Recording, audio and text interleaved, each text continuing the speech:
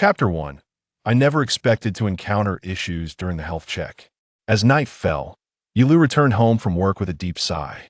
Today marked the company's routine health examination. After reviewing the report, the doctor advised him to pay closer attention to his health. Indeed, the pressure from work had been overwhelming lately, accumulating stress coupled with an unhealthy diet. He was well aware of this himself. Yet it seemed an impossible balancing act between earning a living and maintaining his health-due aspect that appeared fundamentally at odds with one another. This is what they call the inability to have both fish and bear's paw. His diet primarily consisted of greasy foods. Starting tomorrow, I must commit to a healthier lifestyle. Tonight shall be my final indulgence. He grumbled to himself as he made his way to the supermarket. At that moment, a large black truck suddenly appeared before him, barreling down the street.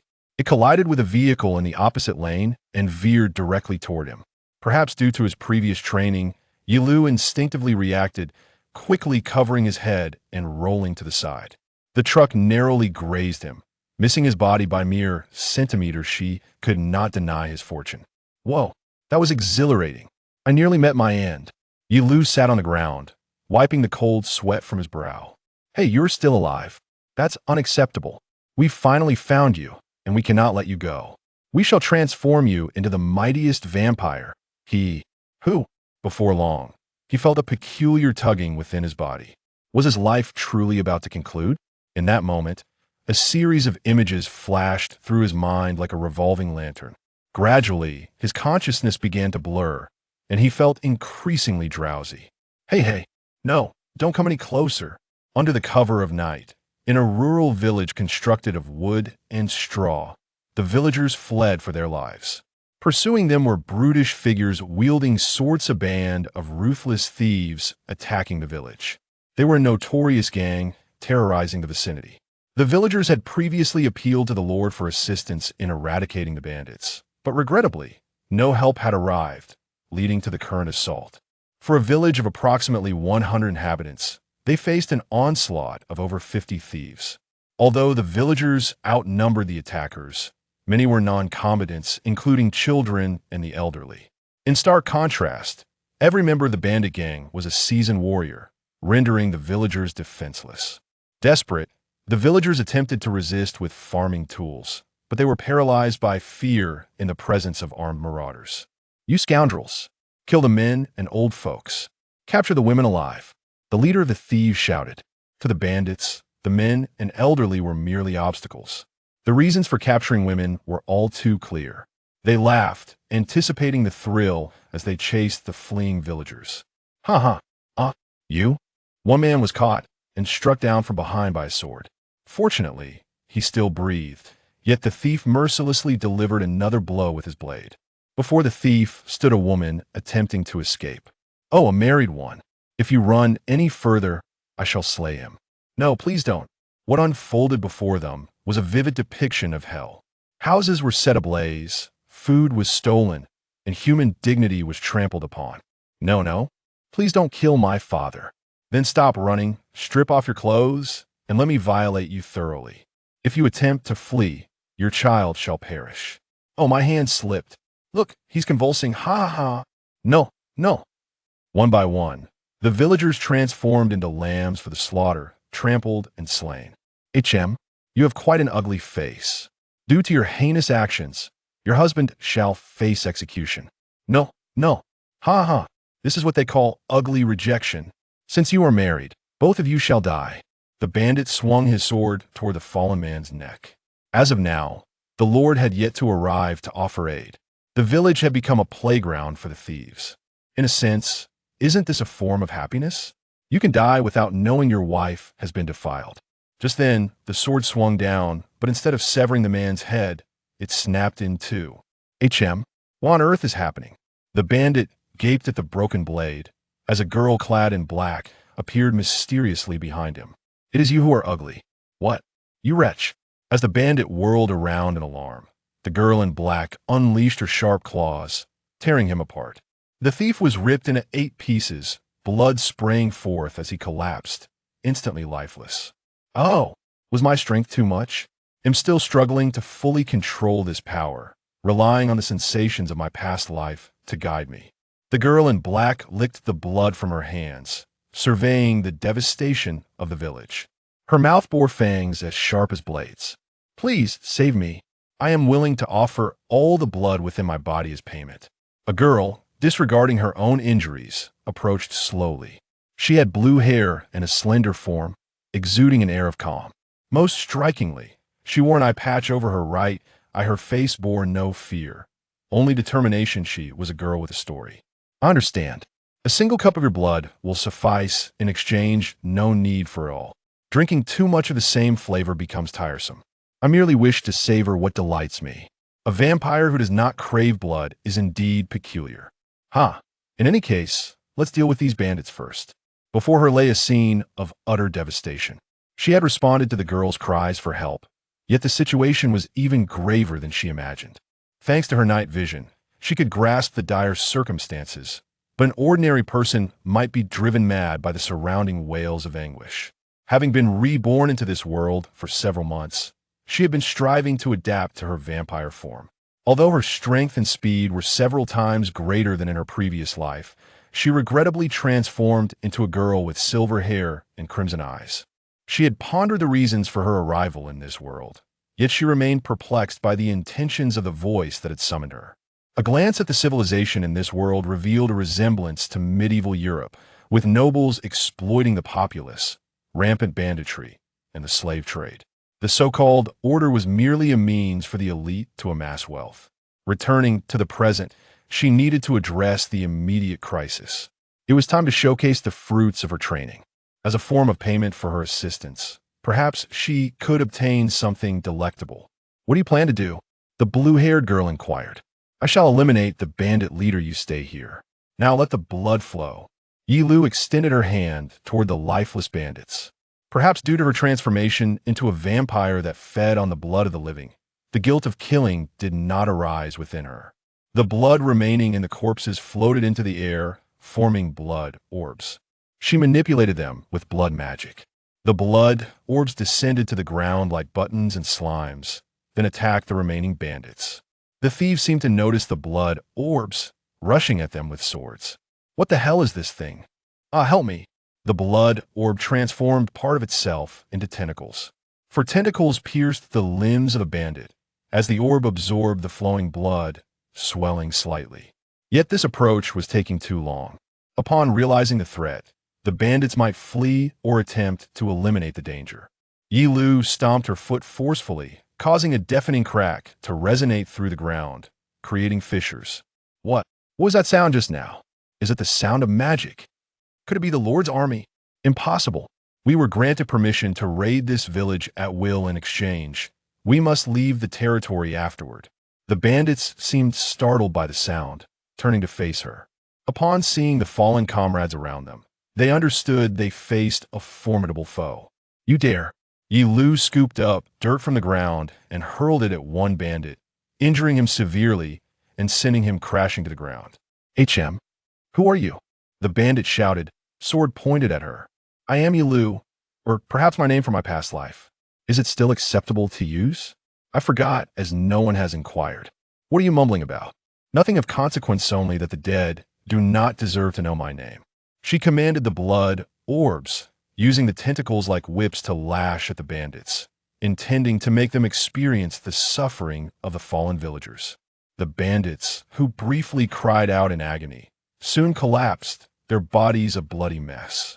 She did not take pleasure in killing. It was merely a stark reminder of the harsh law of the jungle she had come to know since her arrival in this world.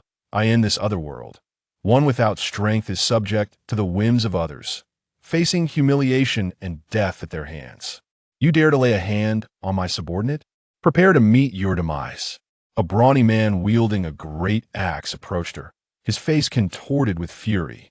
It appeared that this fellow was the leader of a band of thieves, and she had successfully lured him in. His was of utmost importance. The other thieves were also fixated on her, their attention unwavering. Thus, if she were to vanquish this mountain bandit leader with overwhelming might, the others would surely flee in terror. After all, their numbers were vast otherwise. More villagers would meet a tragic end. That would spell doom for the transaction. Now it is your turn. D. The bandit leader swung his great axe at her. She could have countered normally, but this time she chose to accept the blow directly. D. The axe plunged deeply into her body. For an ordinary person, this would be a fatal wound. The bandit leader seemed to share this belief, grinning as he withdrew the axe. See, this is what happens if you resist us. Before he could finish, the bandit leader's eyes widened in shock as he beheld her body. For her wounds began to regenerate, healing in a manner reminiscent of a video played in reverse. You, could beer you a vampire? Bingo. You are correct, but there is no reward. Ordinary weapons are utterly meaningless against me. Vampires, sentient monsters existing in this world, were humans endowed with monstrous powers. Their might, shape-shifting abilities, regenerative powers, the capacity to converse with animals, and the use of magic render them formidable creatures. But unfortunately for you, I possess holy water. Do not become too complacent. You lowly vampire? The bandit leader chuckled as he produced a small vial from his cloak, pouring its contents over his axe.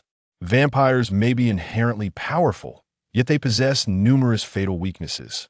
Sunlight, garlic, silver, wooden stakes, and sacred artifacts, among others, such as their inability to cross bodies of water or enter uninvited into buildings. They are, in essence, a veritable smorgasbord of vulnerabilities. Vampires are categorized into lower, mid, upper, and special ranks, with lower vampires being assessed as average or slightly above average among all monsters. In terms of classification, they are rated as tire. Given the man before her did not fear her, it was evident that he held the vampire in contempt. For those wielding a weapon doused in holy water, even a lower vampire could not dare to approach. The divine power dwelling within would evaporate them upon contact. Of course, weapons directly infused with holy water would be lethal as well. D. The bandit leader swung his axe at her once more. For an ordinary vampire, this would be a lethal strike, so she resolved to accept it again. This time, the axe buried itself deep in her neck. Though she felt no pain, the sensation was nonetheless distressing. Ha! The vampire shall be purified by the holy water weapon. This time you are truly finished. It seemed he had no intention of withdrawing the axe this time.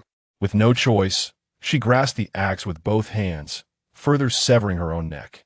Hey, are you committing suicide? Can't you endure the pain of holy water? You fool. No, it is because it was not a complete severance, hence I took matters into my own hands. What? Her form transformed into a dark mist, then reassembled into the shape of her body. The connection between her neck and body restored completely. The bandit leader's laughter ceased abruptly, leaving him frozen in place, motionless. Huh? Why are you not dead? You should have evaporated immediately. Apologies, but I am not a lower vampire, nor an ordinary one. I possess none of the quintessential weaknesses of my kind. Huh? No, this cannot be. If that is the case, does that not make you the most powerful monster? You cannot be harmed to death. You possess the strength to effortlessly rend a person asunder. Overwhelming magical power. The bandit leader babbled in terror. Ye Liu manipulated her blood orbs, using tendrils to pierce the bandit. The man, struck directly, collapsed with a thud. The blood orbs absorbed his essence, swelling in size to form a massive sphere exceeding 3 meters in diameter. One effort. She bared her sharp fangs, smiling. The thieves, having lost their leader, fled in disarray. Approximately 10 were slain by her hand, while the remaining dozens hastily escaped. Ye Liu made no attempt to pursue them. Her priority now was to tend to the injured and extinguish the blazing houses. Who are you? An elderly man, leaning on a cane, approached timidly. He was likely the village chief. I am the legendary vampire from the depths of the forest that you have summoned. Ah, indeed it is. A blue-haired girl, wearing an eye patch, stepped forward. In truth, she had only just encountered her and did not even know her name. Let's set that aside for now. I must treat the wounded. Please inform me of those in critical condition. However, it is entirely understandable that the elderly maintain a vigilant stance towards her. Yet if the injured are not treated promptly, the situation is bound to deteriorate. Logically, she need not concern herself with aiding the villagers. Nonetheless, a plan is formed in her mind. If you resist, I have no qualms about creating a ruckus here. Very well. This way, please. The village chief led her to a location where a child was bleeding profusely from a large incision in the abdomen. The mother desperately attempted to save her child, tearing her clothing in a futile effort to bandage the wound, but hardly constituted emergency care, and if left unattended, the child would succumb to excessive blood loss. Yet she possessed a means to save him. I'm afraid I cannot employ holy magic. The method of restoration may be somewhat crude. Blood, coagulate. Ye Liu intoned the spell, and the wound of the child lying on the ground began to clot, forming a vast scab. Although vampires cannot directly utilize healing magic on humans, as a blood expert, she can manipulate blood. Thus, it is indeed feasible to prevent further bleeding by coagulating the blood. Thank you. A mother expressed her gratitude to Ye Liu, yet she gestured for her to refrain from such formalities. The wound would inevitably leave a significant scar, but it was preferable to death. She hoped the mother would comprehend. Show me the other injured. I shall save everyone. All right. Thank you. Please save my husband. Save my father. Ye Liu continued to coagulate the blood of the other injured, successfully rescuing them all. Thank you. How wonderful, we are saved. No need for thanks. The villagers expressed their astonishment and gratitude towards her. The subsequent task was extinguishing the fire. Time was of the essence. As the houses were still ablaze, I must demolish the burning structures. Is that acceptable? If not addressed, the flames may spread to the safe houses. All right, but how do you intend to do so? The houses are engulfed in flames. There are numerous methods to extinguish a fire. In my approach, she stepped before the burning dwelling, as the house had transformed into a fireball. With the furniture entirely reduced to charcoal, she could act without hesitation. Whoosh! She inhaled deeply, huff, then exhaled, that a powerful gust of wind swept through, blowing the house away, and the flames were extinguished in an instant, akin to snuffing out the candles on a birthday cake. Incredible, terrifying. Although it appeared effortless, the villagers began to murmur among themselves after the thieves fled and the injured received treatment. They finally began to regain their composure. The surroundings also began to brighten, signaling the sun's ascent. Thank you, vampire. The blue-haired girl who had sought her assistance bowed, and oh need for thanks. I too have my reasons. Reasons? Indeed. Village chief, has this village been abandoned by the Lord? Ye Liu turned to the village chief that if such a large band of thieves existed, their presence should have been detected before they attacked the village. Consequently, the Lord ought to have alerted the village in advance and requested the eradication of the threat before it escalated. Yet events unfolded differently. Furthermore, earlier in the village, the thieves proclaimed, "This village can be attacked at will." In exchange for leaving the territory thereafter, we requested the Lord to eliminate them. Yet our pleas were disregarded. The village chief lamented softly. Indeed, they were aware in advance. She would later inquire of the captured thieves. It seemed the Lord had promised them safe passage in exchange for abandoning this village. The Lord has forsaken this village. It appeared he was well aware. The Lord seemed to be a wretched individual. For even when asked to eradicate the threat, he did not comply. They had been abandoned by the Lord, and should a similar incident occur again, this village was certain to meet its demise. However, even if they fled and abandoned the village, there was no guarantee of a normal life. They might become landless tenants or impoverished citizens in the city. They appeared to face a dire choice between annihilation or survival. If left unchecked, this village would soon perish. Yet fortuitously, she would provide them with a third option. I could bear good news for you. Good news? The village chief inquired timidly as Ye Liu revealed a commercial smile. His expression tightened further. No, it was her fangs that instilled fear in him, that if she could secure this village, it would mark a significant step in her plan. Allow me to protect this village in place of a lord. As a vampire, I will be far more reliable than the Lord as soldiers. Upon her declaration of intent to safeguard the village chief's eyes widened, his excitement quickly giving way to terror. What? A vampire protecting a human village? You plan to drain our blood dry, do you not?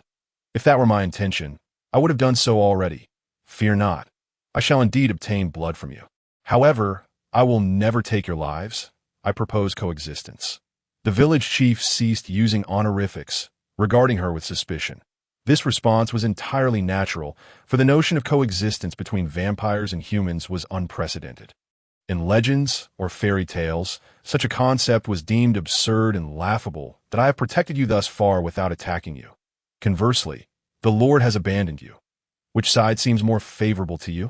To take a step back, should the Lord pursue the matter, you could even feign that I threatened you that if the Lord sends soldiers, I shall drive them away. How does that sound? This is far too advantageous for us. What is your true objective? My objective is simple. I desire not merely blood, but also the goods that you humans produce. For instance, items such as salt, sugar, and pepper. The village chief began to ponder, slightly wavering at the proposition made by the vampire. Presently, they had no form of protection, meaning that if the thieves returned, they would face certain death. This was not a matter of choice. There was but one answer. It was not surprising that a vampire would desire human goods. However, the village chief appeared increasingly troubled. It was common knowledge that vampires sought not only human blood, but also treasures, and the quantities demanded were not for them to decide. I require some time to deliberate. Very well, take your time. The village chief stepped away from her and toward the villagers. This was a significant decision, and they would not arrive at a conclusion lightly. The earlier thieves might very well attack again without reason, and she was the one who would protect them from such assaults. They should now comprehend that she was the preferable option compared to the thieves. I have a question. The blue-haired girl who had been quietly listening to their discussion spoke up. What is it? What do you wish to know? Why does a vampire wish to become the village chief? Fix her left, eye intently upon her, a most peculiar girl. I have two objectives, and this is the first step toward achieving them. Can you share them with me? Well, all right, point one is to have a stable supply of delicious food. My blood is quite delectable. Rolled up her sleeve, presenting her arm before her. Her arm was slender and pale, akin to snow.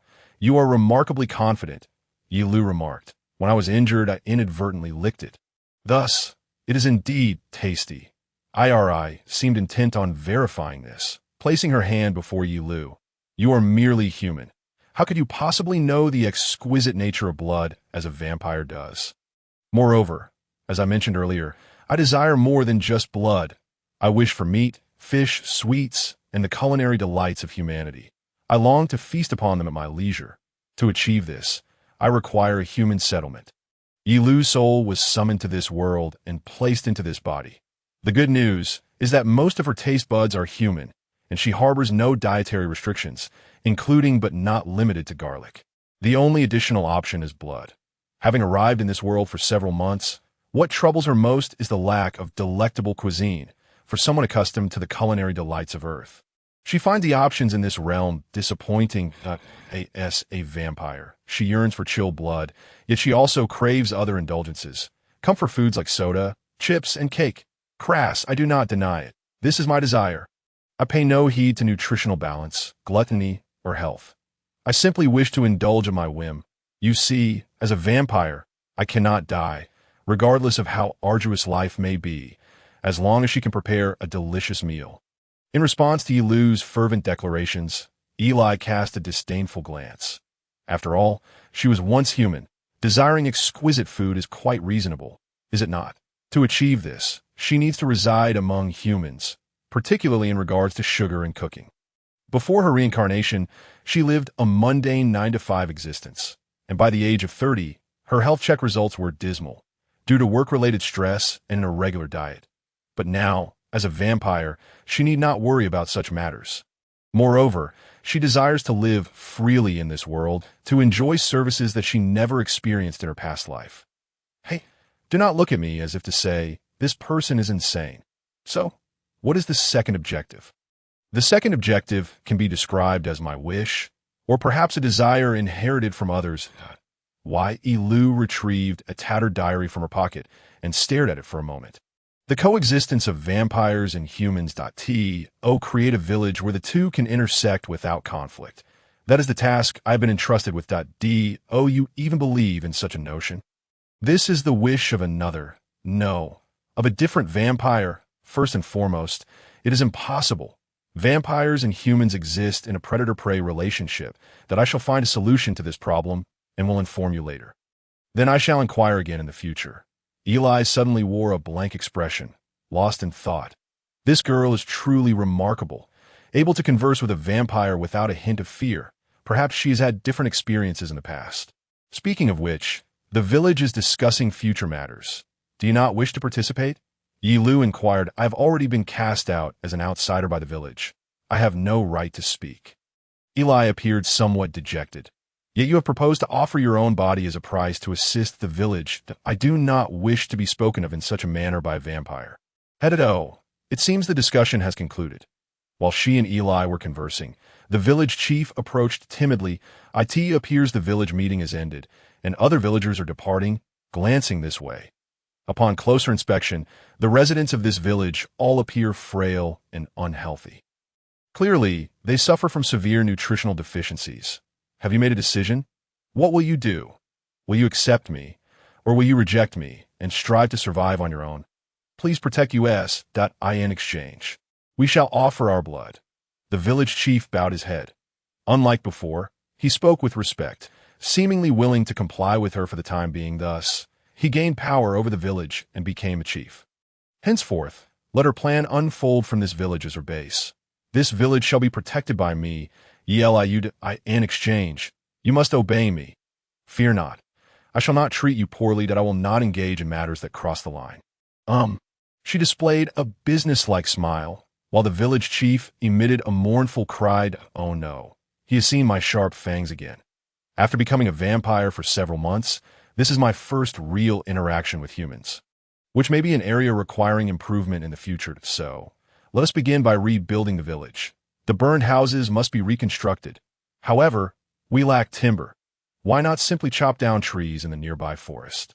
This rural area is surrounded by mountains and forests with an abundance of trees. Yet the elder shook his head. The nearby forest is home to monsters and wild beasts. Entering the forest is manageable. But if we attempt to fell trees, they will come immediately, and that would be perilous. Then let us proceed this way. Ye Liu produced a wooden cup from her bosom, using her claws to slice open her wrist. Allowing some blood to flow, a small amount of vampire blood pooled in the cup, which she then handed to the village chief. The village chief wore an expression of profound disgust, his eyes widening. This is truly impressive blood. No wonder you are a vampire. Its crimson hue rivals the brilliance of diamonds. No, it appears murky. You need not flatter me. She felt no pride in her blood simply because she was a vampire. Place this cup nearby. The little monsters and beasts will fear my scent and will not approach. Thus, you may chop down the trees that... Do you understand? Yes. With this, the village's structures can at least be repaired. She stepped slightly away from the village and ventured into the forest. For some reason, Eli followed suit. Why are you following me? Is the forest not dangerous? Wherever Ye Liu, the vampire, is a safe place. Just call me Liu. And why are you not afraid of me? To her question, Eli gazed intently at her with her left eye. How should I put it? Your demeanor is surprisingly normal, so I am not afraid. Is that a compliment or a sarcastic remark? The answer lingered in Liu's mind. This girl remained somewhat enigmatic. They delved deeper into the forest until the village was no longer in sight. What are you planning to do? Eli asked. Currently, the village is facing a food shortage. If this continues, the population will not grow. Only when food is abundant will people come. Therefore, I shall summon a crop that is easy to grow. Summoning magic, such a thing should not exist in this world. It is a fabled concept. Fear not, for at present, it may be magic that only I can wield. Ye Liu retrieved her diary, opening it to the page on summoning magic. Confirming the method once more, she bit her fingertip, allowing blood to flow, and dripped it onto the ground, concentrating her magical energy. Respond to my call, my prayer, my request. That a massive geometric pattern began to emerge on the ground. Drawn in blood, sparks flying. She envisioned a brown, round crop in her mind and concentrated further. Defy the limits of the world and manifest here. My wish is. The magic circle contracted and exploded, and from the site of the formation, 2 items descended. Point 1 was a brown, round potato. The other, a plastic syringe with a needle. These items were products of Blue Star that did not originally exist in this world. The potato and the syringe were summoned through magic from Blue Star. Eli crouched down, bringing her face close to the potato and beginning to touch it. Then she picked up the syringe and examined the needle. What is this? The potato and the syringe. The syringe in your hand is a tool for drawing blood. Once a month, everyone will collect blood into this container. If there are 50 people, we will gather enough blood to satisfy myself and other vampires. Then, if we use this to draw blood, the villagers will not perish. Precisely, but do not handle it too much. It may break. She took the syringe from Eli and placed it in her pocket. What about the syringe's hygiene? Blood magic can address that issue. Magic is indeed convenient. Ye Liu would collect the villagers' blood using this syringe, and in exchange, the vampires would protect the village. In that case, the coexistence of humans and vampires is not impossible. In essence, the villagers will pay a portion of their taxes in the form of blood. There's a term for blood donation on Blue Star. This is what is referred to as blood tax. And this is the potato, an excellent crop that is easy to grow and delicious. Suitable for roasting. In this world, the primary crop is wheat. The yield of wheat is rather low, and it cannot be consumed unless transformed into bread. In contrast, potatoes can be harvested twice a year, which is quite advantageous. For vampires, tomatoes might be preferable, yet they appear to be challenging to cultivate, so that matter can be addressed later. Tomato juice resembles blood, and thus most vampires would likely relish it, much like humans enjoy the meaty texture of soy-based meat. However, it does not present itself as food. Not food? Indeed, it resembles a rock or a clod of earth. Eli, she murmured, gazing at the potato. Admittedly, her observation might render the potato less appealing. She had grown accustomed to its appearance on Earth, and had not found it unappealing. However, for someone encountering it for the first time, its appearance might seem rather subtle. Unpeeled, it bears a color akin to soil. Once peeled, I presume it turns yellow and becomes edible. Initially, we plan to cultivate this singular potato in the field for mass production, followed by the cultivation of other crops that we should not summon merely one. Rather, we ought to summon more. Alas, this summoning magic can only conjure a maximum of 50 grams at a time. Moreover, once utilized, it cannot be employed again for at least a month. While this summoning spell allows for the invocation of items from another world, its weight limitation is exceedingly stringent, permitting the summoning of only about 50 grams in total. Furthermore, the use of this magic disrupts the boundaries of the world, rendering it unusable until those boundaries are restored. Although it is inconvenient to use, there is no alternative. Indeed, it is exceedingly impractical. If only it could be employed daily. Given that it can only be utilized once a month, it is utterly insufficient. Even summoning once a month is a stroke of fortune. Such a useless spell. Oh, please do not belittle this magic. It is the creation of a vampire, a magical genius who has lived for a millennium and invested 30 years of her life in its development. Ye Liu was about to reveal her own summoning, but halted, realizing it was inappropriate. Wait, it is impossible for the body to weigh less than 50 grams. Only the soul was summoned. There is a notion that a person's soul weighs 21 grams. It is said that one's weight changes by 21 grams before and after death. She was uncertain of its veracity, but the fact remained that she had been summoned. As she pondered these thoughts, her familiar bat fluttered over and perched upon her shoulder. As a vampire, having a bat as a familiar is quite convenient, as it can serve to relay messages much like a courier. Squeak, squeak, it seems the hideout of the fleeing band of thieves has been discovered. Let us go and confront them, Ye Liu remarked with keen interest. Let us proceed. Rather than being let go, it is more accurate to say that you did so intentionally. Eli observed knowingly. Discovered are we. You are quite astute. If it is a band of thieves, they must have amassed a considerable fortune then. As she spoke, a glint of sanguine light flickered in Ye Liu's eyes. Hey, hurry and prepare to retreat. Within a certain cave, the thieves who had attacked the village were desperately preparing their escape gear. They trembled in fear. Their powerful leader had been slain by the vampire in an instant, and the rest of them were plunged into a state of panic, quarreling before a chest brimming with treasures. If the vampire arrives, we will be slaughtered. The boss is dead. We have no chance. I know. Quickly, gather the treasure and flee. I shall take it. You intend to seize it secretly. I will. Do not jest. Can your word be trusted?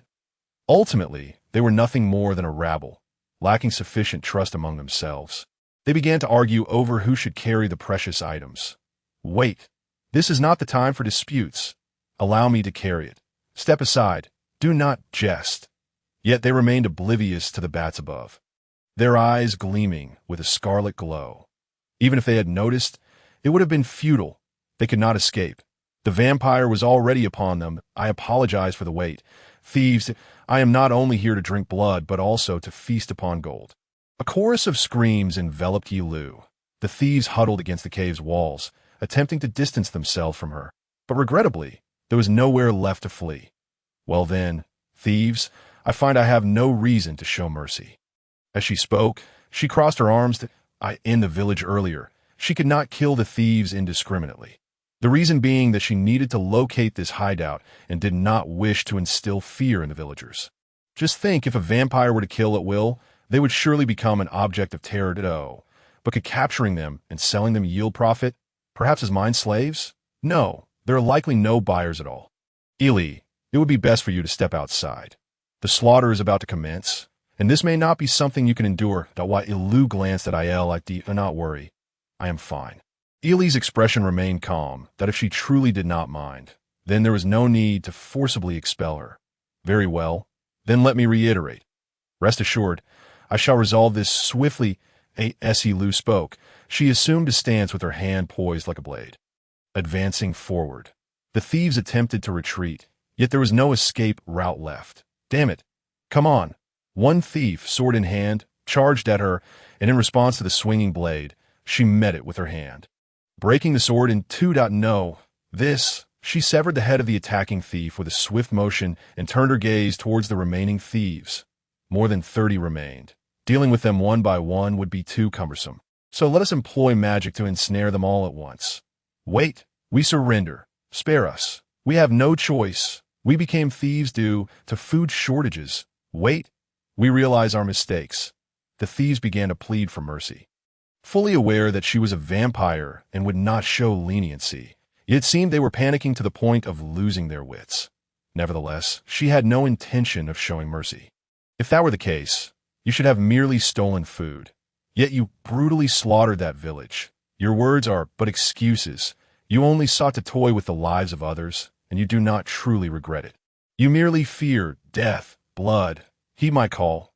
Soon, the blood flowing from the headless corpses began to writhe, moving towards the feet of the thieves. The ground beneath them transformed into a dark pool of blood. And then the blood, like tentacles, extended, ensnaring their bodies beginning from their feet. Hey, stop. Let me go. The thieves reached out for assistance, but she resolutely turned away, unresponsive. If you had shown compassion towards the villagers, I might have considered it. But, perish, you scoundrels of the Vampire Hunter Guild. The thieves fell to the ground, ensnared by the blood tentacles that constricted them like bandages, their bodies ravaged until they were lifeless. She had contemplated leaving them as a one-time blood reservoir. But that blood would only induce revulsion. If she released them, the next village would surely suffer. Ili approached the thieves, observing for a moment before fixing her gaze upon Ye Liu. Cold-blooded fiend. Do not claim that humans are cold-blooded. If vampire blood were warm, that would be truly peculiar, would it not? Look, like a cold-blooded creature, right? Besides, you are no saint. These thieves have slain villagers. Indeed, I was merely jesting. The girl, to be honest, completely baffled Ye Liu's thought process. By the way, why do you sometimes speak in such a haughty tone? Ili inquired further. Does it not suit me? From a vampire's perspective, Ye Liu replied. Most vampires are proud, though she usually presents herself modestly. However, to gain acceptance among villagers, if she appears too humble, it may arouse suspicion. You do not suit it. Forcing it will not work. It appears comical and may invite ridicule. Is that politeness? Moreover, we have not known each other for long. You wish to say I am impolite? Ili pondered earnestly. As always. The girl was unable to grasp the situation. Forget it. Let us return to the village and promptly commence governance of it. Why Liu interrupted the conversation. What do you intend to do?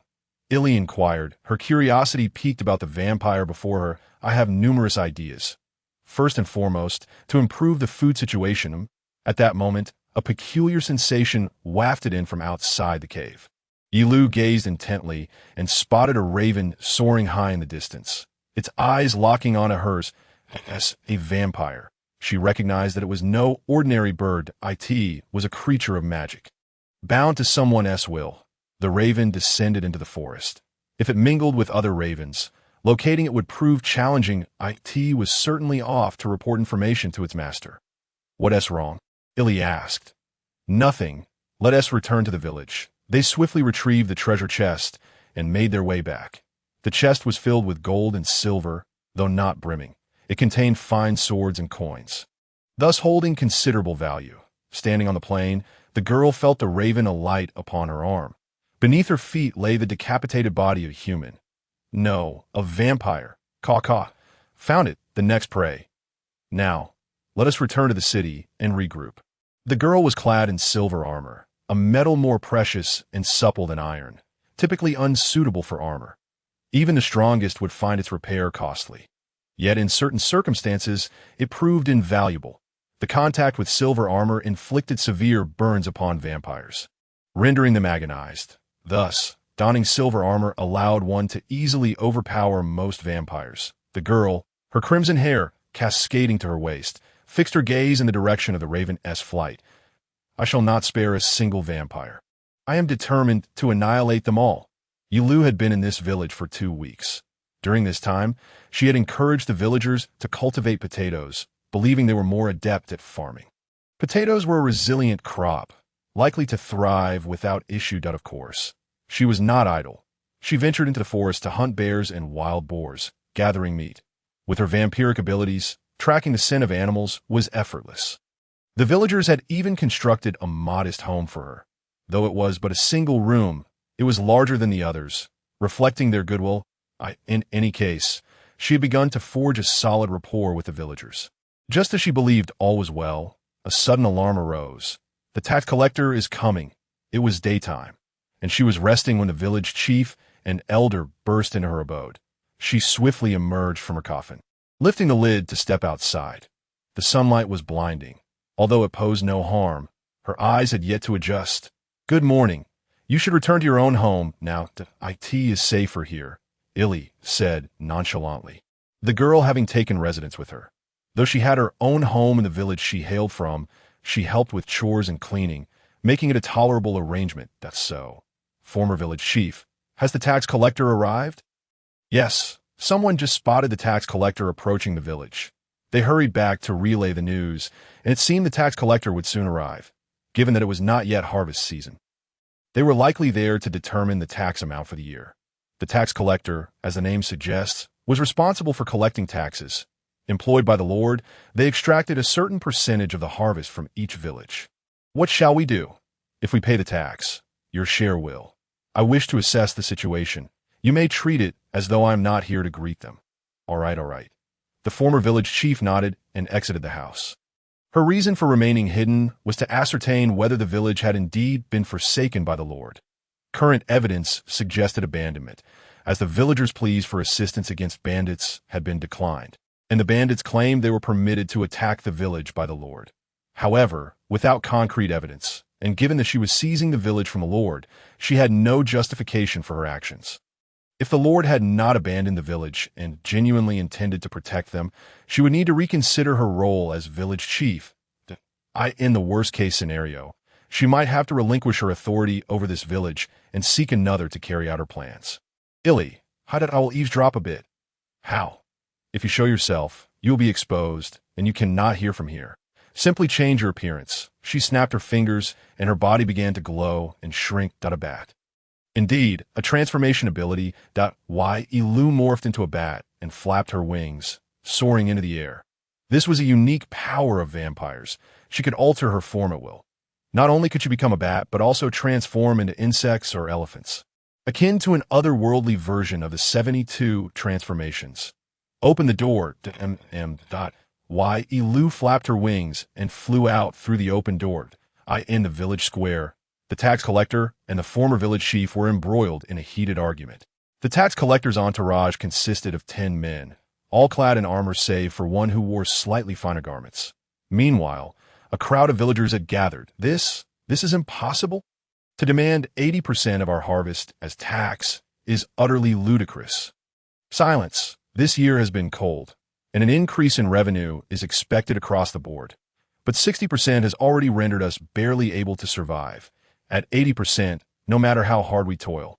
By spring, our food will be exhausted, then subsist on tree roots and bark, the tax collector coldly proclaimed, dismissing the desperate pleas of the village chief.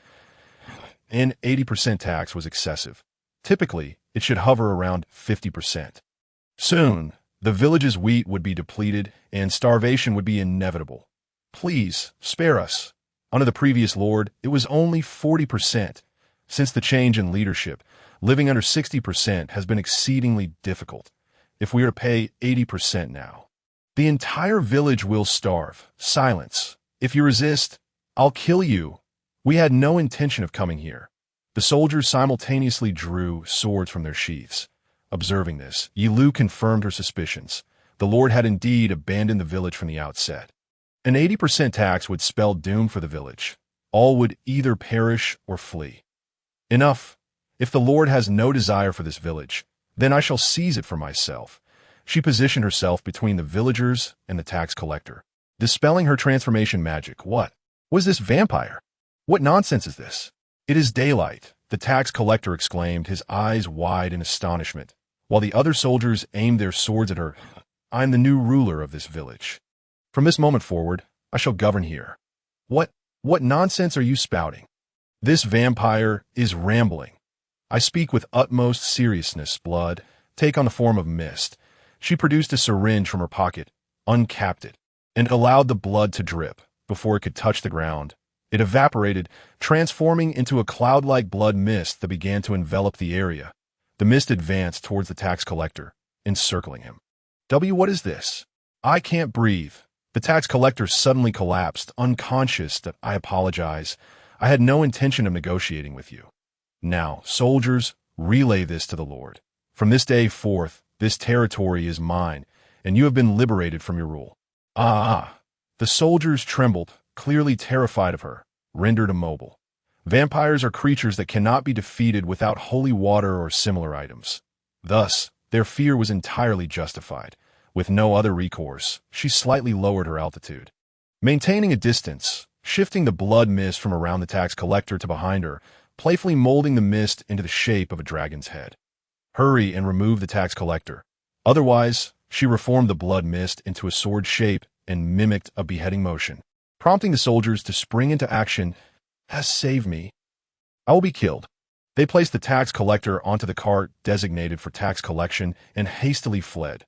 Thus, this village shall entirely belong to me. As for the reason I do not eliminate them, it truly matters little whether I do or do not. It merely serves to demonstrate our stance to the Lord on that side. Should they dare to send troops, she will show no mercy to ye. Esteemed Lord Ye Liu, I entrust you with our fate from this point forward. If we are burdened with an 80% tax, our survival will be impossible. Please, aid us, protect us. The villagers bowed their heads before her. After witnessing the tax collector's demeanor, their fondness for the Lord had dissipated. Excellent. This will ensure that those in the village who still harbor any illusions will return completely to our side. From now on, she must shoulder full responsibility, and with responsibility comes weighty obligations. Indeed, with greater power comes greater responsibility. Upon the tax collector's flight, Ye Liu promptly summoned all the villagers to the square. Although most had already congregated there due to the commotion, they gazed at her anxiously as she cleared her throat, preparing to deliver her speech. That I believe you're already aware that the tax collector demands an 80% levy. The village chief opposes this, and they attempted to employ threats of force to extract taxes. The villagers appeared troubled, their heads bowed. For them, the Lord is their bastion. Without the protection of a strong figure, they cannot endure. Yet, if they're to pay such an exorbitant tax, they will perish from famine. In such dire circumstances, it is difficult for anyone to maintain a sense of optimism. But fear not. As I have previously stated, I shall safeguard this village. I have driven away the tax collector, and I hereby declare that the tax for this village shall only be 30% of our harvest. 30%. That is nothing short of miraculous. No matter how benevolent the previous lord was, the minimum was always 40%. Ah, is this truly the case? The villagers' eyes widened in astonishment. The notion that only 30% of their harvest would be taxed was unprecedented. Even the most gracious of lords would not offer such terms. The purpose of taxation is not to impose hardship, but to cover the costs of protecting the nation and the land. Thus, a 40% tax on harvests is already the limit. Falling below this threshold would jeopardize the management of the territory, whether for maintaining an army or ensuring labor among the populace. Sustenance and funds are essential, all derived from taxation. Thus, to safeguard the people, it is imperative that we do not dip below 30%. I shall assume full responsibility for the defense of this village. There is no need to lead an army, hence the tax can be somewhat lighter. However, as I mentioned earlier, the blood tax must be paid in blood. T the moment she made this proclamation, the villagers erupted into commotion. They still wish to drain us. Being bled by a vampire will lead to death. Yet following the Lord will also result in starvation. Calm yourselves, I shall not bite you. Rather, I will employ this. Ari, come here for a moment. Ye Liu produced a syringe from her cloak, displaying it to the villagers before summoning Ari, who stood nearby. Ari promptly rolled up her sleeve, extending her fair arm towards her. It was fortuitous that she understood Ye Liu's intent so swiftly. Ye Liu punctured the vein in her arm with a needle and began to draw blood. Once the container was filled, she withdrew the needle and showcased the syringe to the villagers. First and foremost, this quantity will be drawn once a week. This 15 milliliters of blood will serve to cover your tax obligations. No need for convoluted deliberations. Simply substitute blood for crops. By doing so, I will protect this village. Ari, are you all right? Yes. Ari gave a thumbs up in response to the village chief's inquiry. Regrettably, she is not a physician. So the volume of blood drawn will be adjusted according to the villager's health in the future, that if someone appears robust, more will be drawn. If they seem frail, less will be taken. Moreover, the collected blood can be stored in barrels. Hygiene. Utilizing blood magic to solidify, it will prevent decay. Thus, there is no cause for concern. Furthermore, the recipients of this blood will be other vampires. A slight amount of spoilage should not pose an issue. Presumably they ask for the needles. She magically crafts them to ensure each is single use. After all, she cannot risk the villagers contracting any blood-borne illnesses in truth, she possesses the ability to manipulate blood directly, forming needles to draw blood. However, utilizing tools may instill greater confidence in the villagers. If regular blood draws are to be established, it would be prudent for the villagers to increase their intake of meat protein, and she would continue hunting game. If so much blood can reduce taxes, would that not be splendid? Rather than suffer starvation under the Lord's rule, it is preferable to pay in blood. The villagers gazed at the syringe, feeling somewhat reassured. Indeed, witnessing the quantity of blood drawn is of utmost importance. Speak frankly, the taxation system in this world is chaotic. The size of arable land determines tax rates, yet the method of measurement is by foot. This means that the tax collector's subjective judgment can vary, and bribery is commonplace. In contrast, her blood tax is far more straightforward and transparent, should this blood tax system succeed in its implementation. Coexistence between vampires and humans may indeed be possible. Cattle and humans, though predator and prey, can at least coexist. The relationship with livestock is far less amicable. Mutual interests form the foundation of trust. In the future, she aspires to invite more vampires to join this village, thereby forming a vampire army. If they are not ensnared by weaknesses, they shall become incredibly formidable. Naturally, the character of the vampires must be sound. She has no desire to admit a murderous fiend. I understand. We are willing to pay the blood tax. Please protect our village. The contract is established. Then first and foremost, nurture the potatoes I provided you with a few days ago. Are there other methods to generate income? There are no means of obtaining currency. The crops designated for taxation cannot be easily exchanged for gold. Reserves are also necessary, as well as labor from the villagers. In other words, additional means are needed to consistently earn money. Currently, she can defeat formidable monsters and sell their spoils in the city. However, if the village expands in the future, financial circulation will become problematic. Indeed, specialty products are required. Potatoes can be cultivated everywhere. Thus, they will not suffice that, if sold externally, they will soon be cultivated elsewhere, losing their value. Of course, she can summon seed from earth to cultivate, but if only there were more varieties. After all, once a month is rather time-consuming. Now, she must utilize the treasures seized from the bandits as the initial funds to establish basic infrastructure for this village. There are rumors of gold in the mountains near this village. The former village chief remarked, "A mountain of gold. Why would such a thing be left unattended?" Ye Liu pondered with curiosity that if a mountain of gold truly existed, the Lord would rejoice and commence development. And this village ought to be far wealthier. That mountain is infested with numerous powerful monsters, making it unapproachable by humans. Moreover, this is merely hearsay. A river at the foot of the mountain was once said to yield gold. As recounted by a deceased elder, the former village chief explained, "Hey, that is nearly a legend. The credibility is almost zero. How can you be certain?" The former village chief hung his head in defeat. How could a person access a place that is off limits? Ye Liu pondered yet another question that I do not know. This is the tale of the village's elder from my childhood. The former village chief did not appear to be lying. Perhaps there's indeed no veracity to the information about the mountain of gold. If time permits, it may be worth investigating. However, what is more pressing is the need for methods to earn money. She has devised a plan for generating income and intends to execute it. The following day, Ye Liu ventured into the nearby forest. Unlike her usual outings, she discreetly departed the village, for reasons unknown. She did not wish for anyone to know about this particular venture. However, why are you following me? I thought I was sneaking out. I had a feeling that something good might transpire. Your intuition is truly remarkable. Eri, having sensed her movements, had followed closely. Were she capable of instantaneous movement, she would not hesitate to shake her off, but in a forest rife with monsters, she could not afford to do so. Not merely intuition. I possess this to show you.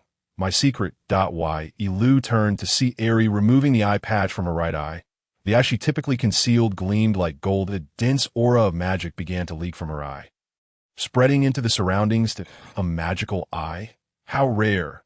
It is nothing of great significance. The demonic eye, as its name suggests, is indeed an eye of magic. A powerful demonic eye can cast formidable spells or curses merely by gazing at its target, while a weaker one may only emit a glow.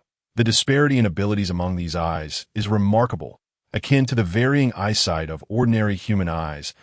It is quite possible that Ely possesses an exceptionally strong demonic eye, enabling her to track my clandestine departure from the village, which exemplifies the power of such eyes. Are you wearing an eye patch to conceal your eyes from the villagers? No, my eyes tend to dry out. Ah, what a simplistic reason. More importantly, where are we headed? As Ely adjusts her eye patch over her right eye, she murmurs, indicating that returning to the village unscathed seems unlikely. Ely, regarding the events that follow, please refrain from informing the villagers. With the objective of this excursion now compromised, Ye Liu lets out a resigned sigh. Maintaining secrecy comes at a price that I shall provide you with delectable treats. Deal struck. It seems I should not have brought her along. Next time, I must be far more discreet in leaving the village, ensuring she does not discover my departure. This time, it was merely due to her ignorance of Elias' demonic eye. Next time, she shall not catch me off guard. Before that, let us go hunting. I will run at full speed, and you 1T be able to keep up? Impossible. Ely replied expressionlessly, as a vampire. Her full sprint would easily outpace an ordinary human, and it would be unthinkable to abandon her. May I carry you while running? Ye Liu inquired. That would be acceptable. I am ready. Wait, I did not mean for you to take off your clothes. Ely began to disrobe, prompting her to hastily intervene. I meant to carry you on my back. Ye Liu clarified. Understood. Was it so easy to misinterpret? I truly cannot keep up with your thought process. Ye Liu grumbled as she lifted Ely into her arms. She is quite light, akin to a child. Hold on tight. We are departing. Off we go, my steed Liu. Who is your steed? Ely squirmed restlessly in her embrace. Yet she endeavored to maintain her speed as the trees of the surrounding forest whizzed past, swiftly reaching their destination. Roar. A large bear, traversing on four limbs within the forest, emitted a mournful cry at Ye Liu's sudden appearance. Today, you are exceptionally fortunate. Love awaits around the corner. Hee. You shall become the village's meat and a bargaining chip. She extracted a syringe filled with blood from her pocket, removing the cap and allowing the blood to drip onto the ground. Blood, penetrate. The blood on the ground seemed to transform into a small slime, extending its fine tendrils rapidly towards the bear's heart. Roar. Upon penetrating the heart, the slime began to siphon the blood, growing larger by the moment. The bear, unable to withstand the assault, collapsed and convulsed, ultimately falling still. Upon closer inspection, this was not merely a bear, but a demonic creature, sporting small horns atop its head. She retrieved a diary from her pocket, flipping through its pages for any relevant entries. There was the so-called demon bear, a creature that can only be defeated by an A-rank adventurer team, exceedingly powerful against humans that, if discovered, nearby villagers would flee and form a massive hunting party. Aren't you going to fight it barehanded? As a vampire, shouldn't you bite? This method also allows for blood extraction. Or rather, let me reverse the question. Are you skilled at eating? If not, your perception of vampires may require reevaluation. Perhaps some vampires indulge in such practices, but that does not define me. I must maintain elegance, drawing from my previous life experiences on Blue Star. You are quite particular for a vampire. Well, think as you wish. Now, let us take this bear with us. Follow me. It will take a while. She hoisted the bear, measuring 2 meters in length. While it may be impossible for an ordinary person, it was a trivial feat for her as a vampire. Carry me. No, I am carrying the bear, and one hand is occupied, while left shoulder is free. If you wish to be carried, you must contend with the bear's corpse beside you. Perhaps not. Thus, they made their way toward their true destination. Approximately 30 minutes later, they arrived. Before them stood merely ordinary trees, a sight one would grow weary of in the forest, yet there was something different about a beehive. Yes, this is my objective, a grand hive of bees. Constructed as if suspended from a branch, as they approached the hive, the bees swarmed out, enveloping her. Buzz, greetings. I have come for honey. Additionally, I am here to supply blood in lieu of pests. I brought this bear especially for you. Vampires possess the ability to converse with animals, meaning she could also communicate with the bees. She established a pact with this beehive. In exchange for protection against threats, she would provide honey on a regular basis. In essence, they were guests. The bees conversed with her in the sound of their wings. Buzz. No, I also desire honey. The elimination of threats is part of the pact. Buzz. A portion of the bees departed from her, moving to a branch on the right side of the hive, where they constructed a new nest. This is the hive from which I will harvest honey. Wonderful. Can I collect from here next time? Buzz. I can take the entire hive. This is splendid. The bees circled around her, forming a joyous dance, a mutually beneficial relationship for her, who craved sweet treats, and the bees, who sought protection. She examined the cup placed beside the tree and poured the blood onto the ground.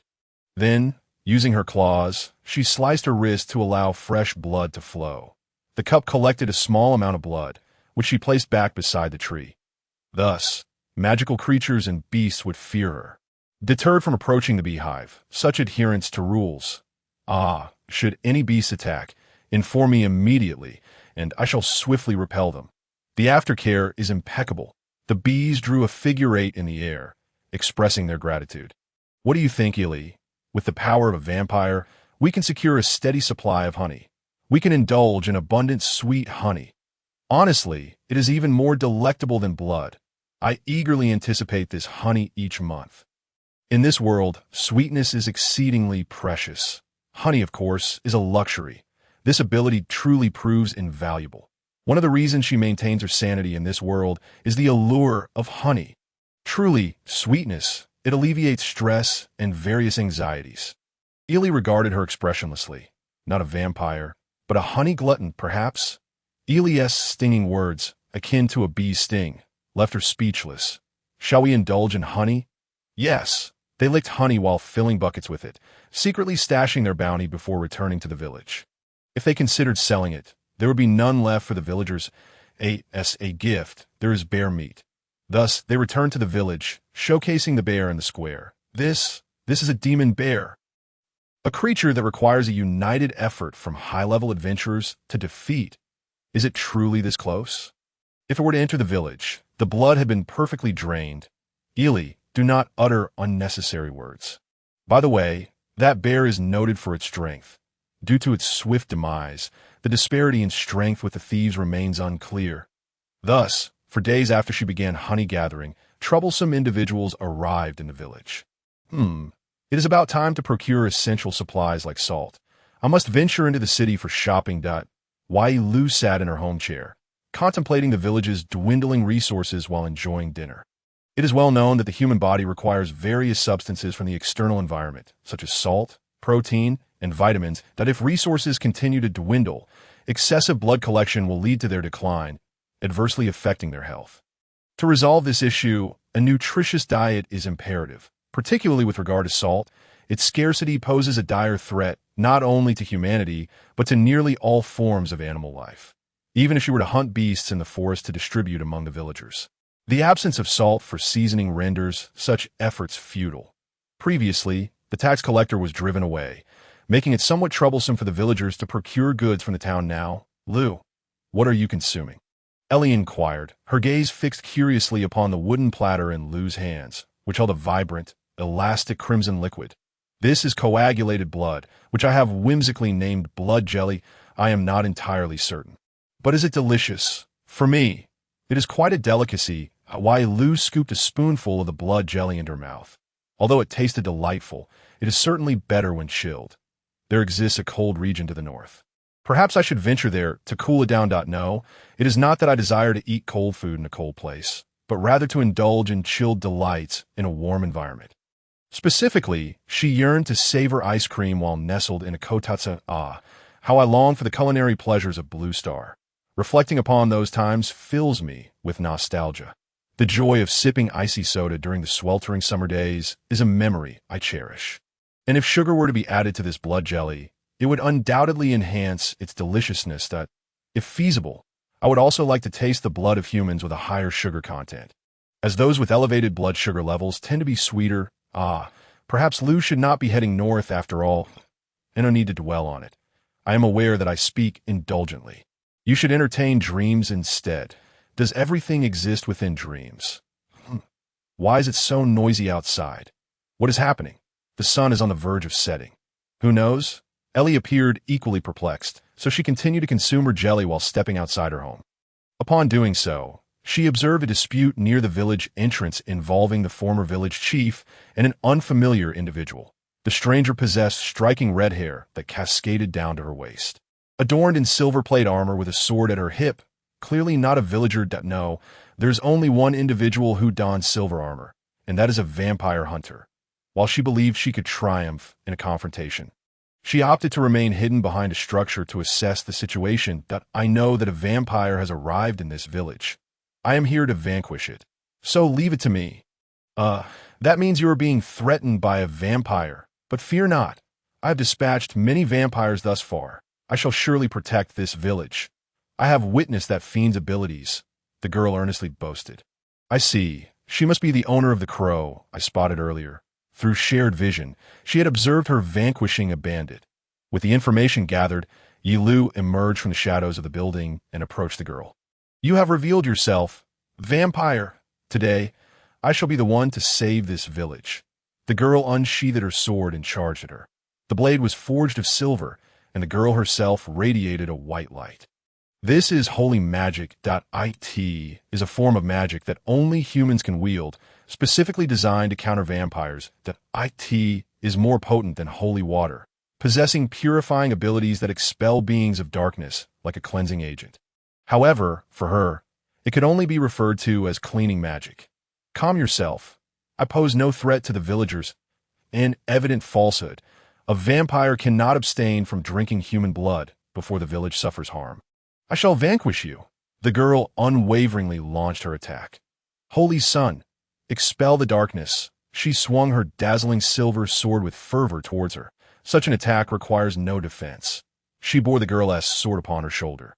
the silver blade failing to inflict any injury, halting in its tracks. What? Why did you not turn to ash? Is this an advanced holy magic? The girl was thrown into disarray, her vulnerabilities laid bare. Indeed, as she had stated, the holy power contained within that sword was formidable. Even a vampire of considerable rank would not emerge unscathed from such a strike. This girl, though youthful, was a proficient vampire hunter, making her a suitable opponent for vampire slayers. Yet, it was of no consequence to her. Her soul belonged to humanity, rendering the effects of holy attributes ineffective. This must be the explanation. Apologies, but holy magic has no effect on me. Could it be that you are a high-ranking vampire? No. Even so, you should not be able to endure the silver holy sword and advanced holy magic. Then, allow me to utilize this. The girl momentarily distanced herself, plunging her silver sword into the ground and commencing an incantation. Sun, lend me your strength. Sun, expel the darkness. Purify the malevolent darkness before me with your untainted power. There are too many flaws in her approach. If I were to attack her, she would surely be defeated. She continued her incantation. Holy power, sun, encircle me. As she chanted, a brilliant light descended from the heavens that was a blinding radiance, akin to the sun's light being concentrated. Any vampire exposed to such illumination might find it unbearable, a manifestation of holy magic. The most advanced holy magic. This shall be the end. The girl, breathing heavily, displayed a victorious smile. Indeed, the light was intense. But, wait, if that is the case, she desired to do something. How long could this light persist? Ye Liu leisurely basked in the glow, finding it merely a tad blinding, rendering her temporarily unable to open her eyes. Until you vanish, vampire, it appears it will last quite a while. She spread her arms wide, adopting a pose as if sunbathing. What? Ye Liu suddenly struck a pose that was nothing short of enigmatic, prompting the girl to point at her in terror. I thought I would take this opportunity to tan my face. That my complexion is rather unhealthy, and I am quite self-conscious about it. This light is from the sun, right? Much like sunbathing, I would actually prefer to have a pair of sunglasses and a lounge chair.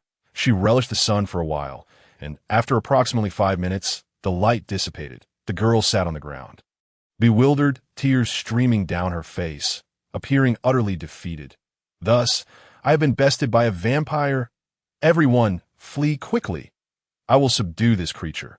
You should take this chance to escape. The girl used her silver sword as a makeshift staff. Struggling to rise, it seemed she intended to sacrifice herself for the villagers to escape, yet no one fled. Holy sun, absorb my life and expel the darkness. Oh, it is about time to put an end to this. Ye Liu scooped up some dirt from the ground beneath her feet and hurled it at the girl. The dirt splattered across the girl's armor, causing her to collapse. Now, what to do? It will be quite troublesome when she awakens. She retrieved a diary from her pocket, checking the page dedicated to countering vampire hunters, and sighed. Hey, what is that diary? Ellie inquired with curiosity, eyeing the book in her hands. This is the diary and memo of a vampire who has lived for a millennium. It records his concerns regarding the coexistence of humans and vampires that I occasionally refer to it, hence my verification. As a vampire, you are remarkably diligent. Indeed, although it has only been a few months, she, Avril, is quite unlike a typical vampire. Approximately 10 minutes later, the girl struck by sand regained consciousness. She appeared still somewhat dazed, propping herself up from the ground and glancing around. Upon locking eyes with the vampire before her, she immediately sprang to her feet. You, vampire, prepare to meet your demise. My sword. My sword. The girl attempted to draw her blade from its sheath at her waist, only to discover it was absent. Naturally, for the silver sword now resided in Ye Liu's possession. Why is a vampire wielding a silver sword? Who on earth are you? I'm a somewhat different kind of vampire. By the way, are you here to hunt me? Do share your name. I am Ye Liu. Ares, I have come to save the innocent.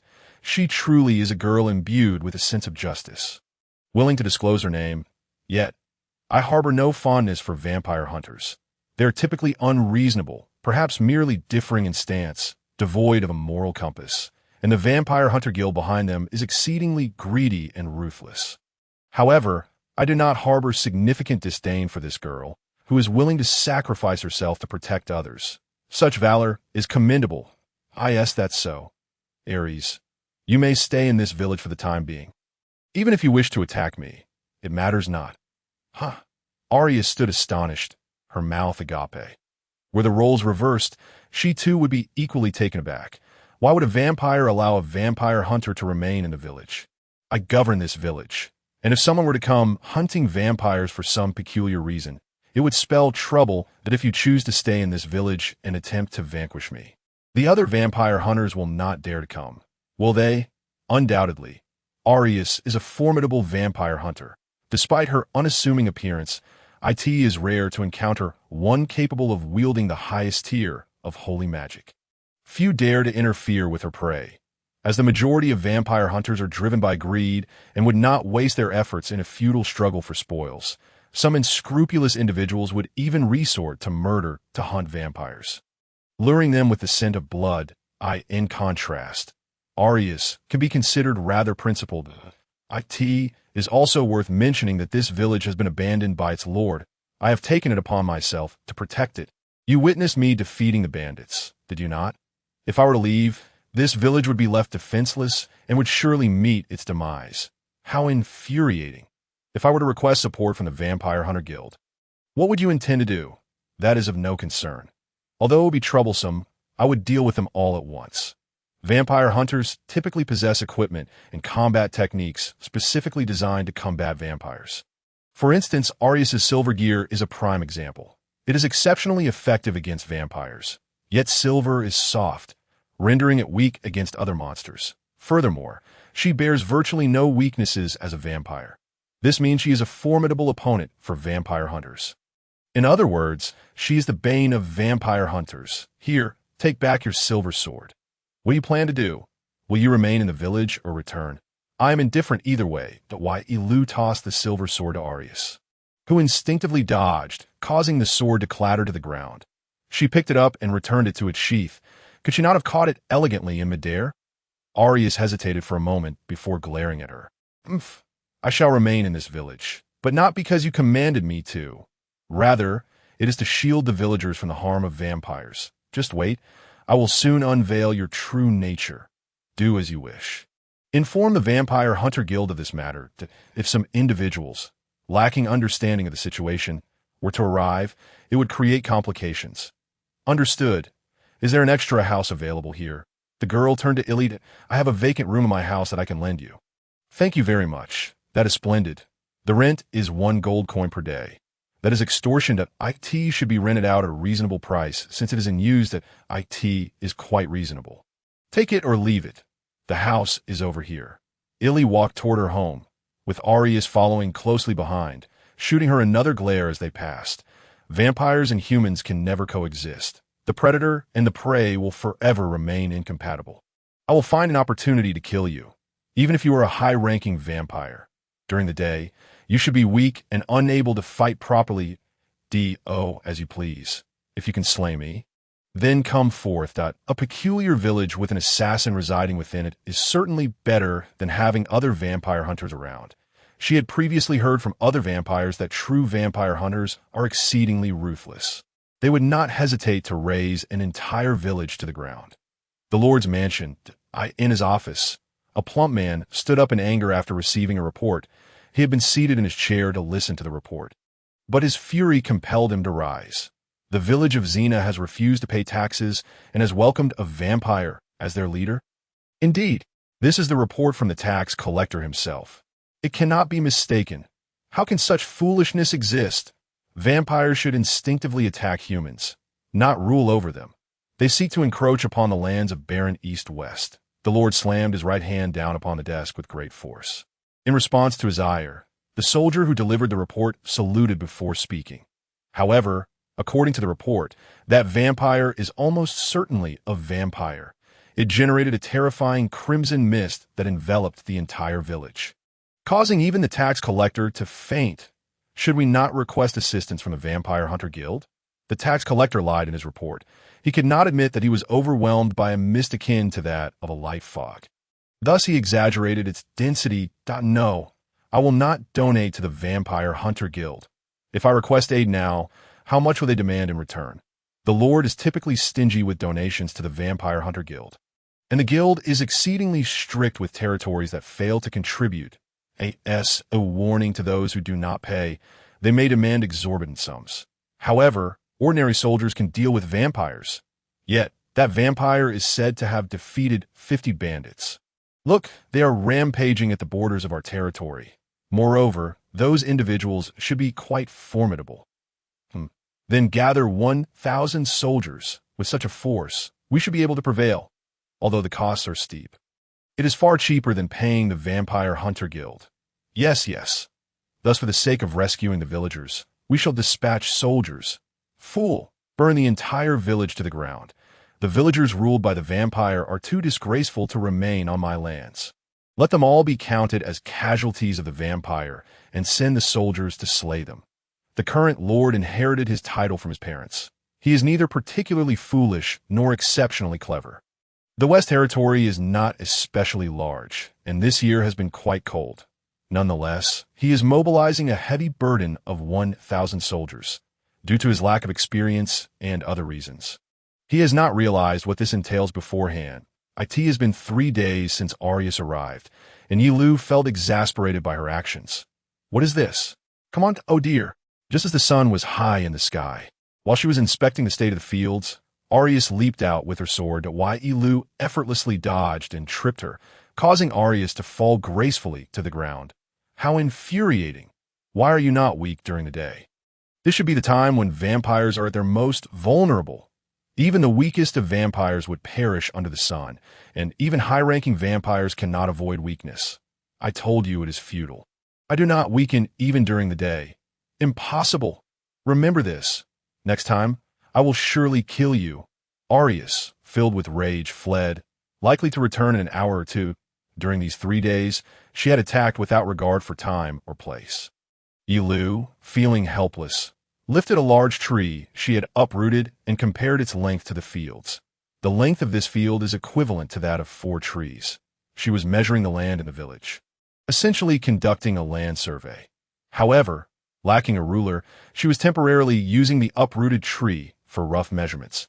She planned to procure a tape measure or a large ruler soon. Or rather, since she had no paper, she had to rely solely on her memory for measurement. Oh, you remember this? I have forgotten. Illy tilted her head expressionlessly. It is of no consequence. These memories are stored in my blood.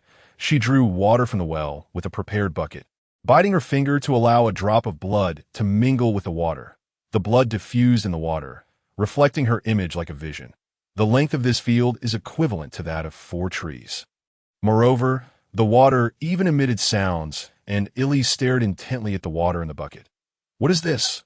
Memories are stored in the blood, so I visualize them. Isn't that convenient? Indeed, this is a kind of magic that visualizes memories. Even if she had not remembered something well, she could easily recall it using this magic. She wished to utilize this magic to remember the knowledge she had acquired while studying on Blue Star. For instance, the biology lesson she had dozed off during in class might contain some useful information. Wait a moment, why not use this magic to screen movies for profit? However, the copyright in another world should not be an issue. Right? Don't you need to measure the fields with steps? While Ye Liu pondered these thoughts, the anxious owner of the field spoke to her, but he seemed to still fear her as a vampire, which was quite understandable. Even for her, it is quite challenging to maintain composure in the presence of someone capable of taking her life at any moment. If one were to measure the strides of a walker in terms of steps, it would vary significantly based on their mood. Utilizing trees of a consistent length may yield slightly better results, provided the same object is employed. I see. Indeed, when the tax collector came to measure previously, he openly demanded a bribe, threatening that if we did not comply, he would deliberately measure inaccurately. It appears that bribery is quite prevalent. Strides can be easily manipulated. Even if the remeasurement shows an increase in steps, excuses can be concocted, perhaps a slight shortening of the foot or an unintentional misstep. Well, this current measurement is temporary. We shall conduct a precise measurement again to ensure the accuracy of our data. Ye Liu stated, understood, and there are also sprouts emerging from the potato fields. The villagers acknowledged this. Oh, please continue. With that, she resumed her measurements of other fields. After surveying all the fields, it became evident that this village primarily cultivated wheat. Although wheat is not an unwholesome food, it does not fetch a high price and is not drought-resistant. Perhaps she should consider planting potatoes or other crops. She contemplated growing apple seeds, but that would require time. If only there was someone capable of wielding time magic to summon her former self, the original owner of this body, who could indeed utilize it. Ili, summon the village representatives to my home. We shall convene a meeting. Understood. Thus, 10 individuals, including the former village chief and the blacksmith, gathered at Ye Liu's residence. With her, and Ili included, the meeting commenced. Lacking a table, everyone seated themselves on the ground. Today marks our inaugural village meeting. First and foremost, we must decide upon a new name for this village. This is Xena Village. Shall we rename it? The words of the former village chief prompted me to nod. This was the first time I had heard the villages named to signify the commencement of my governance. The proposed name is Dracula Village. Prepare to meet your demise. This time, I shall undoubtedly slay you. Ares suddenly burst through the door, disregarding the situation within, and lunged at me with her sword. Ye Liu intercepted the silver sword, wresting it from her grasp. Sigh. I did indeed say you could attack. However, the lack of consideration for time and place complicates matters for me, that I am the leader of this village. Unlike you, my time is precious, and my time is precious too. If I could kill you instantly, I would leave this village at once to protect other innocent souls from the clutches of other vampires. Ares cried out, tears streaming down her face. How should one describe it? She was remarkably earnest, which resonated with Ye Liu. Vampires predominantly prey upon humans, hence her words were not unfounded. Yet, Ye Liu did not wish to attack anyone. She aspired to be regarded as a unique individual among vampires. If one could potentially be assaulted at any moment, that would indeed be troublesome. Thus she wished to establish certain rules. Rules during the hours when the sun is high, that is, when vampires should be at their weakest. Every day at this time, I shall engage with you in the village square. Henceforth, no more ambushes. Interrupting my work will certainly vex me. What's wrong with disrupting and attacking vampire? Then say it in front of everyone gathered here. At the expense of their precious time, Ye Liu directed her gaze towards the former village chiefs assembled in the meeting, who were smiling at Ares that, if possible, a reduction in the village chief's time during work would impact the village's operations. Disrupting a meeting is far more troublesome than slaying a vampire, murmured the participants, with the final sharp remark coming from Ili. Upon hearing these words, Ares began to weep. Remember, I will surely hunt you down. From tomorrow onwards, I shall attack daily. Do not attempt to flee. With that declaration, she exited the meeting. One day, she would understand. For now, it could be left as is. The meeting continued. Now, regarding the village's name. The day after the meeting concluded at noon, she and Ares faced off in the square. This time, I shall be prepared. Witness my sacred power. I intend to hunt in the forest next. So let us conclude swiftly. Taste my blow, demon! Ares hurled garlic at her, which Ye Liu caught with her left hand.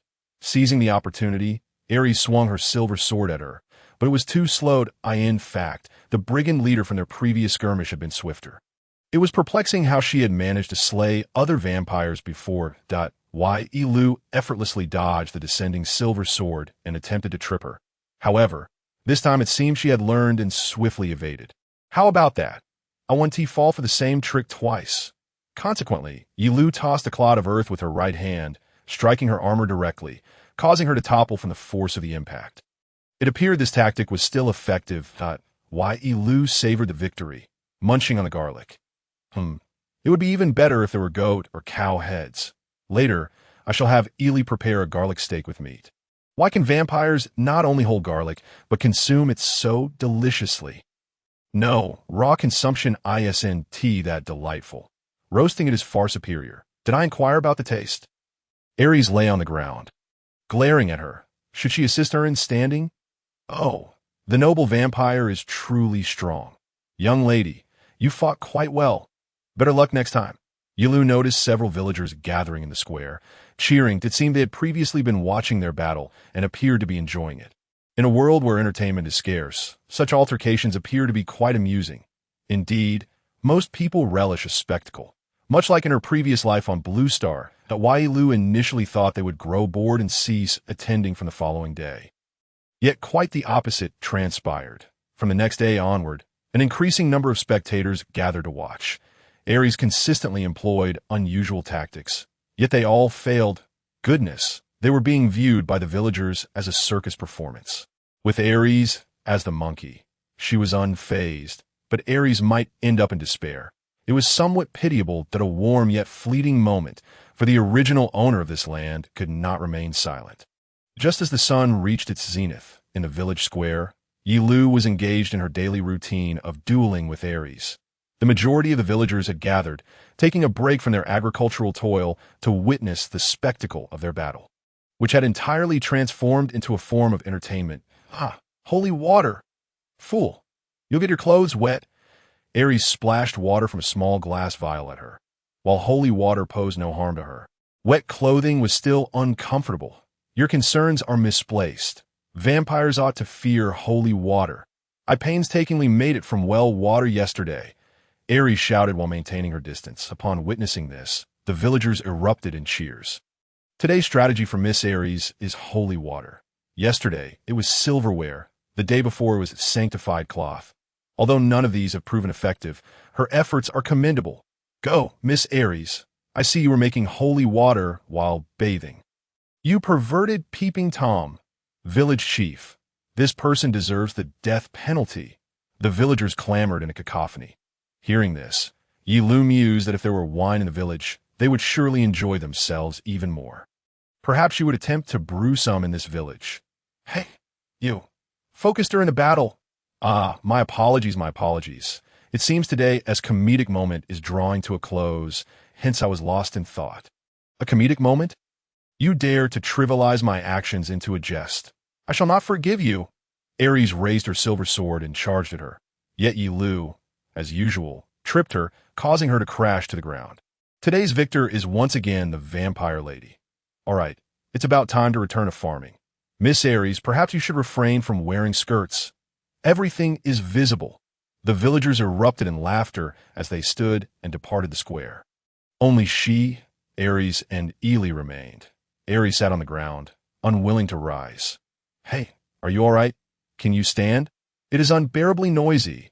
Why can't I achieve victory? I swear I shall not be defeated by a vampire.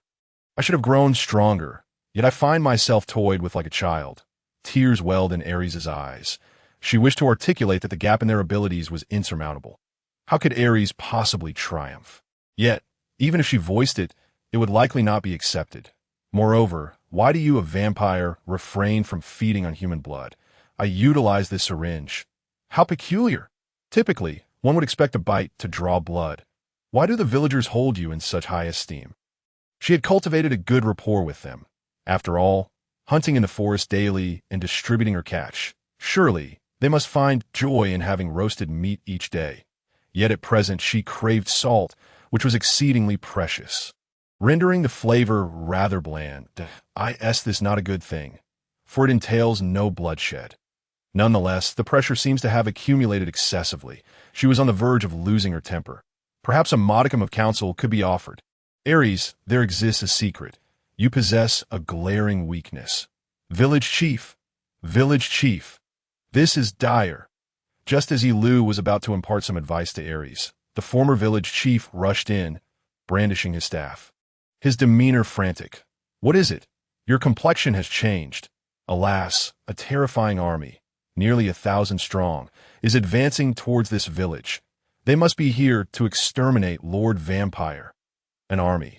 Have vampire hunters arrived? Ye Liu turned to glance at Aries, who shook her head. That is improbable. The Lord could not possibly afford to hire such a multitude of vampire hunters. Furthermore, I have already informed the Vampire Hunter Guild of my intent to eradicate the presence here. They would not dispatch anyone. Then it must be an army of ordinary soldiers. The Lord of this land a fool. Leading an army to hunt vampires is foolish in many respects. Frankly, the cost-benefit ratio is exceedingly poor. Vampires are formidable beings, but should one uncover their weaknesses, defeating them is not insurmountable. The sheer number of soldiers is not of paramount importance. For weaker vampires, 100 soldiers suffices.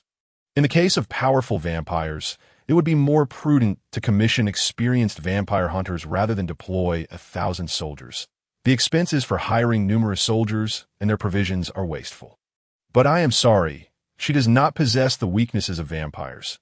The Lord here has not contributed to the Vampire Hunter Guild. Therefore, if vampire hunters were dispatched, it would be a costly endeavor, leading me to believe he has sent forth a legion of soldiers to, truly a greedy vampire hunter guild. It is intolerable. All this chaos is due to the vampire uprising. Your attacks on humanity necessitate a countermeasure. Ares averted her gaze slightly, exclaiming loudly, yet she seemed to realize her own organization's avarice. Should 1,000 soldiers arrive at the village, they would require adequate hospitality. I can converse with the soldiers of the army. Ares stated, "What is your intention behind being so gentle with me, Ares?" Ye Liu gazed at Ares with astonishment. "Even with 1,000 gathered, I do not believe you could prevail over me. There is no need for the soldiers to perish in vain. You do not wish for your soldiers to die, do you? I am at least a prominent vampire hunter. They may heed my words. Is it not peculiar for a vampire hunter to be within a vampire village? Would you not be suspected of being an impostor? Fear not. I possess this document recognized by the Vampire Hunter Guild." Ares produced a document from her attire, adorned with a radiant seal that glimmered like nail art. "What do you think? This is an unforgeable holy seal. Even vampires, upon contact, shall be purified. You may find it difficult to escape. If you can touch it, then try." I shall not be purified. Ye Liu reached out to touch it. "But even a high-ranking vampire cannot do so without consequence. You pervert!" Ares exclaimed in astonishment, her voice low. She unleashed her holy magic, which was not merely ordinary. It could inflict severe damage upon high-ranking vampires. If her words could indeed compel the army to retreat, that would be splendid. She truly possessed an irrefutable document. Ares is remarkably gentle. "Missy Lee, it is not as you think, but I apologize. In truth, I desire this battle to unfold," Ye Liu remarked. "What? You wish for it to occur?" Ares regarded her with skepticism.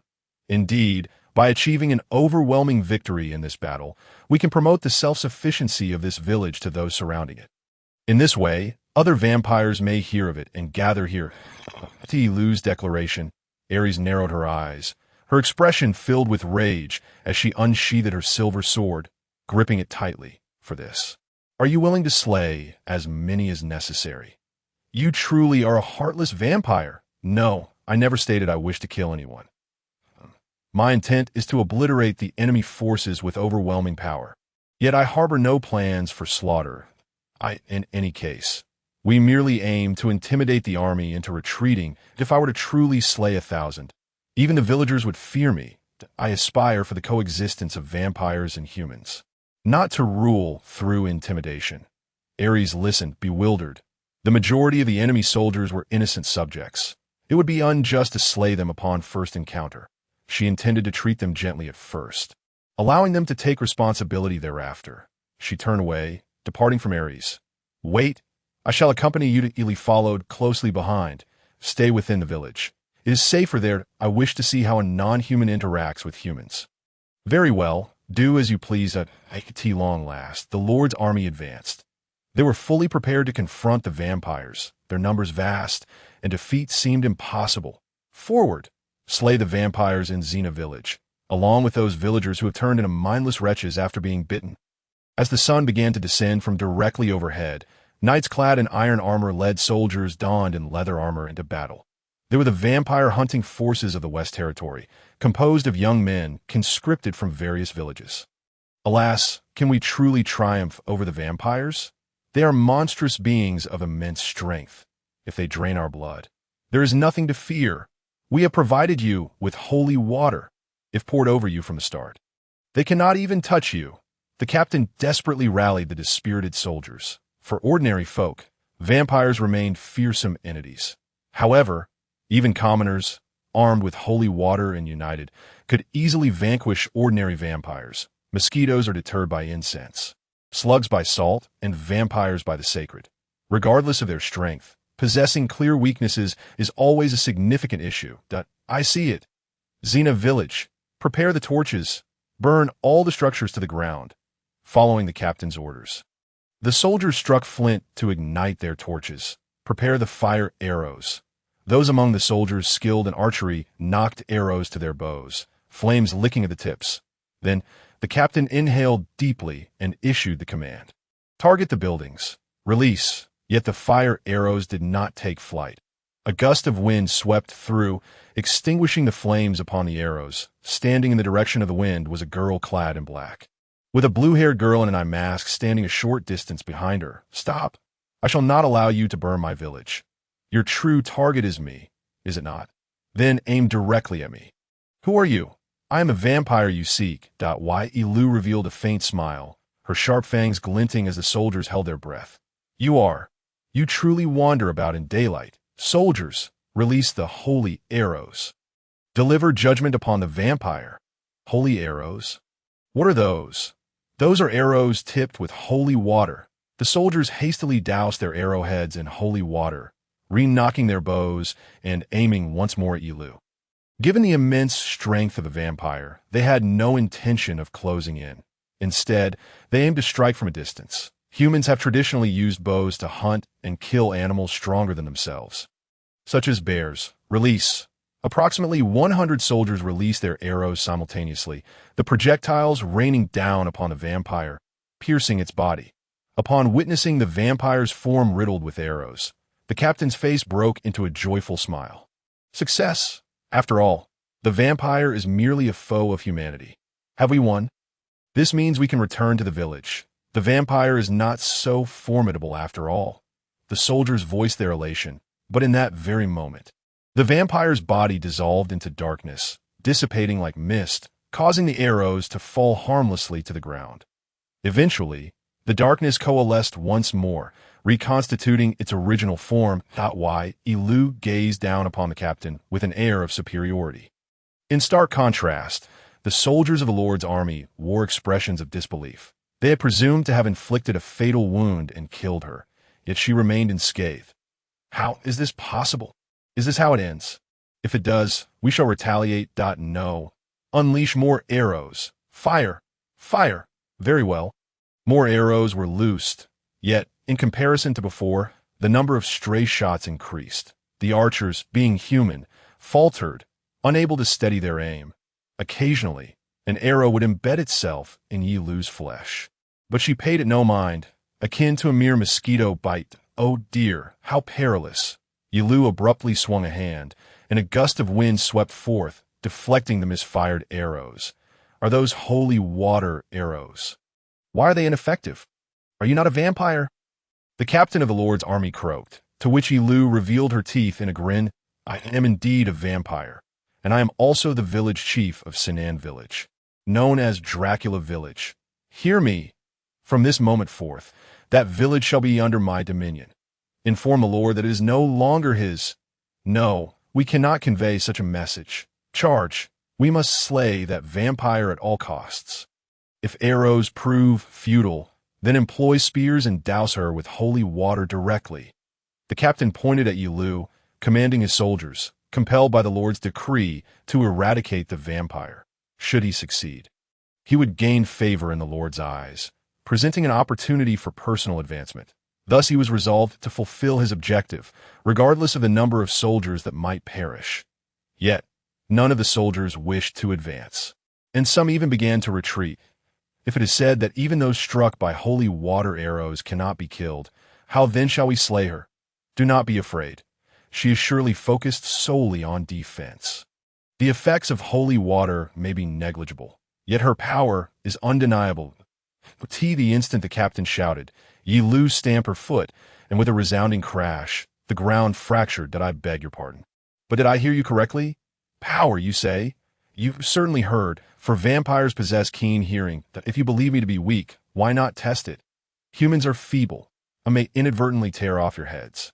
Ye Liu stepped forward, prompting the soldiers to take a step back. Even the captain, momentarily forgetting his orders, felt a surge of fear. 60 seconds commence now. I shall turn my back to you. W. Do you not understand? Those who wish to flee may do so, but this time I shall not pursue. Just a jest. Why would we? I intend to expand the territory beyond that village. Thus I shall not kill those who surrender. Soldiers, heed my words. I will enlarge this Dracula village and establish a nation where vampires and humans coexist. The vampire's enigmatic proclamation left both the soldiers and the captain bewildered. That is impossible. Vampires feed on human blood, and do you not consume beef, horseflesh, or fowl? Even in the predator-prey dynamic, there exists no reason we cannot coexist. Nonsense. At the captain's exclamation, Ye Liu chuckled self-deprecatingly, acknowledging that some ideas are not easily accepted. Then she fixed her gaze sternly upon the Lord's army. Spread this declaration. I granted you your freedom for this purpose. If you deem it folly, so be it. If you find amusement in this declaration, then challenge me here. Ye Liu bared her fangs once more before suddenly turning her back to the army. The soldiers, having reached their limit, found the terrifyingly powerful foe provided them with an acceptable rationale to flee. They should escape before changing their minds, and no longer awaiting orders. The soldiers began to scatter in flight. But no. Run. We cannot win this. Wait. Do not leave the vampire behind. Then you shall fight her. I have had enough. The soldiers discarded their spears, bows, and all else, fleeing as lightly as possible. Damn it. Hey, if you flee, you will all be branded as traitors. I shall remember your faces. Your family shall face execution. Only the captain attempted to halt their retreat, but none would heed him. Soon, 60 seconds had elapsed that I afforded you a chance. It is your fault for not seizing it. Ye Liu whispered into the captain's ear that in that instant, his head was cleanly severed. Falling to the ground, the headless corpse crashing heavily beside it. I had no intention of killing him. Yet this is war. If he were to return alive, innocent soldiers might face execution, but Ye Liu addressed the fleeing soldiers coldly. I have instilled enough fear in them that they will not return. Yet, should they dare come again, I shall not be so merciful. Most of the soldiers attacking were blissfully unaware civilians. Thus Ye Liu spared them for the time being. There was another reason. Should I kill the enemy soldiers here, I would be inundated with blood, which would prove troublesome. Why? Is too much blood not a good thing? It should be, yet possessing such blood would negate the need for the village's blood tax. What does that imply? I must condition the villagers to accept the blood tax. It will serve as the bond of interest connecting vampires and villagers, and I do not wish to sever it. Thus concluded the first battle of Dracula Village. The sole casualty being one, the tale of this encounter gradually spread, resonating through the lands of Barren West and beyond. The notion that a vampire could become a village chief was unprecedented. This news swiftly circulated throughout the kingdom of Sylvalia, even extending beyond the confines of Barren West domain. Reactions to this story varied. The common folk largely dismissed it as a jest, while many lords remained skeptical. Yet among these groups, those privy to the precise details began contemplating their response. Within a building in the capital of the kingdom of Sylvalia, an urgent meeting was convened by the Vampire Hunter Guild. Sylvalia branch, representatives clad in opulent attire gathered around a round table, deliberating on their course of action. The table, entirely fashioned from silver, was accompanied by furniture of pure gold, exuding an air of lavishness. The vampire's occupation of the village was undoubtedly true, corroborating the report by the Silver Saintess, Ares. Even she had failed in her personal endeavor, indicating the presence of a troublesome vampire. Thus, it would be imperative to dispatch multiple skilled vampire hunters. However, the occupied Sinan village in Barren West had refused to remit any tribute to us. Consequently, we may have to abandon it. Indeed, allowing it to be overrun by vampires might serve our purposes better. Undoubtedly, in this scenario, it would be simpler to propagate the threat of vampires and facilitate the collection of contributions. How about leveraging this opportunity to heighten our demands for donations from various nations and territories?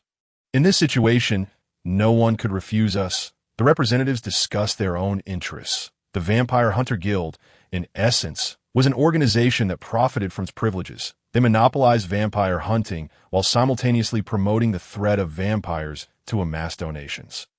Vampires are indeed a troublesome presence, although it is possible to prepare weaknesses such as silver and holy water to combat them. Such preparations are arduous. Furthermore, vampires possess formidable powers, including special abilities, causing ordinary soldiers, adventurers, or mercenaries to steer clear. In other words, the lords found themselves compelled to seek the assistance of professional vampire hunters to seize this opportune moment. We originally planned for our vampires to assault a village within Barren West territory, and now it appears this will simplify matters. Indeed, let us continue to promote the threat posed by vampires under human control. This is quite splendid. Should the kingdom of Silveria find itself in distress due to this vampire, we must extend our assistance. Thereby, the favor would be well received and may even grant us a foothold in the affairs of state. That I would prefer that this vampire claim the lives of approximately 1,000 souls. The Vampire Hunter Guild is not merely a greedy organization. They profit by completely severing the ties between vampires and humans, inciting discord, and becoming a global menace. Coexistence between vampires and humans is an impossibility. Even if it were feasible, we would not permit it. There are foolish individuals among the vampires as well. Should this vampire truly pose a threat to dominate the village, we shall dispatch our own kind to terminate the matter, creating chaos, and instruct the Silver Saintess Ares to refrain from any crusade. Thus it is settled. Our glory. Cheers. The representatives raise their goblets filled with wine, their faces adorned with smiles. Oh, by the way, regarding that village of Xena, I recall there were rumors of a potential mountain of gold there. A mountain of gold is inconsequential. Should it be a mountain of silver, that is our prerogative, and we could seize it from the Lord. Even if it is merely a rumor, we will conduct a thorough investigation subsequently. Whether or not a mountain of gold exists is of no concern to us. In the northern territories of Silveria, a young maiden sat upon the throne of a castle, laughing at a human village ruled by vampires. Is that truly the case? Her hair flowed in violet waves down to her waist, and she donned a Gothic Lolita dress as dark as the abyss. This maiden reclined upon her throne with her legs crossed. This precise information was relayed from an envoy dispatched to the kingdom of Silveria, my lady Minorina. The elderly butler bowed respectfully, while the girl known as Minorina rested her chin on her hand. Deep in thought. Not domination, but rule.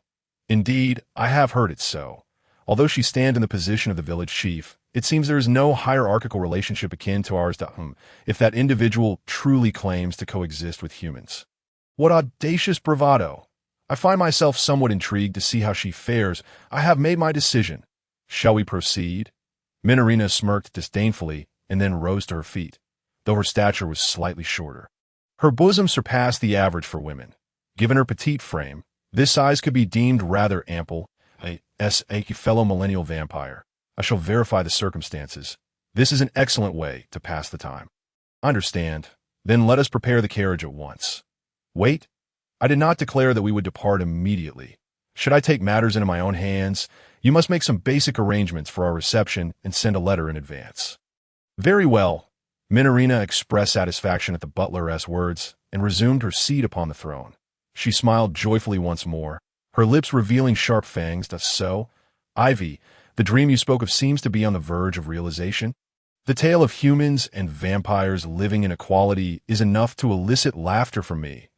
I shall ascertain the worth of those who inherit your will, despite your mockery of the dream. I sense you are poised to support it. I harbor no interest in half-hearted dreams, but an impossible dream narrative can indeed become a story. This is a splendid way to pass the time. What? 1,000-strong army has been defeated. In the office of Lord West, he received the report, utterly aghast. This battle was supposed to be an assured victory for him. The soldiers scattered, fleeing back to their respective villages and towns. The captain had yet to return, possibly having been caught while escaping. Wait, what of that village? The vampire remains there. Even if we assert this, we have no combat power left to dispatch. We cannot prepare sufficient supplies before the next harvest season, and our finances are in disarray. Damn it, just a single vampire and 1,000-person army could not subdue him. A mere splash of holy water should suffice to vanquish him. How incompetent is this captain? Following the next harvest, we shall launch another offensive. The Lord seethed with rage, yet he was unaware that to the vampire in that village, holy water was utterly ineffective. He intended to send forth his army once more, destined to repeat the folly in the recollection of Ares. Are there any survivors left? Ares desperately attempted to flee the burning village, only to be captured swiftly.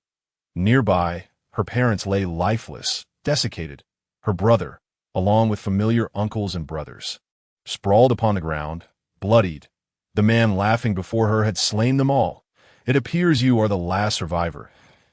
Witness people struggling in the face of life's peril is such a beautiful sight. This is why I hold such affection for humanity. The man opened his mouth wide, his sharp fangs glinting ominously. She was to be slain. But at that moment, an arrow struck the ground at the vampire's feet. Oh, it seems the vampire hunters have arrived. You are fortunate, for I must withdraw. You should thank the vampire hunters that I am called Seedier. Remember my name, for it shall become your nightmare for all your days. The man, identifying himself as a vampire hunter, emphasized his composure. Grinning pleasantly, he then slowly stepped into the flames, while Ares, powerless to resist, could only extend her hand. Wait, don't you dare escape. Is this a dream? Looking around, she found herself in Ellie's room. It seemed she had spent the entire night crafting holy water and had inadvertently fallen asleep. Here we go again. She confirmed the water in the toilet had transformed into holy water, sighing as she bottled it. Another nightmarish dream. Despite having dreamed it countless times, she always mistook the dream for reality. How pitiful. However, thanks to this dream, her resolve as a vampire hunter was rekindled, and no longer was she in need of rescue. She now belonged to the Vampire Hunter Guild as a savior. Just watch. Today, I will surely slay you. 3 months prior, Ye Liu had visited this village. 2 months ago, she had driven away the Lord's forces. During this interval, nothing particularly noteworthy transpired. All remained peaceful.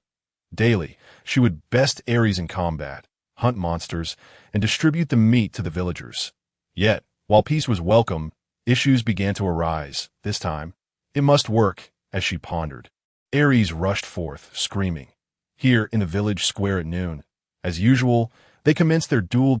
Oh, Miss Ares, you've even doused yourself in holy water for a desperate assault. Yet the vampire maiden seized Miss Ares by the head and gently laid her down on the ground. Now the show was set to begin. Time to return to my duties. The surrounding villagers, transformed into spectators, resumed their agricultural tasks. This duel had become akin to the signal for a break in this entertainment-starved village. Any distraction would suffice. As Ares was held by her head, she struck with her silver sword. Alas, the girl's feeble arms wielding the silver sword inflicted no damage. Ye Liu patted her cheek with her free hand. You've grown weaker. Haven to you. I have you now, but what to do? Throwing you might cause injury, so perhaps surrender? Don't underestimate me. Ares glared at her with an expression of deep regret. However, should her secret tactics fail to work, she had no chance of defeating me, and thus she easily acquiesced to surrender. Why can't I win? I have resolved to eliminate all vampires. Tears began to flow from Ares' eyes. Why do you harbor such hatred for vampires? Your obsession is excessive, even compared to other vampire hunters. Vampire hunters are typically calm and do not risk their lives recklessly to slay vampires. Ultimately, they became akin to mercenaries, hunting vampires solely for the sake of profit. In stark contrast, Ares stood out as an anomaly.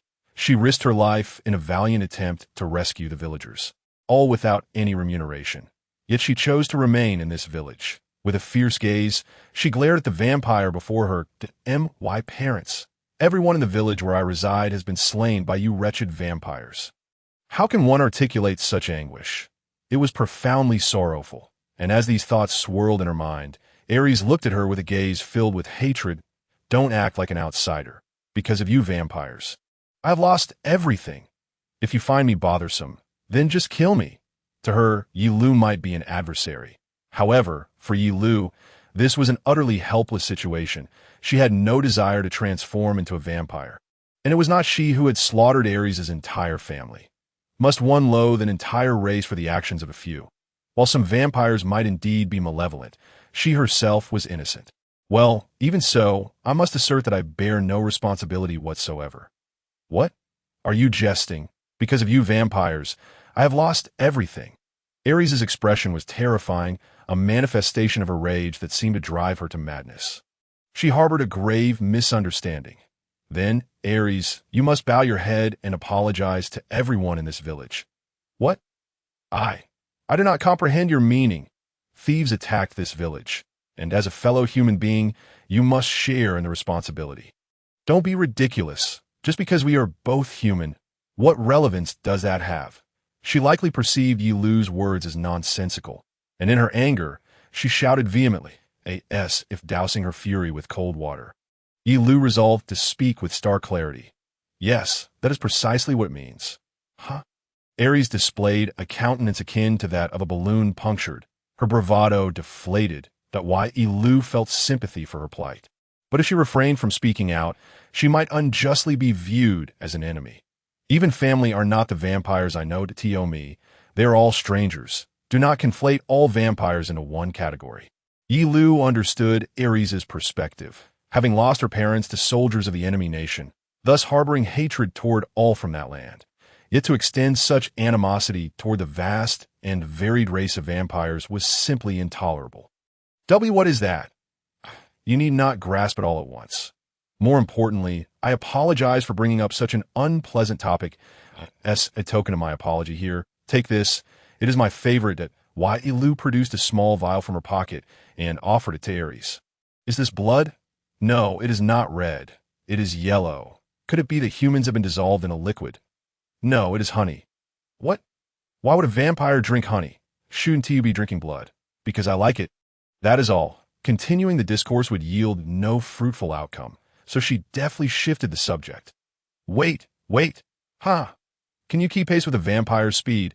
She displayed the difference in their legs before making a swift escape. Ares stood there, clutching the small vial, gazing toward the direction in which Ye Liu had fled. She could not comprehend. All vampires were enemies.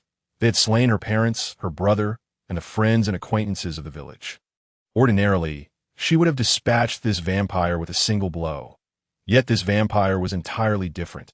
Her holy power had no effect, and she was treated with the condescension one might reserve for a child. In the end, she remained in the village, presented daily with opportunities to kill her, a most peculiar individual. Moreover, Ye Liu's demeanor in the village was even stranger. Vampires were supposed to attack humans, yet she made no move to harm the villagers. Blood was collected using tools akin to syringes, preserved, and sipped little by little each day. What is this? To attack humans normally, to drink blood. If not this, then what was she doing? She was at a loss as to how to compose a report for the Vampire Hunters Guild. No, she would pin down all her concerns and relay them. The guild would undoubtedly render a just judgment. Though somewhat strict, they were the righteous guild dedicated to protecting humanity from the threat of vampires. Is that truly the case? 2 days after Ye Liu had spoken some harsh truths to Ares, at noon, Ares had grown accustomed to battling in the square over those 2 days. Yet it was evident that she could not concentrate, her expression dark and brooding that I concede. She tripped Ares, who charged at her, causing her to fall. Without regret or complaint, she announced this plainly before immediately rising to her feet. Ares seems rather gloomy today, doesn't she? Just like yesterday, she appears quite peculiar. With no new tricks, it is becoming rather dull to watch us. Perhaps it would be best to refrain from observing her for a time. If this continued, Ares would surely feel uncomfortable being treated as mere spectacle. Her sullen demeanor seemed to affect those around her as well, as the villagers who had once watched were now filled with dissatisfaction. The former Ares would fight with all her might regardless of the circumstances, earning the support of the spectators for her efforts. But now, she lacked that spirit that a lackluster display from one who did not strive was neither pleasing nor exhilarating. And there was likely no merit in supporting her, of course. Ares had no intention of pleasing them, yet she did not overtly express disdain, thus remaining an object of acknowledgement as entertainment. Why, Ye Liu too had transformed into something akin to an actor.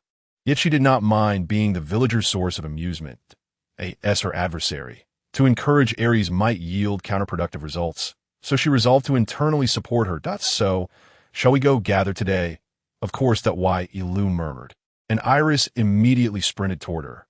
Oddly, she only mentioned gathering, omitting any reference to collecting honey. No, today we are merely going to hunt in the forest. No, your gaze just now was one of hunters. In other words, honey. Even if we're hunting beasts, I see nothing wrong with that. Or rather, is that the right approach? The seriousness was different. That gaze was one of deep desire, specifically for honey. Iris removed her eye patch from the right eye, revealing a golden eye that surveyed the surroundings. Goodness, using magic eyes for such trivial matters? I must inform you, I'm going to negotiate today, so do not act impolitely. That is fine. I was never polite to begin with. In a negotiation, you say? Iris tilted her head. Indeed, I have considered it. We must find a means to earn coins for the village. In opposing the Lord, the surrounding villages will not buy our ordinary wheat. That is true. However, if we possess something exceedingly rare and valuable, the situation changes. Through illicit means, they may be willing to negotiate with our village. In that case, we shall present honey as our village's specialty. Beekeeping. Are you suggesting we negotiate with bees? Have you turned into a bee? Do not be absurd. More importantly, let us proceed, and to the very least, we should greet them. They ventured into the forest, beginning their search for a beehive. Developing a honey business, she had only one contracted hive, but to engage in beekeeping, she desired multiple hives. Finding a beehive is challenging. It is exceedingly difficult to locate. Ye Liu remarked, with his magic eye. It becomes quite easy, though I am somewhat reluctant to use it. Iris touched the eye patch. You seem rather glitch. One might mistake you for wielding the evil king's true eye. Iris removed her right eye patch, her eye shining as she constantly scanned the area. By the way, that magic eye appears quite powerful. Yet why were you unable to defeat the bandits who attacked the village? It can manipulate people, induce illusions, and even cause the ground to crack open with its power. However, once this magic eye is used properly, one risks blindness for several months and cannot eliminate all the bandits. What a troublesome tool. With such time limitations, regardless, I have found it. Over here. Iris beckoned, and she followed suit. After walking for a while, they arrived beneath a tree. Here, she exclaimed, pointing to a spot where a round beehive was nestled slightly higher on the trunk. Its entrance visible and somewhat grayish. Ili, we must leave this place immediately. Do not make a sound. Hurry. Why? Ellie stumbled over a tree root and collided with the trunk. In that instant, wasps emerged from the hive. Buzzing angrily, they're out. Let us negotiate. Those creatures don't produce honey, do they? Moreover, they perceive their nest as under attack, and, in their fury, have lost all sense of reason. Negotiation is futile. Run, no fighting. If it were vampires, you could prevail. Physically impossible. She scooped up Ely and fled in haste. Relying on her vampiric speed, they successfully evaded the wasps. If only this body could engage in combat, they might have emerged unscathed. But that was a different matter, especially with Ely present. Look, even humans prefer to avoid dealing with cockroaches. Finally found bees, the honey-producing kind. Please find wasps, a flat nest, not those monstrous insects. All right, over there. Ely pointed in a direction, and with her vampiric vision, Ye Liu confirmed that nestled within a slightly larger rock crevice appeared to be a wasp's nest. Well done. Leave the rest to me. She approached the rock crevice slowly, drawing near until she was about 2 meters away. I am a vampire, and I wish to speak with you. The swarm surged from the hive, buzzing around her. In fact, I've decided to take up beekeeping. Yes, just like humans occasionally do. Thus, I hope you can relocate your nest near the village and share your honey with us. In exchange, I shall offer you protection. Naturally, I have also considered your working environment. In the future, I plan to plant flowers nearby to facilitate your honey collection. The buzzing intensified as the wasps began to fly in a figure-8 pattern. Negotiation successful. The first new contract signed. Excellent.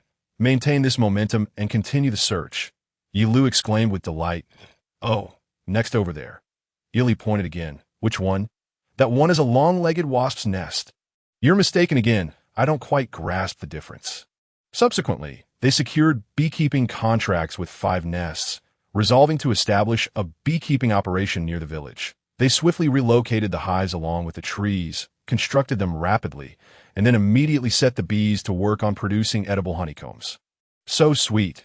If only I had started beekeeping sooner. Ye Liu savored a taste of the honey. No, you must not enter without permission. Entry is forbidden except for me.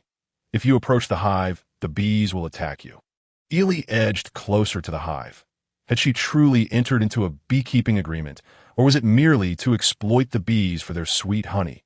In the forest near the eastern village of Dracula, a man dressed in noble attire muttered to himself, "This truly poses a dilemma. The coexistence of vampires and humans is contrary to my wishes. The guild has instructed us not to interfere. Yet this clearly contradicts my principles." He drew a massive magic circle in the dirt, placing his hand upon it. "Come forth, my minion, Wind Dragon." The magic circle sparked with light, and a dragon, boasting enormous wings and measuring over 10 meters in length, materialized, its body a gleaming green, its scales shining like iron. Its name was Windragonia, and upon its appearance, people reacted as if faced with a calamity. It was a fearsome dragon. This world harbors not only vampires, but also elves, dragons, orcs, and various other races. Roar. All right, go and attack the human village. Oh, but do not kill. I abhor unnecessary bloodshed. The man wore a gentlemanly smile. In contrast, the wind dragon seemed to snarl in dissatisfaction, exhibiting its displeasure, while the man continued to smile amiably. Later, I shall drain all their blood, so refrain from blowing them away or slaying them. The man displayed a seemingly benevolent smile, his sharp fangs peeking from the corners of his mouth. Ares, enough already. You are truly annoying. In the village square, Ye Liu and Ares were engaged in combat. Ares, her face darkened, challenged her with his sword, and Ye Liu deftly tripped her. Ares made no attempt to rise. Lying quietly as the villagers turned their attention elsewhere, Ye Liu's previous counsel appeared to have been too effective, yet as a vampire, it seemed inappropriate to comfort her. What should she do? Village head. We have a serious situation. Just as Ye Liu was contemplating, the former village head rushed over at full speed. He waved his staff as usual, though it seemed merely decorative. What is this? This long vine. And he stumbled. Not due to the vine, but because of the unusually rampant weeds growing in the square. The square had been affected by the radiant illumination of Ares' holy magic, causing plants to grow at an extraordinary rate. The former village head stood up, invigorated, and approached her. Village head, we have a grave situation. People from a neighboring village are fleeing. Fleeing? What has transpired? They were attacked by a dragon. Let us hear their account. Dragons, being quintessential magical beasts in the fantasy realm, exist in this world as well, with their strength varying from one individual to another, guided by the former village head to the village entrance. Several men, panting heavily, rested.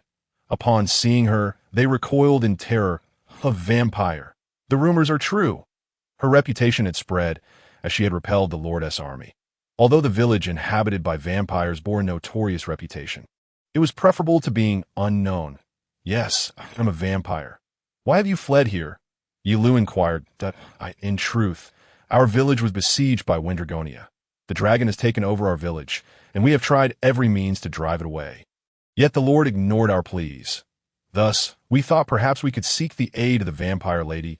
In other words, they were at their wits' end and sought her assistance. Windragonia? She retrieved a diary from her pocket, flipping through its pages until she found the relevant information. What are you looking at? Ely, who had appeared out of nowhere, approached. Windragonia is a dragon capable of manipulating fierce winds in the human world. It is a legendary entity that has decimated cities and caused calamities. The diary contained further details, yet she deemed them unnecessary to disclose. Why has it suddenly appeared? Has the dragon migrated en masse from elsewhere? You wish for me to assist you in driving this Windragonia away? Ye Liu addressed the men who had fled from the neighboring village, and they nodded in agreement. Yes, please help us. If we do not, we will be unable to return to our village. The men pleaded that I can assist, but I have conditions. Conditions? Do you require us to offer our blood? The men were somewhat fearful. You cold-blooded fiend, Ely scoffed. Ely, be quiet. What I seek is not blood. Indeed, her goal was to earn money, necessitating transactions with the outside world. However, at present, This village was subject to taxation, and no one was willing to trade with them. This had previously been a significant hurdle in acquiring essentials like salt. You must trade goods in our village. That is my condition. Fortunately, their village possessed honey that if they could sell it through the neighboring village, it would convert into currency, as its sweetness was invaluable. Is that all? What about blood? Not required. That if you agree, we shall proceed to drive away the dragon now. Right now, the opponent is a magical beast of national army caliber. We need to prepare adequately need. If we do not defeat it quickly, it will become troublesome, especially if it approaches this village. Ye Liu was resolute in ensuring her beekeeping operation remained unharmed. Any entity that threatened her property must be swiftly eliminated. Subsequently, she was guided by the men as they rode horses, though she chose not to mount one herself, for she was capable of running faster, all the while carrying Illy on her back. Hurry up, you are far too slow. Ye Liu expressed her disdain for the speed of the horses. The men, equally exasperated, lamented, "We are at a loss as to why you are swifter than the horses. Come on, beloved steeds of Ye Liu, you are simply lagging behind." Illy seemed somewhat pleased. After a while, a village began to materialize. In the central square stood a colossal dragon, roaring mightily that Windragonia, truly magnificent. Ye Liu halted, gently setting down Illy, murmuring to herself that it was merely a legendary being. Hey, the fabled dragon, a creature capable of conjuring tornadoes with a mere flap of its wings. Its scales hard enough to pierce iron and capable of spewing fire like a natural disaster. We must not act recklessly. A stealthy strike to its vital points is imperative. You remain here while I investigate. Wait, why approach from the front? She charged directly towards Windragonia. The dragon noticed her as well. Bellowing and unleashing a torrent of flames that avoid her garments being scorched, she deftly evaded while sprinting towards Windragonia, then executed a swift knife-hand strike to the dragon's neck, if slicing through slime. Windragonia's neck was cleanly severed. The dragon's head thudded heavily to the ground, its headless body collapsing beside it. Blood, congeal! She immediately cast a spell to solidify the bleeding areas of the decapitated dragon. Evidently successful. No, it cannot be. A calamity-level monster felled in one blow. The villagers who had brought her stared in bewilderment at the headless Windragonia. Why solidify the blood? Illy approached, and Ye Liu offered a faint smile. In truth, the diary mentions that this creature's blood and flesh are quite delectable. Prevent it from spoiling. I use blood magic to ensure it circulates within in her imagination, as long as the blood flowed. It was as though it were still alive. The warmth of circulating blood creates heat. After all, splendid. For the foreseeable future, we shall feast upon dragon steaks. With garlic? Of course. The diary also notes that while Windragonia may be weak, it is exceptionally tasty. A powerful vampire. It is akin to a large lizard. Oh, how I eagerly anticipate this. It seems that for a while, they shall be treated to exquisite meat. The bird that had been flying overhead moments ago was likely a familiar as well. In any case, she would throw stones at it. A bird soared high above Dracula Village, where an observer was watching the village's circumstances through its eyes. Splendid. This is a beautiful village, and above all, the humans who survive in crisis are truly lovely. I have always cherished. Humans shine when faced with peril. Their blood glimmers like precious gems. This is why I have such an affinity for humanity. With that, I shall personally, The vampire furrowed his brow and emitted a small shriek. The bird plummeted, struck by a stone hurled from below, and the vampire, observing through its eyes, was momentarily taken aback before breaking into a delighted grin once more. Ha! I did not anticipate they would notice my familiar. Casting stones so close by. It seems that venturing personally may be quite perilous. Perhaps I should summon my kin. However, I must ensure that the Silver Saint does not interfere. That could prove quite advantageous. The vampire chuckled as he perused the village report written by Ares. That meat is difficult to procure even on Blue Star. The day after vanquishing Windragonia, Ye Liu reminisced about the taste of dragon steak at home. She had swiftly transported the dragon back to the village and held a barbecue party in the square. The meat from that occasion was extraordinarily tender, so delectable that it surpassed even the finest beef she had previously savored. It was so delicious that she felt all other meats had become unpalatable and resolved to indulge only on special occasions henceforth, preserving the remainder. Additionally, she had used stones to down the familiar crow that had been watching from afar. Given that it was a crow, it was undoubtedly associated with the Vampire Hunter Guild. It was not only Ares who was observing. The guild's purpose was to hunt vampires. Personally, she was indifferent as long as those hunters did not take any reckless actions. A letter? She received a letter from Illy. She always resides in my home, or rather, her base of operations is here. Illy's dwelling has been occupied by Ares' supplies. I wonder if she has a place to return to. As these thoughts crossed her mind, she opened the letter, which read, I will be visiting tonight. Please prepare to welcome me and have food ready. Illy, who sent this letter? It was delivered by a bat. The sender is a vampire, yet the letter bore no name. Though she did not know who it was, there was no reason to prepare food for a stranger, so she decided to disregard the letter. She then engaged in a duel with the dejected Ares, hunting beasts in the forest. Passing the time, as usual, as dusk approached, a carriage descended from the sky and landed in the square. She happened to be outside and immediately spotted the carriage, rushing to the square. Then, a girl resembling a princess emerged from the carriage. Her hair was purple, cascading down to her waist, and she donned a Gothic Lolita dress as dark as the night. Her gait was exceptionally graceful, exuding an elegance beyond that of ordinary individuals. Good afternoon. Have we not seen each other in quite some time? Or should we say this is our first meeting? The lady smiled warmly at her, leaving her somewhat perplexed. Observing Ye Liu's expression, the lady seemed to comprehend something and nodded. Now I understand. My name is Minorina. I am an old friend of her predecessor, the former soul, Avril. Minorina flashed a confident smile, and Ye Liu certainly recognized that name. There was no need to retrieve her diary, for it had appeared numerous times. The purple-haired girl before her was Avril's close companion. A top-tier vampire. What brings you here? I do not recall Avril entrusting you with any tasks. Fear not. I am here solely to meet you, summoned by Avril with her very life doe. Let us converse at my home. No, I would prefer that you host me.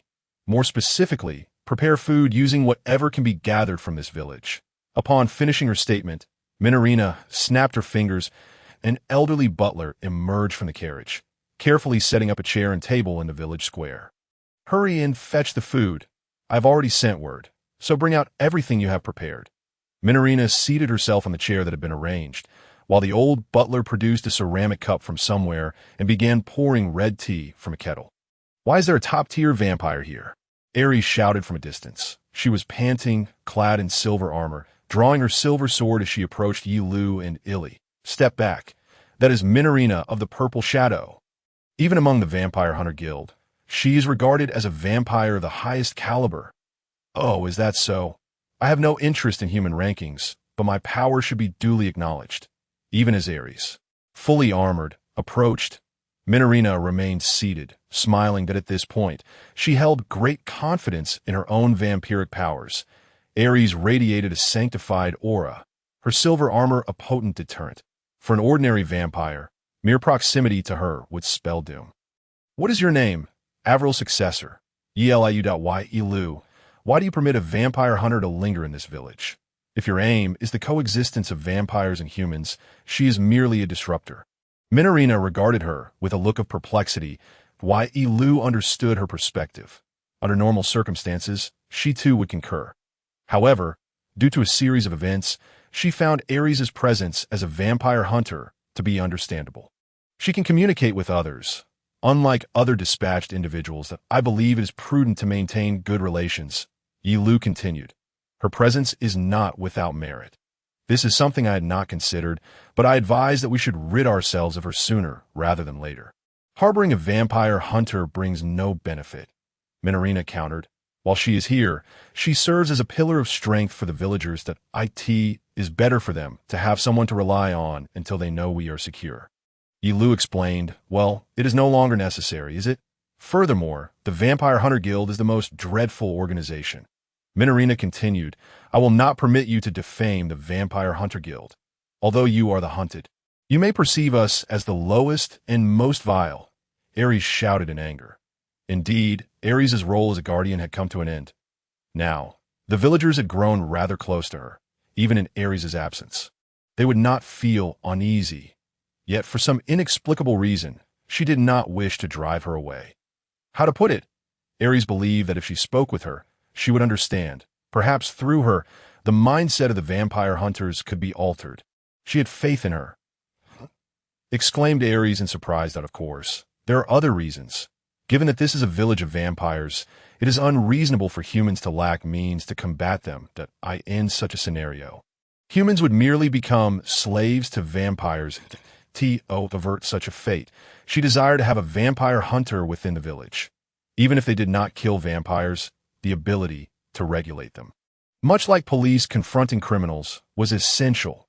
Ares was a girl of justice and candor. She would fiercely protect the villagers, even if the odds were against her, striving to prevent danger. She also understood that the Vampire Hunter Guild was a greedy organization. And with her formidable holy magic, if she bore no hatred towards vampires, she might assist her. I believe that is implausible. Vampire hunters and vampires are absolutely incapable of coexisting. Point one is the hunter, the other the prey.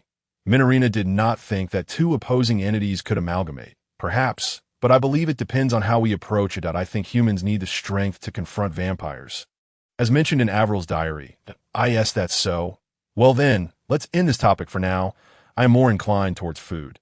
Minorina sighed and cast a final glance at Ares. Ares silently lowered her head. Ye Liu placed 2 wooden cups, a plate, and a spoon on the table before Minorina. One cup contained honey, while the other held a gel-like blood substance. The plate held black, hard bread, dehydrated for preservation. Enjoy your meal. This is the trifecta our village can offer. In other words, this is all we have. The black bread was hardly a treat for guests, but the only provisions available in her village were wheat, honey, and blood. She had requested everything that could be prepared. The potatoes were nearly ready for harvest, but in insufficient quantity, so the harvested potatoes would be replanted as seeds since only a few were planted and needed to be increased. This is my sweet blood, Illy announced, giving a thumbs up. Indeed, that cup contained her blood. I see, Minorina said without hesitation as she bit into the black bread. The bread was excessively hard, nearly inedible for an ordinary person, without soaking it in broth. It was impossible to bite into. Truly, a testament to the prowess of a vampire, such incredible strength to crush the bread in a single bite. The villagers gathered, awed by Minorina's jaw strength, the black bread deemed unpalatable. Minorina finished the bread with a frown. Ye Liu understood the unpleasantness of the taste. Minorina did not even complain, silently consuming everything Ye Liu had merely provided as requested, and despite the unpalatable nature of the food, she felt compelled to eat. Minorina then sipped the honey-infused water. Tea was sweet, and compared to before, she felt more content. I understand. It's like paradise after hell. Ye Liu and the villagers nodded, for the black bread was universally deemed unpleasant. The bread's hardness stemmed from preservation issues. While there was no solution currently, she hoped for improvement in the future. Finally, Minorina picked up the cup filled with blood, attempting to drink it. This is not ordinary blood, she remarked with some surprise. Tea is gel-like. I slightly solidified it. Please use the spoon to consume. Ye Liu explained the method of eating. This is a human technique. Avril never made it this way. Minorina took the spoon and began to eat the blood jelly. Then, she elegantly finished everything. Thank you for the hospitality. Would you prefer sharp critiques or sweet sentiments? She inquired, directing her gaze at Ye Liu. The former would provide Ye Liu with suggestions for improvement. The latter would yield sweet nothings. After all, Minorina would not complain after being treated. Her conclusions were drawn solely from her diary. Please give me sharp critiques. You may speak candidly, Ye Liu earnestly responded. Minorina then turned her gaze to Illy, the provider of the blood, giving her a thumbs up. Then I shall say all. For this meal, I give it a score of 30. The honey receives 30 points. What? The rest receives 0 points. Ye Liu glanced at Illy, who appeared unusually shocked and disheartened. Impossible. My blood should be exquisite. Indeed, she held a mysterious pride in the flavor of her blood, asserting that Illy's blood was the most delectable in the village. With her magical eyes, thick magical energy flowed within her blood, acting as a seasoning. This is truly the finest blood. Minorina produced a high-end glass vial from her open neckline and tossed it to Ye Liu. Curious about its origin, Ye Liu caught it. Inside was bright red blood. "Hurry, open it," she urged, and Ye Liu unscrewed the vial's cap and poured its contents in her mouth. "What is this? Oh, it's delicious."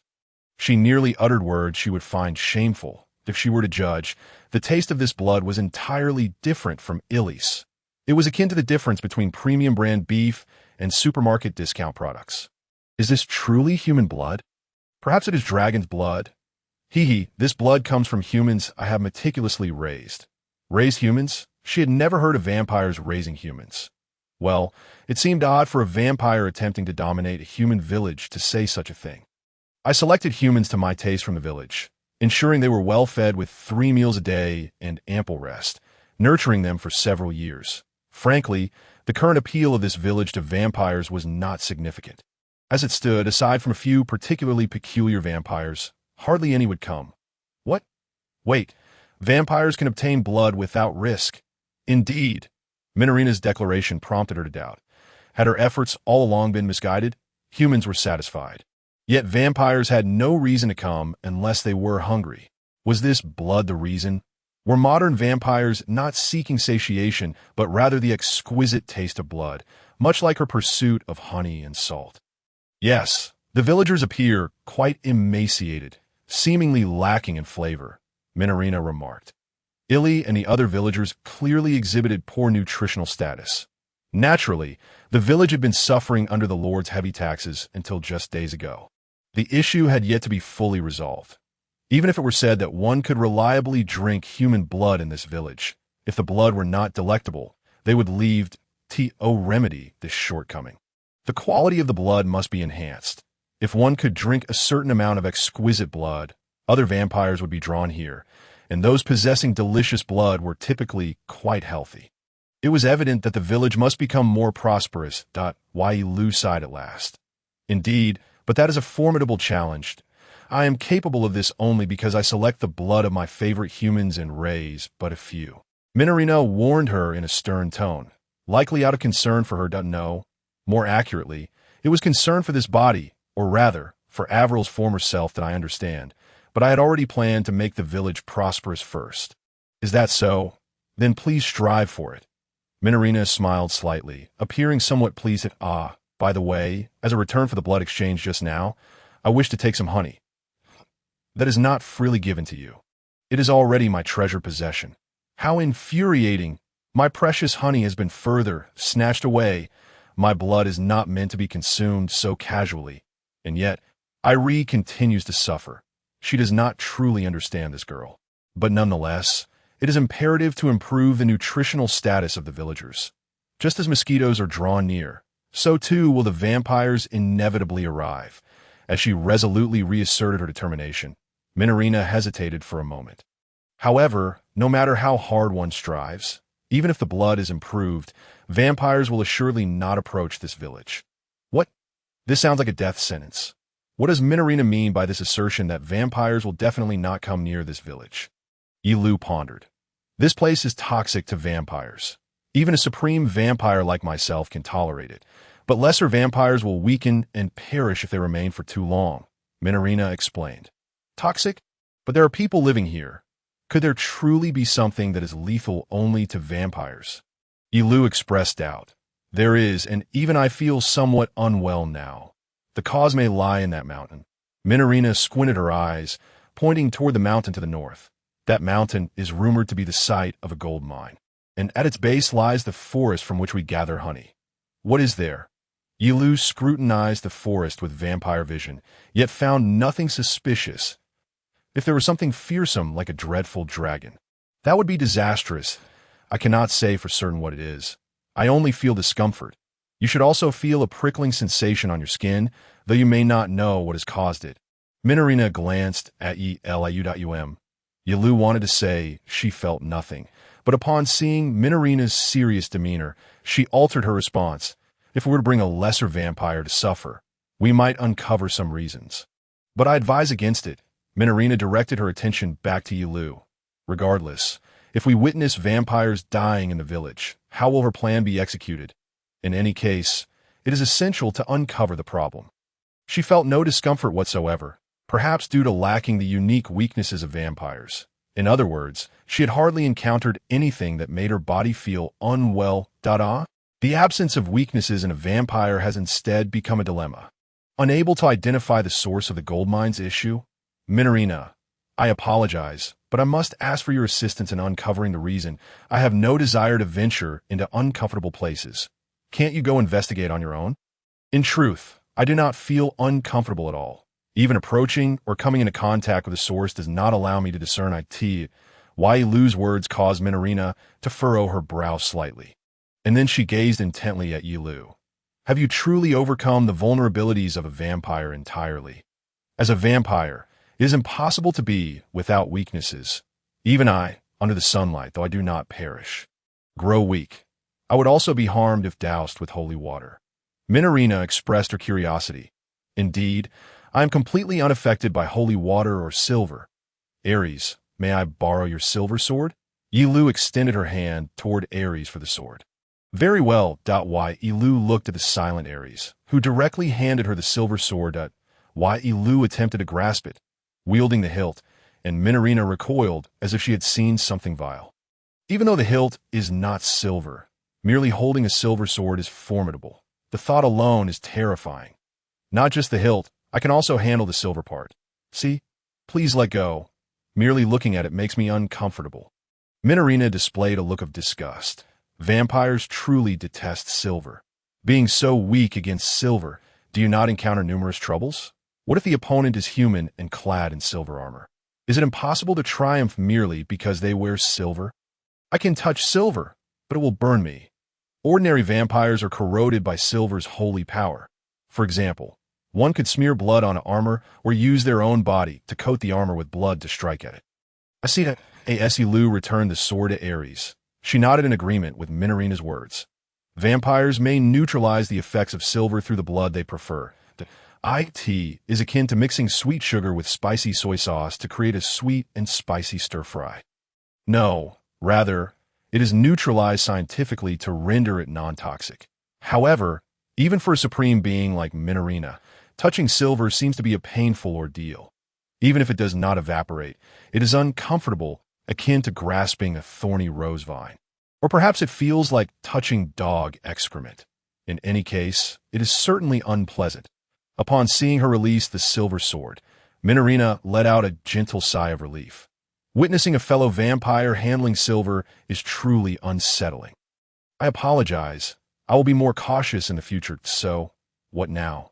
I feel no discomfort, thus I cannot identify the reason. Nonetheless, I am determined to uncover the cause and create a place where humans and vampires can coexist. Ye Liu implored. This was, of course, something Minorina was reluctant to entertain. However, if she did not uncover the reason, she would be unable to devise a countermeasure. The worst outcome would be having to abandon this village. She contemplated for a moment. If the poison there is indeed as fearsome as described, I am a bit curious about its origin. Very well, I shall assist you, Minorina declared at that moment. Thank you ever so much. I am grateful. If there is anything I can do, please let me know. Ye Liu moved a little closer to Minorina, who quickly turned away. Do not misunderstand. I'm not doing this for you. I am merely curious about the reason. You are only accompanying me as an afterthought. There is no need to thank me, Minorina said with a hint of pride. Understood. Although she said so, Ye Liu would still seek an opportunity to repay her kindness. Let us head to the mountain at once. My time is exceedingly precious, Minorina urged. Very well, but will you be wearing that dress to the mountain? Ye Liu inquired. Surely it will be torn, added Irie. At their remarks, Minorina displayed a proud smile. Do not underestimate me. Minorina, do not adhere to the common sense of ordinary people. That be why the way. Have you ever been to the mountain? Ye Liu reminded her. Note is there a problem with that? Since humans can enter, there should be no issue. All right, we shall depart immediately and return before dawn, Minorina stated nonchalantly. X2, their voices overlapped. Oh no, my favorite dress, in the darkness of night. They advanced through the forest. Minorina looked at her dress, which had been snagged by branches, appearing somewhat disheartened. Regardless of whether one is a vampire or a human, The durability of attire becomes inconsequential when entering the forest in a shimmering gown. Irie had already removed the eye patch from her right eye. With her magical eyesight, she could see clearly even in the dark. "I warned you before not to wear a dress," Ye Liu stated exasperatedly. "You are so tedious. For me, there is no option of clothing that is not extravagant," Minorina retorted angrily. Minorina brushed the dirt off her dress, and enormous bat wings sprouted from her back. There was no need to walk on the ground. "We can fly. You can fly as well, correct? Now that you mention it, that is true. The common sense of being human is too strong." Ye Liu even forgot that she could sprout wings and soar in the sky. She flapped her back vigorously, and bat-like wings emerged from her back as well. Whoosh! Then Irie jumped on her back, causing the wings to flatten and become immobile. "Miss Irie, if you sit on my back, my wings cannot move. My beloved steed, hold on. If I really exert myself, you might get cut by the force of my wings or thrown off. The wings of a vampire are exceedingly sturdy. If it were mine, they could slice through iron like dreadful blades. They possess incredible power as weapons. Attacking with wings, you say? Then let us embrace. Very well. You two look like lilies." Minorina jested playfully. Thus they soared into the sky. And under Minorina's guidance, she descended near the midsection of the mountain, gently placing Irie down. From this point onward, an unpleasant aura drew ever closer. Minorina pointed towards the steep, craggy surface of the mountain, suggesting that something might be concealed within. "I've heard rumors of gold hidden within this mountain," Ye Liu remarked. This was a tale told by the villagers of old, more akin to a half-truth than a fact. And the one who spread this rumor had long since passed away, leaving it devoid of credibility. If it were indeed gold, I would not mind. Silver, on the other hand, is a different matter. Well, if there are hidden chambers here, then humph. Ye Liu struck the rock with her fist, causing a portion of the mountain to crumble away. Yet nothing emerged.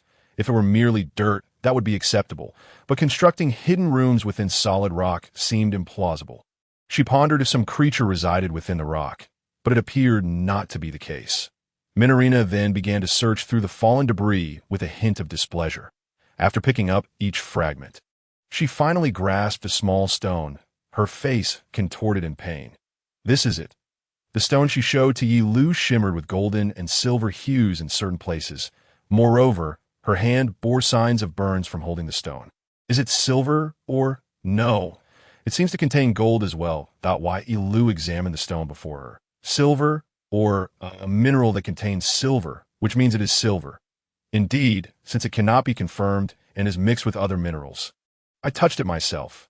Undoubtedly, this is a mineral containing silver, and gold and other minerals are intertwined within it. It seems Minorina has uncovered the root of the issue. That is the mountain a confluence of gold and silver?" Ye Liu inquired. "Yes, such occurrences do exist in this world." Her hand bore burns, leaving no doubt that Ye Liu began to search the nearby rocks, discovering a few silver objects. After touching them, she felt no harm. "Silver is poison to vampires, yet you remain completely unaffected. If we vampires had no weaknesses, we would be the most formidable of creatures. Does that mean you are, in essence, invincible now?" Minorina expressed her excitement. "Who knows? I just feel stronger." Ye Liu replied nonchalantly. "I have no chance either. There is no method to defeat you, and you can wield holy weapons at will, which is simply unfair. It was only upon your remark that I realized I could use holy weapons." Minorina responded lightly. While examining the gold and silver within the stone she had collected, she was not well versed in the lore of gold and silver mountains. But was it truly possible to find both in the same place? No, this world is not Blue Star. Thus, knowledge of Earth may not fully apply. Given that the mountain harbors a vast amount of silver, most vampires cannot survive here. Indeed, if the mountain is laden with silver, even those at a distance would be affected by the holy toxin. That if it were a gold mountain, it would be a source of wealth, easily relinquished with joy, but a silver mountain is lethal to vampires, akin to slugs dwelling upon a beach. While comparing vampires to slugs may be somewhat inappropriate, they share a commonality. Both possess clear weaknesses, which is easily comprehensible. What shall we do? If it turns into silver, or... The cause would be difficult to eliminate. Minorina smiled at her, perhaps testing her response in such a scenario. Well, once silver comes into contact with blood, it becomes harmless to vampires, correct? Even if it touches blood. Once washed away with water, it reverts to being toxic. If it is ordinary water, it remains harmless. If not washed with water, the potency of the blood will endure. Once sullied, unless cleansed with holy water, it poses no issue that if blood is the contaminant, then there's a method. She began to concentrate, channeling her magical energy to, "Oh, what do you intend to do?" Minerina inquired with curiosity that I plan to render the entire Silver Mountain non-toxic. I should be able to accomplish this, Ye Liu replied. To detoxify the vast amounts of silver lying dormant in the mountain. Are you suggesting you will blow the entire mountain away? If that is the case, it may indeed be feasible that I will not undertake such a perilous endeavor. And besides, while silver is poison to vampires, it is immensely precious to humans. It would be a tremendous waste. Ye Liu, answered Minerina. She sent forth a refined magical energy into the distance. There are some solidified blood slimes I created with magic in the village. She could cast magic from afar because these slimes were conjured by her. Akin to a remote-controlled vehicle, blood disperse. A thick mist of blood emerged from the direction of the village, rising into the sky, gradually making its way toward their mountain like a gossamer cloud. You truly know what you are intending to do. It is impossible to remove the silver contamination from underground or within the mountain using blood mist. Minerina's expression conveyed her skepticism. Indeed, gaseous forms like mist are impossible. But what if it were liquid? The blood mist hovered above the mountaintop. If the preparations were in order, it was time to descend. Blood, liquefy. A torrential downpour of blood began to fall, drawing moisture from the air as the volume of blood increased, cascading down upon the mountain. Blood rain. I see, indeed. In that case, the silver contamination in the mountain may be possible to rectify. I am still controlling the rainwater that descends, manipulating the blood that has seeped into the ground to prevent the grass and trees from absorbing it. You are controlling a multitude of blood droplets? You truly excel at this. After the blood rain ceased, Minerina surveyed her surroundings, and the unpleasant sensation had vanished. So, are we safe now? Ye Liu inquired. Yes, this mountain has become harmless to vampires. Ye Liu instinctively opened her mouth, revealing her sharp fangs. Thus, she could proceed with her plan, luring some suitable vampires to Dracula Village. Minerina, thank you. No need for thanks. As I mentioned earlier, this was done for my own sake. Moreover, I have also encountered some intriguing findings. Blood rain is an excellent technique for vampire hunting. If their silver swords and armor are rendered completely non-toxic, they would surely panic and appear exceedingly disheveled. Minerina smiled delightfully. Perhaps she had cast some magic that should not have been invoked. It turned out the rumors of Gold Mountain were true. She had thought it nothing more than baseless gossip. What a stroke of luck. Now that we are here, let us explore before we return. Ye Liu suggested. From a distance, something approached. It was Ares' familiar, a raven. The raven flew before her, chattering excitedly. Caw, what? Upon hearing this news, Ye Liu turned towards the direction of the village. What is it saying? IRI asked. IT says that vampires have attacked the village, that we must return at once. What am I doing? After Ye Liu and the others went to investigate the mountain, Ares remained behind, inadvertently voicing her true feelings. The surroundings had descended into darkness, yet she could see clearly in the night, as if it were day. Thanks to her holy magic, she was a vampire hunter, traversing the land to protect the innocent, hunting down the malevolent vampires who posed a threat to humanity. Her ultimate goal was to one day slay the vampire that had destroyed the village, avenging all. Yet now, she found herself ensconced in a village ruled by vampires, toyed with by one of them day after day. The worst part was that she had even said, I trust you. Vampires were supposed to be the antagonists that needed to be eradicated. They attacked humans, draining their blood, making their very existence an affront to humanity. Thus, she often ventured to villages besieged by vampires to hunt them down. This time should have been no different. The vampires had infiltrated the village, so she had come. But Ye Liu not only refrained from attacking the villagers, but actively aided them. Once, when the Lord's army had attacked, she had barely killed anyone, simply driving them away. Vampires were meant to be humanity's foes. Ares could not help but let out a sigh. Just then, a bat flew from the sky, landing softly upon her arm. A letter clutched in its mouth. She received it and proceeded to examine its contents. The letter bore astonishing information. To verify its authenticity, she summoned her familiar and immediately dashed towards the designated area. The rocky outskirts to the east of the village. She ran desperately, breathless yet resolute, for the contents of the letter were simply too incredulous to fathom. Daha! How is that even possible? Your timing is impeccable. Now, leave the rest to me. Awaiting her was a vampire possessing a physique akin to that of a bear. You, the notorious Bayard, a high-ranking vampire wanted by the Vampire Hunter Guild. Indeed. However, my current mission is to assist the Vampire Hunter Guild, for there is an abundance of blood to be had, and no one shall impede me. Ignoring Ares, Bayard began to walk away. Wait, the letter states. From this moment forth, the vampire shall annihilate the village of Xena. Thus I shall depart from the village. Is this truly an edict from the Vampire Hunter Guild? Ares cried out, displaying the document with a sense of desperation. Why would the Vampire Hunter Guild aid a vampire? There are numerous inconsistencies here. Yet the letter bore the holy seal of the Vampire Hunter Guild, a unique mark bestowed by sacred magic that cannot be forged. Furthermore, only members of the guild are permitted to apply such a mark to prevent any malfeasance. It is indeed genuine. My presence here serves as testament to the letter's validity. Depart quickly. You are obstructing my mission. Are you truly willing to tolerate the vampire's lawlessness? At that moment, a startling thought echoed in Ares' mind. With one hand, she drew her silver sword, taking a stance against the vampire. If it were Ye Liu, it might have been acceptable, but her opponent was merely an ordinary vampire. Though he was a high-ranking vampire, there remained a glimmer of hope if sacred magic proved effective. You genuinely believe that village will be obliterated? Bayard mocked. What do you mean by that?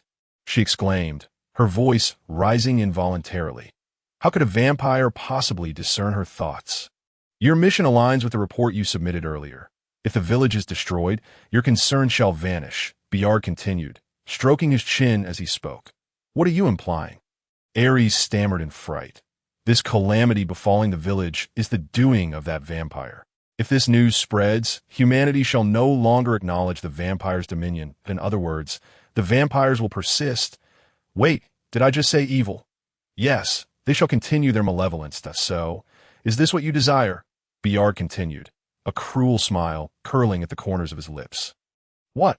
Ares trembled, momentarily at a loss for words. The village was an anomaly to her, an existence she could not accept. The vampire's assault on humanity was malevolent, and thus, coexistence with them was unthinkable. Therefore, she could not abide the existence of this village. By the way, if you defy the mission, it equates to defying the Vampire Hunter Guild. In that case, you shall be expelled. What? Thus, abandon this mission and leave the village. Her grip on the silver sword gradually slackened. If she were to spare him, all her troubles would dissipate. If she did not, those troubles would persist, and she would be cast out by the Vampire Hunter Guild. Quickly, sheath your sword. All right. Following the vampire's command. Ares reluctantly returned the silver sword to its scabbard. There was no other choice. This must be the order of the Vampire Hunter Guild. It was the right course of action for the guild. By sacrificing that village, countless souls in the future would be spared from the vampire's wrath. The villagers truly deserved sympathy. Ye Liu may not attack them again. Observing her demeanor, Bayard grinned. This feels delightful. The vampire hunter obeys my command. As he spoke, he strode toward Dracula Village. This must be the right choice. This must be the right choice. This must be the right choice. The villagers can be drained at will. The vampire hunters shall never arrive. Splendid. Eliminate them all. Wait. You are of no concern to me now. I shall begin to indulge myself. She stood before Bayard, drawing her silver sword once more, causing him to scratch his head in bewilderment. Do you intend to thwart me? Are you certain you wish to be expelled from the guild? I do not wish for that, but... She hesitated momentarily, yet she could not acquiesce, discarding the document with her left hand. She gripped the silver sword with both hands. I simply cannot allow malevolent vampires to assault the village. What? She swung her sword at Bayard, but he leapt back to evade, the silver sword plunging deeply into the ground. Biard glared at her in fury. "Hey, you insolent brat, very well. If you obstruct me, I shall drain your blood. You fool who dares to defy a high-ranking vampire." Biard was immensely powerful. One could sense the magic radiating from him. If only someone could assist her in subduing him. Facing him alone would be a daunting challenge. This vampire was a paragon among high-ranking ones, verging on being a monstrous elite. Moreover, it was night, the time when vampires are at their most formidable. Enough of this racket. Whether lowly, high-ranking, or elite, vampire hunters shall not spare any malevolent vampire that attacks humanity. Typically, Ares' strength could overcome most high-ranking vampires. But confronting an elite was considerably more challenging. Fortunately, she had previously sent her familiar crow to inform Ye Liu. Cough? "Oh, though it hurts, I must stop you and slay you." Ares was sent flying, collapsing to the ground. Blood pooled from her mouth, the imprint of Biard's fist evident on her silver armor. Cough! She struggled to rise. The surroundings darkened, obscuring her vision, and the reactivated sacred magic faltered, interrupted. "Haha, I wish to taste the blood of a vampire hunter." "Are you? If so, that makes it even better." Biard hoisted her with one hand, exposing his gaping maw as he drew near her carotid artery. "Answer me." Biard curiously traced her features. At that moment, Ares' mind raced with the thought that this fiend must be the vampire satyr who had attacked her village. "Then I shall accept." She squeezed her eyes shut in terror, but when she noticed the figure intruding in her line of sight, her eyes widened in surprise. She beheld the vampire lurking behind Biard. "You are late, you scoundrel. Apologies for the wait. Allow me to take over from here." Ye Liu smiled as he spoke. Uncertain of why the words escaped her lips, it was merely a spontaneous utterance. Yet somehow, she felt a slight sense of relief. Ye Liu crushed Biard's arm that held Ares aloft. Cough. The vampire hunter was saved by a vampire. How utterly astonishing. Biard seethed with rage. In the past, such a thing was inconceivable, but I intend to establish a village of coexistence, so did you act wantonly without my consent in my absence? Ye Liu regarded Biard with disdain. Vampires are unafraid of holy power. Garlic or silver, no matter how many challenges they face, they will easily falter, which is truly detestable. If they become foes, it would be terrifying. If they become allies, they would be exceedingly reliable. "Ares, are you all right?" Ye Liu rescued Ares, who had narrowly escaped being bitten by a vampire, examining the imprint of a fist on her armored abdomen, then hurriedly utilizing blood magic to assess her internals. Despite the silver armor, the impact had left traces, yet her internal organs appeared to be unharmed. "Are you all right?" Ares felt a flicker of joy, yet the realization that she had been saved by a vampire left her with an inexplicable discomfort. "Is it true? Was your head struck? Are your consciousness and memories intact?" Ye Liu remained somewhat anxious that I feel clearer than before. "Before anything else, we must defeat that fiend. Right?" Ares pointed in a direction where the vampire Biard stood. "As a vampire, this is truly regrettable. If a vampire were to relocate to a village, discussions could still be entertained. However, if they were to launch an attack from the outset, there would be no room for negotiation. Much like the futility of conversing with a thief." Meanwhile, Minerina descended from the sky, carrying Ely.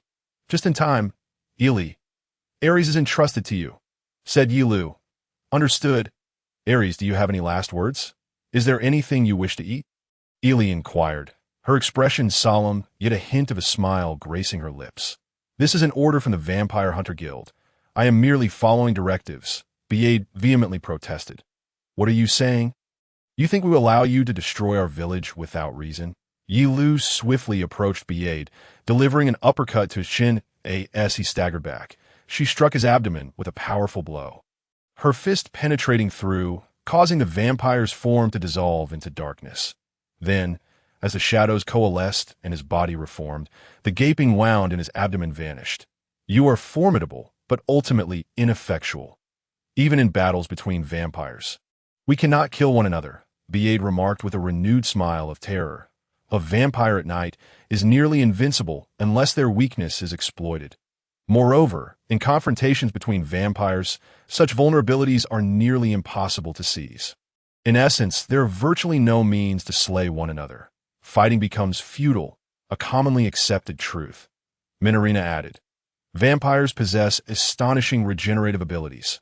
Once they sustain significant damage, they transform into shadows, even if one wishes to reduce them to ashes. They would merely revert to darkness during the incineration process, in other words. Without employing holy magic or similar weaknesses, complete annihilation is only feasible through powerful sorcery. Thus, you cannot kill me, even with your interference. I could easily eliminate a human, Biade proclaimed, turning his back to Ye Liu as he prepared to advance towards the village. No, there are methods to slay a vampire. For instance, crushing him with a massive boulder to render him immobile until dawn when sunlight can desiccate him. Vampires weaken under sunlight. While high-ranking vampires may not evaporate easily, it seems possible to kill them during the day. Continuous exposure to sunlight for 3 days and nights should suffice to bring about their demise. Alternatively, could one launch an attack that leaves no corporeal remnants? Your suggestion strikes me as cruel. Minorina turned her face away, as if she did not recognize the person before her. Monster, beast, cold-blooded fiend, demon, Ye Liu scoffed.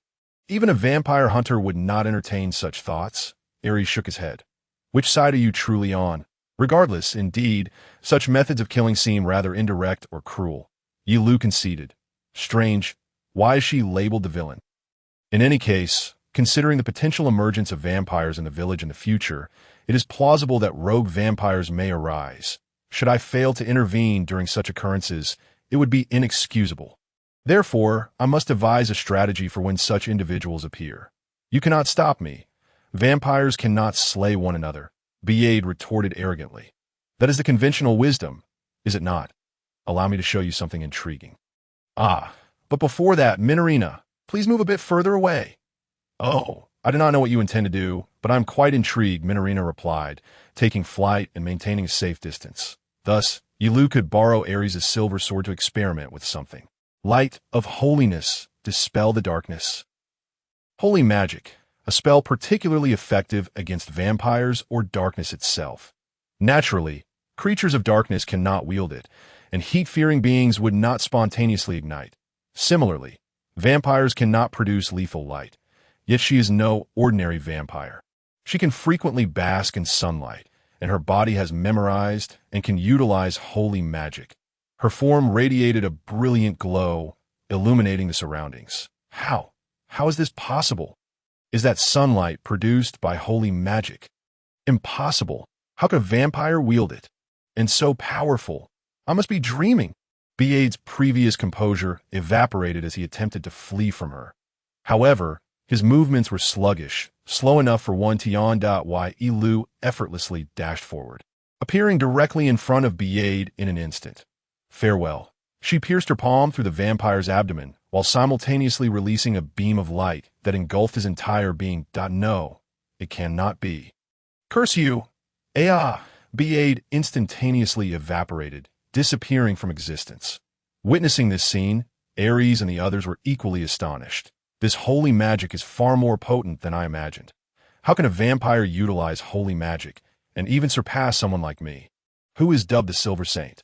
Ye Liu, you are amazing, Ye Liu exclaimed, her face flushed. Wait, I lack the vampire's weaknesses, so it is only reasonable for me to possess holy magic. Ye Liu asserted confidently. Unbelievable. Had I not left, I too would have suffered collateral damage. You just effortlessly crushed the vampires in terms of physical strength. Even among vampires, you seem to be among the elite, Minorina remarked, her excitement evident as her lips curled into a sharp-toothed grin. Each held differing thoughts, yet ultimately, they had survived this crisis. After vanquishing Biade, they returned to the village as night began to wane. I dislike sunlight. Take me to your home, Minorina requested, prompting them to hastily return to her residence. They could converse once more, but what kind of house is this? Light is seeping in. This hardly resembles a vampire's bed. Minorina expressed her disdain. If it were not this way, the house would be engulfed in darkness. And this is my home. My castle does not allow light to penetrate even during the day. It is only natural for a vampire. Minorina complained about the indoor light. I see. So, a vampire's abode cannot permit light to enter even during the day. Lesser vampires would melt if exposed to sunlight. I had not realized this before. In the future, if there are vampires residing in the village, I must be mindful of constructing homes with adequate light-blocking properties.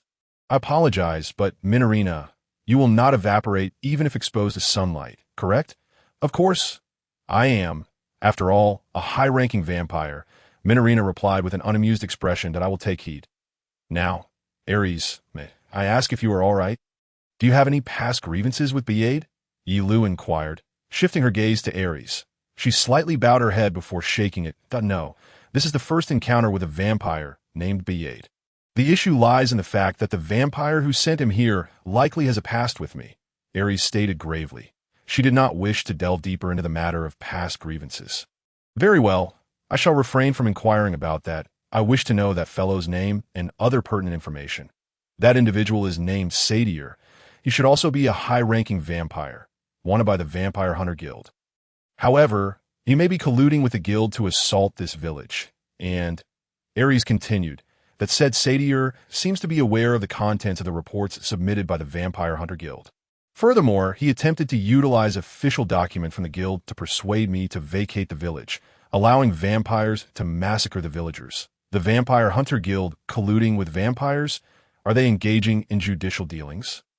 And they actually instigated vampires to attack my village. A crimson glint flashed in Ye Liu's eyes. The Vampire Hunter Guild is, of course, an organization dedicated to exterminating vampires. Typically, they would not collaborate with them. Vampires themselves harbor a deep-seated hatred for the guild, so I find it difficult to believe they could conspire together. However, if there were mutual interests or coercion involved, it would be understandable, especially if the adversary is a high-ranking vampire. Minorina, do you possess any leads? Ye Liu inquired. None. I have not heard of any vampire aiding the vampire hunters. Minorina crossed her arms and gently shook her head. What on earth was that fellow? Sadir, thinking, how could he collaborate with his own nemesis, the Vampire Hunter Guild? Well, it seemed that Sadir had already sealed his fate, yet the pressing concern was their attempt to massacre the village. The Vampire Hunter Guild was far more corrupt than I had ever imagined. Ye Liu felt utterly speechless. Even sighing seemed beyond her at that moment.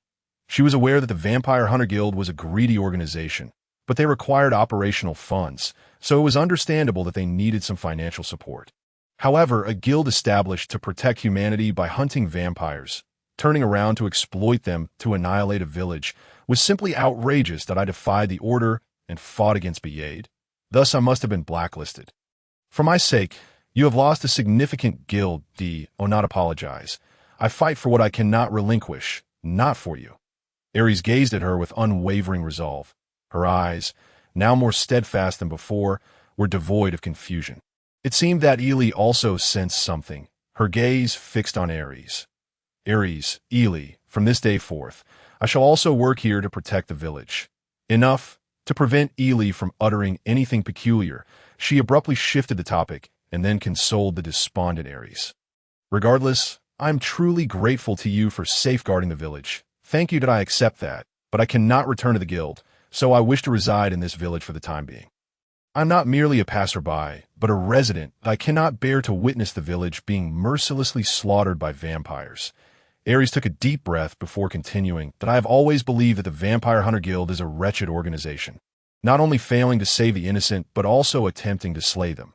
Even the vampires I despise have individuals like you and Minorina who do not harm humans but rather protect them. In truth, I do not protect them. I merely refrain from attacking them, Ye Liu remarked. Merely abstaining from aggression is hard to believe. What I witness now is the truth, though I still do not fully trust vampires. Ares affirmed, we wholeheartedly welcome you. Ares, upon hearing Ye Liu's words, a hint of a smile graced Ares's lips. Now, even when faced with vampires, she would not indiscriminately attack. Having her by our side in the future would be immensely beneficial. In any case, Ares's holy magic is extraordinarily potent. Conversely, aside from holy magic, well, so what does the mountain fare? Have you discovered why vampires cannot reside there? Oh, that. Ye Liu explained to Ares about the existence of gold and silver mines. And she nodded in understanding that a silver mine. No wonder vampires cannot inhabit it. Furthermore, It is fortunate that only rumors of a gold mine exist. Had it been a silver mine, the Vampire Hunter Guild would undoubtedly conduct a thorough investigation and seize it. The guild's privileges are formidable. Silver is a necessity for vampire hunters. It is a matter of great righteousness. Should they refuse to comply, other nations would unite in protest, for the guild holds influence on a global scale. How dreadful it is! The power of a greedy organization is truly terrifying. Privilege is a distasteful term, yet such unfairness is all too common. Speaking of which, I have not heard of Sans Silver. Ares is well-versed in silver, and her words may indeed hold truth, but if rumors of silver spread, the Vampire Hunter Guild would confiscate it. The mere rumors of a gold mine might conceal deeper reasons. But that was long ago, and they could not ascertain the details. Isn't that splendid? If you possess both gold and silver mines, you would become wealthy. But it feels akin to robbing it from the Lord. Extracting gold and silver from or also requires skill. If she were to act recklessly, she might shatter the precious metals. You need not worry about the Lord, do you? That mountain is already teeming with magical creatures. Without you, we could not even enter. That's so. Indeed, moreover, the Lord has already forsaken this village. That mountain appears abandoned as well, does it not? And we cannot return it. Ares winked at her, at why Ye Liu suddenly felt she had become cunning. No, perhaps that was her true nature. Had she been proving her righteousness all along by vanquishing wicked vampires?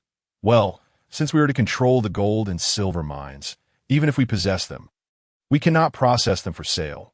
Minolina, do you have any contacts? As a vampire, I cannot possibly have contacts with silversmiths. That is true, just as one would not expect a slug to have contacts for salt production.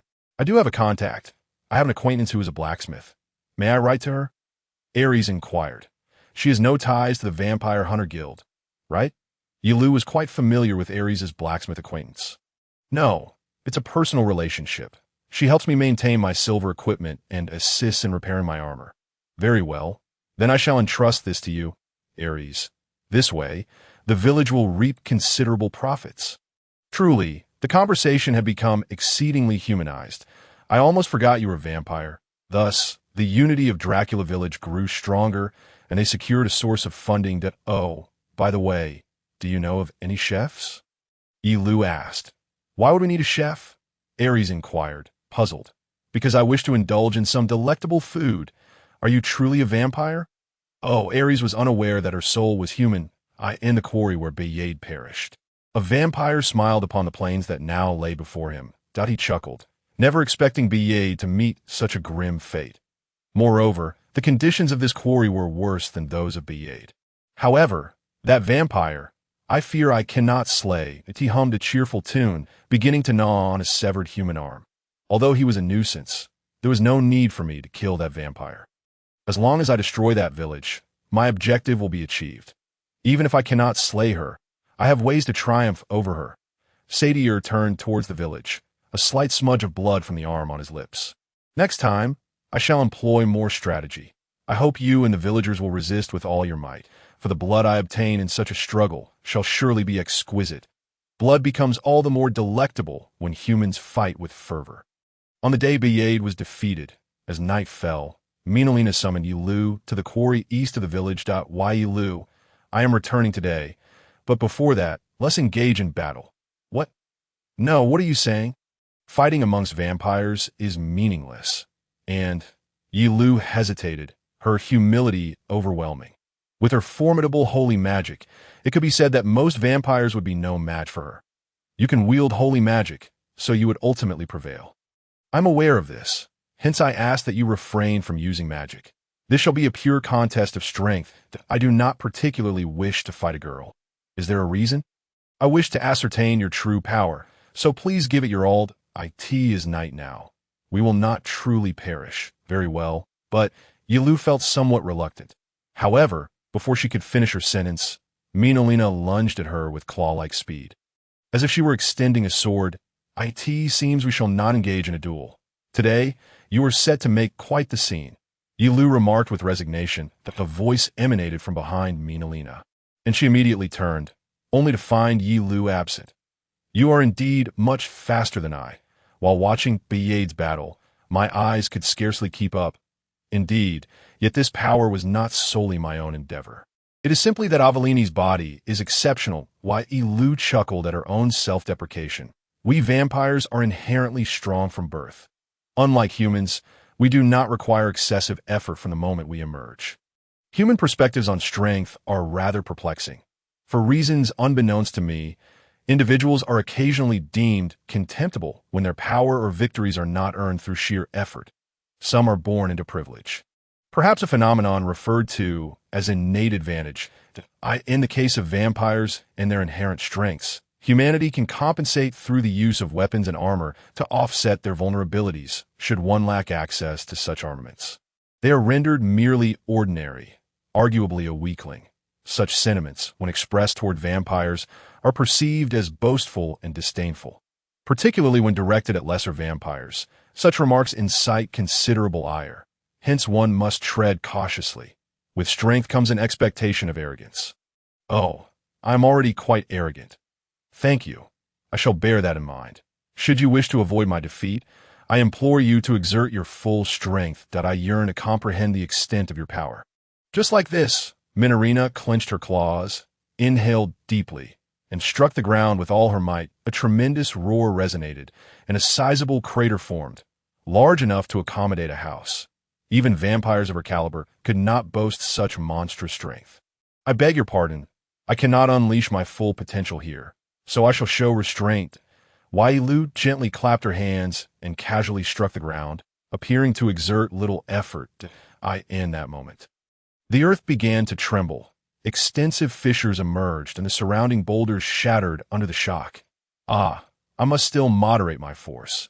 After a brief interval, the quaking subsided, leaving the area transformed from rugged terrain to flat land.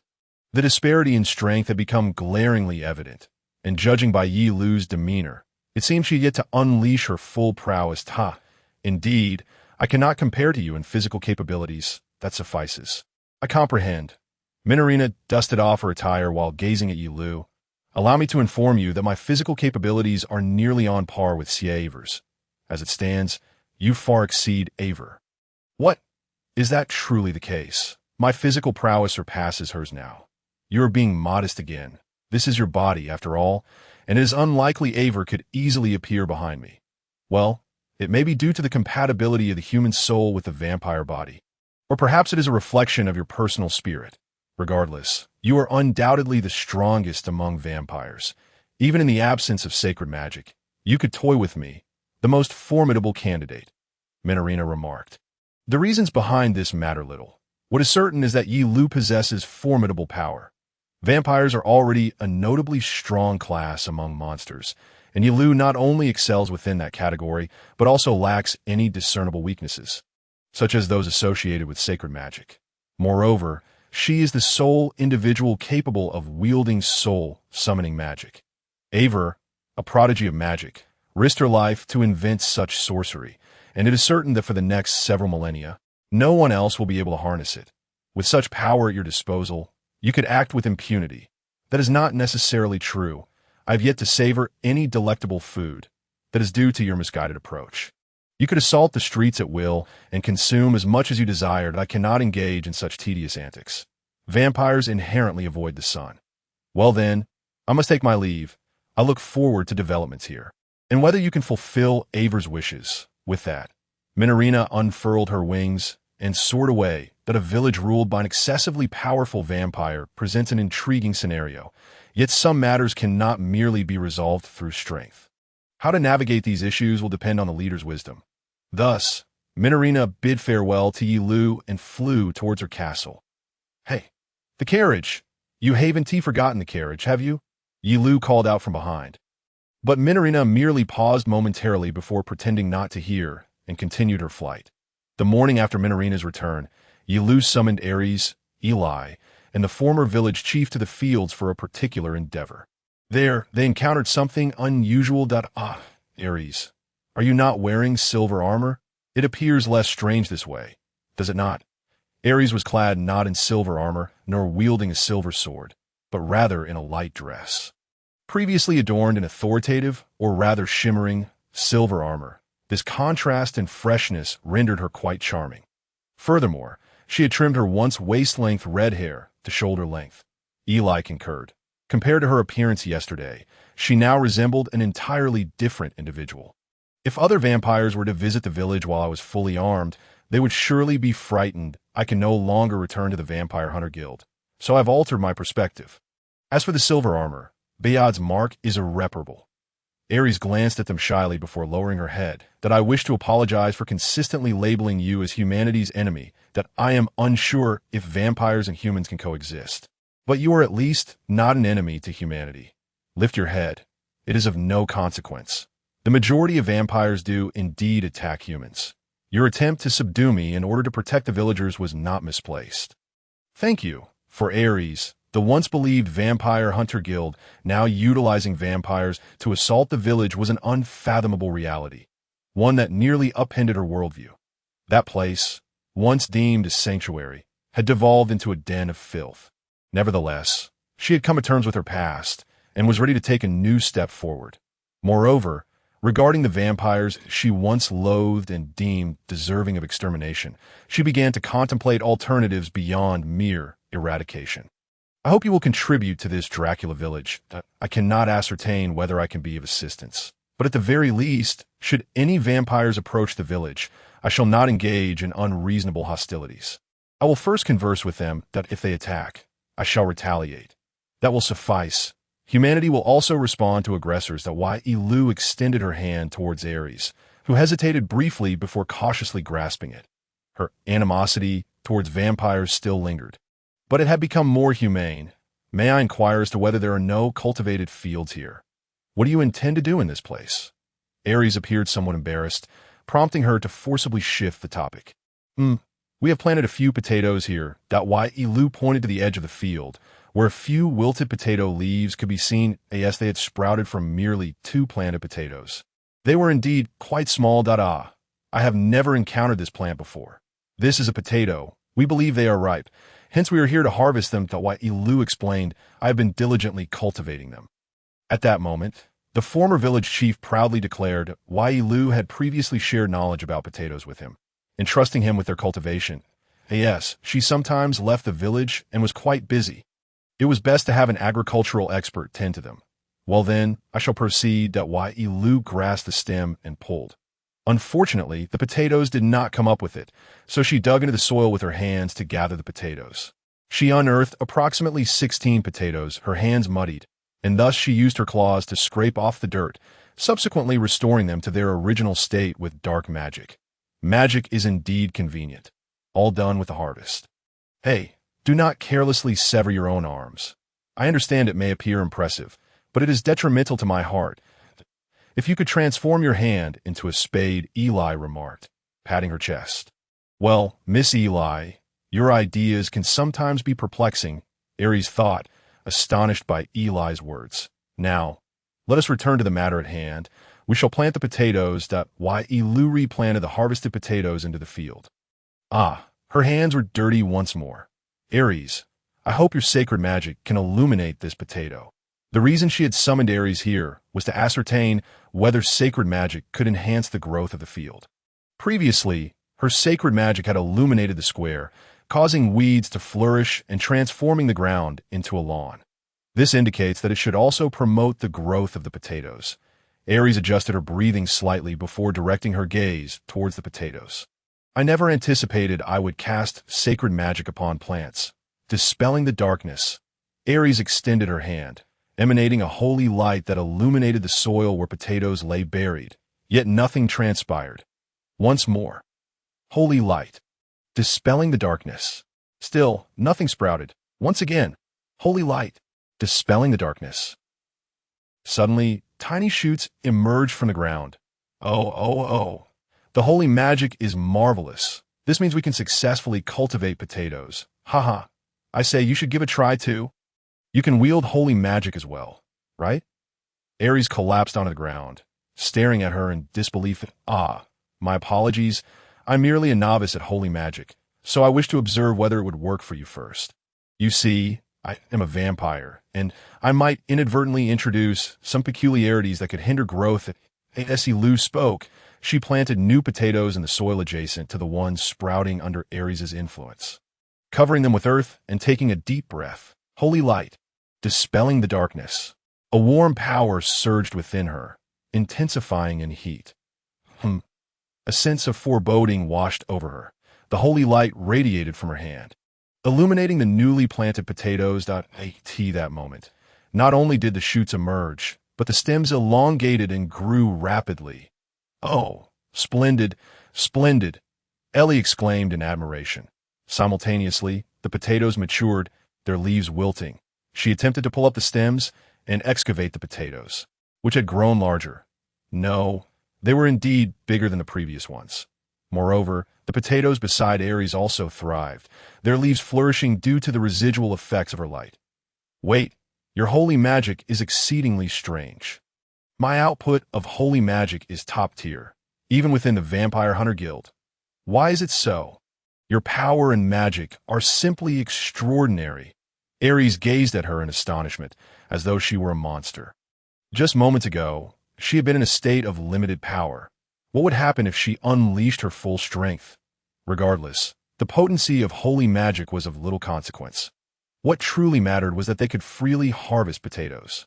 That meant they could indulge in potatoes to their heart's content. "All right, let us return and roast the potatoes. We only need to leave a few for planting." "Oh, wait. You seem to be overlooking the power of holy magic." Aries interjected. God once proclaimed that now is not the time to focus on holy magic, but rather to savor the potatoes. God would not belittle holy magic. Hurriedly, they clutched the potatoes and made their way home. Ellie placed a frying pan atop the stove, preparing to roast potato slices. A sprinkle of salt? Sprinkle it. Wait, can crops grown with holy magic be eaten directly? No one has ever tried it, since it is illuminated by holy magic. There should be nothing amiss. Don't say such things, you vampire. All right, Ellie brought over the potatoes on a wooden platter. Having already sprinkled salt, Ye Liu took one in her hand and tasted it. Delicious, hot potatoes, paired with black bread and beast meat. A flavor my palate is accustomed to. Hot. Can you hold it in such a state? It might burn your tongue if you don't let it cool. Because I'm a vampire? Come, quickly taste it. All right, delicious, much tastier than black bread. Indeed, did I truly cultivate these potatoes myself. Both Aries and Ellie seemed quite pleased, while the village chief appeared to harbor somewhat ambiguous thoughts. Honey and potatoes might pair well. Well then, let's give it a try. Nice. Thus, with a stable harvest of potatoes, the village's food predicament was resolved. Just when Ye Liu thought she could finally relax, a bat flew beside her. Not one of her It clutched a letter in its mouth. Upon opening and reading it, she wondered, what is this letter? A curse letter. That cannot be. It is from someone wishing to move to this village. How splendid. An increase in population. No, the population will not increase. For the writer of this letter is a vampire. Ye Liu had received a letter from a vampire. The sender was undoubtedly a vampire, as only a vampire could command a bat, and this one exuded a distinctly vampiric aura. What was written in the letter? Aries regarded her seriously. For her, matters concerning vampires were undoubtedly of great concern. Ye Liu showed the letter to Aries, who frowned in response. Wow, written in blood. The letter was inscribed in blood. It was understandable that a vampire would find it more convenient to use blood than ink. My name is Safid. I write this letter to request permission to relocate to your esteemed village. I shall arrive in your village tonight, and I would be immensely grateful for your consent. Please deliver your response to the bat. How should one interpret this? A very polite vampire indeed. The arrival of a vampire in Dracula Village was certainly an unusual occurrence. Previously, when repelling the Lord's army, she had declared that this was a village where humans and vampires coexisted, hence the expectation of vampires coming here. However, to still be willing to come after hearing that declaration likely indicated a rather peculiar vampire. At the very least, the one arriving should be a relatively weak vampire. Powerful vampires would not consider coexistence. They could freely attack humans, making it unbeneficial for them to come to this village. If they were to assault humans indiscriminately, they would be eradicated. Thus, it was more likely that such a type of vampire would come, which would be more convenient for her. Let us respond first. Ye Liu retrieved a small vial filled with blood from her bosom, uncapped it, and poured the blood onto the letter. Then she activated her blood magic, inscribing the message in blood. Welcome, but please do not endanger the village or its inhabitants. By the way, she wrote the letter in the language of this world, having learned to read and write from the previous owner of AI Wei body. Ellie and Ares secretly observed her as she penned the letter. A letter written in blood, regardless of its content, appeared threatening, like a curse.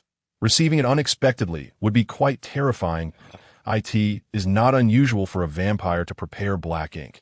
The notion that a vampire would write a letter in a proper manner was indeed a curious one. Ares was correct. It was inherently inappropriate for a vampire to compose a letter with decorum. She handed the finished letter to the bat, which flapped its wings and took flight. Now, they could only await the arrival of this vampire. It would be best if it were a peaceful one, otherwise. I hope for a gentleman, one who possesses understanding towards humans, Ares remarked. Looking at her, I have a question. If that vampire poses a threat to the villagers, what will you do? What if the newly arrived vampire acts arrogantly? Though the inquiry was casual, her gaze was exceedingly grave. As a vampire hunter, the safety of humanity was paramount. Ye Liu also hoped she would protect the villagers, as that would be beneficial for everyone. This was a question she ought to answer seriously. The severity of the threat would vary. First, there would be strict punishment. Afterwards, they would assess whether to allow him to remain in the village. If he wished to stay, an opportunity for reflection would be granted. If he were to cause upheaval again, regrettably, he would have to be eradicated. Upon hearing her words, Ares slightly squinted her eyes. Such strictness towards her kin. It was natural for vampires to attack humans. Without strict measures, maintaining order in the village would be impossible. Would vampires truly comply? Their instinct to attack humans is, after all, a natural one, isn't it? Humans would also create chaos in a state of anarchy.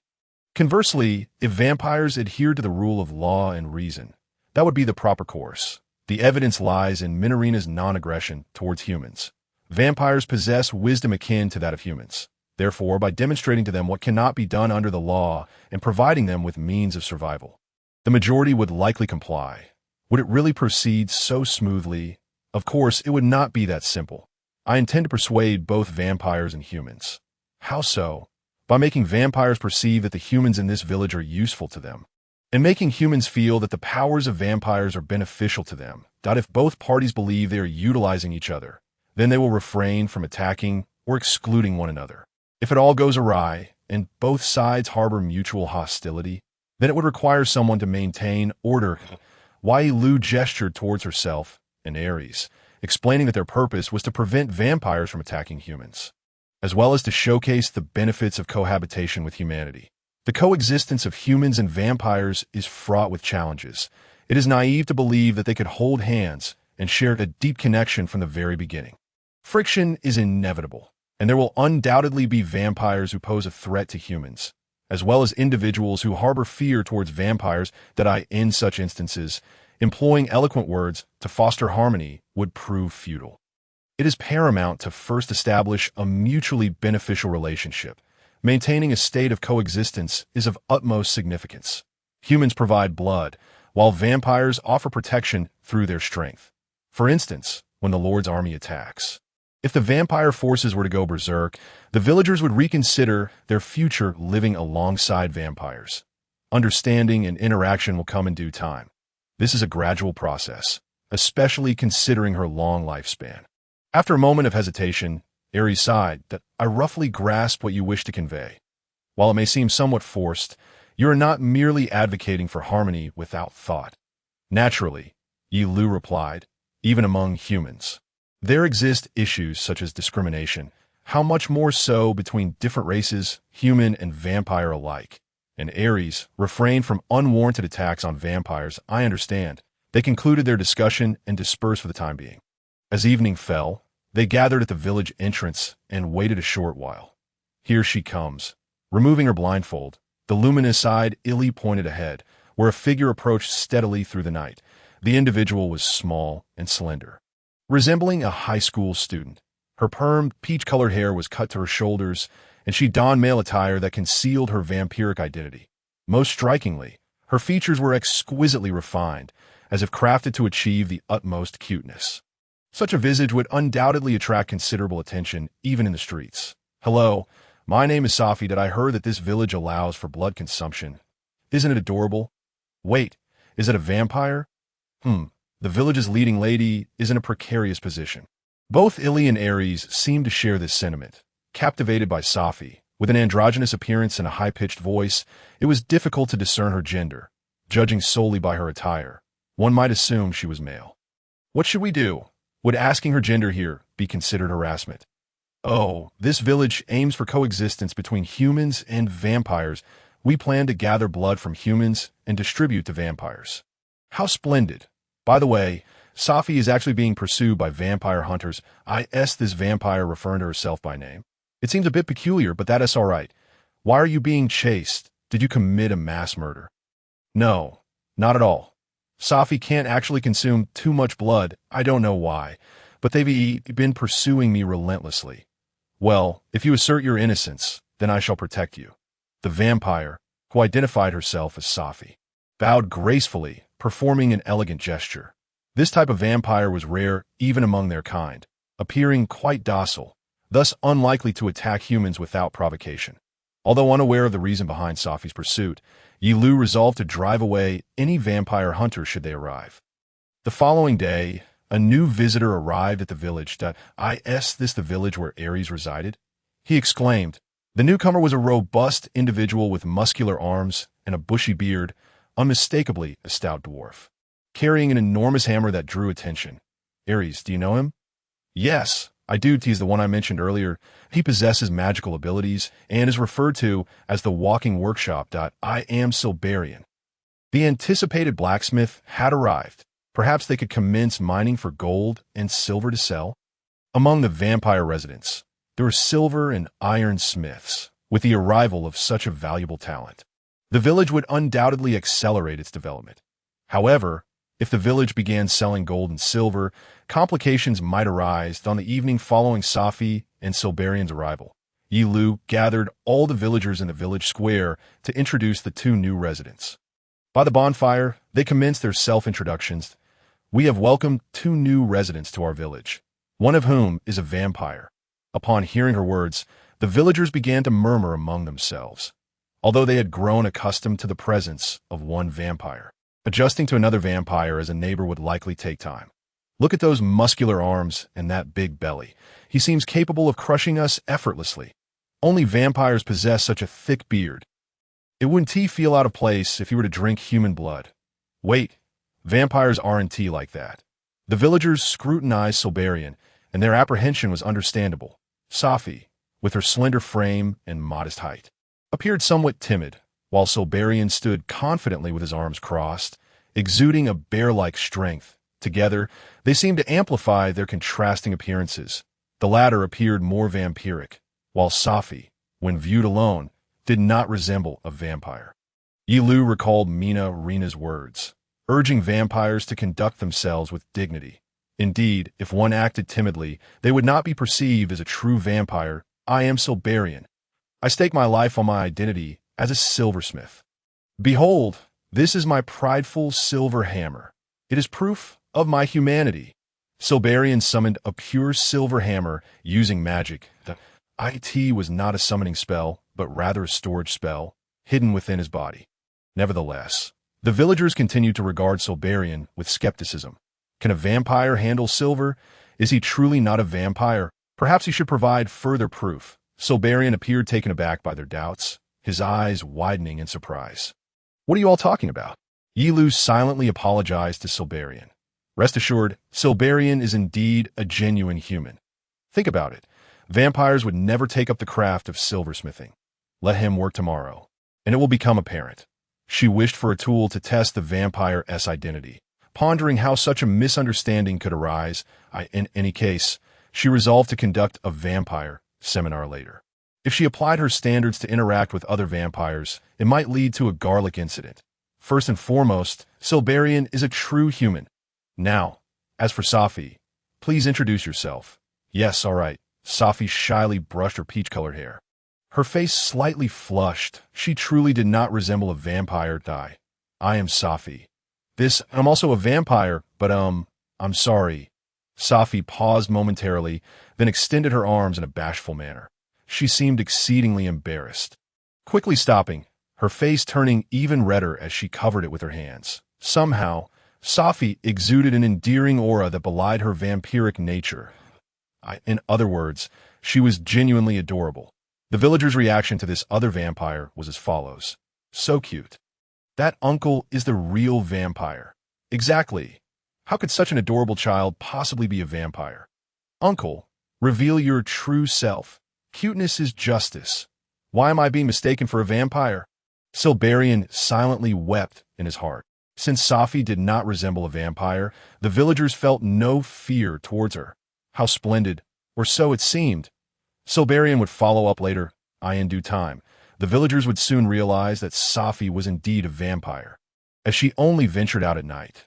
Thus, these are our new villagers that I hope you all can coexist harmoniously in the future. Particularly concerning Safi, there may be many questions, so for now, villagers are prohibited from interacting with her during the day. And visits to Safi's home are also forbidden. Why? I want to hug Safi. To foster good relations with a vampire, don't be ridiculous. I will throw you out if you think any excuse can justify a good relationship with Safi. You are sorely mistaken. I'm Safi's best friend. Some villagers were truly frightening. By the way, that guy once spied on Ares while she bathed. Ahem, please refrain from approaching during the day. For instance, what if you accidentally open the door during the day? And Safi was exposed to sunlight. Understood. Hugging Safi at night. If this guy attacks you, just crush him. Well, indeed, vampires are remarkably formidable during the night. However, they may perish with the same ease as goldfish at a temple fair under the sun, necessitating extreme caution in addressing this predicament. Particularly since she is the inaugural vampire villager, they intend to use her as a model case to recruit additional vampire inhabitants, alleviating excessive concern. For if an unforeseen mishap were to occur, it is plausible that no one would come to assist. The other villagers appeared to comprehend this notion, nodding in agreement. Understood. Both of you are most welcome, and should you encounter difficulties, do not hesitate to consult with me. Concluded Ye Liu, marking the end of the gathering in the square. The villagers seemed to accept these two individuals without issue. It appeared that even with the potential influx of more residents in the future, there would be no problems. As she pondered this, Ares approached, with Illy standing somewhat apprehensively behind her. What troubles are you two experiencing? Ye Liu inquired with curiosity. If we evaluate other vampires against Safi as the standard, might it lead to a diminished sense of fear due to the vast disparity? Ares posited. Indeed, I have operated as a vampire hunter for several years, yet I have never encountered such a vampire. As for peculiarities like yours, this is my first experience, Ares remarked, eliciting a few exasperated lines on Ye Liu's forehead. Well, we believe that the first arriving vampire, Safi, is a fortunate occurrence if a character like Bayard were to arrive. They would have to commence with an iron-fisted reprimand. Illy gently shook her head. In fact, the first vampire to enter the village was Bayard. Illy, cease your words. That individual was eliminated before entering the village. Thus does not count. Very well. Let us document our future aspirations. She proceeded to carve a nearby tree into a board-like shape, as if to obscure the memory of Bayard. Then, retrieving a small vial filled with blood from her pocket, she began to inscribe with the crimson liquid. Using blood, how grotesque for a vampire! Illy scoffed. The inscription on the wooden board read as follows. Commitment to the development of the village. 1. To explore the gold and silver mines outside Dracula Village. 2. Increase the human population and establish residency. 3. Sign contracts with merchant associations to supplement supplies. 4. To increase the vampire population and establish residency. 5. To create gourmet cuisine. These 5 points had been conceived while she lay in her bed. Should these aspirations come to fruition, the village would experience considerable growth, which was her immediate goal. The 4 points are more comprehensible, Illy interjected. Very well. These 4 shall be our objectives. Illy continued to gaze intently at the wooden board, while Ares confirmed the blood-written words with a hint of dissatisfaction. There are 5 points, Ye Liu sighed. The last point is superfluous, for will suffice, Illy insisted. There is no need for the final point. Aries stated that, oh, how peculiar that her desires were dismissed as trivial jest. After examining the board, Ili shifted her gaze to Ye Liu. Let us begin with the first point. Thus, Aries will be motivated to assist. We will exchange honey daily. Ili extended her palm, requesting something. Honey? Absolutely not. My daily allowance would diminish, Ye Liu protested. Then I shall permit you to partake of my blood. Honey is preferable. Are you truly a vampire? Perhaps you have evolved to subsist on honey? Or are you a mutant of bears or bees? What is Ili babbling about? Regardless, she remains a vampire. In any case, I appear to be a vampire. Now, allow me to elucidate in order, starting with the exploration of gold and silver mines beyond Dracula. She invoked blood magic, causing one to explore the Dracula gold and silver mines to materialize from the board and float in the air. Should we acquire gold and silver, the village's wealth would increase substantially. Gold is paramount. With it, most problems can be resolved. In essence, it is a desire for wealth. The covetous vampire, Ili stated, a miser. Aries nodded in agreement. Ili and the others regarded her with cold indifference. It is well known that money cannot solve all problems. Yet a lack of funds is utterly debilitating. That moment, feeling a gaze upon her back. She turned to find Safi staring at her, with an expression of astonishment. Is this truly sincere? The vampire yearning for silver mines is rather intimidating. I am not frightening at all. Ye Liu stepped closer. Safi instinctively retreated. This is a typical vampire reaction. Yet Ye Liu sensed it was somewhat atypical. Now the villagers treat her as an odd vampire. Well, she is merely a touch unconventional. Safi, I implore you to listen to me.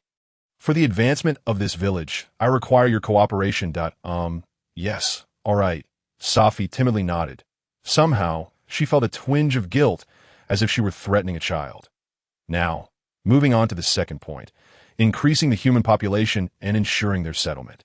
She returned 1 to the board, and 2. Increase the human population and ensure their settlement levitated in the AI.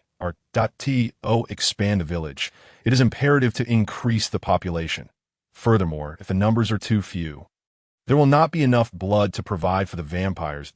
In other words, you wish to augment the number of individuals from whom taxes can be levied and blood can be extracted.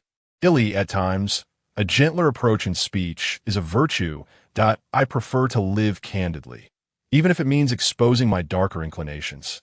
Ili remarked with a hint of pride, lightly patting her flat chest, which hardly warranted such pride. Moreover, even if we gather many individuals now, it would be futile if they are unwilling to settle here. Hence, we must ensure their ability to reside and thrive within our community. Aries noted that we should also encircle the village with walls, station soldiers at the sole exit, and establish a watchtower. This would be impeccable, Ye Liu suggested. Indeed, we also need to construct more houses. Ye Liu concurred with Aries' statement. As before, Ye Liu returned 2 to the board, and 3. Signed contracts with merchant associations to supplement supplies danced in the air. Pray tell, what significance does this hold, even if it remains on the board? It is visible, Aries inquired. Frankly, it is rather amusing. Very well, Aries, do not look so disappointed. The text floating above is just right. Ahem, to return to the matter at hand, with an increase in population, supplies will undoubtedly become insufficient. We hope to establish a stable procurement of resources from external sources. Should we successfully explore the gold and silver mines, purchasing expenses would not be an issue. We require iron and various other materials. Ye Liu articulated. Iron for coffins? Aries asked. Wood would suffice. It is more beneficial and may not be excessively heavy, allowing easy access from within. Ye Liu seemed indifferent.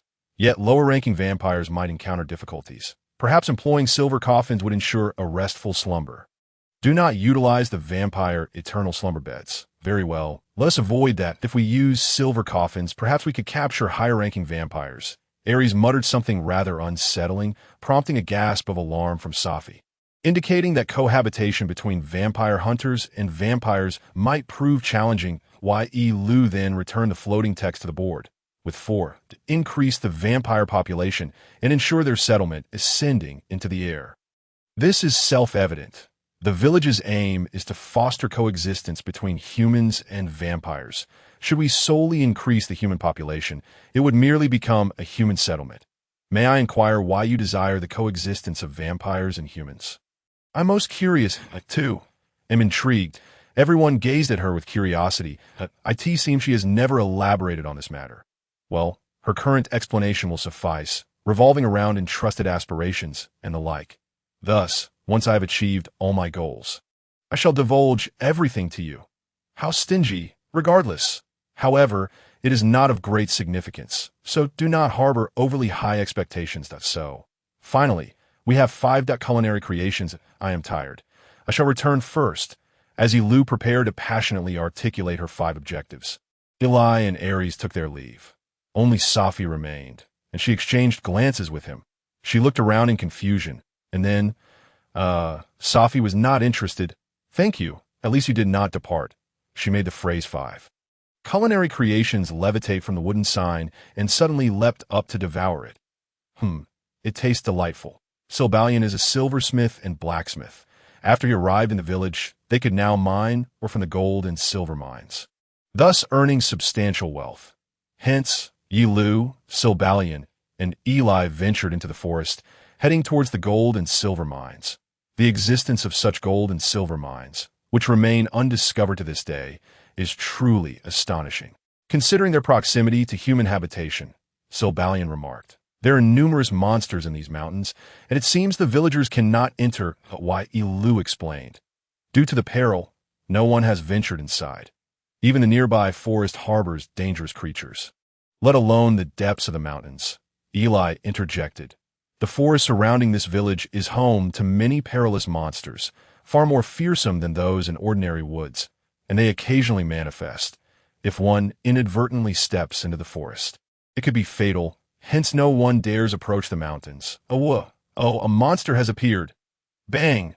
A 4-legged creature resembling an elephant attacked them, but Ye Liu effortlessly felled it with a single punch. This creature looks dire, or rather, it resembles an elephant. Can it be consumed? This is an A-rank king's fang. Why does such a monster exist? Silbalion exclaimed in astonishment. You recognize this? Then tell me why Ye Liu was about to retrieve her diary from her pocket, but paused. Rather than searching, it would be more efficient to inquire directly. This is a creature with formidable teeth capable of pulverizing rock. It is a powerful beast that even a rather advanced adventurer team would struggle against. Silbalion elucidated, if it were Liu, these would all be minor karami. Eli declared with pride. Yet this type of monster only appears occasionally. Why is it here?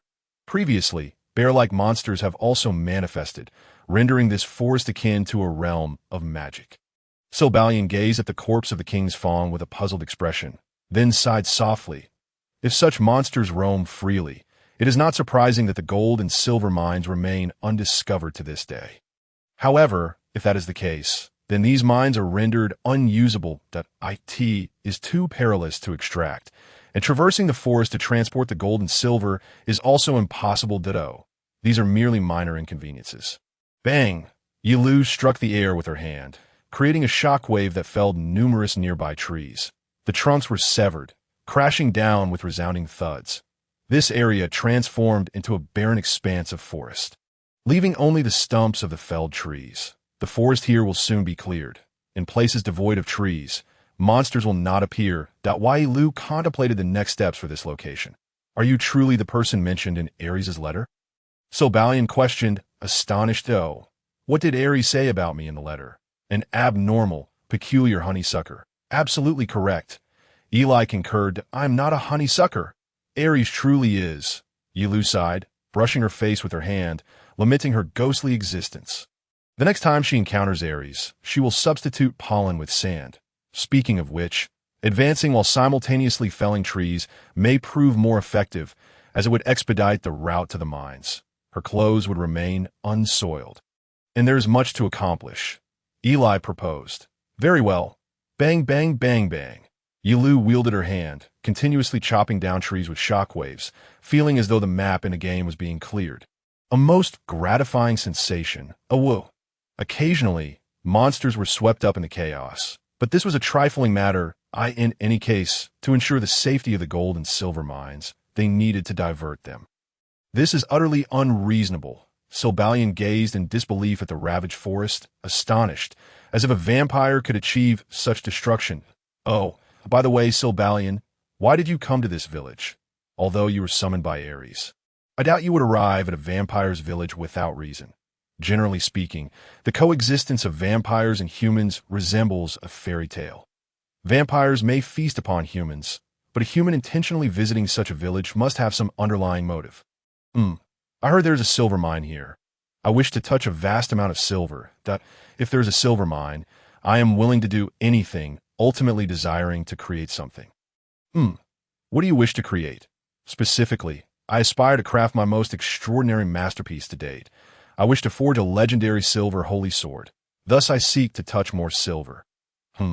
Is that silver holy sword truly that powerful? Of course, it is the mightiest sword for vanquishing vampires, capable of evaporating not only vampires, but even humans. Sylbalian seemed disinclined to elaborate further. Even if she pressed for more information, it would be futile. So they continued their tree felling as they made their way into the mountains. However, rather than a holy sword, it seemed more like an accursed blade. Can it truly evaporate humans?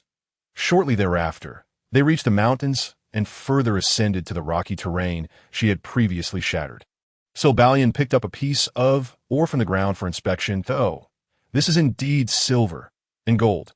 A treasure trove, Sylbalian gasped, staring intently at her.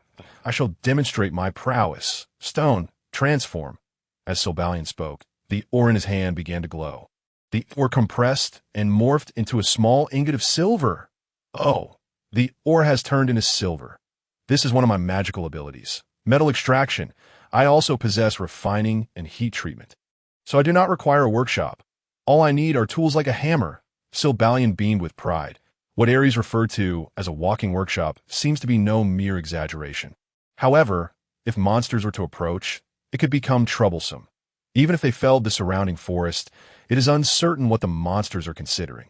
What if something were to happen? Could you cover your ears? Eli requested as well. Ye Liu said. Are you planning to do something strange again? Sylbalian asked skeptically. Wonderful. Eli appeared utterly delighted. All right, Eli, cover your ears well. After confirming that Sylbalian and Eli had covered their ears, Ye Liu turned her back to them and activated her transformation magic. Transform. Ye Liu's body was enveloped in smoke, transforming into an enormous bat. This is a vampire's ability. Transformation magic. And then she took a deep breath. A supersonic wave was generated. The surrounding sound waves roared as countless birds and avian monsters took flight from the forest. Those moth-like creatures also fled in droves. Wolves and other monsters in the forest desperately escaped from the source of the sound. It was as if a prelude to a cataclysm. The collective flight of the animals commenced. Now, this should suffice. Ye Liu returned to her original form. This is simply incredible. Sylbalian was taken aback by the scene before him. Wow, wow, wow, wow, Eli exclaimed, her eyes sparkling with excitement. Eli, you may remove your hand from your ears now. Thus, the gold and silver mines commenced operations. By the way, the name was designated as the Dracula Gold and Silver Mine. It shares the same name as the village. Nothing particularly special, but real mines also utilize geographical names, so it is acceptable. Thus, one of their objectives, develop the Dracula Gold and Silver Mine, can be considered temporarily accomplished. They still need to increase the number of miners and such, but that can be done gradually. Upon returning home, she made the blood letters on the sign resting on the table hover in the air before consuming them. Speaking of which, Eli, why do you have a whip? The item that Ellie brought back with her resembles a whip. It's a whip given to me by Sylbalian. What do you intend to do with it? Tame Ye Liu's steed. He also brought back some peculiar items that Sylbalian should refrain from giving. Hey Liu, I'm feeling drowsy. Ellie rubbed her sleepy eyes. Then let us return home. Ye Liu replied helplessly, can't anyone allow me a peaceful night's rest? Why does everyone say the same thing? After they returned home from the mine, they approached the entrance, eager to converse with Sylbalian. The night had already fallen, but Sylbalian awaited them with crossed arms. Oh, you have finally arrived. It's quite late, and there's no one outside. So hurry and share what happened today. Sylbalian seemed to sense something. Safi merely roams at night. Safi murmured while Ye Liu observed the emerging Safi. Wow! Sylbalian was startled by the voice from behind, failing to notice Safi approaching from the rear. Safi, too, was taken aback by Sylbalian's surprise, displaying an expression of shock. Yes, I apologize. I did not mean to startle you, Safi said, offering her apologies to Sylbalian. It's all right. Just refrain from suddenly appearing behind someone. It inevitably frightens people, Sylbalian remarked jovially, displaying an accommodating nature. Yes, I'm sorry. Vampires see better at night, so it's easy to lose track. Safi bowed in apology. Vampires do not possess the inability to see in the dark. It is not unusual for them to notice others, and their ability to conceal themselves at night is remarkably potent. Ye Liu was genuinely curious about Safi. It was her first encounter with a vampire so timid. Perhaps it was related to her experiences. Just so, Safi, I have brought you today's meal. Please follow me. Ye Liu gestured for Safi to accompany her. Yes, all right. By the way, where shall I sleep tonight? In the former village chief's home, as before. Safi asked timidly. To my house. There's an empty room? Ares is also present. Ye Liu replied, No, that is not an empty room. Safi observed the so-called empty room. That's fine. Ares is no longer a saintess, meaning she has been tainted. Ellie interjected. Ellie, we mustn't speak of that in her presence. Safi, for tonight, I suggest you stay at the former village chief's house. Though it should be customary to host guests in the village chief's home, unfortunately, due to Ellie's presence, it cannot be done. And the former village chief must bear the burden instead. We shall meet again tomorrow. Sylbalian bid farewell to Ye Liu and promptly headed towards the former village chief's residence. Safi, this way. While Ye Liu invited Safi into her home. Then scooped some frozen blood from a barrel, filling a cup, and handed it to Safi along with a spoon. Here you go, blood jelly. Please sit on that chair and enjoy. Thank you. By the way. Why is it frozen? This way it has a better texture. After being solidified with blood magic, it can remain fresh for an extended period. Oh, I see. Safi sat on the chair, cautiously scooping the trembling jelly, appearing somewhat apprehensive. It's delicious. This is good blood. A look of satisfaction spread across Safi's face. I harvested it myself. It's no big deal, huh? Ellie chimed in at that moment. Is that so? In response to Ellie's proud expression, Safi displayed an expression of admiration. However, Safi seemed quite hungry. She licked the blood jelly and swallowed it in one gulp. Without needing to ask for her thoughts, her eyes sparkled. Delicious, Safi exclaimed. It has been ages since I could truly savor human blood. How nostalgic, Safi expressed with a hint of sentimentality. That is wonderful. By the way, do you have any vampire friends? If so, I would like to invite them to this village, Ye Liu suggested, given Safi's character. Her friends must also be commendable. After all, like attracts like, there are about 10 of them. If they can sustain a steady supply of blood, they may come. They aren't particularly powerful vampires, so acquiring human blood can be challenging. Safi explained why Ye Liu couldn't help but smile. Splendid. This would increase the vampire population. No, the ghoul population would expand. The size of the village could also grow substantially. The issue lies with the quantity of blood. Currently, the village only has 50 inhabitants, making it impossible to sustain more than 10 vampires. However, she had an idea that if necessary, they could purchase blood from other villages.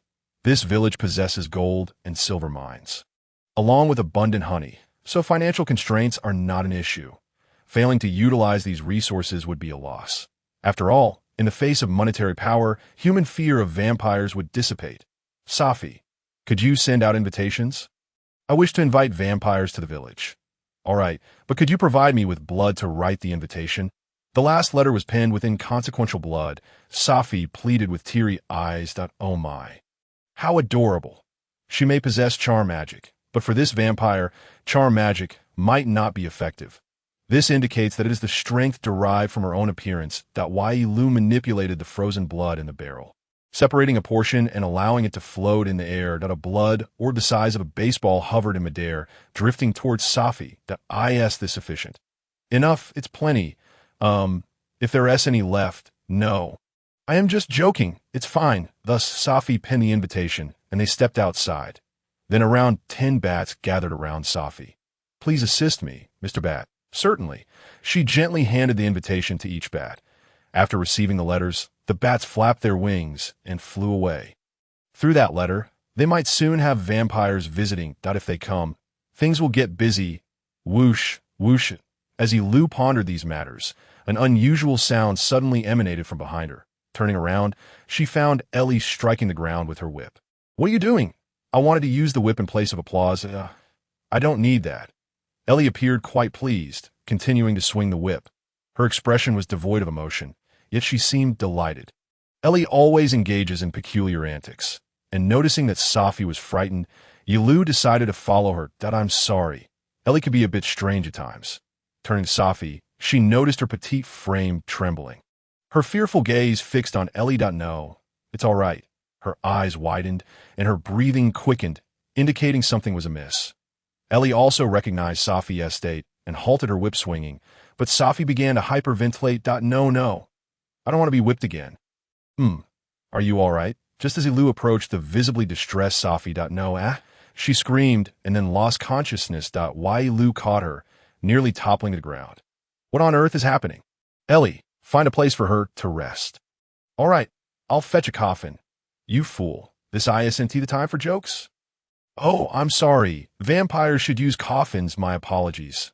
"Let her rest in my coffin for now." "No." After Safi fainted, they hurriedly returned home. Ye Liu placed her in the coffin, temporarily opening the lid to allow her to rest.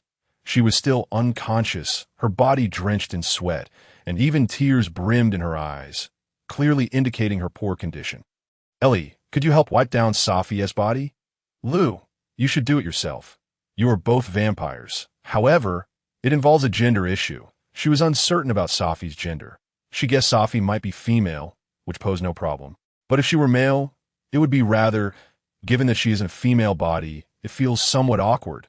"Alternatively, we could awaken her," Ellie suggested. "What? She is still unconscious, if it is evident that she is experiencing a nightmare." "Waking her would be an act of compassion," Ellie continued. "Indeed, vampires possess remarkably resilient bodies." "Safi, are you all right?" "Hey." Finally, Ye Liu shook Safi's body, prompting her to mumble an and open her eyes. "This is my home." "You suddenly fainted earlier, and I was quite worried," she said as she surveyed her surroundings. "I'm so sorry," Safi replied, her head lowered in apparent remorse. "Was it my whip that caused this?" Ellie approached her, gently inclining her head. No, it's not that. Miss Ellie is not at fault," Safi murmured softly. This incident clearly stemmed from her seeing Ellie's whip. It was evident that Ellie bore no blame, as a robust vampire should not faint merely from fear of a whip. Nevertheless, considering the future, Ye Liu felt compelled to inquire about the cause, even if it might unearth painful memories for others. "Safi, you seem genuinely frightened of the whip. What transpired? If there is something you haven't told me, please share. There should not be a vampire wandering aimlessly in Dracula Village." Yet, Safi had arrived, indicating that there must be an underlying reason. "That if you don't wish to speak, that's perfectly fine." "No, I will tell." In a room where the walls were draped with curtains, Safi found herself bound to a cross in her natural state. A man, resembling a cleric and bearing a sinister gaze, fixated on her. Not long ago, this man had captured Safi. Since then, she had remained in this room, subjected to daily interrogations. Vampires are truly remarkable. No matter how brutally treated, they do not perish easily. It's truly extraordinary. The man slashed Safi's cheek with a knife. Although it drew a trickle of blood, the wound darkened and dissipated like mist. "And now for this." "No," Safi gasped. He brandished a silver whip, swinging it slowly as if to torment her, before striking her abdomen. No. It burns. My abdomen is seared by holy power." Indeed, vampires fear silver. Why? Why commit such cruelty?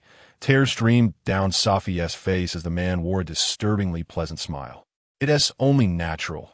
There are no legal ramifications for torturing a vampire." What a delightful notion. "Vampires are the finest," he declared. "Please, live well for my sake." The man coiled the silver whip around Safi's arm, her skin feeling as though it were being scorched. She could only utter cries of distress. After several more strikes, the man wore a dazed smile. "If this continues, you will perish." That would be unfortunate. So today, we shall see your fate. Fate? Yes, the challenge is to behold the countenance of God. The man left Safi, drawing back the curtains of the room. Weak sunlight filtered through, casting its rays upon Safi's body. Ah, is the sun still weak? Today is overcast, hence the sun is not too strong. Such as a fate you cannot resist. No, no, no, no. Do you intend to accept your fate? That simply won't do. You have only just been born. You must struggle fiercely to survive. The man mocked Safi. So beautiful, like humans created by God. Such beings suffer, is my proof of surpassing God. Did it tremble? Is this also fate? After that, Safi could not recall much. Somehow, the building collapsed, and miraculously, she was freed from the cross, donning the clothing of the man nearby. Despite her burned skin, she fled desperately into the forest outside the city. Safi finally caught her breath, but the situation was dire. If that man were to capture her again, she knew he would employ even more brutal methods to end her life. No, I don't want to. Safi had grown weary.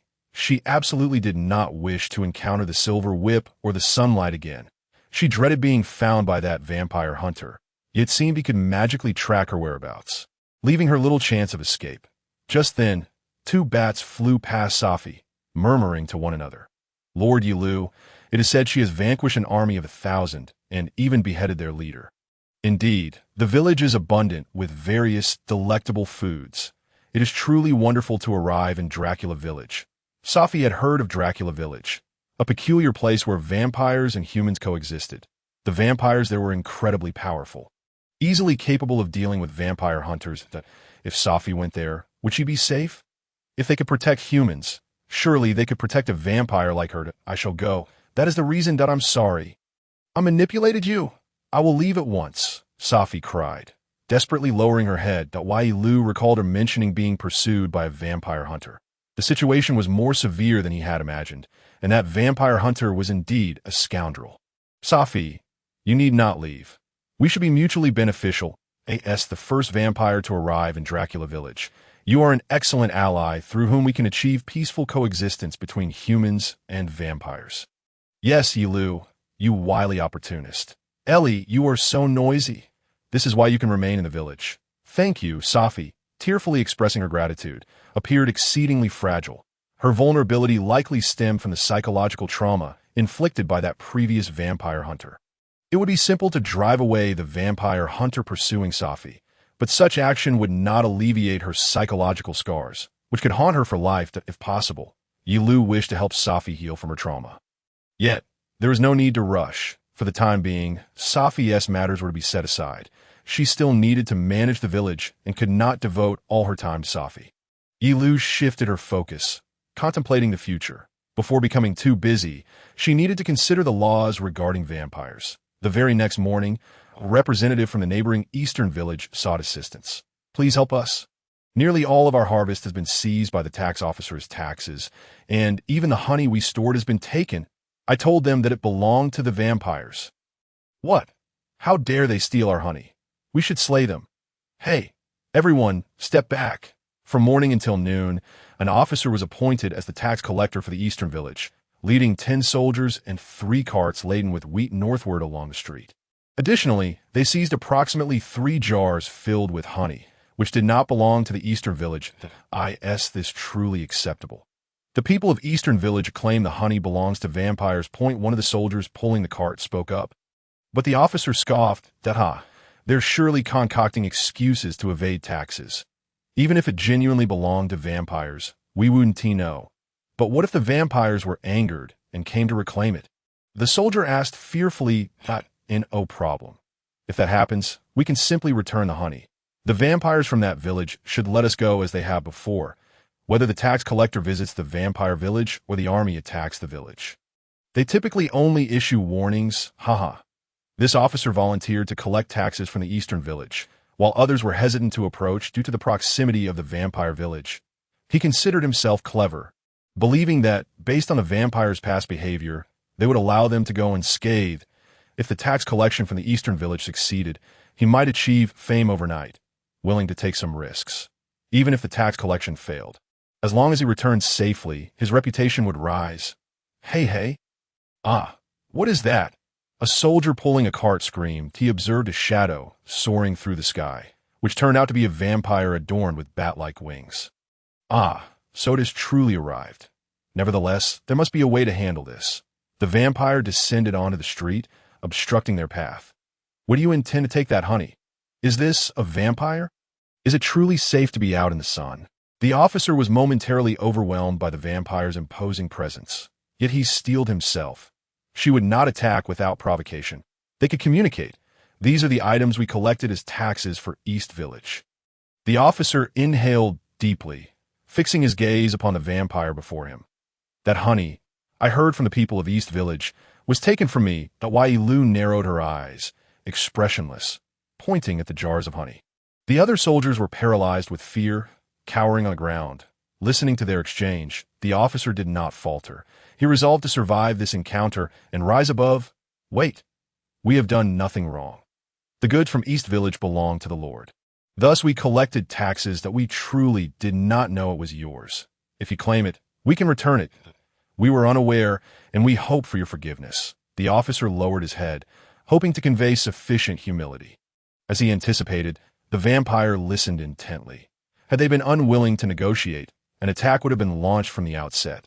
Thus, his prediction bore fruit. They might indeed be spared this time.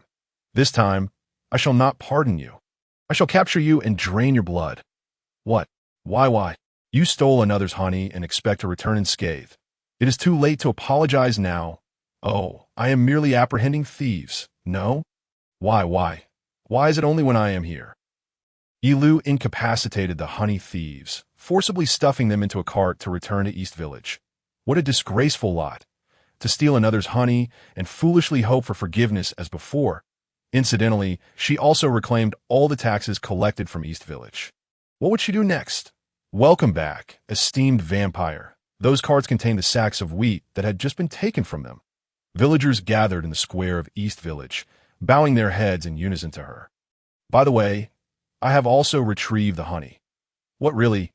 Thank you so much. The villagers expressed their gratitude to her. Yet for her, it was merely fulfilling her duty. Upon reflection, although the honey had been stolen, the theft of legitimately collected taxes could pose a serious issue, for this remained the Lord's domain. Unless, if necessary, I could release those apprehended and allow them to return with the taxes. Or, do you have other thoughts? The tax collector must perish, yet the other soldiers, after being drained of much blood, could be permitted to leave. That might be overly lenient for the honey thieves. Just to clarify, her anger was not solely because she was a vampire. Honey is a precious commodity. They had absconded with 3 jars, potentially exceeding 100 gold coins in value. A grievous crime that would not be forgiven in ordinary towns. They endeavored to steal the honey she had painstakingly obtained. A transgression worthy of death. No, if all the taxes are collected, we shall starve. This year has already been a poor harvest. 8/10 of the tax is utterly excessive. Instead, if it could be reduced to 4/10, we would survive. The villagers began to voice their grievances collectively.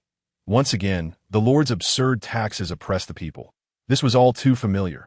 Esteemed vampire, please assist us. We would rather follow you than perish from hunger. The village chief knelt before her, and others soon followed suit. Esteemed vampire, please help us. We too wish to receive your aid like the people of Xena Village. We shall heed your every command. Please lend us your assistance. Well, it seemed her domain was about to double. East Village and Dracula Village shared a similar population.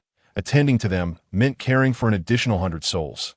Coincidentally, she was contemplating increasing the number of vampires. This could be an opportune moment. We shall pay taxes with blood. Moreover, beyond myself, there will be more vampires. Is such a demand acceptable? Better than dying under the Lord. Very well, I shall bring you under my rule. However, you may need to relocate from this village to Dracula Village. No problem. As long as you can protect us? Excellent. This means we shall have food. The people from the neighboring village appeared increasingly well-fed. Their faces rounder and their flesh more abundant. She had always envied them for their ability to eat their fill. Thus, one more village was added to her domain, effectively doubling her population. However, problems soon followed. Merely relying on the forest for game would be woefully inadequate to care for so many. More furniture and housing were needed, which in turn demanded additional timber and iron. IT seemed imperative to forge a route for acquiring supplies through the sale of silverware and other goods. It has come to the point where I must collaborate with vampires. I can only laugh at my own predicament. In this dire situation, I have no other choice. During the day, in the offices of the Reincarnated Trade Association headquarters, a downcast merchant gazed at his clothes, soiled with dust from neglecting to clean them, and sighed deeply. His Reincarnated Trade Association teetered on the brink of collapse. Their convoy, en route to the Western Territories, had been ambushed by bandits, leaving their cargo stripped bare. In such dire straits, no one was willing to trade with them. Should they go bankrupt, their debts would remain unpaid, plunging them into despair. That moment, a blacksmith he knew reached out to him. He claimed that vampires were seeking business partners, possessing mountains of gold and silver, as well as honey. Silberian was a trustworthy individual. He would not lie.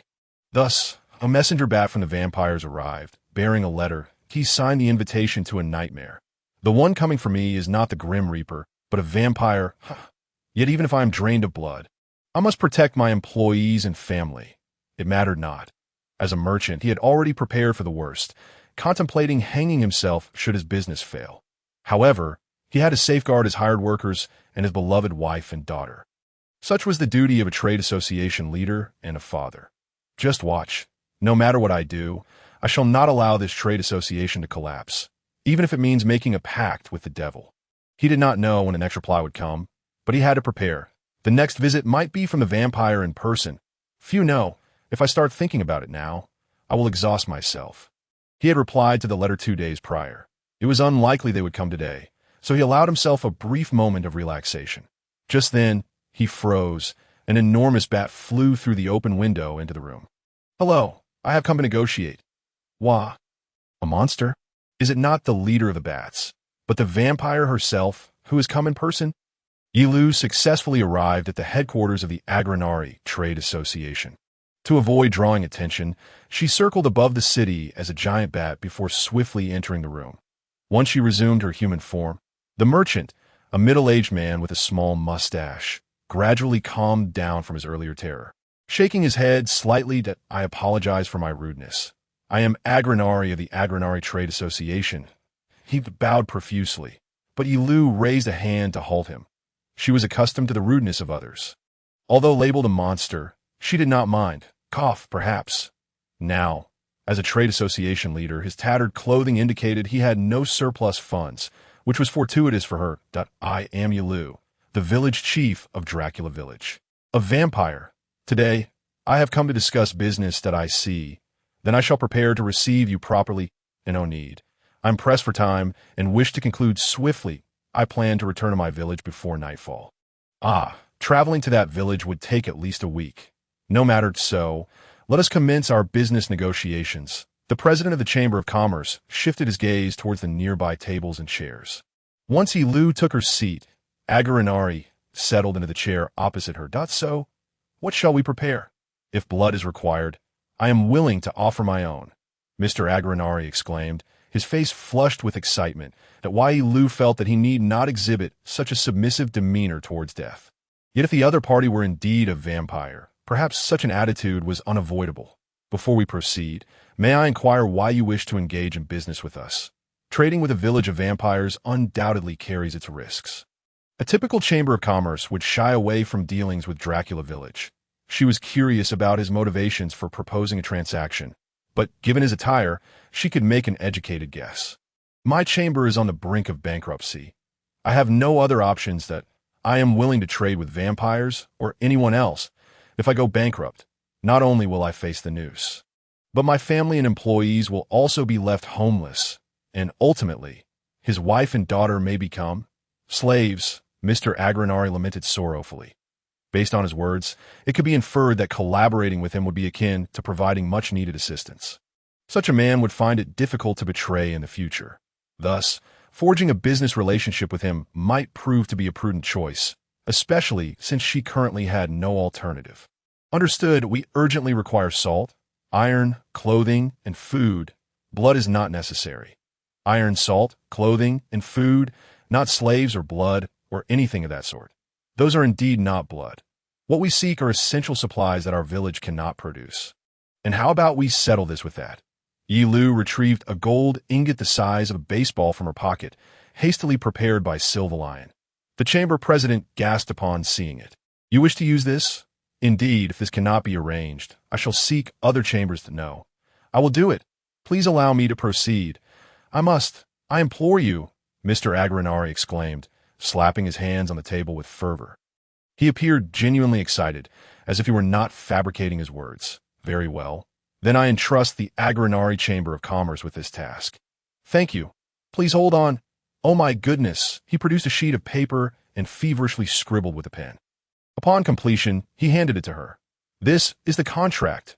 Ye Liu accepted the document, while Mr. Agranari, drenched in sweat and panting, clearly did not need to exert himself so fervently. She read the document, which indeed outlined the agreement between her territory and the Agranari Chamber. It was a standard sales contract, and upon a brief examination, nothing particularly unusual stood out. This is acceptable, but this contract will not suffice. Provide me with a new sheet of paper. What? Ye Liu produced a small vial from her pocket, poured the blood within onto the paper, and utilized blood magic to replicate the previous contract. There. This is the blood seal, a testament to our mutual fidelity, marked in blood. This seal is akin to a declaration of souls, and I expect you to do the same. She placed greater faith in the binding nature of contracts than in trust. After all, for merchants, there are no eternal friends, only everlasting interests, which form the unbreakable bond. All right. Please wait. I shall fetch a knife. Mr. Agranari rose and retrieved a knife from a nearby shelf. He was visibly anxious, his hands trembling as he slightly cut his own finger. After confirming his blood imprint, Ye Liu stood. Then the contract is established. Let us conduct a prosperous business. You may keep this document. All right. By the way, should this covenant be violated, the curse of the blood seal shall be your demise. Mr. Agranari appeared exceedingly fearful, yet his fear was far from unfounded. The blood seal contract contained her blood, which she could manipulate as long as her blood remained. She could easily track his location. This meant that should she believe Mr. Agranari to have breached the contract, she could cause the blood letters on the contract to manifest, determine his location through his blood, and initiate an attack. Resembling a curse, should he attempt to flee with the payment, she would be greatly troubled in the case of a mere human contract. Even if the other party transgressed, no one could be blamed. Naturally, having come this far, she would never violate this contract. In fact, she had already prepaid in gold and intended to continue making advance payments for trade. After all, without the military funds to purchase supplies, this chamber might find itself unable to procure goods. Gazing out the window, she noticed the sun beginning to set. Oh no, this is bad. Nightfall approaches. I must return to the village, and do not entertain thoughts of breaching this contract. Very well. Ye Liu leaped through the window, transforming into a bat with elongated wings, and swiftly took flight. She moved with such speed that an ordinary person would scarcely perceive her. This marked her first collaboration with a human. And perhaps there would be more in the future. As for whether it would invite further troubles, well, that was beyond her concern. Vampires typically emerge at night, yet she returns before dusk. Doesn't that seem contradictory? And what are these delectable treats? During Ye Liu's return, Mr. Agranari's voice echoed. He appeared deeply troubled by the notion of the delicacies that vampires desired. One could say he was prepared to sell his soul. Yet the ensuing circumstances were beyond his expectations. At the Sylvalia branch of the Vampire Hunting Guild, representatives adorned in luxurious attire sat around a round table, engaged in discussion. Thus, that village poses a threat. We ought to eliminate it before it grows any stronger. Among the vampire hunters gathered at the table, an anomaly was present. Sadir, a vampire affiliated with the Vampire Hunting Guild, emphasized the danger posed by Ye Liu, referencing the swift demise of the high-ranking vampire, Bayard. However, the representatives seemed disinterested. Mr. Sadir, please concoct a more credible fabrication. It is impossible for vampires to wield holy magic. That is a form of sorcery that would incinerate one's own body. Suicide. It is true. I indeed witnessed it at the site where Bayard was purified. Satyr bared his gleaming fangs, yet the other attendees remained largely unconvinced. First and foremost, even if we were to assume that holy magic were possible. So what? Vampire hunting is ineffective against holy magic, and even if vampires could wield holy magic, it would not become a weakness. Those who can breathe fire would also incinerate themselves. Ultimately, they remained vampires. If one could not grasp that fundamental truth, the members of the Vampire Hunting Guild erupted into laughter. Satyr narrowed his eyes, his expression impassive. Enough, Mr. Satyr. Rather than that, we wish for you to assault another village. We will provide further instructions. We hope you can act alongside the Savior. You may take your leave now. The Vampire Hunting Guild exploited vampires to attack villages that refused to contribute to their coffers, subsequently dispatching vampire hunters to those locations, thereby crafting their own image as heroes. Consequently, the inhabitants of those regions would express gratitude towards the vampire hunters, establishing profound trust in the guild, should the Lord refuse to contribute. The residents might think, does the Lord not wish to protect us from the threat of vampires? Thus, the Lord could potentially face the risk of an uprising. Is that so? Well then, I wish you good fortune. Satyr stood, bowing respectfully. He then rose from the table and departed, prompting the representatives to erupt in laughter. Vampires are quite arrogant. Should we take this seriously, we could easily purify scoundrels like you. What a troublesome fool. Claiming that holy magic is ineffective against vampires. What utter nonsense that we can afford to ignore Dracula Village for the time being, until the Lord of the Western Territory issues a proclamation. When the threat from vampires escalates slightly, we will swiftly respond. In doing so, our reputation will further flourish. Truly, this is a flawless plan. The members of the Vampire Hunting Guild laughed merrily. They had been devising plans to annihilate Dracula Village, confident that no matter how formidable the vampire might be, it was still a vampire, susceptible to their holy magic or silver. As the laughter subsided, a question arose. Firstly, how did Dracula Village intend to sustain itself? They lacked means to acquire foreign currency. Self-sufficiency? Given a mindset of vampires, that was the only conclusion they could draw. That is a lifestyle from centuries ago, a regression of sorts. Without food, they would find themselves in dire straits.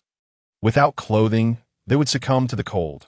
They continued their discussion, disparaging the village, unaware that Dracula Village boasted honey and gold mines. Assured of their superiority over vampires, they had given little thought to the possibility of facing a powerful foe, leading to the conclusion that a silver saint might need to intervene. Was it the one who had just acquired the divine artifact? Isn't that excessive? The silver-winged celestial sword possesses an overwhelming holy power, capable not only of purifying vampires, but even humans. What if our guild's excommunicated saint were to be obliterated by that divine sword? Wrong. It was merely the fallen saint who had been purified by the silver saint's holy power. Remember that. I see. Yes, indeed. Cider and his confidant traversed the moonlit streets, the confidant wielding a sword, appearing like an adventurer, yet with sharp fangs protruding from his lips. We shall instruct the vampire hunters to attack Dracula Village. Let us make preparations. Is that permissible? According to the Vampire Hunting Guild's decree, we are to abandon the assault. In response to Cider's words, his confidant expressed a look of confusion. I have no obligation to obey those fellows. They seem to regard me as their pet, but we only collaborate due to mutual interests. If our interests diverge, then there is no value in following their orders that I understand. Therefore, we shall guide the Silver Sword wielder to attack Dracula Village. The vampire he has been obsessively pursuing seems to have fled there, and merely mentioning the name Safi will compel him to seek it out. Cider smiled at his confidant, but he will not heed my words. So, I wish to leverage your connections to summon ordinary vampire hunters. You were a vampire hunter until recently. It should be feasible, which is precisely why I transformed you into a vampire. Very well, leave it to me. I shall attempt to rally my colleagues. The powers of vampires include superhuman strength and shape-shifting abilities, among others. Particularly troublesome is their ability to bite and turn humans into vampires. The reason people fear vampires is that they are unaware of when they might become monsters. Of course, even after transformation, oneself does not vanish. Only the body changes. The mind remains unaffected, although the thirst for blood inevitably intensifies. If a person possesses a strong will, theoretically, even after becoming a vampire, they could still harbor hatred towards vampires. Yet, most individuals upon becoming vampires succumb to despair and tend to submit to the vampire that bit them. Since they can no longer live as humans, they settle for living, well, as vampires in other words, due to the transformation of the body, the mind may also be influenced. Oh, remember to conceal your fangs and claws? You are no longer human. Keep that in mind. Very well, I understand. Then the confidant sprouted bat wings from his back and soared into the sky. However, I feel sympathy for those targeted. The fear of humans is also a flaw inherent to vampires. If they cannot feed on humans, they effectively lose their means of survival, and perhaps being easily slain may even be a form of relief, Cider murmured. On the 10th morning after signing the contract with Mr. Agranari, Ye-Liu was relaxing at home when her familiar bat fluttered in through the window. The bat gently landed on her shoulder. Squeak, squeak. What? Several carriages near the village have been attacked by monsters. Squeak, and my scent is there? Ah, I believe I know who it is. Splendid report. Well done, Squeak. Ye-Liu stroked the bat's head with her finger. It seemed to purr with delight. So, there are carriages near this village, and my scent is present. Without a doubt, it must be the merchant convoy led by Mr. Agranari. Her scent is likely that of the blood contract. If that is the case, they must be rescued immediately. Otherwise, my delicacies will be devoured by monsters, and the supplies will be thrown into chaos. Mr. Agranari's life is, of course, of utmost importance. What to do? Should we rush there now? The apron-clad Illy approached with breakfast bread. Ye-Liu's meals were always prepared by her. Not only was she an exceptional cook, but she also possessed magical eyes to assess the freshness of ingredients. What a convenient magical ability. She wished for one as well. No, there is no need to go. Ye-Liu stated, T.O. abandon others and relish breakfast alone? Illy appeared somewhat irked. Of course not. That is not what I meant. I merely suggested there is no necessity to go, as Mr. Agranari holds my contract. Ye-Liu replied with a smug smile, taking large bites of the hard bread. Truly a vampire, able to consume such bread without soup. If this level of bread remains the staple, it would be imperative to prepare the cream bread from my previous life in advance. Run! We must protect the carriages at all costs. The fate of the Agranari Merchant Guild rests within these carriages. As the president of the Agranari Merchant Guild, he shouted to the carriage drivers racing alongside him. 5 bear-like monsters are attacking from behind. What in the world is happening? It is crucial to deliver these supplies to Dracula Village as soon as possible, yet we are beset by monsters at this moment. There should be no monsters lurking on this road. This is impossible. In this situation, we should use the carriages as bait and flee. No. In that case, even if we're not killed by the bears behind, we would perish from a vampire's due to violating the contract. You have seen that terrifying document, have you not? The guild president desperately commanded the carriage drivers. The blood contract in his arms was enough to instill fear in his merchant employees. Yet even upon seeing it, they chose to remain with the guild, for the sake of providing for their wives and children, to afford medicine for their ailing mothers, as they had no other place to work.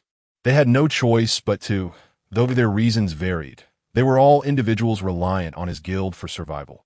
Thus, they followed him here, of course. He too had to succeed in his dealings with the vampires. For the sake of his wife and daughter. Damn it, we must escape at all costs. My goodness, will the vampire lord not come to our rescue? Shall we flee to that village? Fool, if we do that, we will lead the monsters in with us, and that action may very well result in us being drained dry. Right now, the priority is to shake off these pursuers. At that moment, something within the guild president's grasp began to writhe. It was so unusual that he felt a wave of unease. He fumbled in his arms and retrieved the moving object. The text of the blood contract was writhing. Agranari screamed, involuntarily discarding the contract. Then, as if it possessed consciousness, the contract floated gently back before him, even as he galloped on horseback. And then, the blood letters on the paper began to move, the text altering its form. Welcome, I shall assist you as stipulated in this contract. Just as he was observing, the words welcome I shall assist you as stipulated in this contract materialized in the air. The letters, like bees, formed a swarm and launched an assault on the bears behind them. Gugga! One bear was pierced through the head by the blood letters and fell. Gugga! The second bear's right leg was severed by the blood, rolling elegantly to the ground. Gugga gaga gaga! The remaining blood characters lined up like swords, slashing through the last 3 bears. What on earth is happening? No, what has transpired? Despite the confusion, the bears have been utterly vanquished, prompting him to halt the horse's progress. The horse, though panting heavily, appears to endure. Suddenly, the surrounding blood characters surge toward him. Agranali instinctively assumed a defensive posture and closed his eyes, yet the blood characters were not aimed at him. They flew toward the contract, rustling back onto the paper. Then, the blood characters once again traced the bloodstains, transforming. It was a close call. Come on, my village lies just ahead. I await your arrival. After a brief interlude, the blood characters reverted to the original text of the contract. Agranali stood in shock. What manner of creature is that vampire? Defeating monsters from a distant village, accomplishing the impossible, effortlessly slaying monsters from afar. That power transcended common understanding, evoking an uncontrollable fear, yet more pressing was a singular dread. Indeed, vampires are terrifying. This was undeniable, as the individual seated at the cartel nodded in agreement that it truly is outrageous. Humans ought not to engage in dealings with vampires. She could assert this with certainty. For the contract, it can be rewritten at will. They are akin to selling their souls to a demon, trading their blood to a vampire. He had mentally prepared himself. The vampire's contract, devoid of legal standing, felt to him akin to scrap paper. However, next time a contract is signed, ink must be used. It's far too frightening. Yelio and Ely welcomed the horse-drawn carriages near the village entrance, and Mr. Agranali, leading the convoy on horseback, bowed deeply to her. Thank you very much, Agranali Commerce. I greatly appreciate your assistance just now. It's no trouble at all. I'm delighted you could bring the contract. Without it, she would have been unable to utilize the blood characters, and in the worst-case scenario, she might have been too late for rescue. Fortunately, everything has been resolved. That contract felt like a mere trinket to amuse children. It had indeed possessed sufficient power to slay monsters. Have the supplies arrived? Yelio inquired. Yes, they have, Mr. Agranali replied, beads of sweat dotting his forehead. Do not fear, we shall not consume you. Rather, we shall merely sip, for we are vampires. Ely declared boldly, hands on her hips, Mr. Agranali stumbled back in fright. Ely, that is not what we meant. I assure you, we do not intend to eat or drink anything. Yelio attempted to rectify her image. Oh, I see, Mr. Agranali replied, slightly bending at the waist with a commercial smile, though he remained somewhat apprehensive. He recoiled yet again. Oh dear. She revealed her fangs. She was still unaccustomed to the humans here. Perhaps they should simply conduct business as usual. Ahem, what have you brought today? Ironware, salt, clothing, and food. Mr. Agranali gestured to the carts he had brought. The individuals seated at the driver's seat all looked at her, their faces displaying terror. There was no choice but to continue trading until they grew accustomed. Very well. Let me inspect. We can unload the goods in the square. Can you assist? Of course. We would be more than happy to oblige. They moved the carts to the square and began unloading. The car drivers offloaded bags of salt and wooden crates of bread, drawing the attention of the villagers who started to gather. Oh, a merchant convoy. Merchants have arrived. They have salt and bread, along with clothing. How wonderful. Yelio had intended to wait until unloading was complete before summoning the villagers, but around 30 individuals had already gathered in the square. She nearly considered distributing the goods immediately, but ultimately decided to pause. She needed to ascertain the quantity of supplies before allocating them fairly. If distribution were uneven, the village could fracture. That fellow has brought plenty. This could lead to division within the village, which must be avoided. Finally, it seemed unloading had concluded, and Mr. Agranali approached her. This is the inventory. Please check. As Yelio examined the paper received from Mr. Agranali, she also surveyed the piled supplies in the square. That moment, Ely cast a furtive glance at the document. Now is the time for my magical eye to shine. In the presence of my magical eye, no disguise can escape. Specifically, if any foreign objects are mixed in with the salt bags, I will be able to discern them. Ili rubbed her palms together, eager to try out her ability. Your magical eye is far too limited in its applications. As they inspected, all the supplies appear to match the inventory. Ironware, clothing, food, salt, although slightly insufficient for the villagers. She deemed it unavoidable. All right, I understand. I will have the villagers distribute them later. And you, Mr. Agranali? I shall return now. It seems there is no lodging here. Indeed, this village lacked an inn. Considering the future, this appeared to be a necessity. Mr. Agranali looked at her, trembling slightly. Well then, safe travels. Should anything arise, the contract will protect you. Or rather, the contract would safeguard him. In any case, his safety should be somewhat assured, even in the event of monsters or bandits. There should be no issue. Oh, I nearly forgot. Here, take this as payment for next time's supplies. Yelio produced a silver coin from her pocket and handed it to Mr. Agranali. His eyes widened as he stared at it.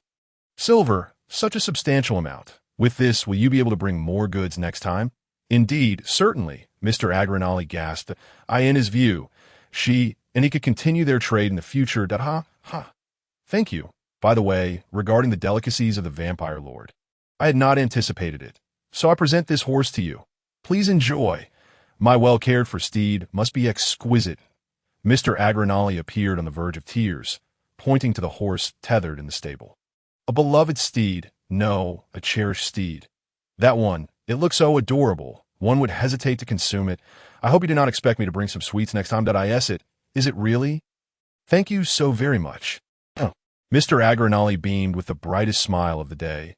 Alas, if that horse is so precious, it ought not to be treated as a sacrifice. It should be well taken care of. Then, I shall return next time. Essentially, the same supplies will be needed. I will be back soon. Mr. Agranali dashed toward the stable, mounted the horse, and fled as if escaping a monster, the cart closely following, evoking a somewhat complicated sentiment. Well, it is fine. Now that we have ironware, we can resume the mass production of houses, starting construction tomorrow. Hooray! Ili whispered joyfully, raising her hand, and they vowed to work diligently from the following day. Thus, they could begin constructing homes for the residents of East Village. That is to say, it should be the tasks necessary for the village's development. Among them, increasing the human populace and facilitating their settlement, as well as signing a contract with the commerce to supplement supplies, were nearly accomplished simultaneously. Yelio conjured the aforementioned text from the wooden board she had retrieved from home, allowing it to float in the air before consuming it. What remained was to increase the vampire populace and facilitate their settlement. Hey, that commerce won't be attacked by the Vampire Hunter Guild, will it? Ili muttered quietly. T1T. I've confirmed with Ares that the Vampire Hunter Guild lacks the authority to assault the commerce. Only if our dealings with them are discovered by the city guards would it become troublesome, Agranali stated. Understood. Of course, we have also taken measures to conceal our activities, ensuring we won't be easily discovered. If the Agranali Chamber of Commerce is unable to engage in trade with them, they will once again find themselves in dire straits. The Vampire Hunters Guild operates with an air of indifference. Yet they lack the authority to disregard the state's mandate against the arrest of humans. If such power were granted, it would instill fear in everyone. As night descends, is this the village where we shall reside henceforth? It appears to be so. There's quite a throng of people. Approximately 10 vampires have arrived in their village. Welcome! In the square under the night sky, the 10 vampires congregate as Ye Liu greets them amicably.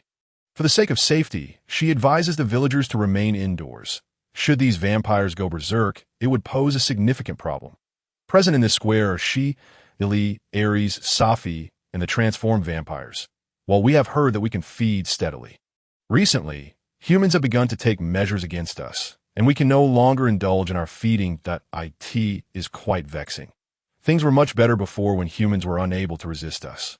The vampires each sighed in turn. For some inexplicable reason, Ye Liu suddenly felt as though she were listening to a group of elderly men complaining. By the way, is that girl wearing a mask today, Esmiel? She appears soft and sweet. The red-haired girl over there also seems delectable. One vampire gazed at Ely behind her, while the other smiled. Despite Ares furrowing her brow, she seemed to be enduring it. This is unavoidable. For vampires, humans are sustenance. In other words, just as that piece of meat looks appetizing or that candy appears sweet. By the way, setting Ares aside for the moment, Ely's blood is indeed quite exquisite. However, in this village, humans cannot be regarded as mere food. If they're perceived as food, coexistence becomes impossible. Here, she must emphatically articulate this point. The initial trust is of paramount importance. No, they're the residents of this village. Not mere food. That I stated in my letter that the blood of the villagers is not to be taken without permission. What? Then how do we obtain blood? The residents here will donate blood regularly, which will be allocated to the vampires. They use syringes to draw blood and then preserve it with blood magic. By repeating this process, Dracula Village now has a substantial reserve of blood. Even with the addition of about 10 vampires, there should not be any immediate issues. Moreover, the population of the Eastern Village has also increased. Yet, the expressions of the vampires seem somewhat nuanced in, attacking humans. Indeed, for this is a village where humans and vampires coexist. But if we cannot attack humans, can we not feast on the flesh that drips with blood? Just give us blood clots or liquid. Would that suffice? The vampires frowned at Ye Liu's words. For them, biting flesh and feeding is of utmost importance, or rather, it has become a habit. Indeed, for them, feeding is special. Simply having blood flow down their throats is insufficient. Among humans, there are those who enjoy chewy meat. Even if the flavor is identical, subtle differences in texture may lead people to perceive it as something entirely different. The vampires would feel dissatisfied. And Ye Liu had already anticipated this. However, what she did not expect was the vampire's habitual need to bite flesh while feeding. Thus, without that sensation of biting, they could not attain satisfaction. Ye Liu retrieved her diary from her pocket, perusing the relevant pages after a long absence. Her previous incarnation, Avril, had also noted the sensation of biting flesh while feeding, akin to an instinct, much like an infant's need to suck. Now, this truly presents a conundrum for coexistence with humans. Indeed, the inability to bite flesh is quite challenging. But rest assured, I will ensure that you can bite flesh and feed, that we do not favor the blood of pigs or cows, that I understand. We shall not bite human flesh, but allow you to bite and feed from meat. The vampires looked at her with expressions of confusion. Why would this vampire entertain such thoughts? Ares was taken aback by this notion as well. Injecting blood into meat, Ely remarked.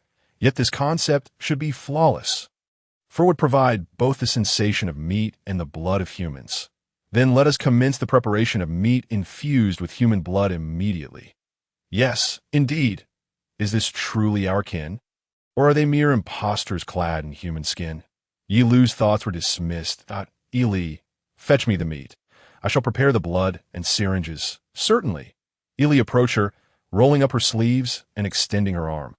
No, that is not what she meant. Oh, that arm appears delectable. From the center of her skin just now, I am certain that girl is...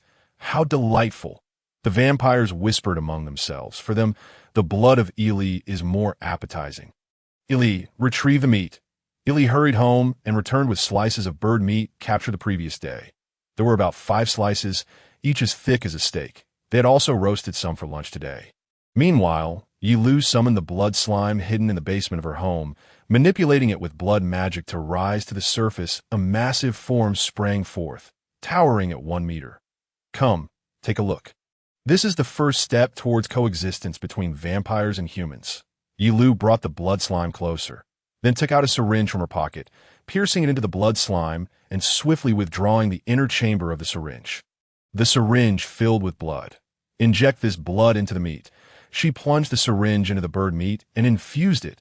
Naturally, she also employed blood magic to ensure the meat was saturated with blood. It felt akin to a sponge soaking up water. The already red raw bird meat became even more vividly crimson and murky. To be honest, it does not appear very appetizing. No, appearance is not everything. After all, humans would not find it delectable, but vampires would feast upon it. So there is no issue. Come, taste it. This is the first dish of vampire cuisine. Human blood-infused meat. Ye Liu proclaimed. Truly a disgrace among chefs. Silence, Ye Liu retorted. Why? Ye Liu handed the dripping human bloodbird meat to Safi. She reacted strongly, then slowly retreated. Ah, how strange. Her dish prompted a scream. Oh, you find that appetizing. Safi regarded the meat before her with a skeptical gaze. I suppose at least someone must taste it first to provide feedback. The other vampires observed as if they too were not fond of this. How peculiar. She had thought it was a splendid idea. In this case, Safi accepted the meat with tears in her eyes.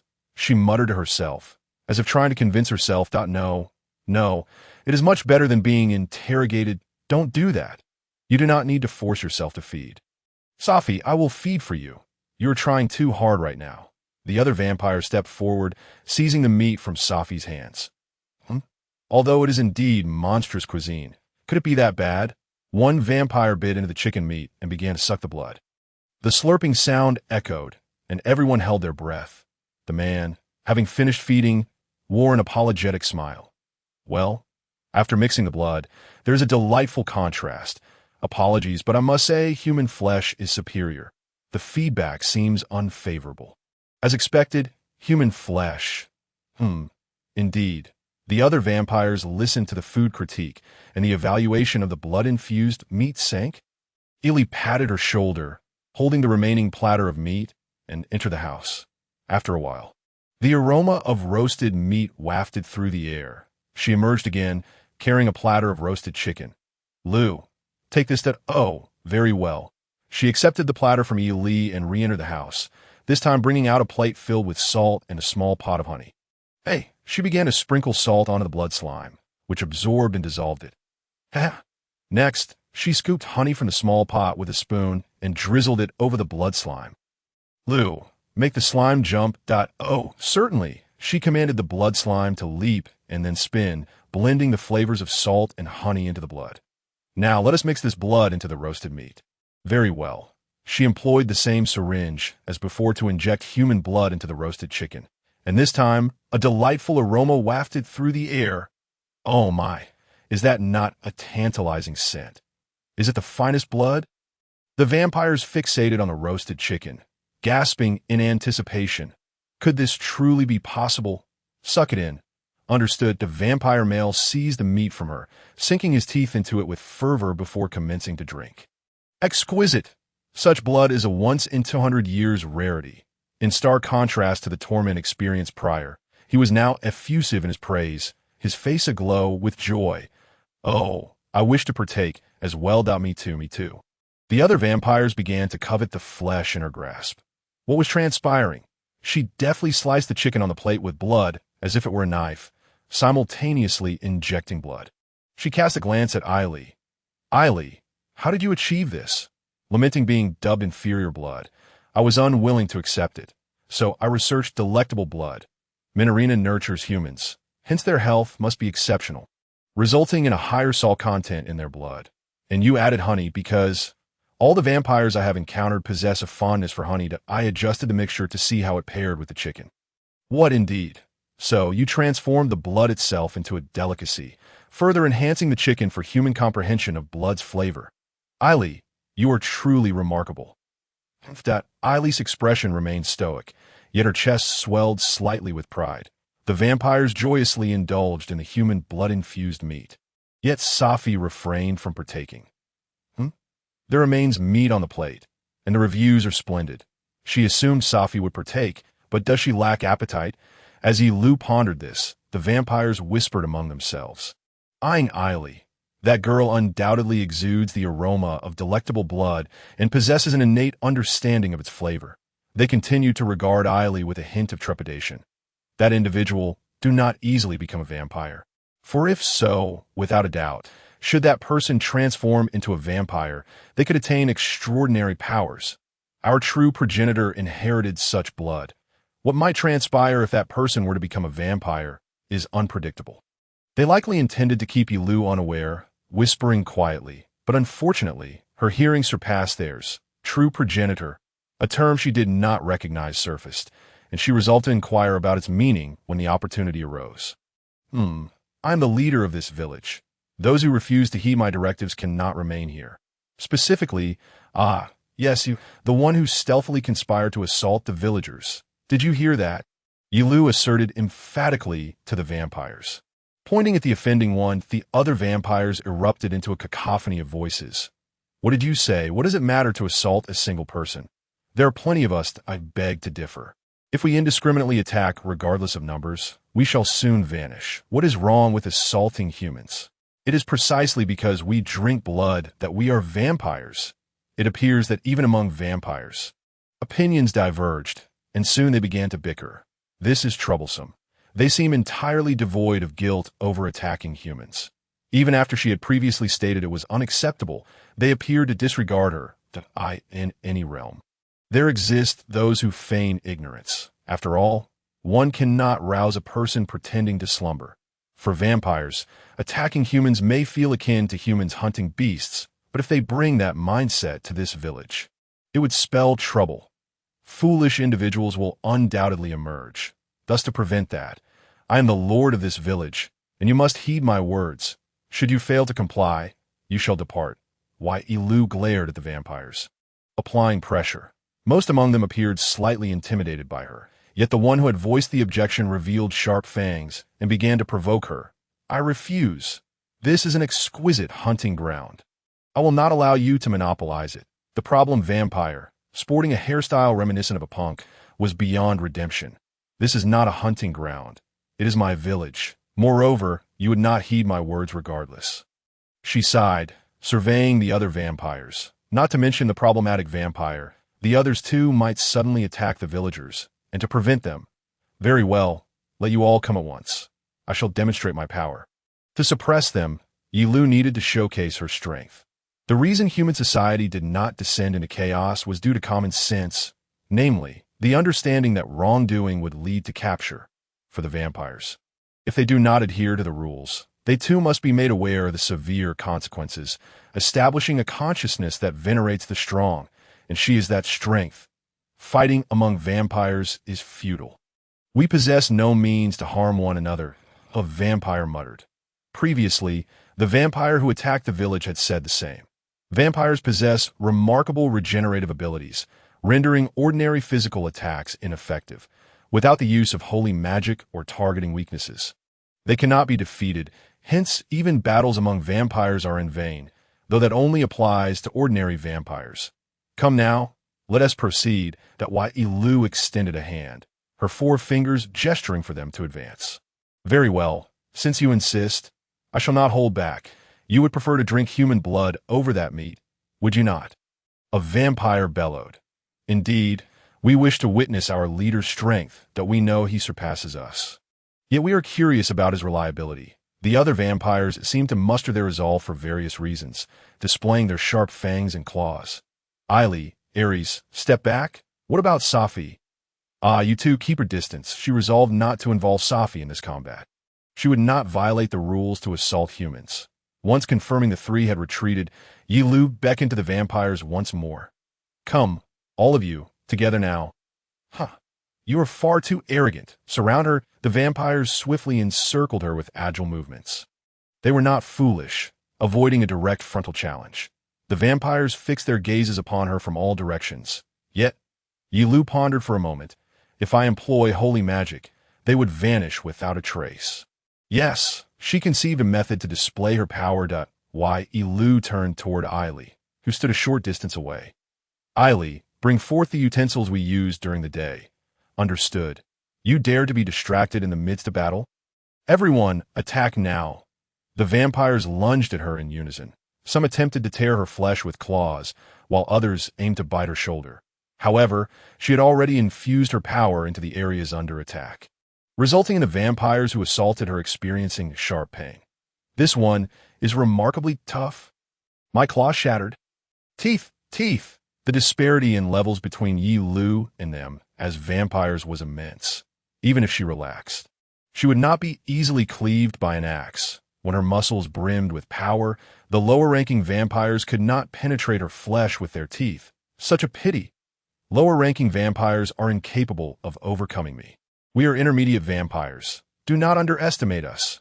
My apologies. How infuriating. Do you look down upon us? The surrounding vampires bore peculiar expressions, for they could no longer sustain themselves outside, and had come to this village. Yet, Liu, the utensils. Ali called out from a distance, holding the fork Ye Liu had utilized during the day. Then, Ali hurled the fork toward her, which she caught deftly with her hand. No, it cannot be. Hey, is this a dream? The vampires gazed at her, more precisely, at the fork in her hand, emitting sounds of terror. What has become of your earlier bravado? To exhibit the might of an upper tier, Ye Liu brandished the fork.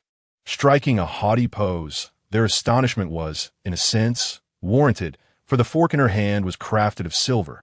She approached the vampires with a smile. Now, let's resume our contest. I shall prepare you for a feast. Ha! Ye Liu displayed the fork's prongs as if showcasing the tip of the blade. Hey, stop. You cannot do that. Goodness, a vampire wielding silverware. Merely witnessing such a sight sends shivers down my spine. Ye Liu, brandishing a fork, witnessed the vampires fleeing in terror, yet she was resolute in preventing their escape. Class was in session. In an instant, she closed the distance to those vampires fleeing with their backs turned to her, first delivering a fierce jab to the rear of the first one. From now on, listen to me attentively. Next, she struck the shoulder of the second vampire. Vampires ought to exhibit manners. She would not allow the vampires to flee, especially that troublesome one. She intended to deliver a special poke. Help! Ye Liu attacked all the vampires with her fork, rendering them unconscious. Upon awakening, they should feel a sense of dread towards her. Hey, a monster! She instilled a terrifying image within these vampires, threatening them so that they would refrain from attacking the villagers. Should anyone dare to assault the villagers again, I shall pierce their heart with a silver fork. We shall never attack. Thus, she persuaded the vampires no, rather, she civilized the fiends. After Ye Liu vanquished the vampires in the square, Eli was preparing meat infused with human blood, and the vampires seemed to relish their feast. At least for the time being, this resolved their need for sustenance and appeasement. Next, if the issue of shelter was not addressed, trouble would arise. Action was imperative. Therefore, I intend to construct accommodations for you immediately. Accommodations for us? A place without silverware or sunlight would be essential. The vampires, while gnawing on chicken, expressed interest in her proposal. After all, this pertained to their own dwelling, and they appeared quite invested. For vampires, the most crucial aspect of a domicile is to be shielded from sunlight. Exposure to sunlight could cause them harm, with the worst outcome being their complete disappearance. Thus, a house that allows sunlight in is far worse than a defective one. Fear not. I shall ensure that the dwelling is utterly devoid of sunlight. Initially, I will have everyone temporarily reside in the same location. But can you prepare a place large enough for all of us right away? One vampire inquired. There were 10 of them, so a building capable of accommodating everyone would need to be the size of an apartment, which is no simple task to prepare. However, she had a secret plan, a strategy to promptly provide them with bedding, which was, rest assured, it will be completed within the day.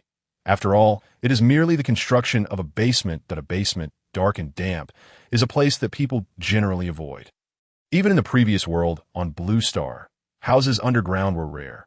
For people, it is a place to be shunned. If it were mentioned that one resided in a cave, most would form unfavorable impressions, as buildings like apartments tend to extend upwards rather than downwards. Indeed, humans require sunlight to survive. Yet for vampires, the opposite holds true.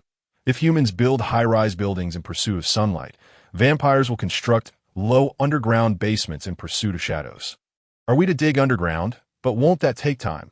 Digging entails considerable labor. If not, I shall seek nearby caves. The vampires murmured among themselves. Goblins are diminutive, green-skinned beings with hooked noses. They are generally weak. Yet numerous, if surrounded, even a powerful human could find defeat.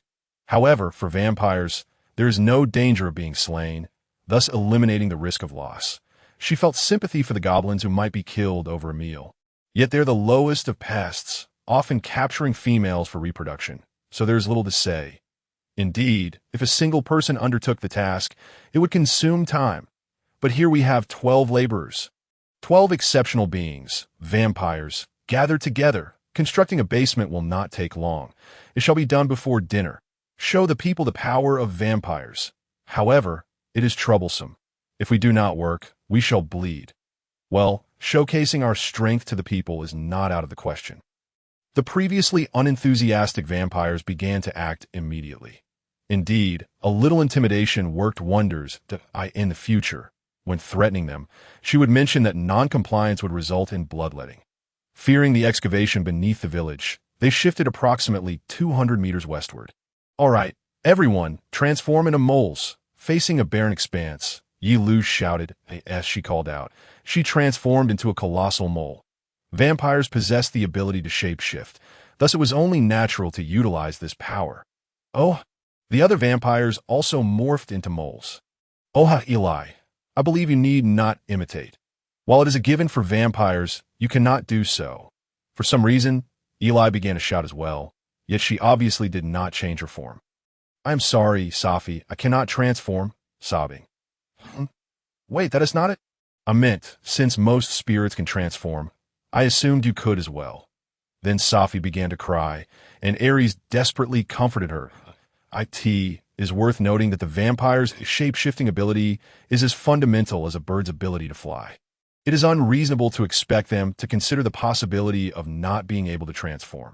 However, Safi's inability to transform may relate to the psychological trauma previously mentioned, that if the mind is troubled, it is likely that one cannot summon the power to change their form. Safi, do not worry. Let us proceed. Follow me. Oh. Ye Liu took the lead, using her hands to begin digging into the earth, and the other vampires followed suit. Herein lies a significant distinction between the moles transformed by vampires and ordinary moles. The moles transformed by vampires are larger and stronger, thus their digging capacity is unparalleled. Moreover, among those vampires, she advanced through the soil like a torpedo. Rather than merely digging with her hands, she surged forward with the speed of a drill-like body. Ha! At this rate, I could dig endlessly, and there would be no accidents underground, allowing me to give my all. Oh. Fortunately, she did not become ensnared by divine power when colliding with another vampire digging. The vampire merely shattered into fragments, soon restoring itself. Be cautious. Do not dig so swiftly. They then began to excavate more safely, collaborating with the other vampires to create the basement. They coated the surrounding earth with blood, accomplishing much, resulting in a basement 3 meters high, roughly the size of a small school gymnasium, completed overnight. That a dirt staircase connected to the ground, and the thin, reddish walls of blood exuded a terrifying atmosphere. They stood within such a basement. Remarkable! It is rare to encounter a room of this size. There is no concern for sunlight leaking in, and it is exceedingly dark. The scent of blood is even present. It is splendid, Safi. I think it is wonderful too. I am sorry, I cannot assist. The vampires lavished praise upon this room. For them, a room with blood walls, or rather, the scent of blood, might be a most pleasant aroma. This are we truly to reside here? Even I cannot tolerate it. In contrast, Ares and Eli did not conceal their intense aversion. Well, it appears that the emotional chasm between humans and vampires is indeed profound. Bridging this gap is impossible, so it is best to abandon the notion. Even if it is said that humans and vampires coexist, there is no need for complete adaptation. Thus, as dawn approached, the vampires seemed prepared to sleep here until nightfall. Having even brought their own coffins, the basement, lined with coffins, resembled more of a resting place than a bedroom. Shortly after they emerged from the basement, Eli appeared to be preparing to place a wooden sign by the staircase leading to the basement, though it was unclear where she had procured it. Eli, what does that sign say? Vampires sleep here. It is well done, but it may cause misunderstandings. Best not to do so again next time. On the morning following the construction of beds for the vampires, Ye Liu led the villagers to inspect the gravestones of the vampires, or rather, the locations of their beds. If any villager were to inadvertently wander in, it could pose a significant problem. The village chief indeed had vampires resting beneath the ground. Previously, the villagers, under the chief's leadership, pointed towards the staircase leading to the vampire's basement. They beheld a sign indicating that the vampire Illalai was slumbering there. aware that beneath that staircase lay the domain of the vampires. They could even smell the scent of blood. The villagers gazed apprehensively at the staircase's entrance. For vampires, the aroma of blood serves as a tranquilizing essence, yet for humans, it evokes the specter of nightmares. To vampires, the scent of blood is akin to a fragrant perfume, much like how humans enjoy the aroma of barbecued meat, albeit they do not appreciate beds permeated with such fragrances. Calm down. I have already assured the vampires not to attack the villagers. However, they are, after all, vampires. It would not be surprising if they did, Ye Liu stated. As the villagers expressed their unease, it appeared that the fear of vampires was not easily dispelled. Nevertheless, Ye Liu had been steadily building rapport. Look at me. I am a vampire, capable of serving as a testament to safety. For this very moment, Ye Liu had been portraying herself as a congenial vampire. Although the notion of a friendly vampire seemed somewhat absurd, it was indispensable. Certain perceptions are subtly ingrained. The villagers observed her, and indeed, their prejudices against vampires would gradually erode. Their current trepidation stemmed from the sudden surge in the vampire population. Yet, the village chief was a vampire, or rather, a honeysucker. The standards set by the chief were rather low. The villagers murmured uneasily, "Oh, it must be because the chief is safe. Thus the other vampires are not to be feared." Her efforts should be acknowledged. Now, let us consider Safi. Ye Liu pointed toward Safi. Such a delightful child could not possibly be a vampire. Compared to her, Sobalion is merely a non-blood-sucking vampire, remarked villager A.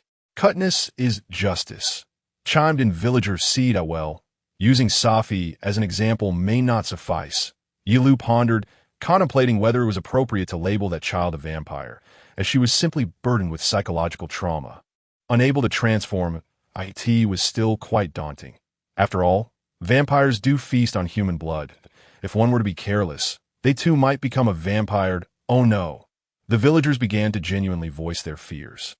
In this world, vampires possess the ability to transform humans into vampires through blood consumption. Thus, they are indeed more terrifying than other monsters. The prospect of being attacked and potentially becoming a monster is, without a doubt, a chilling thought. Wait, being bitten by a vampire does not necessarily result in becoming one. The probability is rather slim. Ye Liu endeavored to persuade the villagers to be turned into a vampire by a bite is a unique ability that vampires possess in this world. However, in reality, not everyone who is bitten becomes a vampire. Firstly, the bitten individual must possess the potential to become a vampire. Moreover, the vampire must have the intent to transform the bitten person. Furthermore, those with the potential to become vampires are exceedingly rare. At most 1 in 10, meaning that even if bitten, the likelihood of transformation remains quite low. Despite this, even the slightest possibility incites fear among the populace. However, the general perception of the village chief as a vampire is indeed alarming. Even as she articulated this, the villagers' unease did not wane while Ye Liu cast a glance at Ilalai, silently inquiring if she had any effective means of persuasion. But Ilalai merely shook her head gently. In such circumstances, no amount of verbal persuasion would suffice. It was necessary to resort to forceful persuasion. That was not persuasion. Indeed, it seemed there was no alternative, although it was not a commendable approach.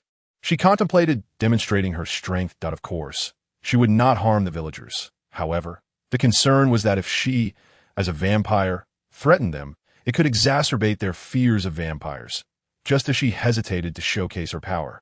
A breathless Ares appeared before the villagers. "Ha ha! You are all far too terrified of vampires," she exclaimed, panting. Moreover, she was not carrying her silver sword, which hung at her waist. What was her intention, after spending several days together? She felt her perspective on vampires had shifted somewhat. In the past, she could never have conversed with a vampire without a weapon, and yet just moments ago, she had been speaking with one. Ultimately, we should endeavor to understand the vampires. Ares addressed the villagers. Vampires are indeed terrifying. It is only natural. Just as people fear wolves that attack, it is reasonable to fear vampires that suck blood. Even those equipped to combat vampires still harbor fear. That Ares' intervention was beneficial. After all, she represented a human perspective, and Ye Liu could not help but give her a mental thumbs up. Present. I do not know what is right. I believe coexistence between humans and vampires is impossible. Nevertheless, I still wish to further explore this peculiar vampire village. Ares continued, but as soon as she finished speaking, she dashed back home. After a moment, she returned to the gathering of villagers, brandishing her silver sword. Lord Ye Liu instantly grasped her intent and felt a sense of relief. Ha ha, you are all far too terrified of vampires. Ares reappeared before the villagers, resolutely declaring, however, vampires are indeed fearsome beings. Yes, they are undeniably fearsome, but there is no need to fear, for I am here in this village. After making this declaration, Ares radiated a holy light. Furthermore, she drew her silver sword from its sheath, raising it high. If vampires attack, I will protect you. I'm the silver saintess, Ares. Even if those vampires were to unite in their assault, there is absolutely no need to fear. The silver sword raised by Ares emitted a brilliant light. Soaring towards the heavens, her figure appeared so sacred that the villagers cheered for her. Oh, indeed, if Ares is present, even if the vampires revolt, it matters not. Yes, silver saintess, declared villager, aside from the chief. It seems we can prevail over the other vampires. With Ares here, victory is assured, shouted villager. Oh, I just caught a glimpse beneath her skirt a moment ago, remarked villager. The villagers were utterly captivated by Ares' valorous demeanor. This was something Ye Liu could never achieve, regardless of how much trust she had built. It was precisely because she was human that the villagers placed their faith in her. Humans also possess means to confront vampires. And on this foundation, humans and vampires could coexist equitably, mutually restraining one another. Ares, I entrust you with this from now on. Furthermore, should the vampires revolt, I will also intervene effectively. Of course, you may hang garlic around your homes, and the vampires will not approach. Ye Liu patted Ares on the back, then turned to face the villagers. While vampires are lethally vulnerable to holy water and silver, garlic merely serves as a deterrent. So such measures can certainly be implemented, if the chief says so. With Ares present, it is indeed true that vampires are fearsome, yet they possess many weaknesses. Wonderful. The villagers have accepted the vampires. Thus, the vampires officially became residents of Dracula Village. After the villagers dispersed, only she, Ares, and Illali remained. Ares, thank you. Thanks to you, Dracula Village has taken a significant step forward. It is nothing. I merely spoke the truth. If I were to remain here and be intimidated by lowly vampires, it would indeed be troublesome.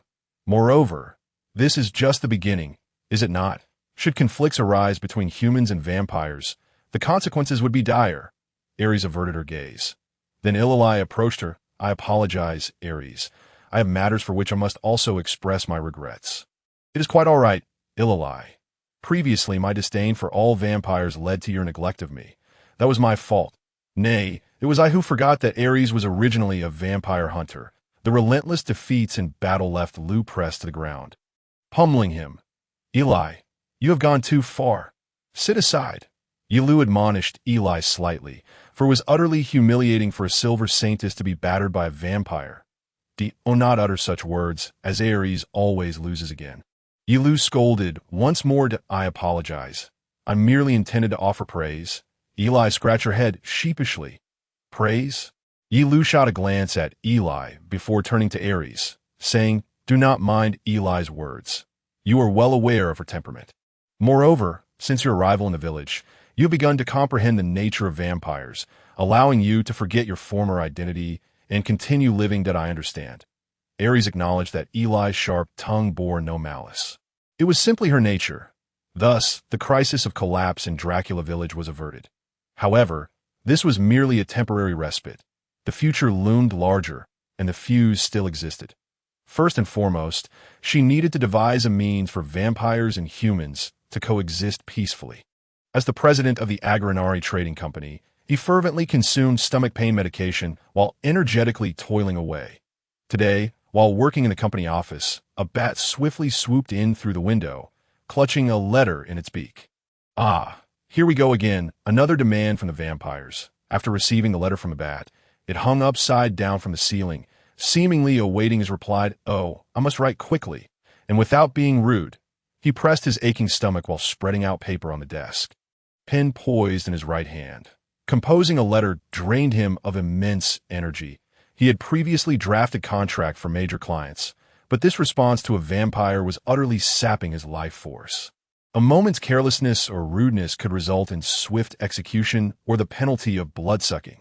At this point, he genuinely wished to inquire how many sins he had committed in his past life. Was today a good day? No, it wouldn't do to say the weather was pleasant to a vampire. That was hardly the essence of the letter. He scratched his head, desperately pondering the content of the missive. Ah, truly, my stomach aches so. Wishing you better health. Wait, is health an appropriate term for a vampire? Or would growing darker be more suitable? He was at a loss. He truly did not know. All he understood was that he could not employ bright vocabulary. As he fretted, the door to the room creaked open, and his beloved daughter walked in. She ought not to enter his workspace, but at merely 5 years old, she did not comprehend the rules. And thus, there was little he could do. "Daddy, play with me." His daughter wobbled over to his side. Seeing her adorable visage, he could not help but rise and scoop her up in his arms. In the presence of this daughter, nothing mattered. Neither the sun nor the vampires, nothing at all. All right, Dad, I apologize, but Daddy is working now and cannot play. Humph, Daddy, you have been working all the time lately. Haha, I am sorry. There is a matter of utmost importance that requires my attention. He gently caressed her chubby cheeks when, just then, a beautiful woman entered the room. Maya, I told you not to enter Daddy's workplace. I apologize, dear, I was not paying attention. It is quite all right. It turned out to be a wonderful cooling balm. Reluctantly, he handed his daughter over to his wife. Daddy, do your best. His daughter waved goodbye as his wife cradled her and exited the room. How delightful! Despite the vastness of the world, he was certain there was no warmth more profound than this sunlit moment. So, for my dear wife and daughter, I too must strive. He resumed his focus on the letter. Writing, Esteemed Miss Vampire, may your darkness deepen. In a narrow alley of the city housing the Agranari Trading Company, a man clad in clerical robes conversed with an adventurer amidst the night as shadows. Understood. You wish for us to hunt the vampires of Dracula Village. Indeed, I, Roddy, as the Silver Saint, shall bestow upon you strength. Good luck. The man in clerical robes, Roddy, smiled at the adventurer. He appeared to be an ordinary church member. Yet a silver scabbard hung from his right hip, and a silver whip adorned his left. Particularly, the silver scabbard on his right was uniquely shaped, resembling angel wings. Vampires shall not rule over humans. Rather, humans should dominate vampires. Beneath Roddy's calm demeanor, a flicker of madness danced in his eyes. Well, I have heard that there are other vampires in Dracula Village, including that girl vampire you spared, named Safi. Upon hearing this, Roddy's smile slightly faltered before he regained a resolute expression. I did not spare her. I merely granted her a reprieve until she is called to heaven. Why fear will allow her to cherish her remaining time before death? This is my final act of mercy. Roddy beamed, but the adventurer frowned slightly at his words. Yes, that's so. Regardless, it would be splendid if you could cooperate. I implore you, old friend, and no problem. After all, it is your request. The adventurer finished speaking and prepared to depart the alley. Wait a moment. Could you turn this way? Roddy called out to the man. His tone bore no thorns, entirely akin to a conversation among friends. Thus the adventurer turned without suspicion. Roddy drew his sword slightly from the scabbard at his right hip, the gleaming blade emerging just a fraction.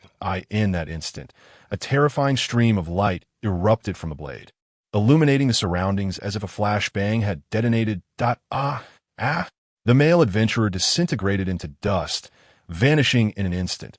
An utterly swift kill. Observing this, Roddy wore a dazed expression. I am truly grateful to you. Thanks to you, I can legally slay a friend. How marvelous it is to eliminate a close companion. You shall forever reside in my heart. Roddy exited the alley and walked for a while until he arrived at the entrance of the Agranari Trading Company. 2 guards stood watch at the door. Recently, the Agranari Trading Company had been financially strained and should not have employed guards. However, Ye Liu had paid extra to ensure the safety of Mr. Agranari, a decision that proved wise. Good evening. This is the Agranari Trading Company, correct? Roddy smiled at the guards. In contrast, the guards relaxed their vigilance and lowered their heads slightly.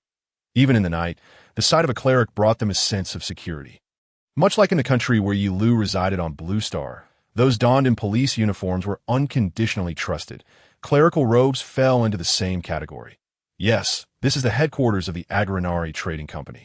What brings you here, father? Oh, nothing of great consequence. Roddy unsheathed the silver sword from his right hip. The blade illuminated the vicinity, casting a daylight-like brightness, yet the guards did not vanish into dust like the previous vampire. The light emitted by the silver sword was sacred magic. As it was based on sunlight, it posed no harm to humans, or so it was supposed that. What are you doing, father? The guards trained their weapons on the cleric, as drawing a sword was a normal reaction regardless of the opponent's identity. This. The cleric smiled. Not worry. This is the light of sacred magic. It poses no harm to humans. Oh, okay. Conversely, if this were effective, then you would be of the darkness. Roddy raised the silver sword, gathering light, before slashing it toward the sky. A terrifying stream of light flowed from the silver sword, forming a line as it surged towards the guards. Ash! The guards, engulfed by the stream of light, writhed in agony for a moment before collapsing, their bodies charred. Sacred magic, akin to sunlight, was effective against beings of darkness, but harmless to humans. This was common knowledge in this world. Without a doubt, however, sunlight was inherently warm. Excessively potent sacred magic, composed purely of thermal energy, could scorch even humans. Certainly, no one possesses the capability to wield such formidable holy magic.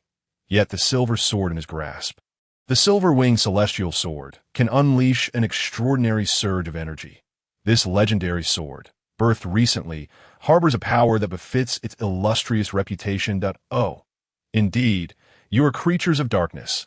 Thus, the carnage I enact is justified. Allow me to commence my work. And my arrival here is a matter of divine destiny, a summons from the heavens, the eradication of evil. Roddy grasped the doorknob and pulled with all his might. The door, which ought to have required the strength of two, began to creak under the force of his solitary effort, revealing a narrow passage for one to enter. But he stepped inside, seizing the handle of the residence's door. This time tearing it open with sheer force. Roddy entered the mansion, a gleeful smile spreading across his face. Thus, the hunt begins. Let us pursue the vampires. Come forth. He kicked open door after door, inspecting the interiors. Rather than being stealthy, he intentionally created a cacophony to incite fear. Eventually, he reached the innermost chamber, the final room, and entered with the same fervor. Inside were Reincarnated, along with his wife and daughter, clutching each other tightly, trembling in terror. Witnessing this scene, Roddy's face lit up with delight, and to amplify their horror, he raised the silver sword. Oh, how fearful the parents must be! The child must surely be even more terrified at the thought of death. He advanced toward them step by step. Please stop. If you must kill, then take my life. Reincarnated stood before the murderer, while Roddy cheerfully whistled. Excellent. Then let the others perish first, starting with that little girl over there. Please stop. It is your fault for becoming a vampire. Accept your fate. Roddy lifted his sword, poised to strike the girl. The silver blade shimmered with a sacred light, ready to proclaim judgment, when suddenly, it seems an attempt to thwart me has emerged. As characters drawn in blood materialized in the air, rushing towards him. Oh, what is this? Although perplexed, Roddy began to combat the blood characters. He easily fended off the barrage of blood symbols, dismantling them one by one. The weakened characters fell to the ground, leaving no trace behind. However, during this interval, Reincarnated and his family managed to escape. Have I taken too long? No matter, this is merely a game of pursuit. I also wish to visit the vampire village. For me, even after slaying so many, I shall incur no reproach in this marvelous village. O divine entity, I thank you. I shall deliver justice upon the fallen. Embrace your destiny. The priest once more unsheathed the silver sword. Slashing at the air, and the light emitted from the blade ignited the walls of the room, setting it ablaze. The heat from the silver sword even transformed it into a demonic blade.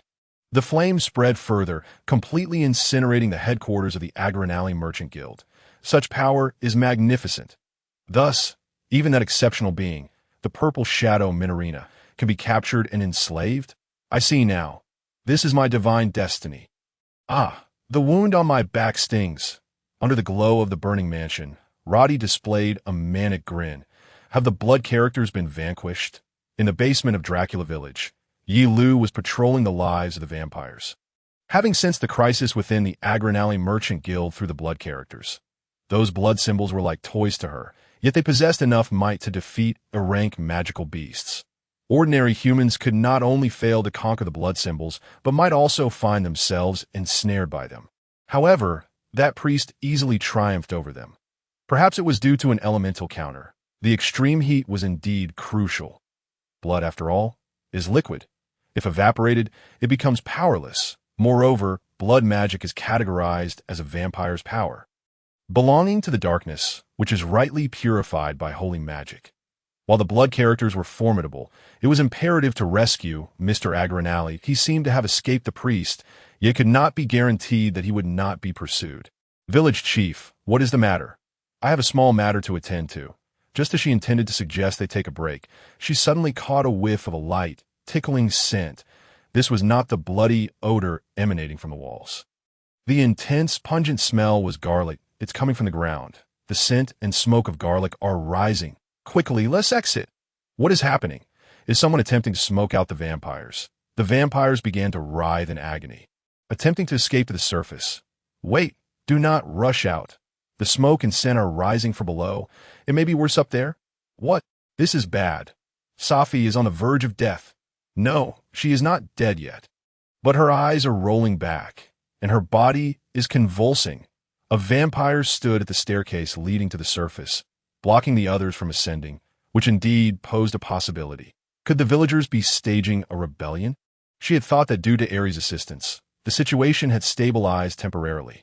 Garlic smoke sounded ludicrous, yet was profoundly serious for vampires.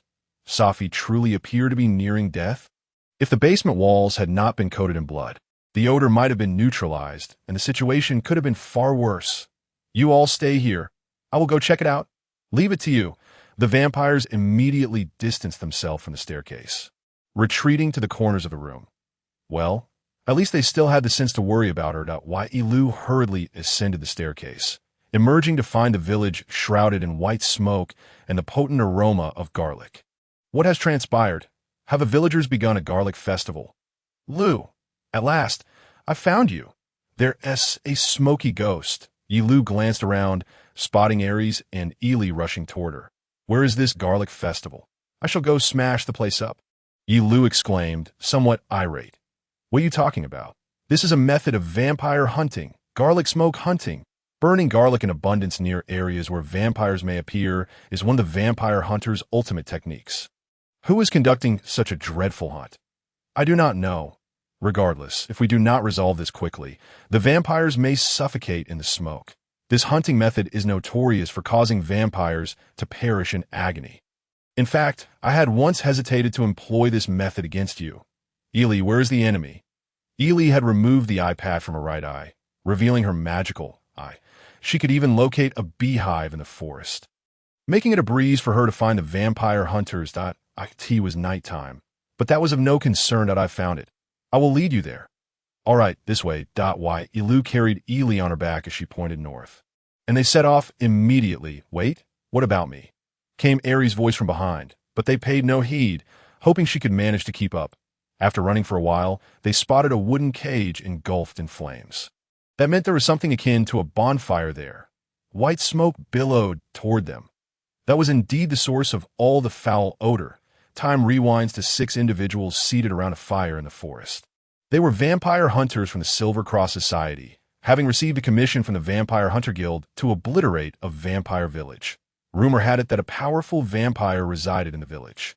But if they could locate a stronghold, expelling it would be a simple task. Hey, add more garlic. Is there enough wood? It's burning well, and the aroma is delightful. They were incinerating garlic in a large bonfire. This was a garlic smoke hunting technique, one of the ultimate methods against vampires. Even the most potent of vampires would not dare return to a place shrouded in such smoke, for the scent of garlic would permeate the area, and no vampire would wish to dwell there.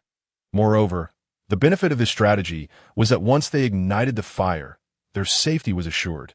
Their bodies and garments became fortified against vampires through the garlic smoke.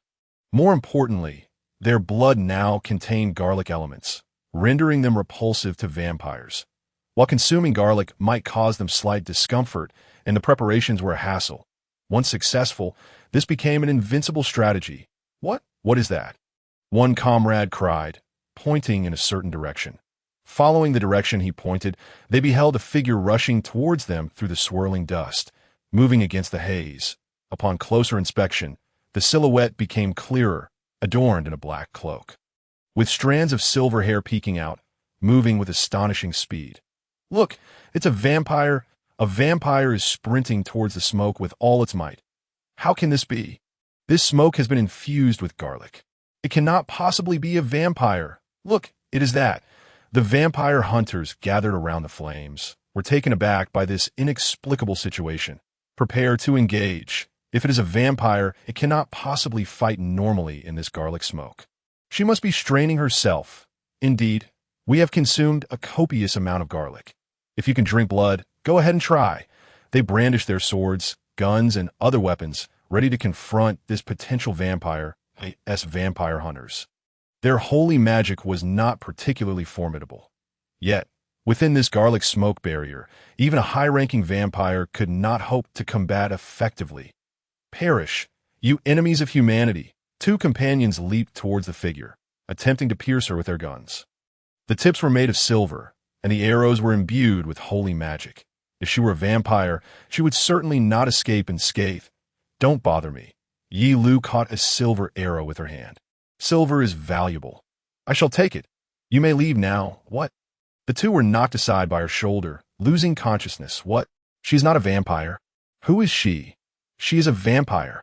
Are you kidding me? How could a vampire? What is that? If she's not a vampire, then she must be a demon, yet she appears too human for a demon. No, I do not recognize such a being. Damn it, silver is only effective against vampires. Fight with iron weapons. Come on, let us demonstrate our strength. Don't bother me. Ye Liu waved her hand, and the remaining hunters were blown away. She extinguished the flames immediately and then attempted to bury the surrounding garlic in the ground. What a waste. Ili, eat more. If you don't eat quickly, the smell won't dissipate. Ili displayed a rare look of disdain, staring at the garlic. That I am already full. You have only eaten one. I detest garlic. Don't be stubborn. Especially in front of a vampire, do not declare your dislike for garlic. Honey-sucking demon. Sigh. She was originally supposed to rescue Mr. Agranari, but for now, she cannot leave the village. Damn it. Afterwards, the garlic was shared with the late-arriving Aries. In the basement of Dracula Village, as the scent of garlic dissipated, the vampires finally felt at ease. Coughed in the pitch-black darkness. Everyone was worried about Safi. Safi, are you all right? It seems you Haven tea consumed much blood. No, I'm fine. Safi had been in Dracula Village for 2 weeks. Fortunately, there was a kind and powerful vampire operating the human village, and thanks to her, Safi could find blood to drink. However, Safi, if this continues, things will become dire. Yes, for us vampires, if we cannot satiate our thirst for blood, it implies death. Safi had not properly consumed human blood whenever she recalled the face of that vampire hunter priest. Even when she received a cup filled with blood from the village chief, she could not bring herself to drink. Moreover, as time passed, the face of that man continually surfaced in her mind, extinguishing both her appetite and her nausea. The blood she had previously received from the village chief had already congealed, so she could eat it without drinking, which was acceptable. However, when she attempted to bite into the meat, the priest's face would intrude upon her thoughts. If only the village chief could provide me with congealed blood, I would be able to drink. Congealed blood is something ordinary vampires cannot achieve, and I am entirely incapable of it. Safi, do you mean to say that without the village chief, you cannot survive? The vampire Mr. Barolo, who had once protected Safi due to her infusion with human blood, gazed at her with concern. Yes, Safi intended to do everything for the village chief, to sustain her. If I professed to favor congealed blood, I believe she would continue to provide it in the future. Although she forced a smile, it appeared somewhat rigid. Will you not tell the village chief about this matter? She gently nodded. Concealing the truth is not wise, but the thought of being expelled from the village is far too terrifying. Indeed, this state is unhealthy. Yet, Safi felt utterly powerless. She feared human blood, feared that bright red, viscous blood. Each time she recalled that man's interrogation, she felt the urge to vomit. "This is your meal for today." The priest, observing Safi's body pinned to the cross, presented her with a bucket filled with blood. Safi had been imprisoned for a week, and the priest would occasionally visit this room, wearing a sinister smile as he regarded her. It was profoundly unsettling. Had it not been for the chains soaked in holy water binding her, she would have escaped long ago. Alas, preparing food for a vampire is no easy feat for this bucket of blood. "I just chased away some thieves. Please unlock these chains, and I shall drink." Safi shifted her right hand slightly, causing the chains to rattle. The priest looked at her, seemingly relishing the moment. "That no, you would escape that way. Wouldn't you? If you were to transform into a little insect, it would be quite troublesome to pursue you." Clearly, this man has lost his mind. He is a vampire hunter. There is no choice but to drink the blood provided by this man and await the opportunity to escape. Although vampires are strong, their bodies weaken without blood. "Now, please indulge yourself. This is blood I have painstakingly acquired. I hope you drink it all." The man presented the bucket filled with blood before her. Attempting to coax her into drinking, it felt more like drinking than sucking, but it mattered not. Safi gulped down the blood, but upon tasting it, she retched, "Cough? What is this?" Oh, her mouth, throat, and stomach felt as if they were ablaze. "Oh, do you not like it? I specially mixed the blood with holy water for you." The priest appeared to smile with delight. "Holy water? That substance is mixed in the blood?" Her body was being purified from within. "No, I do not need it." "No, you must drink more." The man pressed the bucket to her lips, but she resolutely refused to open her mouth. Such a concoction. Only a demon would consume it. The chains rattled as she struggled. Her resistance was futile. The priest chanted a spell, and she felt her body fading away. Her mouth slowly opened. Blood flowed into her mouth. Woo-woo. This is a holy magic that can subtly control the body of a vampire. It is my favorite. Previously, I used this to force a vampire into a holy water pool. The screams from that occasion were simply splendid. Which would come first, drowning or evaporating? What do you think happened to that vampire? Hot. Her mouth, throat, stomach, and entire body felt unbearably hot. The holy water was corroding her body. How does it feel? An internal assault is far more effective than one might imagine. External attacks can be somewhat accustomed to, but internal assaults are insurmountable. Wow, you still wish to drink. This is a splendid beginning. Please continue. Ugh. After being forced to drink blood for an extended period, Safi could no longer recall when she had been liberated from the bucket. She only knew that blood had become a source of fear for her. Upon arriving in Dracula Village, she realized that although she had escaped, her heart remained imprisoned by that priest, unable to drink blood normally. After conversing with Safi, Beryl stepped outside the basement to speak with the other vampires. "I believe we should inform the village chief about Safi's situation." I asked that wise. It seems Safi does not wish for that. It matters not. Should the village chief choose to expel Safi, I shall likewise depart the village alongside her. If one does not safeguard their kin, what merit is there in being a leader among vampires? Beryl declared resolutely, while the other vampires nodded in slight agreement. Indeed, to forsake one's brethren is a disgrace. As vampires, we must stand united. On the eve of the attack on the Agarnally Trading Company, within the castle located in the northern region of Silvalia, Minerina reclined comfortably upon her throne. At that moment, a bat flitted noisily to her side. Minerina retrieved a letter from the bat's mouth and examined its contents. "Miss, what does the letter say?" inquired an elderly steward. Bowing his head, that a subtle smile graced Minerina's lips. "That it is from Ye Liu. She requests my assistance." "Oh, what a delightful coincidence. You too have matters for which you seek aid."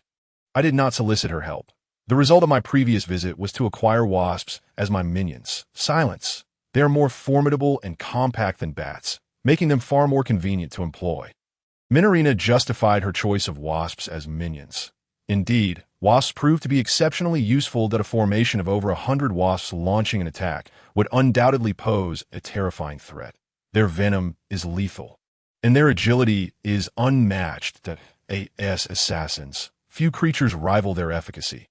Considering that ordinary vampires typically have bats and wolves as their minions, Minarina's selection of wasps as her subordinates can be deemed quite visionary. Influenced to some extent by Ye Liu, anything will suffice as long as it aids me.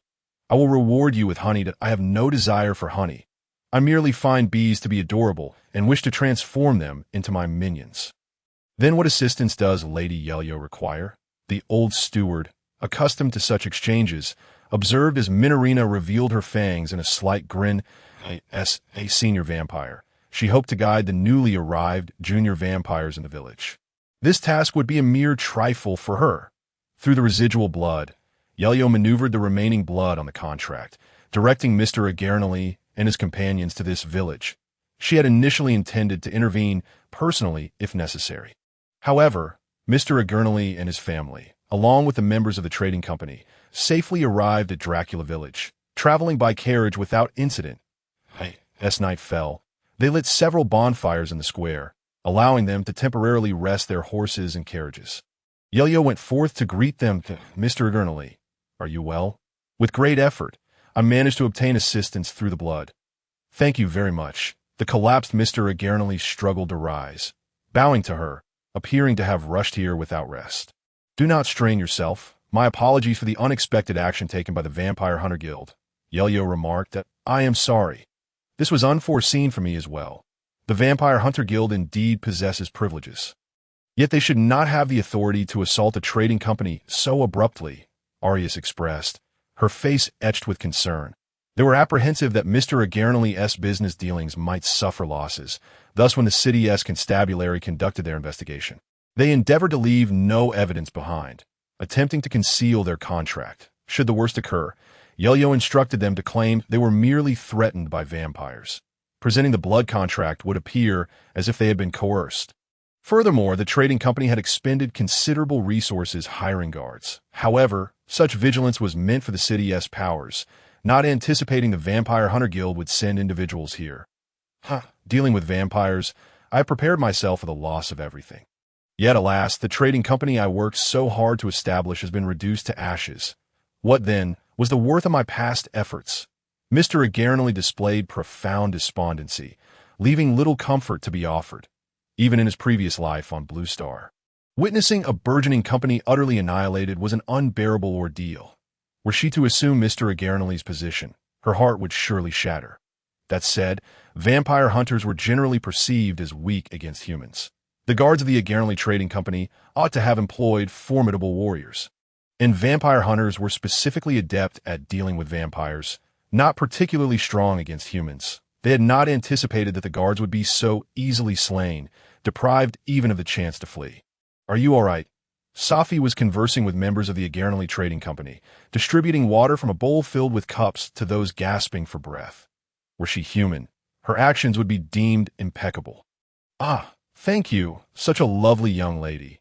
No, judging by her attire, a lad, whichever it may be, they are both delightful. Remarkable, Safi is a vampire, yet none take heed. Even she perceives Safi merely as someone diligently distributing water, appearing not as a vampire but rather as an ordinary girl, entirely devoid of any vampiric aura.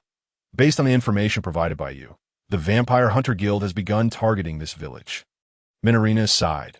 Who is that priest? How could my blood yield to him? Her blood could effortlessly vanquish potent monstrosities. Frankly, she had not anticipated being defeated by those vampire hunters. Yet as she murmured to herself, Safi's eyes widened in astonishment.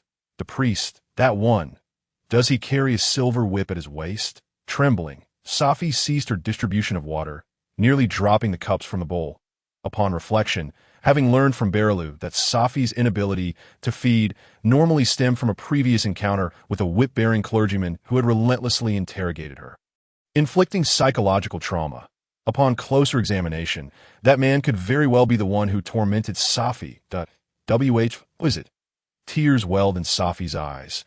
Should she reveal the truth or fabricate a lie? No, she ought to tell her the truth. Yes, there's a clergyman with a silver whip at his waist.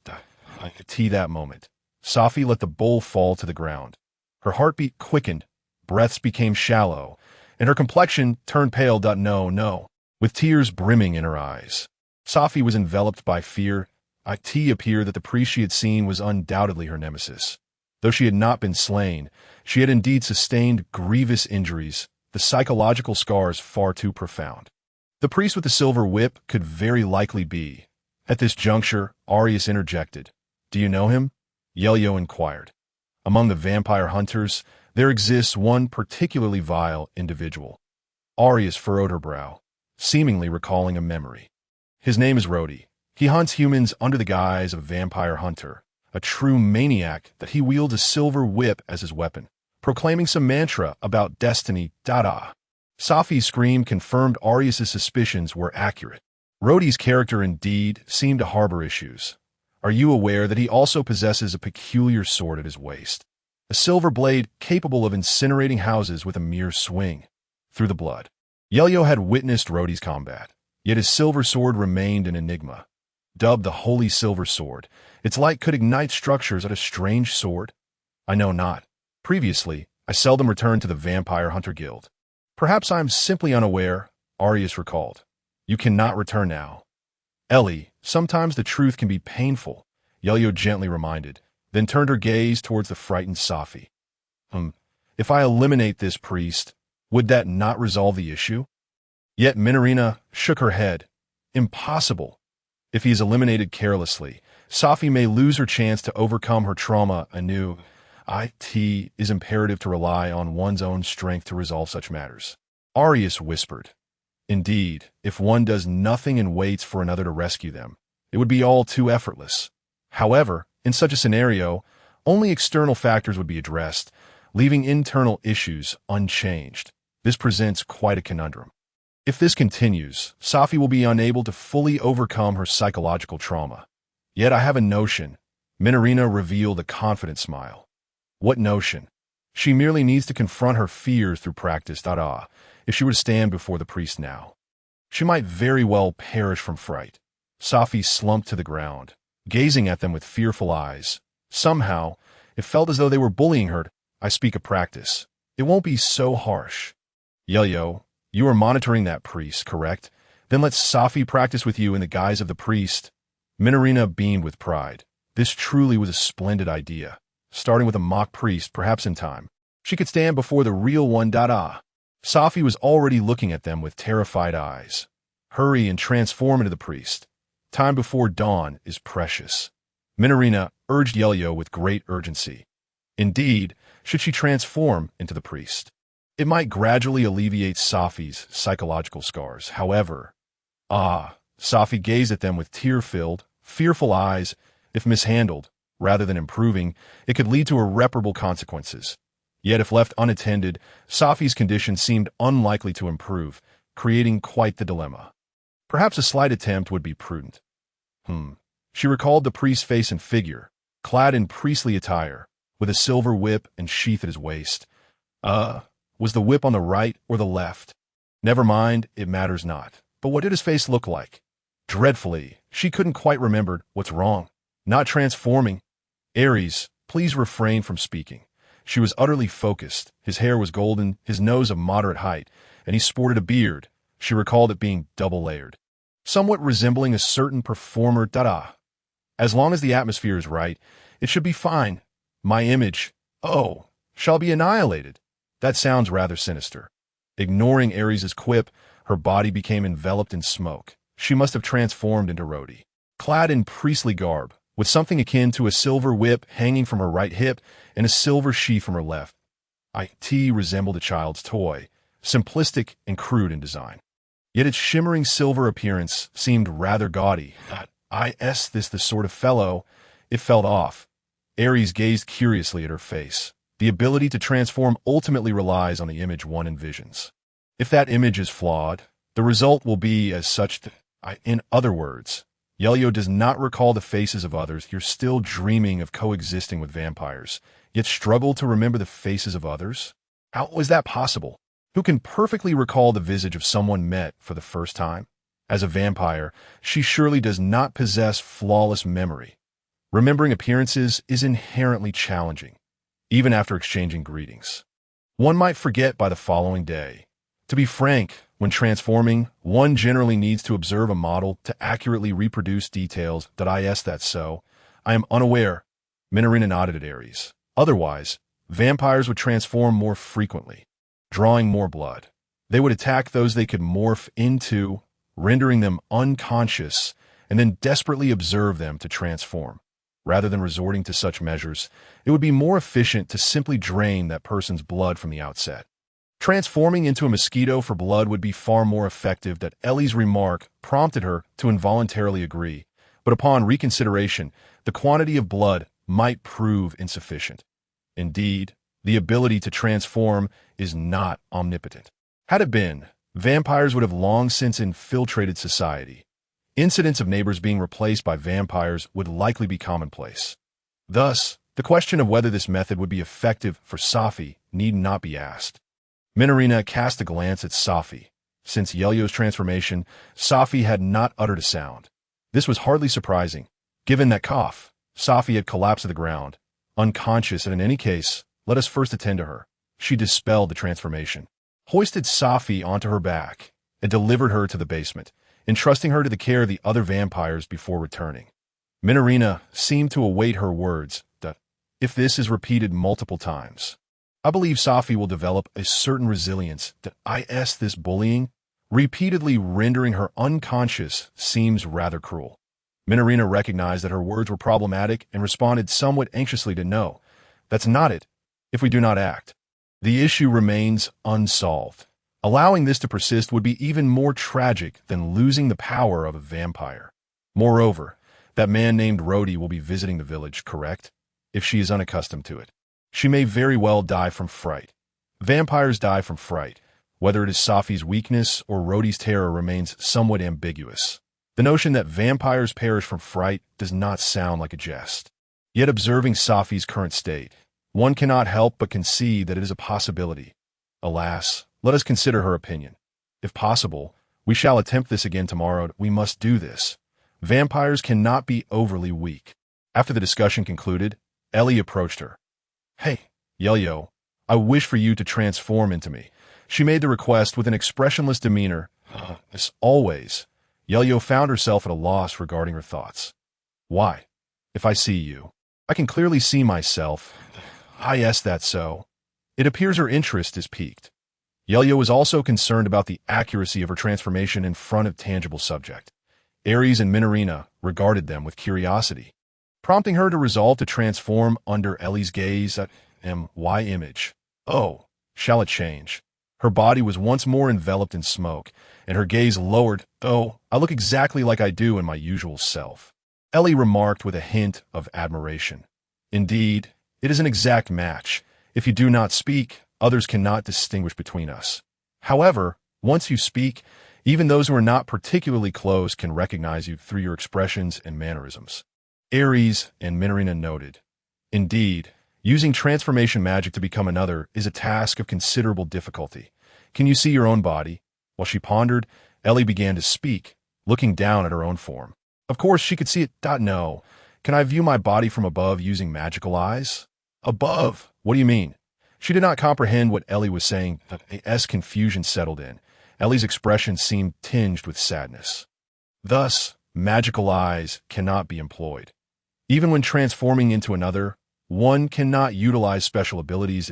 If it pertains to vocal organs or the like, since they are part of that body, they can be manipulated. But imitating magical eyes is impossible, Minorina added, and Ellie appeared somewhat disappointed. The ability to fly and emit ultrasonic waves stems from the biological structure that permits such actions, and fundamentally, those capabilities belong to that being. Thus, if one transforms, they can generally manage. However, if one were to become a mage, they cannot replicate magical power or techniques, hence cannot employ sorcery to replicate another's abilities. This is an impossibility. But what does Ellie mean by viewing her own body from above?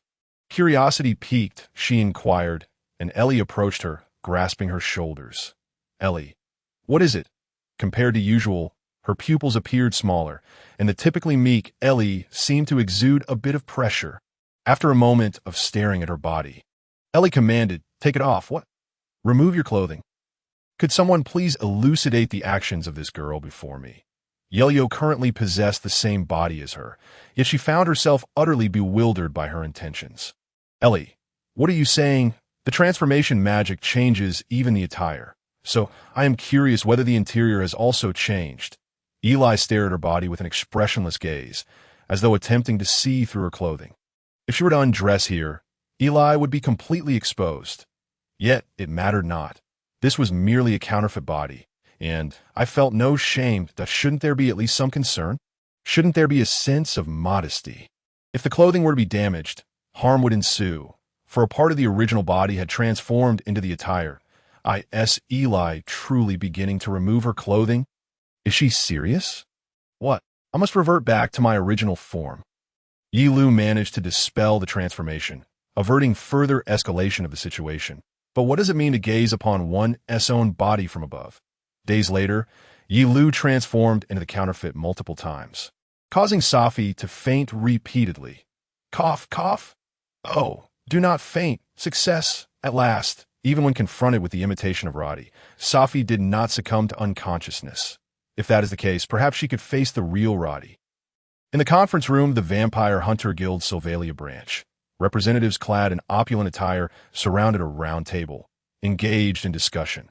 Roddy had audaciously attacked and incinerated a building belonging to an ordinary merchant guild. Although the aftermath could be managed regardless, that man is an aberration.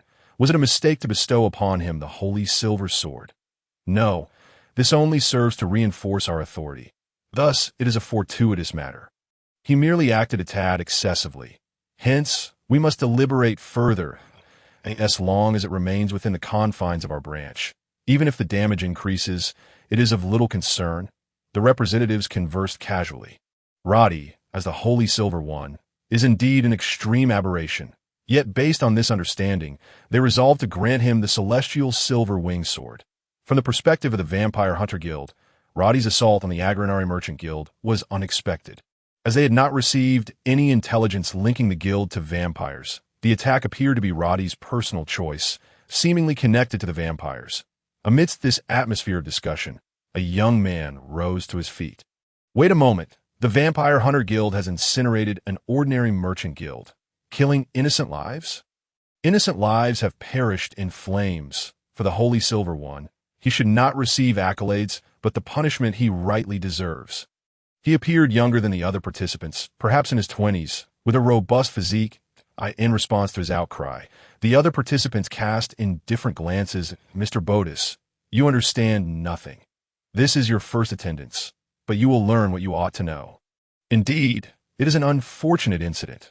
Roddy fought valiantly, merely defending a residence under attack by vampires. Consequently, the vampires set fire to the building and seized the opportunity to escape. Thus, the crisis posed by the vampires on the streets has now passed. What a splendid narrative! I truly wish for a bar to sing of it. This is the entirety of the measures taken by the Vampire Hunter Guild. In this incident, the guild handled it as follows. Roddy encountered the vampires attacking the Agranari Merchant Guild by chance. Engaged in battle within the residence, yet the vampires ignited the building and fled. Although the members of the Agranari Merchant Guild perished, they were not transformed into vampires. Roddy, as the Holy Silver One, fulfilled his duty and emerged as the hero who saved the streets. No, this implies that Roddy will repeat such actions in the future. Will you allow innocents to be slaughtered time and again? Bodis was enraged. Yet, after a shrug, the other participants appeared to concur. It seems Mr. Bodis is somewhat misinformed, misunderstanding that a participant chuckled softly at the bewildered Bodis. This nation harbors no humanity. What? Bodis widened his eyes at this statement. While the other participants murmured amongst themselves, this nation has not provided us with adequate donations that we need not protect them. Thus, they are not human, and their deaths are inconsequential. Should they donate to us, we would only need to manage the damage appropriately. They bestowed the Holy Silver Sword upon the aberration Roddy, certainly not without consideration. They care not, as long as he operates within the Sylvalia nation. Even if he loses control and slaughters innocents, it is merely attributed to the vampires. Are you suggesting that allowing Roddy to act recklessly is better? If you're to engage in some extreme activities, it would influence other nations as well. Moreover, his ability to slay vampires is reliable, making it easier to explain to neighboring countries. The Vampire Hunter Guild is a game of money, which is precisely why they established a branch in the donation-deficient Sylvalia nation. This enables them to better seize control of the Sylvalia nation.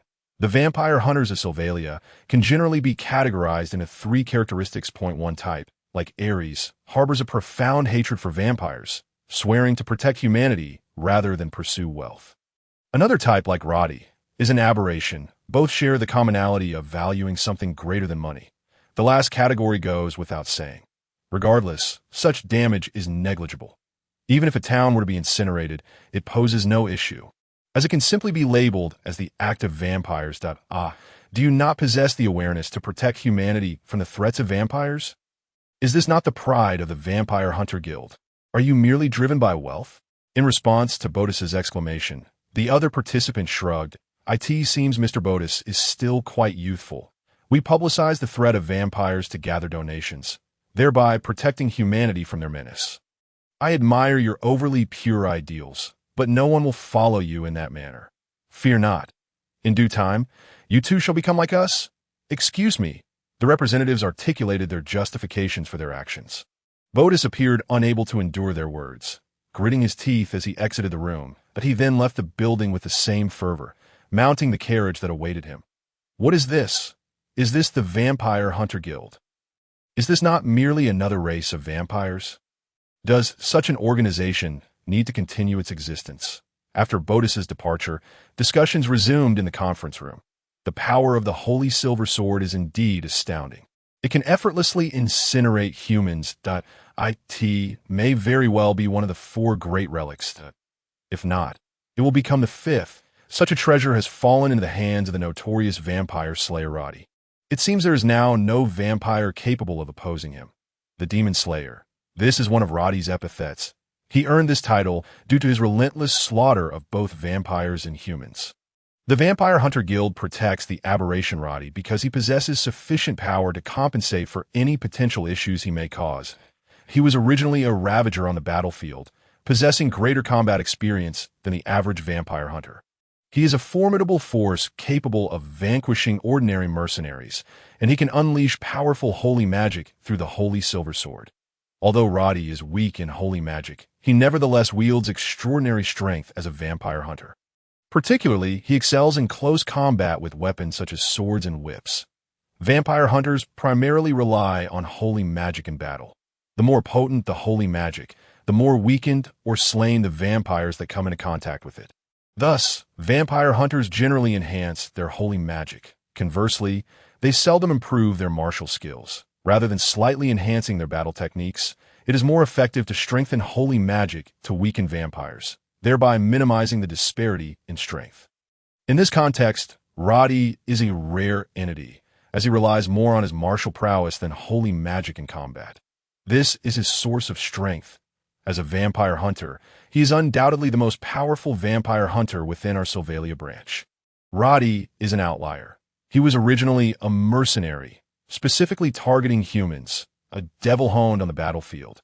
That man fortuitously possesses a talent for holy magic and was recruited by the Vampire Hunter Guild. Continuing to this day, he compensates for his average holy magic strength as a vampire hunter with his martial skills, but a man endowed with the most formidable holy magic, deemed a nemesis to vampires, is hardly an exaggeration. Let us discuss Roddy, and more importantly, the silver-winged divine sword. If it is to be considered a new sacred relic, we must acknowledge that such artifacts only attain legendary status upon the demise of their wielders. Should they be manufactured indiscriminately, it would pose a significant dilemma that Roddy's actions are verging on the excessively troublesome. Should the nation of Sylvalia voice their grievances, it would undoubtedly become a predicament. Might we attribute this incident to the vampire village?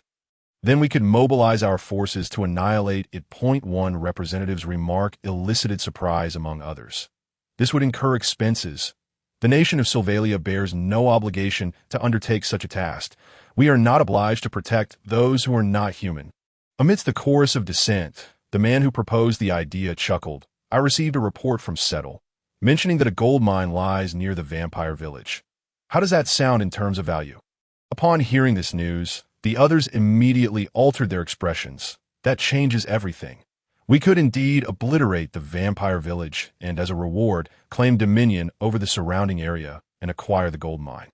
If we were to form an expeditionary force led by Roddy, under the guise of an apology, the king would likely raise no objections.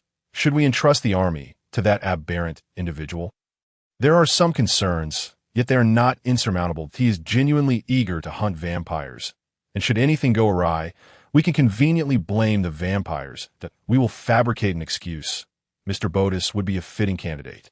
Wouldn't you agree? The representatives seemed to reach a consensus, nodding in unison. Well, as a call to other nations, we shall gather approximately 100 vampire hunters. They could decisively eradicate the vampire village in one fell swoop. Let us prepare them for the assault. Is 100 enough? A larger number would attract more attention. That would be a waste of resources. Gathering more individuals would incur substantial expenses, and Roddy's strength is adequate to deal with the vampires. So, will those vampires from the village come forth? Or will they flee in terror because of me? That night, on the plains north of Dracula Village, an assembly of vampire hunters, numbering around 100, congregated. Standing there, Roddy gazed ominously in the direction of Dracula Village, a sinister smile gracing his lips. Him. Ye Liu was inconsequential. His true targets were Minerina, Safi, and Ares, along with the villagers. Thus, he pondered that if they were to flee in fear, it would be for the best. If not, he would not hesitate to eliminate them from the outset. It would be prudent to eliminate troublesome matters at the beginning, ensuring the subsequent execution of his mission would proceed smoothly. I must contemplate how to judge the villagers. Perhaps I shall douse them with boiling holy water. Should their skin fester as a result, it would serve as irrefutable proof of their vampiric nature. Chuckling with glee, Roddy hummed a tune. For him, the forthcoming actions were a form of entertainment, a delight, an indulgence. As the agent of the divine, he envisioned how he would enact judgment upon evil, a thought that exhilarated him. How could such an atrocity be permitted? Bodis, standing beside the aberrant individual, approached angrily.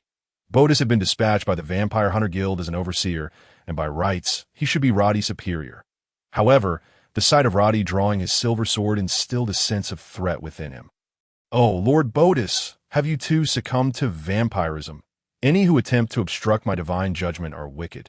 Should you not accept my trial? How could such a thing be allowed? I am permitted. This is divine will. Moreover, if the villagers have already been transformed into vampires, to spare them would be a transgression, for those vampires would slay the innocent." Roddy's demonic shriek caused Bodis to recoil, rendering him utterly paralyzed. A mere witness to the execution of evil. From the outset, no ordinary individual could thwart this aberrant being. The Vampire Hunter Guild had anticipated this scenario. Bodis was not expected to restrain him. When Roddy stirred up trouble, he merely served as an overseer, providing a flimsy excuse. I shall not allow the evil I have marked to escape, as Roddy murmured to himself. Wea, among the 100 vampire hunters he had brought. Roughly 1/10 soared into the sky. What? Vampire hunters. Bodis watched in panic as individuals ascended into the air. While Roddy merely smiled, Roddy's gaze shifted towards the original location of the vampire hunters, where Minerina stood. She descended like a missile, the impact alone sending the vampire hunters flying. Not only that, Ye Liu, Ares, and Ely took the opportunity to approach Roddy, drawing near enough for a normal conversation. You arrived just in time. Minerina and Ares, come forth to accept my judgment. Silence. Who would accept the judgment of such a lowly creature as you? Upon Roddy's exclamation, Minerina's expression twisted in disgust, prompting Roddy to begin praying to the heavens. O Divine One, please forgive this sin-laden vampire. She looks down upon humanity for being a vampire. I scorn you because you are a creature more wretched than garlic. Oh, I shall now judge in the name of the divine. So please, grant your forgiveness. You have not been speaking to me since just now, have you? The dialogue between Minerina and Roddy was not destined to occur, and rightly so. The priest had been calling out to the heavens. Rather than addressing the vampire princess, Roddy, you intend to kill the villagers, do you not? At that moment, Ares shouted loudly, and Roddy smiled at her. No, I shall not kill. What I seek to eliminate are the Dark Ones. The villagers are suspect to have transformed into vampires, and I shall test them in my own way. You intend to indiscriminately kill everyone, do you not? Indiscriminately? How rude. I merely intend to use my sacred power to ascertain who may survive.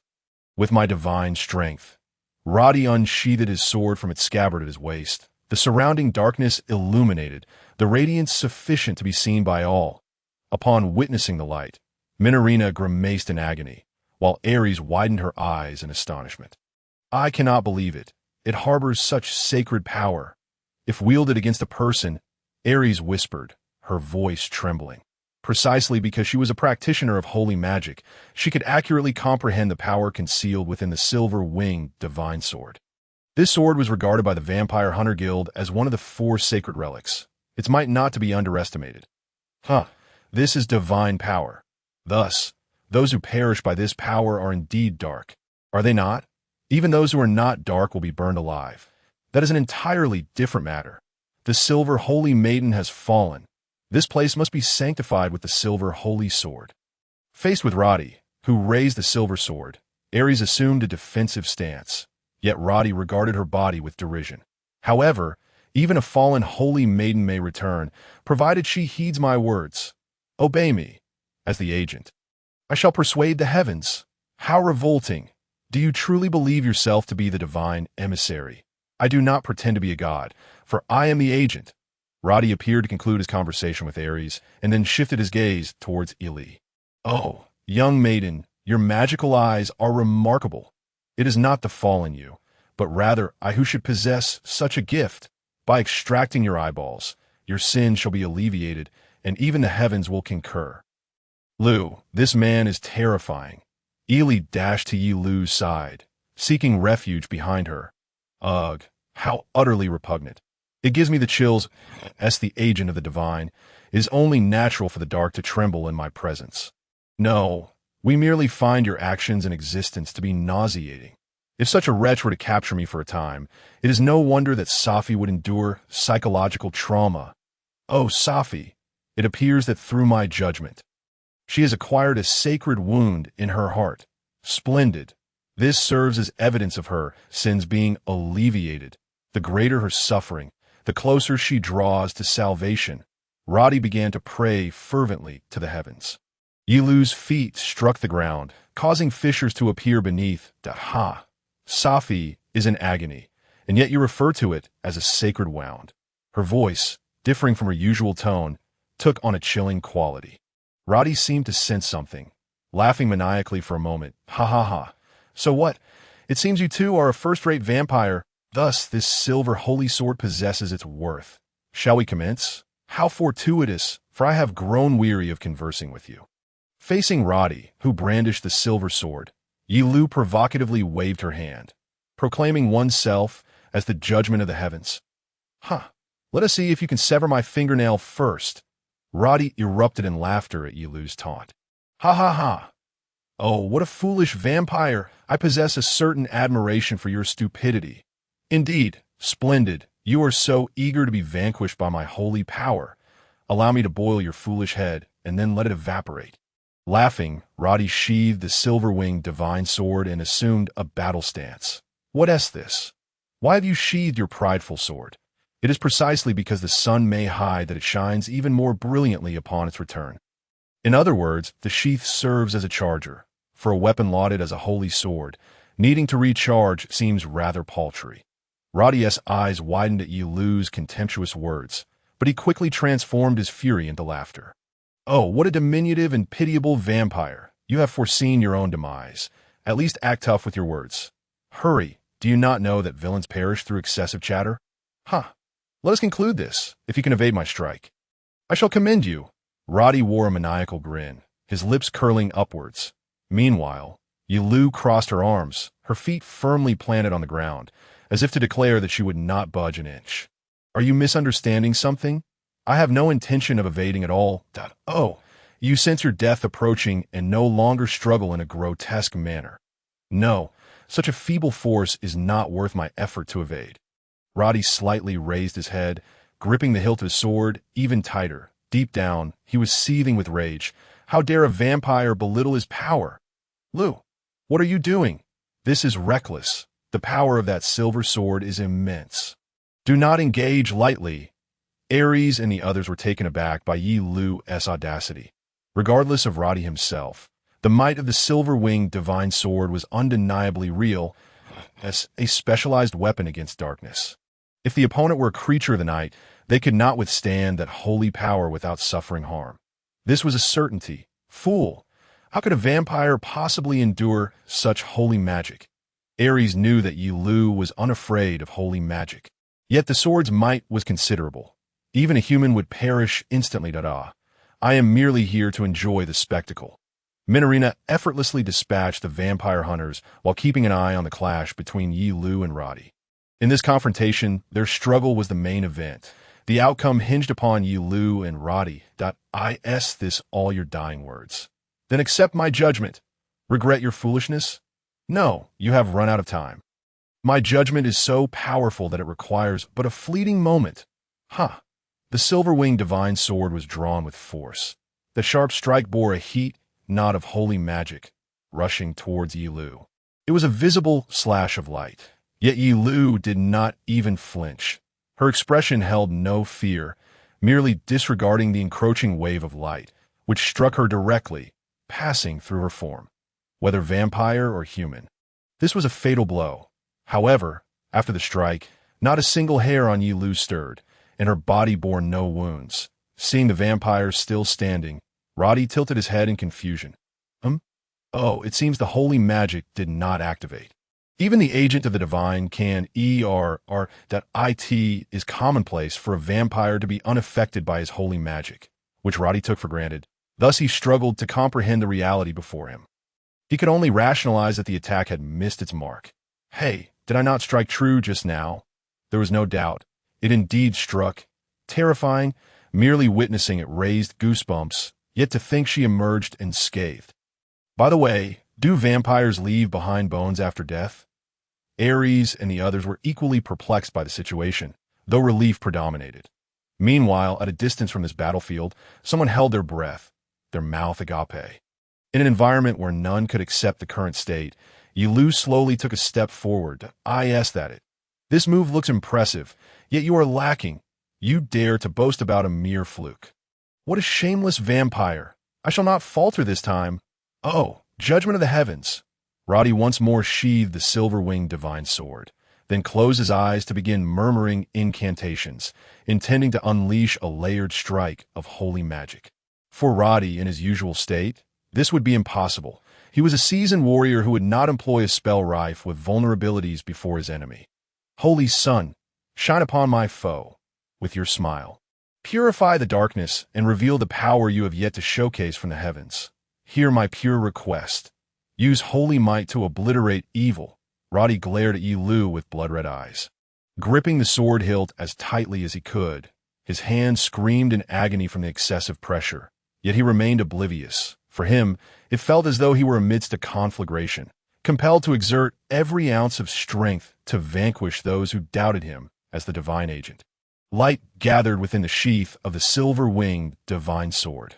Merely standing near the residual waves of the impending attack was enough to evaporate high-ranking vampires as evidence. Minorina's body weakened, yet she managed to endure. Eager to witness the outcome of this clash, power coalesced within Roddy's right arm, and he exerted all his strength to draw the silver-winged divine sword from its sheath. Hey, divine agent, what will you do if your next attack fails to yield results? Ha! Are you afraid of my power? But alas, it is too late. Regret having provoked my wrath. Repent. Alas, I shall render you incapable of finding excuses that in a moment of sighing, Ye Liu instantaneously appeared near Roddy. A mere 2 meters apart, for a skilled warrior, it was impossible to remain immobile or evade at such a distance. You extend your neck willingly. How brave of you! Aurora, purify the darkness. Holy obliteration slash. Surpassing the scale of previous attacks, the holy magic unleashed a beam as thick as a house from a sword, engulfing Ye Liu. The light then traversed through Ye Liu, scything through the earth behind her. The sheer magnitude of light possessed physical force. It was akin to a large-caliber laser forged from holy magic. Neither human nor vampire could survive in the flow of that light, more like an enraged deity delivering judgment. The light of holy magic continued to be unleashed. Ha ha ha. I'm the divine agent, the righteous messenger purifying darkness. Now, anyone who opposes me is guilty. Anyone standing in my way shall perish. Roddy laughed boisterously, observing the spectacle, sword still aglow in his grasp. Then, the torrent of light finally dissipated. The excessive holy power was waning. Yet at that moment, he began to question his own eyes that no, it cannot be. For one who claims to be the divine agent, if misfortune were to befall him, it would be this unforeseen circumstance. Within the flow of light, that vampire remained entirely intact. Hey, counterfeit divine agent, how will you excuse yourself this time? Ye Liu's attire was subtly different from before as she mockingly fixed her gaze upon Roddy. Impossible, absolutely impossible. In an instant, Roddy distanced himself, staring at the vampire before him and shaking his head in disbelief. He had always considered himself omnipotent and could not fathom that the holy magic he had unleashed with all his might had been withstood by his foe, leaving her unscathed. Impossible. Where could this have gone awry?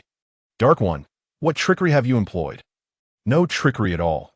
I merely accepted the attack in an ordinary manner. Silence, ah. In response to Roddy's screams, Ye Liu smiled provocatively. The silver-winged divine sword was undoubtedly a top-tier holy sword, its capabilities beyond question, serving as a lethal weapon against beings of darkness. Moreover, the overwhelming heat of the holy magic could scorch even those not of the dark attribute. However, it remained a holy sword, and the power of the silver-winged divine sword could only reveal its true worth when facing the dark. In other words, if the opponent did not possess the dark attribute, its power would merely be that of burning. Thus, if the adversary were not a being of darkness, its holy light bore no distinction from that of flames. For Ye Liu, the holy magic was ineffective. In essence, the silver-winged divine sword was merely a degraded version of a flame magic sword. Furthermore, if the vampire's body were sufficiently robust, an attack of flame magic sword level would struggle to inflict fatal harm. Very well. It is time to conclude this, that I have proven that your so-called proud sword is of little significance. With her right hand, Ye Liu made a swift motion, severing her left arm near the shoulder, which she then retrieved from the ground with her right hand. Subsequently, her left arm began to regenerate, returning to its original state. She swung the severed arm as if wielding a sword, holding it aloft before Roddy with both hands. This is the true one-handed sword. Humph, perverse fiend. Not far away, Ares remarked. You scoundrel! You dare mock me! Roddy was infuriated, confronted by the vampire who held her own severed arm, appearing as a fool before him. Why, Ye Liu responded to his fury with a disdainful demeanor. We are not mocking you. We are thoroughly deceiving you. It is astonishing that you remain oblivious despite our overt actions. You, how dare you treat me, the divine agent, in such a manner? You shall not escape death so easily. The divine will bring judgment upon you. Whatever it may be, come forth quickly, that I shall inform you that your silver sword pales in comparison to my arm. Silence, ah. Ye Liu brandished her one-armed sword while Roddy wielded the silver-winged divine sword. The two clashing fiercely, the one-armed sword extended straight as if stiffened by death, while the silver-winged divine sword was enveloped in powerful holy magic, and then the two swords collided. The outcome was determined in an instant. It broke. The silver-winged divine sword emitted a crisp sound. The holy light contained within seemed to yearn to return to the heavens, transforming into a beam that shot skyward, illuminating the surroundings as if it were noon. What? Roddy gazed at the sword broken at its base, rendered speechless, standing frozen in place. The shattered blade fell lifelessly to the ground, having lost its radiance. Ye Liu gave a slight swing of her one-armed sword. This formidable holy sword, truly befitting a divine agent-s weapon, suits you well. It was a blatant provocation, yet it struck a significant blow to Roddy's psyche. My divine power, No. If it can be repaired. If it can be repaired? Roddy picked up the broken blade, no longer caring for Ye Liu, fleeing the scene. That figure could only be described as pitiable, as he, along with the holy sword, had shattered his very spirit. Are you not going to pursue him? it would be best not to let him escape, right? Ares approached Ye Liu to, "It is not my job to start from here." Yet Ye Liu gazed in a particular direction. "Hurry! Fix the holy sword. It can still be repaired." Roddy cradled the broken blade like a treasure, sprinting towards the city. For him, the silver-winged divine sword was everything. He had never contemplated losing it, firmly believing it could be mended. However, a vampire appeared before him, blocking his path. Roddy frowned, but upon seeing that figure, a smile graced his face to "Oh, is that not Safi? You have come to face judgment. How splendid." The vampire standing before Roddy was Safi. She adjusted her breath slightly, then fixed her gaze intently upon her nemesis. At the same time, her attire transformed. Once soiled male garments, they now morphed into a dress predominantly red and black, emphasizing mobility. Safi had regained her transformation ability, reverting her clothing to its previous form. "Roddy, Safi had once feared you, but now she was unafraid." "What? It seems you need another lesson." Roddy cautiously placed the blade of the silver-winged divine sword on the ground, then unfastened the silver whip from his left waist. He had always wielded the silver whip, having previously vanquished Safi with this very weapon. Thus, under similar conditions, Roddy should be able to defeat Safi once more. "Come, accept my judgment." Roddy lashed the whip, attempting to strike Safi, yet she evaded, kicking off the ground to retreat. Then the young girl turned to face the vampire hunter, her expression not one of fear, but of determination. "Safi, I know you have lost your power. Have you come to realize the gravity of your sins? I know the power of vampires is formidable, yet you are inherently weak, Tio Safi." The man before her was no different from the counterfeit Ye Liu had impersonated. Having trained against the impostor, she was able to witness the earlier battle without succumbing to unconsciousness. Moreover, it was precisely because she had witnessed Roddy's disgrace that she now felt no fear. The young girl bared her fangs, the sharp teeth glistening under the moonlight, causing Roddy to stagger back slightly in discomfort. Tito's fear of vampire was inconceivable for the former Roddy. His confidence when battling women before had dramatically waned. "I shall advance. Stay back. Do not come closer." Roddy swung the whip, attempting to deter Safi, yet the smile that once adorned his face had vanished. Safi, emboldened by her newfound confidence, moved with increased agility, while Roddy, having lost his assurance, found the sharpness of his whip dulled, sealing the fate of their duel. This is the physical prowess a vampire can wield, and for an ordinary human like Roddy, it is insurmountable. The impact sent Roddy crashing to the ground. Cough. How could this be? He attempted to rise, but failed. The full-force collision from the vampire was far too powerful for an ordinary human. His bones cried out in agony, several fracturing under the strain. Cough. "I am the divine agent." Safi slowly approached the fallen Roddy, crouching beside him. "Then I shall not hold back." She opened her mouth, leaning in close to Roddy's neck. "No, do not do that. Do you know what you're doing?" "I am Roddy, the divine agent. You cannot do this, Safi sank her teeth into his neck, beginning to drain his blood, if to settle all past grievances. Her mind became consumed by the instincts of a vampire. Minutes later, she finally released her grip. "Thank you for the hospitality." Roddy has withered away and met his demise. Blood trickled from the corners of Safi's mouth.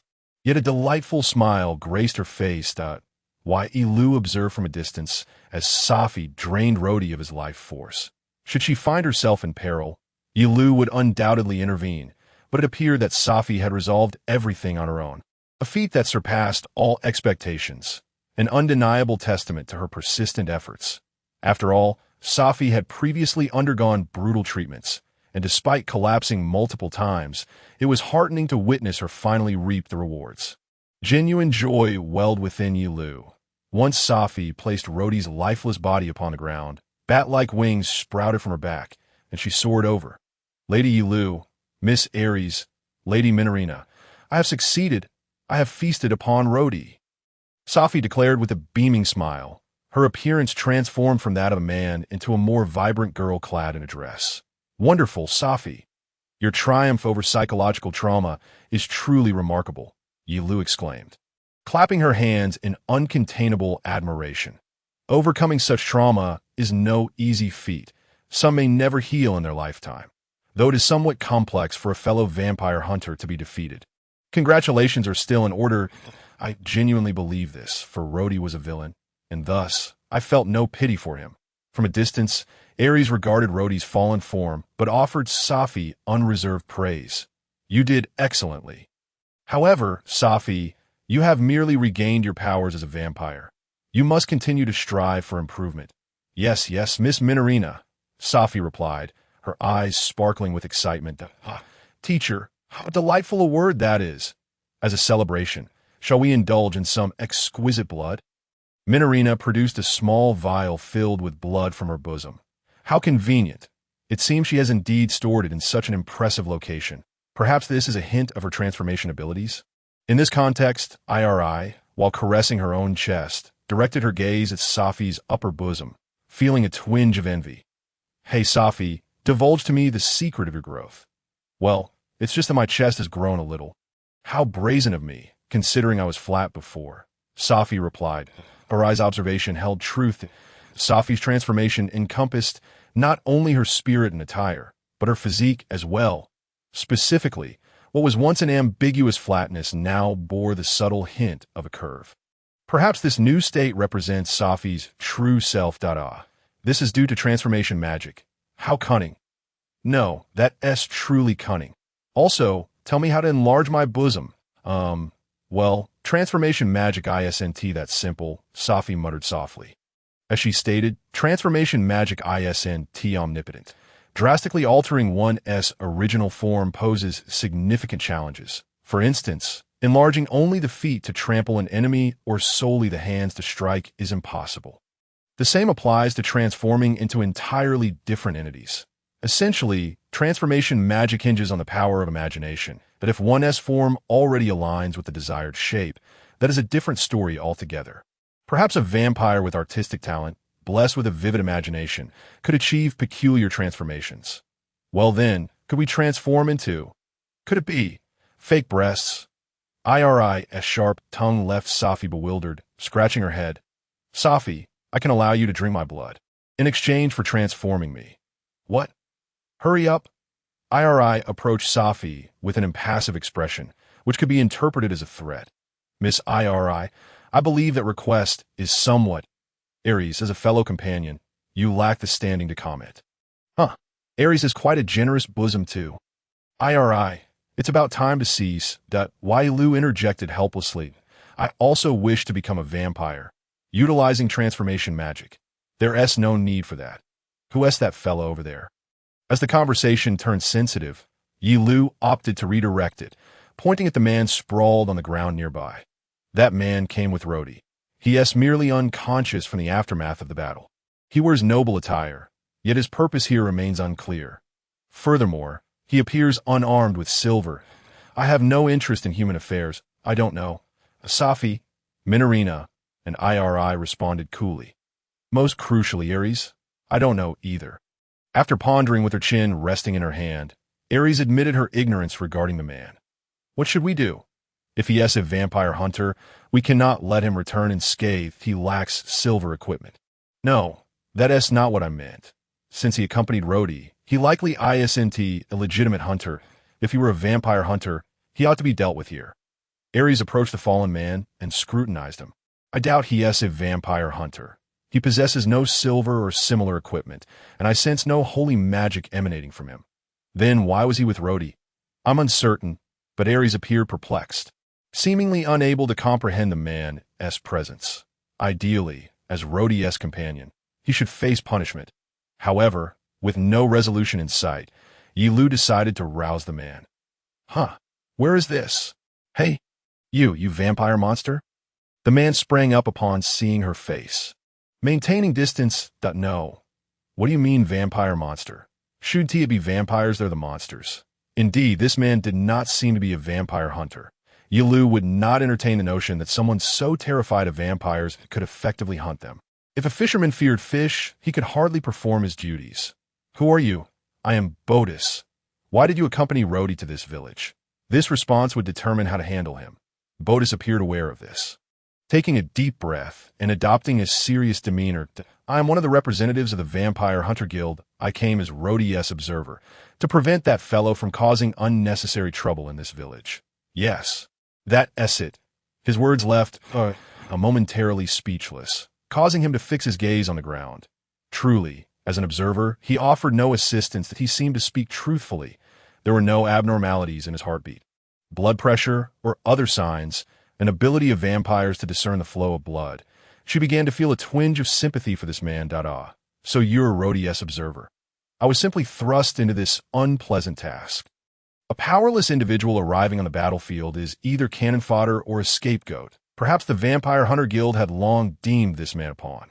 She felt pity for Bodis well, you may leave. What? Is that permissible? I am an important figure within the Vampire Hunter Guild. Well, yes, at that moment, I interjected. That important figure, could it not be a mere honorary title? One that only elevates posthumously. All right, enough of that. Bodis, you may go. Ye Liu hastily urged Bodis to depart. He hesitated briefly, then fixed her with a serious gaze. That I wish to ask something. I witnessed your battle with Rodi. Rodi is an anomaly, yet undeniably powerful. And you, having directly endured that holy magic, emerged unscathed. Who are you? Who am I? Ye Liu, a vampire possessing a human soul, she replied, pointing to her heart. Also known as a honey vampire. Ira, stop joking. If such an entity exists, it poses a threat to our guild. That I will remember you. Now, I must take my leave. With that, Bodis departed. Rather than allowing him to escape unscathed, perhaps it would be wiser to deal with him. He perceives her as a potential threat, one that may exacerbate the assaults on Dracula Village. Yet, on the other hand, she contemplates the possibility that the Vampire Hunters organization is not entirely corrupt. There might still be individuals with whom she could converse. However, at present, this organization does not appear to be favorable. Nevertheless, without engaging in dialogue, one cannot ascertain the truth. Hey Liu, pass me that arm, Alina remarked, holding the severed limb, which seemed rather hefty. This girl, she mused, was oblivious to the thoughts swirling in her mind. What do you intend to do with it? A kitchen knife? Absolutely not. Is that a family heirloom or something cursed? It's meant to be a treasured relic. Such things should not be passed along. Subsequently, Ye Liu retrieved the broken silver-winged celestial sword. It appeared she had forgotten something. Upon returning to the village, she exclaimed, Wow, my life's masterpiece. The legendary silver sword? Ye Liu had fashioned this arm sword in mere seconds, only for it to tragically shatter shortly thereafter. Alina shook her hand, muttering in frustration, are you joking? Surely, something so formidable could not have merely broken, right? Silverline directed his gaze towards Ares, who swiftly averted his eyes. That sacred sword had been mocked by vampires and met a dismal fate. What has become of my life as a blacksmith? Upon seeing the broken silver sword, Silverlion wept. By the way, was it you who forged the silver-winged celestial sword? She seemed to regret her actions deeply. Minorina, to be frank, do you believe that using such a wicked sword to indiscriminately slay vampires is not a grave sin? Indeed, for vampires, it is such, but the one who entrusted the sword to Roddy shares the blame as well. Sylvalian's defenses crumbled in an instant. In the Vampire Hunters Guild at the Sylvalia branch, a heated debate raged within chamber. More specifically, a young man was fervently shouting, Dracula Village is perilous. The vampires there easily defeated Roddy. We must swiftly determine how to respond. Bodis pounded the table with both hands, desperately articulating his concerns. Having witnessed all the conflicts in Dracula Village, he became the sole individual capable of accurately comprehending the threat posed by Ye Liu. He issued warnings, but the other representatives remained dismissive. Well, I certainly did not expect Roddy to be vanquished. Before the silver-winged celestial sword, it is inconceivable that an immortal vampire could prevail. Let us not conceal the truth. While you were unconscious, Roddy was ambushed and killed, correct? No matter how exceptional the famed sword, if it is drawn and the wielder falls, it becomes meaningless. Vampires, like professional assassins, are difficult to defend against in the shadows. Then why is Lord Bodis still alive? I thought you had perished. The representatives, wearing expressions of mockery, turned their accusations towards Bodis. They refused to believe him, having witnessed the power of the silver-winged celestial sword firsthand. Thus, before that divine power, they were convinced that no vampire could remain unscathed. Moreover, while they placed complete trust in the holy sword, their confidence in its wielder, Roddy, was considerably lacking. The arrogant Roddy had been ambushed by the vampires lurking in the night. Before he could draw the sword, his head was severed or drained of blood. It was a story easily surmised. The loss of the silver-winged celestial sword to the vampires was a bitter blow. Yet it mattered not, as long as they could reclaim it. That sword was not one that vampires could wield. Even if they could, it would not pose a significant threat. Ultimately, that sword was merely a weapon against those of darkness. No, that is not true. Roddy fought valiantly against the vampires and failed. There are monsters in that village capable of neutralizing even the holy sword. Botus proclaimed loudly, attempting to rectify the erroneous sentiments in the room. But the participants merely regarded him with astonishment. Lord Botus, regardless of how severe your surveillance failure was, there is a limit to casting blame upon the enemy. In this situation, it is best to acknowledge your own mistakes. No, there truly are monsters in Dracula Village. Then present your evidence. That moment, Botus, who had no legitimate argument left, lowered his head, thereby solidifying Botus's deception further. Lord Botus, you are exhausted. Today's meeting will conclude here. You should return and rest. But enough. You have failed as a watcher. Know your place and refrain from speaking excessively. Go rest. It must be tiring to be with Roddy. Even the representatives of the Vampire Hunters Guild felt a twinge of sympathy for Botus, who had to deal with Roddy. Once Botus was ousted from the council, he glared resentfully at the closed door. The situation was dire. That vampire was undoubtedly dangerous if the village continued to expand. That powerful vampire would ascend to kingship, gathering a legion of vampires to form an army. Botus's complexion paled. The vampire hunters had two reasons to underestimate vampires. First, they could be defeated if their weaknesses were found. Second, they rarely banded together. However, should vampires unite to form an army, the circumstances would drastically change. Intelligent monsters attacking in numbers could only spell despair. Botus was terrified of Ye Liu. Beyond personality flaws, Roddy was undoubtedly a formidable opponent. It could even be argued that his twisted character rendered him all the more fearsome. He had witnessed the scene firsthand, making his fear inescapable. The greatest advantage of humanity lies in cooperative numbers. Even when facing a powerful, singular vampire, they could leverage their numerical superiority, striking with silver rods to force submission and achieve victory. Moreover, as vampires lacked organization, humans consistently maintained an advantage in information warfare. The ease with which vampires could be defeated stemmed from humanity's meticulous preparations. However, if vampires began to collaborate, the scenario would shift dramatically. For instance, the vampire hunter's ultimate tactic, garlic smoke, is effective because humans are the aggressors and possess knowledge of the enemy's stronghold, thus enjoying an informational edge. Furthermore, encountering a vampire with no weaknesses would be nothing short of a nightmare, but a plan must be devised. They could not afford to stand idly by. I refuse, regardless of the means. A strategy must be formulated. He left those words behind as he turned to depart. Meanwhile, on the other side of the door he had been observing, the representatives were stifling laughter. Oh dear, Lord Botus has encountered trouble. To be honest, I thought he wouldn't return alive. Yet here he is. Who would have thought Roddy would perish? He seemed like a man who could never be killed. However, we still desire mountains of gold and silver. What shall we do? The genius inventor we support claims to have concocted a potent potion. The representatives crossed their arms, deep in thought. Just then, the door to the conference room swung open, revealing Sadir. Oh, Sadir, perfect timing. You mentioned having a plan. You said you could ensure that the vampire village would not survive. Facing the representative's suggestions, Sadir donned an apologetic expression. Actually, it was a failed plan. Upon reevaluation, I realized it was utterly unrealistic. What? Weren't you boasting about it before? You claimed you could handle that village, that it should have been feasible, but it appears this time I made an error. What is that? Precisely because of this. Vampires are a group of Sadir lowered his head in apology, yet his face bore a grin revealing sharp fangs. Deep down, he thought, Collaborating with you imbeciles to implement that plan is a waste of time and utterly tedious. A bunch of self-righteous fools lacking the courage to confront the enemy head-on. On the contrary, the inhabitants of Dracula Village are far superior to you. If only our interests aligned, he scoffed at those self-righteous fools, contemplating the subsequent plan that I shall choose more intriguing individuals to engage with. My ambitions extend beyond merely enriching and empowering the Vampire Hunter Guild. Darkness shall inevitably envelop the dawn. On the night after Roddy's assault, Agranari and Ye Liu were engaged in discussion in the square. While Ely and Arius listened nearby, by the way.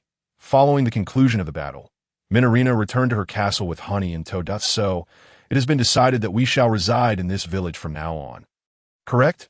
Indeed, returning to the city would entail peril. Even if I could linger in the city for a few days, why not establish a base in this village? Over the next 2 days, she engaged in discussions with Agranari regarding future actions. Specifically concerning Agranari's plans, that he had the option to return to the original city.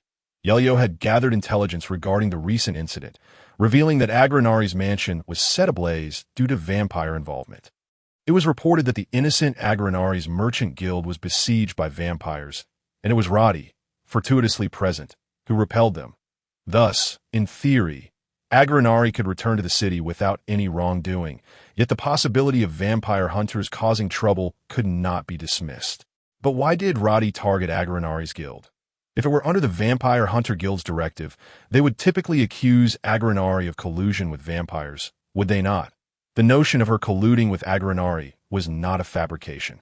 If only the truth could be revealed, but for reasons unknown, false information was deliberately disseminated. IT that moment, Arius interjected, IT is likely Roddy's unilateral decision. The Vampire Hunter Guild lacks knowledge of Agranari's dealings. Yet that wretched priest, guided by a strange intuition, took it upon himself to launch an assault, claiming to be a servant of the divine. Is he not an agent of the divine? Dogs and agents are rather similar. While I do not equate them, there is no need to elucidate Roddy's actions. Indeed, that fellow is capable of such things. Does that mean the Vampire Hunter Guild is oblivious to my relationship with Agranari? Arius nodded slightly that IT should be so. You have concealed evidence of your dealings with Agranari, have you not? Ultimately, the Vampire Hunter Guild is merely a guild dedicated to hunting vampires. They possess no investigative capabilities. And since Sylvalia is a non-affiliated nation, it would be peculiar if they were aware. Non-affiliated nation. Another term she was unfamiliar with. What does non-affiliated mean? Well, the Vampire Hunter Guild has influence worldwide, but they do not collaborate with every nation. Nations that have signed agreements with the Guild are termed affiliated nations, while those without are labeled non-affiliated nations. Even without cooperation, some degree of influence remains, as Guild branches still exist. Perhaps they misconstrue cooperation as vassalage. The Vampire Guild is truly deplorable. Yet why would a guild solely dedicated to hunting vampires wield such power? If that were the case, powerful monster-hunting guilds, such as those for dragons, should also exist. I am certainly not belittling vampires. Agranari fretted that he might have unintentionally spoken out of turn. Ye Liu concurred with his inquiry. Vampires are indeed a troublesome presence, yet their numbers are scant.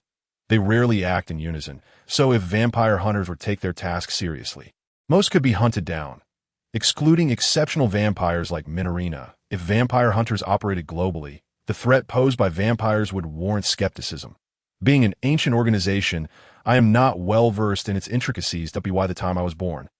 The global organization had already decayed, yet vampires indiscriminately attack humans, resulting in greater harm than other monsters despite their limited numbers. If left unchecked, they could grow formidable. That I can somewhat comprehend Arius's perspective. But there remain aspects I find unacceptable. For instance, engaging in excessive behind-the-scenes activities and wielding immense privilege. Arius may be unaware of the inner workings, especially if she's a complete outsider. Sigh. It is futile. In any case, Agranari, your guild shall be reconstructed swiftly, albeit not resembling your previous residence. No, I am profoundly grateful. I will rebuild the Agranari Merchant Guild. Fortunately, I am not being hunted in the city, allowing me to continue business through existing connections. It was already on the verge of collapse. Ely interjected. Ely, cease your remarks. Agranari's eyes began to glaze over. Indeed, without ties to the vampire village, the business's prospects are dire and have reached a critical juncture. Ahaha, I shall strive diligently. Agranari forced a somewhat awkward smile once more. If the Vampire Hunter Guild remains unaware of my association with the guild, then conducting business outdoors next time should pose no issue. As long as everything proceeds smoothly and remains undiscovered. In the future, I shall prepare longer-term contracts and employ more blood-script guards. Yelio proclaimed. Very well. Agranari's expression grew somewhat stiff. He appeared less than fond of blood scripts. So, will the primary product still consist of silverware and honey? No, that. The silver craftsman, his masterpiece shattered, disheartened, the silver sword inferior to his own hands. Ely recited, enunciating a poetic line with an enigmatic cadence. The metals mined are currently processed by Silverlion, yet he has been reclusive since 2 days ago. For Silverlion, the silver-winged divine sword is the pinnacle of his life's work, and its destruction seems to have struck him profoundly. Silverlion is fortunate not to have ventured to the battlefield. Had he done so, the shock might have proven fatal. Yelio remarked with relief. Could it truly reach such an extent? The greatest masterpiece of one's life shattered. It may cast a shadow over him for all eternity. Ely and Arius glared at her reproachfully. Sigh. Why gaze at her in such a manner? At that moment, Silverlion suddenly rushed towards them, an air of despair emanating from him. Silverlion, are you well? Has your shattered heart been crushed? Village chief, I have a request. Please, allow me to become a vampire, Silverlion exclaimed, dropping to his knees. Silverlion, first and foremost, you should get some rest, Yelio advised. Such musings should be entertained in bed. Alas, Yelio and Ely's jests left Silverlion feeling disheartened. I have given this serious consideration. The silver-winged divine sword is the greatest masterpiece of my life. Yet it was so easily broken. I must create something that surpasses it once more. Silverlion pounded the ground with his fists, his request understandable. However, I am already aged. Time is of the essence. If I were to become a vampire, my lifespan would be prolonged. Would it not? Silverlion cried out in desperation. A seemingly reasonable assertion at first glance. Silverlion, you are merely deprived of sleep. Why? I have pondered this earnestly. What is the issue? Well, there exists a fatal flaw. What might that be? What is wrong with my perfect plan? Silvalion's argument was fundamentally flawed. Why? Where lies the problem? If you believe there is an issue, voice it. Regardless, you do not wish for me to forge another legendary sword, Silverlion bellowed. Silver cannot be processed. Ely calmly interjected. Vampires cannot handle silver. A brief silence ensued. Then, Silverlion collapsed, expressionless. Indeed, for a silversmith to become a vampire in pursuit of crafting superior works is fundamentally misguided. For if one were to become a vampire, one could no longer be a silversmith. In other words, you have not contemplated this for 3 days and nights. Only 2 days have passed since then. It is rather superficial. Ely, must you not cease? The counterpart is a distraught elder. Silverlion had completely lost her vitality and returned dejectedly. After a brief discussion, they dispersed. The following evening, I pondered for 3 days and nights, while I still draw breath. I shall forge a blade that surpasses your arm. Thus, as a sample, I shall take this very arm. Silverlion stormed into her home, exclaiming, and then unceremoniously seized the arm that Ely had placed upon the table. My arm. No, it is my arm. For reasons unbeknownst to her, Ely was struck by an overwhelming shock. Her feelings utterly incomprehensible. I will do everything in my power to reclaim it. There is no need for that. My kitchen knife. Do you truly wish to utilize another's arm for your culinary pursuits? Well, if the sword is not bestowed upon Silverlion, he is likely to descend into madness. Moreover, she is curious about the weapon Silverlion might forge. Should it succeed and surpass expectations, she would possess a weapon befitting her own prowess. Thus, tranquility once again graced the village. On the following day, a bat delivered a letter. It was from Minerina, stating her intention to relocate to this village. Ye Liu gasped in astonishment. Why? Ely inquired. I have no idea. Surely it cannot be in pursuit of honey. In the castle throne room located in the northern part of Sylvalia, Minorina sat impatiently upon her throne.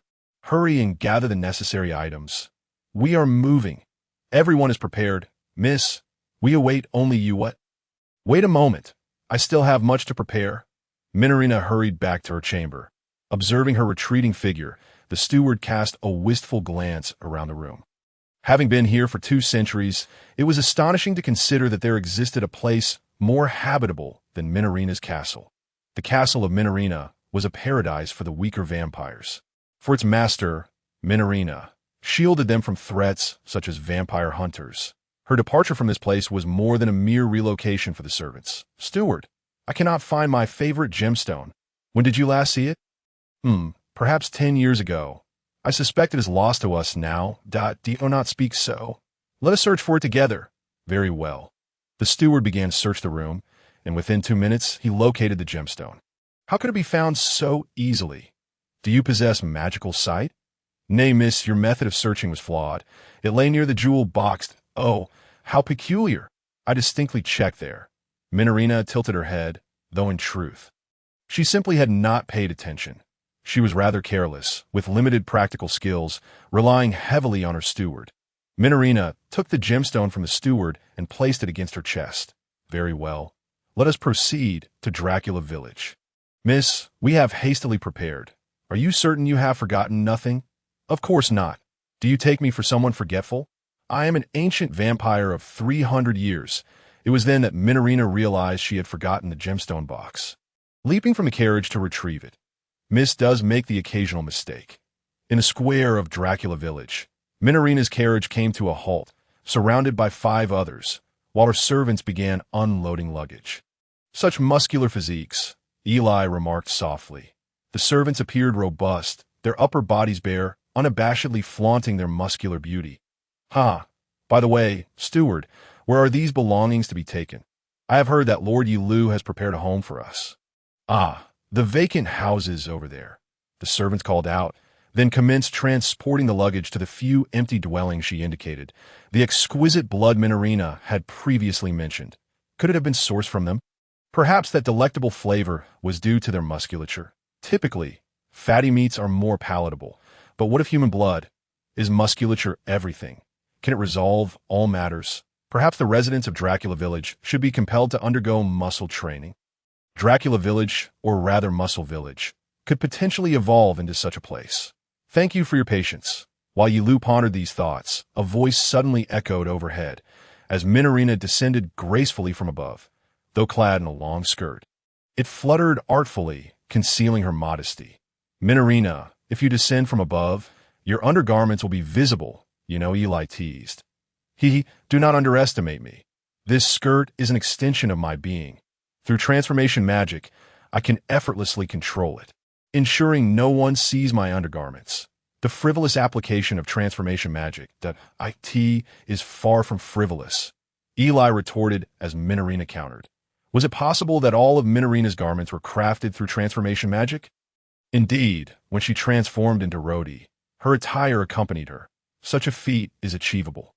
Thus, it is best not to dwell on this matter, lest one be overwhelmed by heated sensations. Steward, have you located the gemstone box? What are you saying? As the Lord, I would never return for something I forgot. For reasons unknown, Minorina was evasive. She occasionally cast glances toward Ye Liu, perhaps wishing to maintain an air of strength in her presence. She crossed her arms defiantly. More importantly, from this moment, I shall reside in this village. Are you pleased? I am indeed pleased. Miss Minorina is most dependable. Naturally, a hint of self-satisfaction graced Minorina's demeanor. In truth, she was indeed quite reliable. As a high-ranking vampire, she would serve as the village's second line of defense, and with her 3 centuries of knowledge, she was a wealth of information. Although her typical demeanor was somewhat careless, she proved to be a trustworthy presence in many respects. By the way, what prompts your move to the village? To witness you in the end.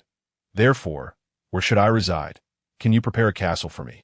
In the cellar. Is it a single room? For the time being, you will share with other vampires, but is it a single room? After Minarina's arrival in the village, it seemed the atmosphere would become quite lively. Ah, could you assist me in restoring the guild first? Before that, let us construct a cellar for Minarina. The request from Ares and Agarina elicited a wry smile from her.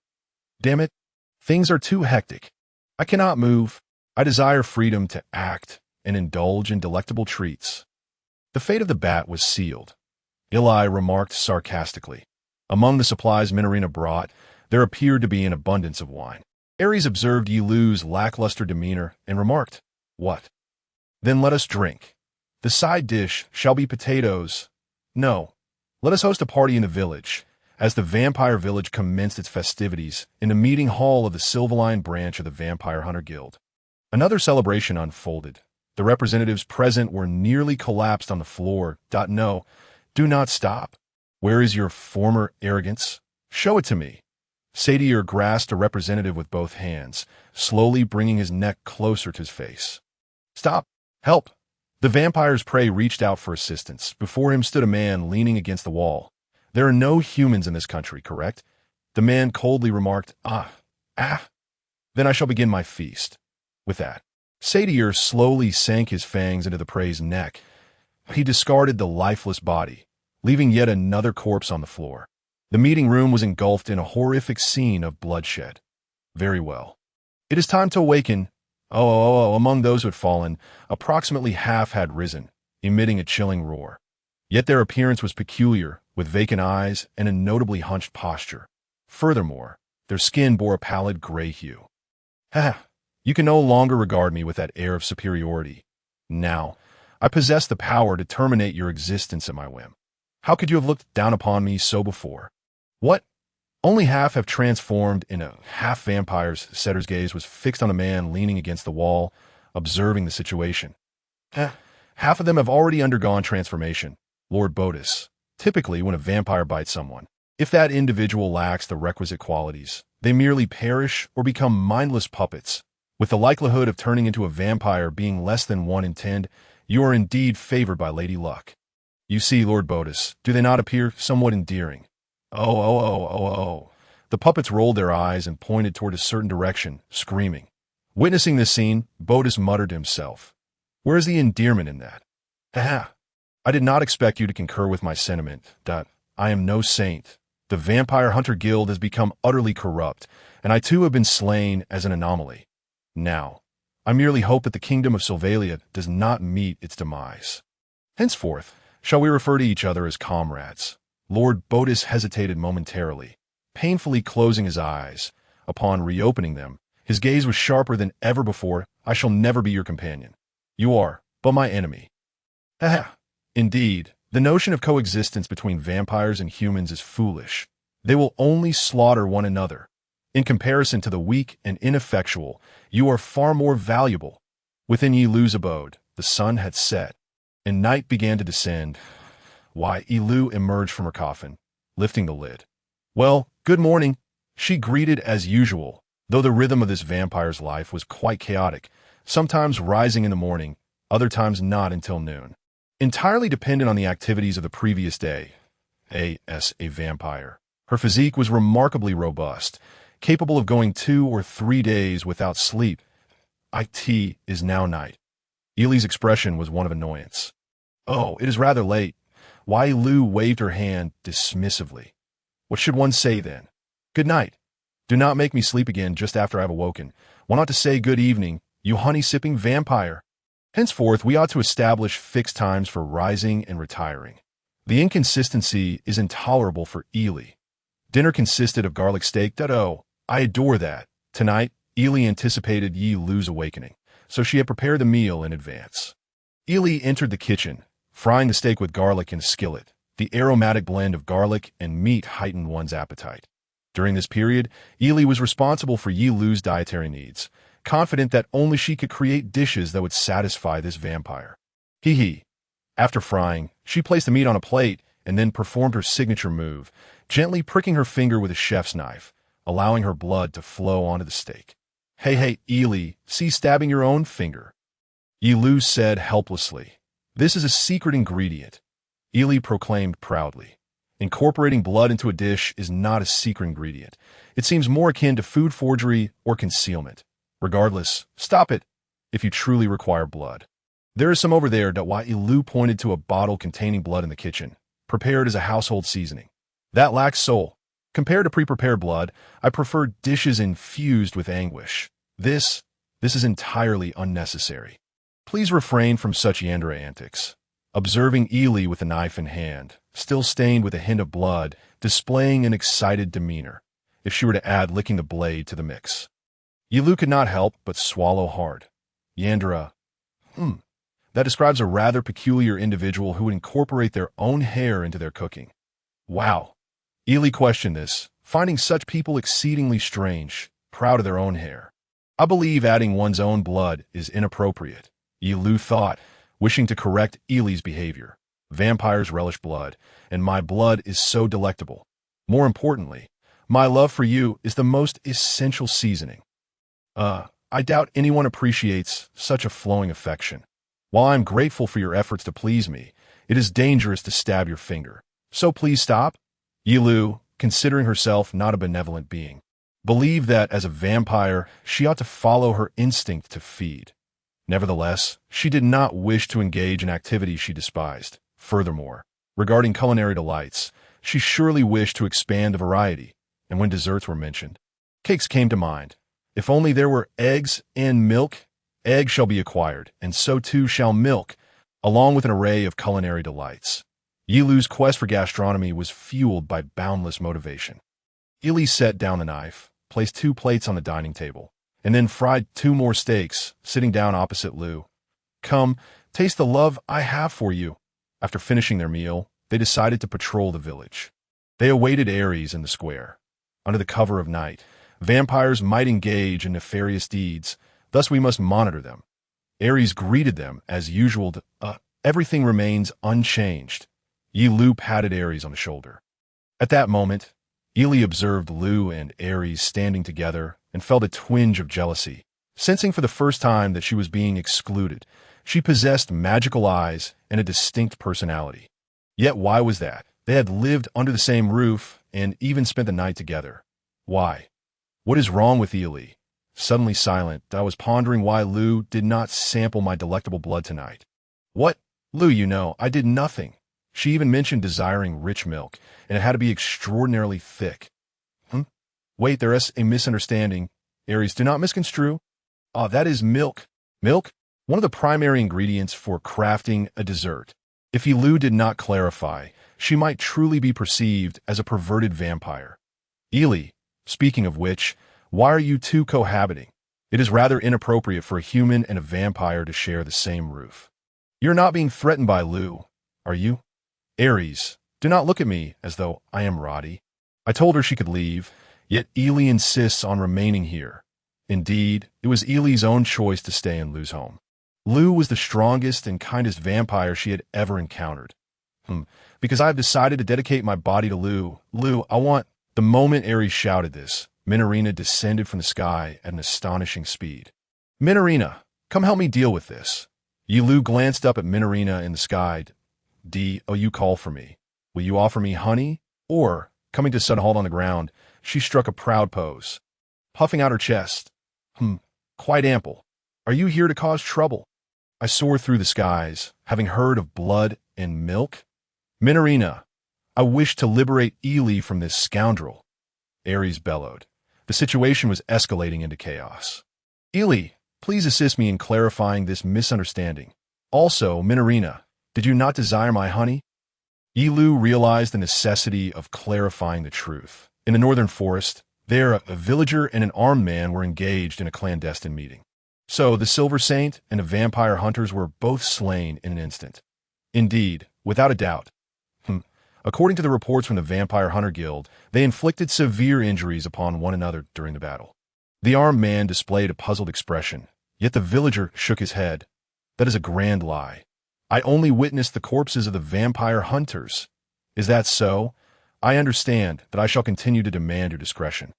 However, you need only remain in the village, undertaking no actions beyond the simple gathering of information. Leave it to me, a member of the Royal Guard. I shall not bring shame upon myself. Yet, what are the king's sentiments regarding this village? This will dictate my course of action.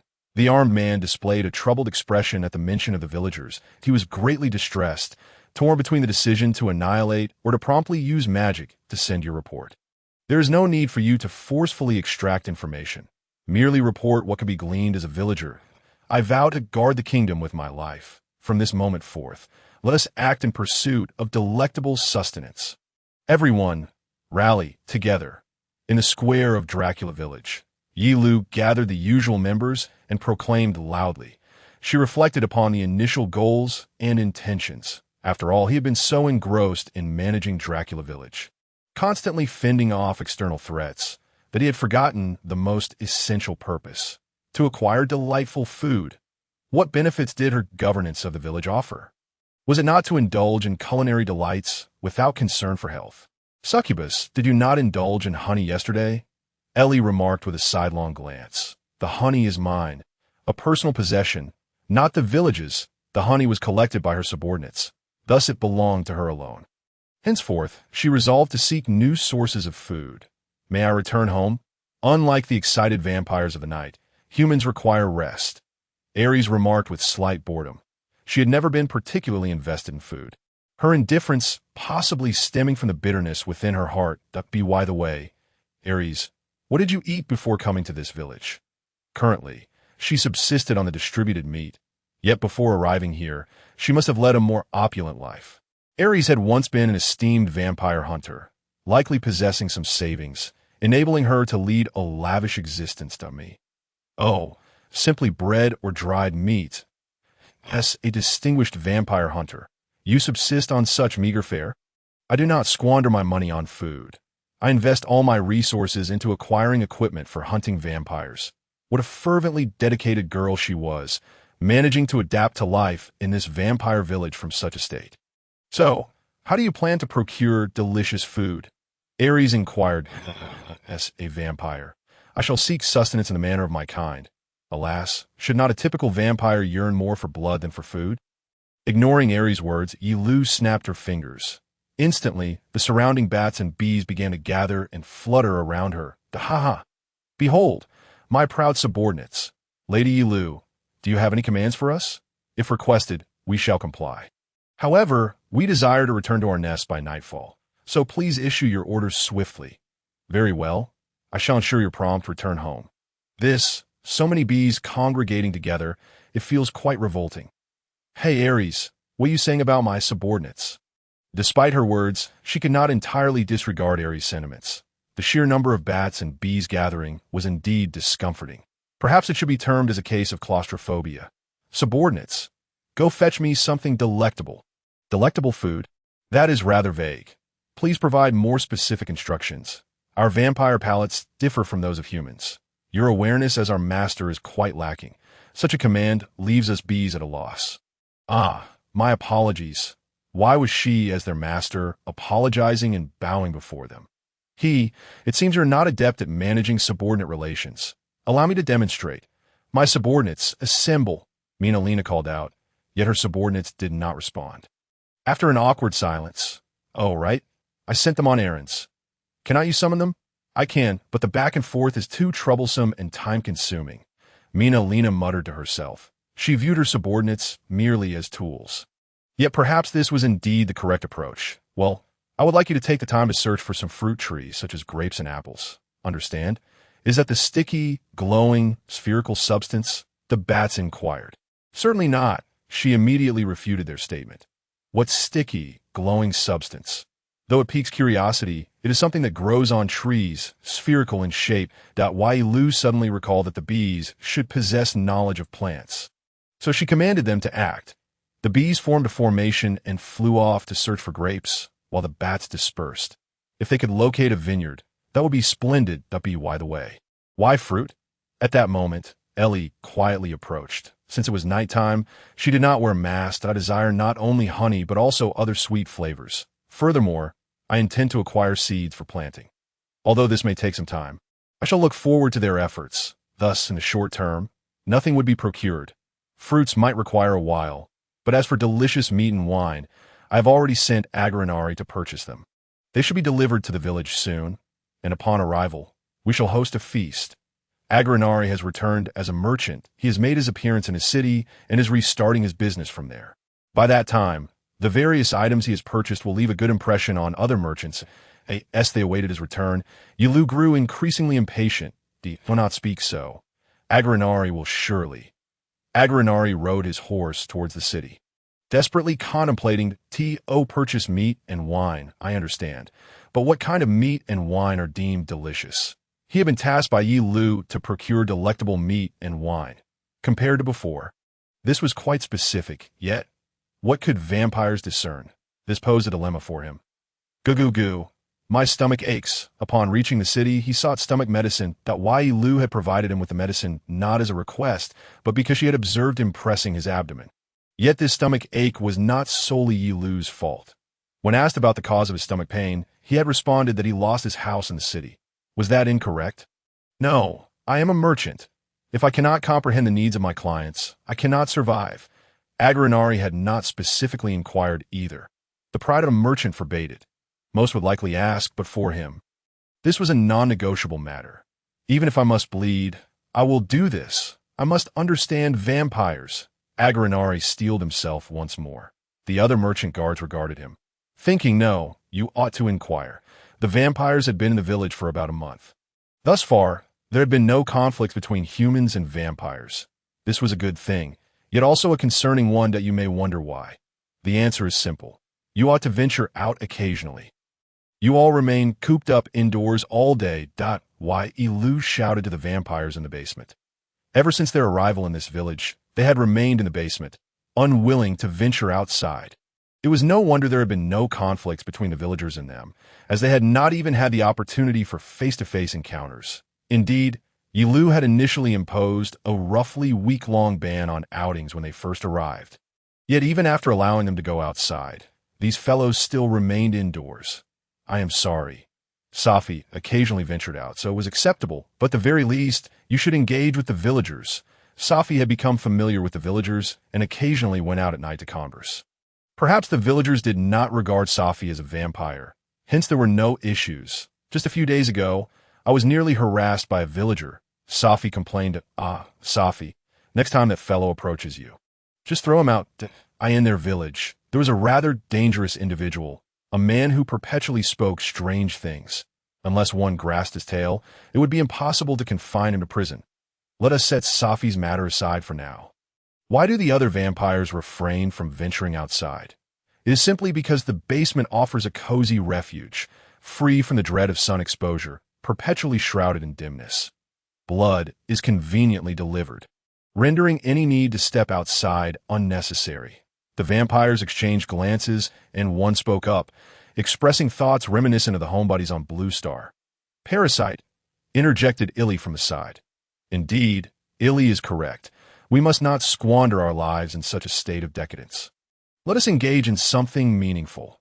Ye Liu concurred. No, it signifies parasitism. The subtle remarks that wounded their pride were quite infuriating. These beings were no longer true vampires. They had devolved into mere parasites. While she genuinely hoped for a symbiotic relationship between vampires and humans, it should never be a one-sided parasitic dynamic. This meant they must be reintegrated into society, or rather, return to the surface. If these true degenerates remained ensconced in the basement, they would only sink deeper into depravity. Very well. Henceforth, all meals shall be consumed outside. Eating in the basement is strictly forbidden. What? That is utterly tyrannical. Yes, indeed. We dwell underground. We intend to expand this basement, delving deeper and larger. We shall become the rulers of the underground city. The vampires declared vehemently. Were they moles? Did they aspire to become specters of the subterranean? Silence. Do not merely proclaim your decline. Even if you cannot toil beneath the sky, you must work diligently under the moon.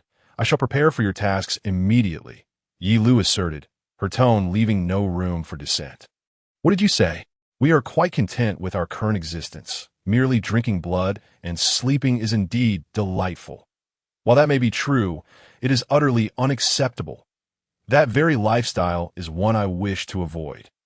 These vampires must not lead lives of mere gluttony and sloth, or they will surely become useless. As she contemplated how to impart a lesson to them, a blonde vampire named Berilu gazed at her. Wait a moment, while we indeed do not venture outside, it is primarily to avoid unnecessary contact with the villagers, although it is mostly due to our reluctance to leave. However, we believe it prudent to refrain from going out until we have met face to face. Without understanding one another, unnecessary conflicts may arise. Berilu looked at her earnestly. His reasoning held merit. The vampires had yet to confront the villagers directly. Even among humans, misunderstanding breeds fear, let alone with vampires, mere creatures of terror. Yet, Ye Liu had not made the decision to send them out lightly, that I understand, but your first task upon returning to the surface is to face the villagers. So, first, take a bath. You all reek of blood. Filthy creatures. Upon hearing her and Ilias' remarks, the vampires sniffed their clothing. I sent it a pleasant scent. What is there to complain about? It is excessively pungent with the stench of blood. You must rid yourselves of it. Would the villagers feel at ease seeing you covered in blood? The walls of this basement were stained with blood, perpetually exuding an odor of decay, and staying here for an extended period meant that scent would cling to their clothes and bodies. Honestly, come now, bathe by the river. No, we shall perish. As she attempted to lead the vampires toward the riverbank, they cried out desperately, oh right, vampires detest flowing water. These creatures are truly troublesome. I suppose we must dig in the ground to expose some dirt free of blood.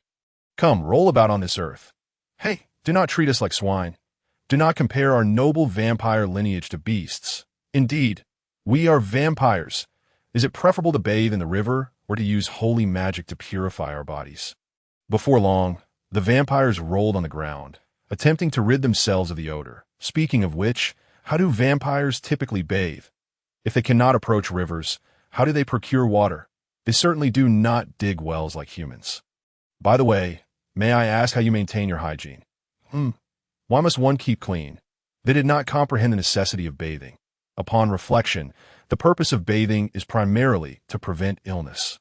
While there are reasons such as body odor, the foremost concern remains disease prevention. Vampires do not fall ill, thus there seems to be no need for cleanliness. Alas, all for the sake of coexistence. Ye Liu sighed helplessly. Filthy creatures. Illy huffed. Perhaps we should establish a bathhouse. If we do not submerge these creatures in water, they may never bathe. Listen, you lot, tomorrow night, there will be a face-to-face meeting between the villagers and vampires. Before that, maintain your cleanliness. Thus, Ye Liu conveyed her plans for the morrow to the vampires. The village square, cloaked in darkness, was enveloped in a tense atmosphere. Vampires and villagers gathered, 10 vampires facing off against 100 villagers, caught in a standoff between them. Unlike usual, torches illuminated the square. Illy possessed magical sight, and Ares could perceive with holy magic, yet ordinary villagers struggled to see at night, relying solely on the feeble light. Are those the vampires? Their teeth are indeed quite long, and compared to the village chief and Safi, their gazes Safi. The villagers felt a tinge of fear upon sighting the vampires, but with Ares standing before them, their trepidation lessened. The villagers have all gathered. The numbers are indeed considerable. Such beautiful hair. The blood must be exquisite. The vampires too commented on the villagers, as this was one of the few pleasures they currently possessed. Why have the vampires not yet appeared in the village? Surely, there must be profound reasons behind this. They have merely been holed up at home. For the sake of vampire reputation, they would not speak of it. Now, it is time for the formal proceedings. Ye Liu cleared her throat and took a deep breath. Vampires and villagers, I hereby declare that from this moment forth, the laws of the Dracula village, the blood code, shall be enacted. Blood code? Both vampires and villagers turned their gazes toward her. For the coexistence of vampires and humans, many elements are required. However, the most crucial aspect is the establishment of orderly laws. Consider human society. Without laws, neither villages nor nations could exist on the premise that wrongdoing is met with punishment. It is imperative to establish rules for coexistence between humans and vampires. The common sense of vampires and humans should differ. Thus, through laws, we shall delineate that which is forbidden. Violators whether human or vampire, shall face punishment to uphold the order of the village. In other words, humans have their laws, and vampires have theirs. It is impossible to have both humans and vampires adhere to the same law. For instance, providing blood for vampires is undoubtedly legal, yet allowing humans to consume blood is absolutely unacceptable. Conversely, permitting humans to eat garlic poses no issue, but for vampires, it is entirely intolerable, with laws in place.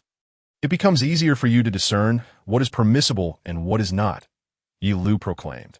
What sort of law is this? Surely it is not a law that favors vampires. Questioned villager A. It cannot be a law detrimental to us vampires, can it? Queried vampire. I doubt both humans and vampires expressed great interest in the laws, as they would significantly impact their future lives. Moreover, both parties wish to ascertain whether they were the disadvantaged ones. Everyone desires preferential treatment, be they human or vampire. There is no need to overthink. The purpose of a law is to ensure that neither humans nor vampires may harm one another. As an example, vampires must not drink human blood. Those who violate this will face punishment. Particularly, transforming humans into vampires through bloodsucking will incur severe penalties unless under very special circumstances. What? The vampires emitted sounds of discontent, while the villagers, in stark contrast, felt a sense of joy. Such a reaction was to be expected. It adhered to the most fundamental rules. For the villagers, it constituted a protective law, whereas for the vampires, it merely represented a shackle binding them. However, humans could also wield silver and garlic to their advantage. What, pray tell, does that entail? A restriction on the quantity of silver and garlic permissible for human use. Should they possess more than the allotted amount, it will be deemed illegal in the future and subject to punishment. Simultaneously, the possession and transportation of these items without authorization will be strictly prohibited. No. This time, it was the vampires who rejoiced, while the villagers appeared discontented. But what if the vampires were to attack us?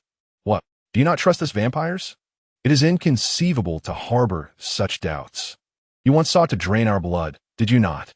A verbal altercation between vampires and humans was on the verge of erupting, yet this was anticipated that Ye Liu did not perceive the coexistence of humans and vampires as a simple matter. Rest assured, a designated allowance for placing a certain quantity of silver and garlic at doorways and windows shall be permitted. Furthermore, we shall establish a patrol unit to address any potential uprisings by the vampires. Then, if we proceed with this, do you humans truly not trust us vampires? Vampire A was exceedingly furious. Should they resort to violence, I would contemplate expelling them, while simultaneously choosing suitable words to placate him. No, humans are feeble and thus timid. They fear intruders, hence they install doors in their homes, so, for vampires, who are inherently stronger than humans, is it not perceived as disdainful to be unafraid? After all, it is better to be safe than sorry. Is that so? The anger of a vampire gradually subsided. In truth, the installation of doors might serve the purpose of convenience. But if that could be articulated, it would be splendid, as long as the vampires were satisfied. All would be well in the previous life on Blue Star. Locking one's door was commonplace. People tended to maintain distance from others, which was indeed the proper course of action. Details would be discussed later. But in short, should harm befall either party, I shall ensure they pay the price. Remember this. Now, disband. Please wait a moment. I have a question. Ye Liu was about to dissolve the assembly. A villager raised his hand. She had not seen him before. His physique was sturdier than that of an ordinary villager, as evidenced by his attire. She did not recognize his face. Thus, he was not one of the 50 individuals from Dracula Village, but rather a newcomer from the Eastern Village. Is this law established for the equitable treatment of both vampires and humans? Precisely, of course, as it has just been enacted, issues may arise. Thus, we shall endeavor to amend the rules thereafter.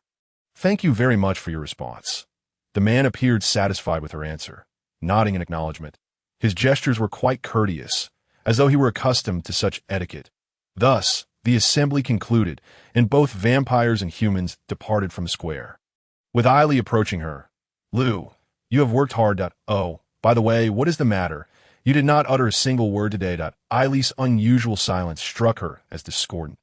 Typically, she was quite loquacious, yet today, at the assembly. She remained utterly mute, that I was concerned that you might have consumed something unwholesome. Why, pray, did you not speak today? Ye Liu inquired. I ess it because I become abrasive when I speak. Would it be better to unleash venom in such a case? Indeed, how remarkably persuasive. Had Eily spoken in that setting, it might have resulted in a calamitous incident. It is nearly time to speak. The code of blood lacks taste, but with blood, it would be fitting. Moreover, attempting to appease both vampires and humans, such behavior is truly batty. Do not continue. Do not release the accumulated venom all at once. This girl, does she accumulate toxins within her like an insect? Truly, the moniker of venomous tongue is not unfounded.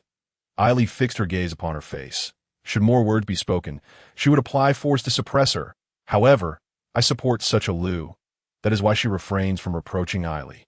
In necessary circumstances, she chose silence, contemplating her own thoughts. She had also attended to all household chores, which brought her wide is that so? Thank you. What is for dinner today? Garlic sot ed and garlic. Just garlic. Then let us change it to blood sot ed and garlic. Very well. 5 days later, a carriage arrived in the village, adorned with the flag of the kingdom of Silvalia. I am an envoy from His Majesty, the King of Silvalia. I bring a message from the king. At noon, a soldier clad in armor rode a horse a short distance from the village, proclaiming loudly. Ye Liu stood in the square, observing the scene from afar. The armor was exquisitely crafted, not something an ordinary peasant could possess. It was highly unlikely that it belonged to those ruffians who were clamoring. Shall we not approach? It seems he wishes to converse. Does he not? Eily tilted her head in inquiry. Indeed, she too wished for dialogue, yet remained uncertain whether the soldier was truly an envoy. His call could very well be a trap. First, she meticulously surveyed her surroundings, noting the absence of any hidden soldiers. Well, it appears there are no ambushes. I shall investigate. Eily, please wait here for me. Very well. After all, without attempting dialogue, no progress could be made. Thus, she resolved to approach the soldier. Should any trap be laid, she would dismantle it. As Liu drew nearer, the soldier's complexion grew increasingly pale, as though he were forcing himself. When the distance was sufficiently close for reach, the soldier cautiously dismounted. This is a letter from His Majesty the King. The soldier carefully extracted a letter from the saddlebag and presented it to her. The paper was of fine quality, and the envelope appeared quite opulent. Please prepare a reply within 3 weeks. Then I take my leave. Upon handing her the letter, the soldier immediately bowed and mounted his horse to flee. This was evidently a confidential document, unsuitable for perusal in the open. She hastily returned home, seated herself in a chair, and opened the letter. What secrets does the letter contain? Eily attempted to sneak a glance at the letter, but she seized her outstretched head. This letter was likely addressed to her. Thus, she should confirm its content herself first. Wait, what is this? As she began to read, the letter proved lengthy, spanning 3 pages, causing her eyes to blur. However, as it was a missive from the king, she must strive to comprehend its contents, which were filled with salutations directed at vampires. For instance, would a greeting such as "May the sun shine upon you" be deemed inappropriate? No, that would certainly not do. The letter also mentioned a lack of understanding regarding vampire etiquette, and there were numerous difficulties encountered in its content. For instance, should ink made from the blood of sinners be used, or would human skin parchment be preferable? What exactly was she considered to be? A malevolent sorceress? Merely these contents filled the first page. The second page finally delved into the main topic. After considerable effort in reading, the summary was as follows. The king extends an invitation for me to visit the royal capital, wishing to meet and engage in dialogue personally. Previously, Dracula Village and the Kingdom of Silvalia stood in opposition, a fact that had evidently been misconstrued. In reality, no direct hostilities had occurred. Thus far, they had only contended with the forces of the Lord, which bore no relation to the king. The Lord could freely mobilize his troops within his own territory and held rights and responsibilities over his dominion. Therefore, he intended to seize and obliterate this village before the king became aware. This implies that the king had yet to take direct action. Should dialogue proceed smoothly thereafter, the coexistence of vampires and humans could potentially advance significantly, but Ye Liu could not help but gaze upward at the ceiling. This should have been a moment of wish fulfillment. Yet regrettably, she could not feel elation because this was a trap designed to lure Liu to the royal capital and subsequently eradicate her. Even if coerced, she held no value. No one would desire her. Not necessarily. I am quite interested in your arms, so hand them over. Do not covet them. Responding to Ili while harboring worries, the Tio speak frankly. This is exceedingly dubious. Luring her to the royal capital only to assassinate her is entirely plausible. Rather than merely possible, it stands as the most likely explanation. If that were the case, she could simply cause a commotion in the royal capital and then return to her village. Alternatively, it could be that they are feigning cooperation while secretly plotting to undermine the village from within. For instance, pretending to trade with the village and then exporting garlic in large quantities.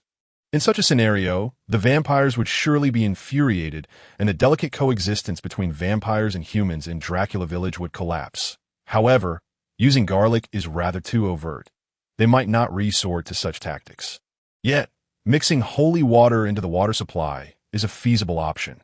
Both substances are colorless and could easily go unnoticed at first glance, so what shall we do? Ili looked at the contemplative Ye Liu and asked. This is almost akin to a trap. However, should the king genuinely wish to engage in dialogue, that would pose a significant problem, as we would miss a rare opportunity. Refusing this dialogue might equate to relinquishing the chance to foster coexistence between the human kingdom and the vampires. Assuming the king truly desires it, Liu, you could attempt to engage. Ye Liu looked at her in confusion. Ili likely believed that fearing danger and avoiding risk was a folly. Pursuing coexistence between humans and vampires is a dream. Thus it necessitates taking certain risks. Even in failure, she possesses the strength to endure. The king must be a seasoned individual, adept at concealing his true intentions. Merely through one conversation, discerning his innermost thoughts is a formidable challenge. As she pondered, Ili stared at her with an impassive expression that I have a plan, to venture to the royal capital. To do what? No, it is to stealthily scout the royal capital, assess the enemy's situation, and perhaps ascertain if we might meet the king. I see. That is indeed feasible. Ili's plan seems commendable. If it were merely a conversation, one could entirely disguise their character. However, should she secretly journey to the royal capital, the entire city would be far more challenging to mask. The royal capital is the king's domain. The governance there could provide insights into his character. If the king's reputation is poor, then he cannot be trusted. Conversely, if his reputation is good, it could at least serve as a foundation for trust. Furthermore, infiltrating the royal castle to observe the king is also plausible. Although reaching the royal capital requires over a month's journey by carriage. As a vampire, she could arrive swiftly. Well then, let us proceed to the royal capital. Splendid. I desire a new eye mask, as well as utensils, clothing, undergarments, and sweets. Wait, you do not genuinely intend to indulge, do you? I have always wished to see the royal capital. Very well. Thus, they resolved to journey to the royal capital to ascertain the governance and the king's character. Aside from Ili, who else should accompany them? She harbored little confidence in her grasp of this world as common knowledge. Having resided in this village, Ili was woefully ignorant of geography and other such matters. Relying solely on Ili would leave her feeling uneasy. Additionally, she needed to ensure the village remained safe in her absence. That night, Ye Liu gathered the vampires of the village in the square. Having decided to travel to the royal capital, she could not allow them to remain idle, and thus prepared to assign them some tasks. Blood is not free. How could they be allowed to feast without contributing? Firstly, whether human or vampire, merely greedily extracting the villagers' blood tax would surely breed resentment. Should she return to find an irreparable rift between the villagers and vampires? That would be untenable. Alas, what is it now? We wish for you to allow us to remain underground. The vampires grumbled, not jest. She would no longer tolerate your idleness. What nonsense are you spouting? From now on, you must work daily, what? Do not joke. We do not wish to work. Work is a human affair. The vampires complained incessantly. These parasites are worse than the idle. It is intolerable. The cost of blood is labor. By constructing villages and roads, you increase the population within the village, thus enabling you to draw more blood. So that is how it is. Why did you not say so earlier? It is merely a trap to attract humans. The vampires seemed to suddenly accept this. Their previous discontent seemingly vanished. They may not relish mere labor, but the idea of crafting traps or schemes excited them. Somehow, she could understand that. Imagining the expression of prey falling into a trap was, in itself, quite amusing. Well then, what should we construct? I have experience in city building. I can handle most matters. Beliru turned to her, a hint of confidence gracing his features. Why would a vampire possess experience in constructing cities? I was originally an architect when I was still human. Beliru seemed to be reminiscing about something that I see. Now she could comprehend. Hey Liu, what does it mean to be an architect? Ili tugged at her sleeve, tilting her head in question, perhaps struggling to grasp Beliru's words. There are two ways for vampires to be born. Point one is through vampire births, and the other is when a human is bitten and transformed into a vampire. Was Beliru transformed after being bitten? Yes. Thus they possess knowledge. Beliru was once human. This is a delightful surprise. She could command him. He might construct many things. Moreover, compared to other vampires, he is to some extent trustworthy. He is a gentleman. However, Ili still seemed perplexed, her brow furrowed in thought. What is it? Is there something that still troubles you? I understand the reproductive methods of vampires that no. It is the expression, since vampires can increase their numbers through blood consumption. Reproduction might also be correct. But how did the first vampires come into existence? Enough, Ili, this is akin to pondering how the first humans were born, a futile endeavor. You should ask men or not why, Ilu reminded Ili, who was on the verge of spiraling into a thought loop. She had no knowledge of how vampires came into being. Perhaps they were bitten by bats? Regardless, it was undoubtedly a mutation, but speculating without basis is an endless pursuit. The oldest vampire she knew was Minorina. If she were unaware, then certainly no one else would know. The original vampires likely did not comprehend why they were birthed either. The first humans surely did not understand how they became human before they passed away. Vampires, too. The first vampires may well have perished long ago. Uncertain. Then I shall summon Minorina. Ili hurriedly dashed home and soon returned, holding a jar of honey and a spoon. Upon opening the jar, the sweet aroma of honey wafted through the air. That I have arrived. At that moment, Minorina descended from the heavens, her speed impressive, akin to a summoning spell, like insects drawn to honey smeared on a tree. She approached, her sense of smell surpassing that of dogs, her sight exceeding that of eagles, all drawn by the scent of honey, lured by the sweetness, as she transformed into a honey vampire. Do you know of the original vampires? Ili dipped the spoon into the jar and scooped out some honey. The original vampires are the progenitors. I too was transformed into a vampire after being bitten by a progenitor. Minorina licked the spoon she handed her. Progenitor? That sounds familiar. Minorina was also transformed after a bite. Where is the progenitor? Ili continued her inquiries that I do not know. They vanished long ago, and since then, there's been no news. Were they killed? Not quite. The progenitor possesses immense power, making them difficult to slay. By the way, could you give me the jar and spoon? You have licked them enough, so that won't do. Minorina continued to lick the spoon Ili had handed her, a glistening thread forming between the spoon and her mouth, creating a somewhat sensual appearance. After a while of licking, it seemed the honey had run out, and Minorina withdrew her mouth from the spoon. Thank you, Minorina. You may return now. If there is anything you wish to inquire about, simply call upon me, human girl. Minorina sprouted bat wings from her back, flapping joyfully into the sky, appearing exceedingly content. Indeed, there is nothing sweeter for her than this. She casually converses, knowing she can obtain exquisite honey. The dignity of the supreme vampire has been utterly obliterated. The princess of violet light, nourished by human hands. What would the progenitors say if they saw this? Beliru's voice trembled as he spoke. You could empathize with his sentiments, yet Minorina seemed blissful, so it mattered little. Let us change the subject, and in any case, we plan to have the vampires construct roads and baths. Of course, not as skilled technicians, but purely as laborers. Given that humans are significantly weaker than vampires, I intend for them to engage in heavy labor. Detailed tasks and technical work should be left to humans during the day.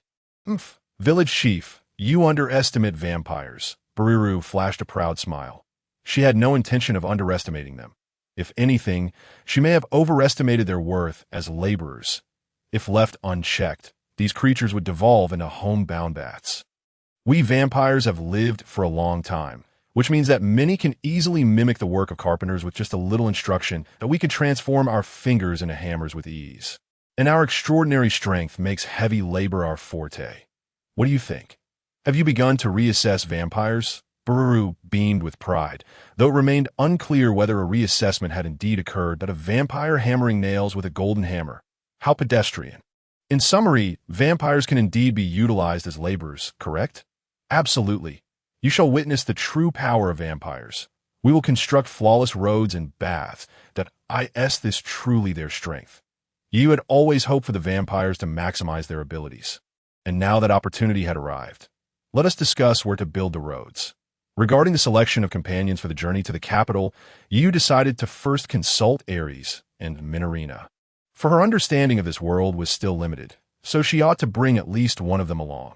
Thus, that evening, she invited both to her home for a discussion. I too wish to go to the capital.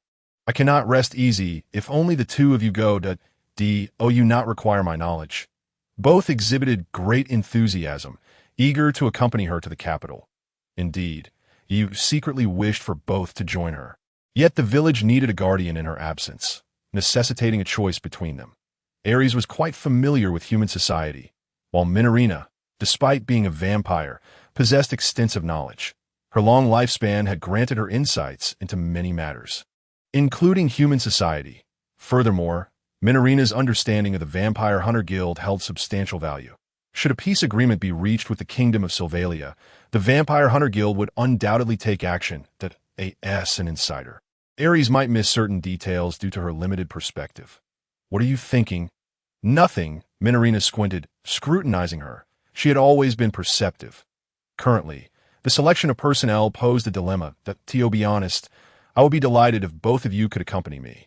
But if you are both absent from the village, I cannot feel secure about its defenses, and we plan to return within a week. Should anything occur in the village during your absence, it would indeed pose a problem, and she felt an underlying concern. It will be fine. The Vampire Hunter Guild is unlikely to act for the time being. After all, they have suffered losses of hundreds of men, and even Roddy has been defeated. That's so. I believe vampire hunters are omnipresent. Just seeing one feels as though there are 30 lurking in the shadows. What a peculiar notion. Sylvalia is not a member nation of the guild, and the number of vampire hunters here has always been scant. Even if they were to summon personnel from other countries, it would take at least a month to assemble a competent team. This world lacks the convenient transportation of my previous life on Blue Star, and physical movement takes considerable time.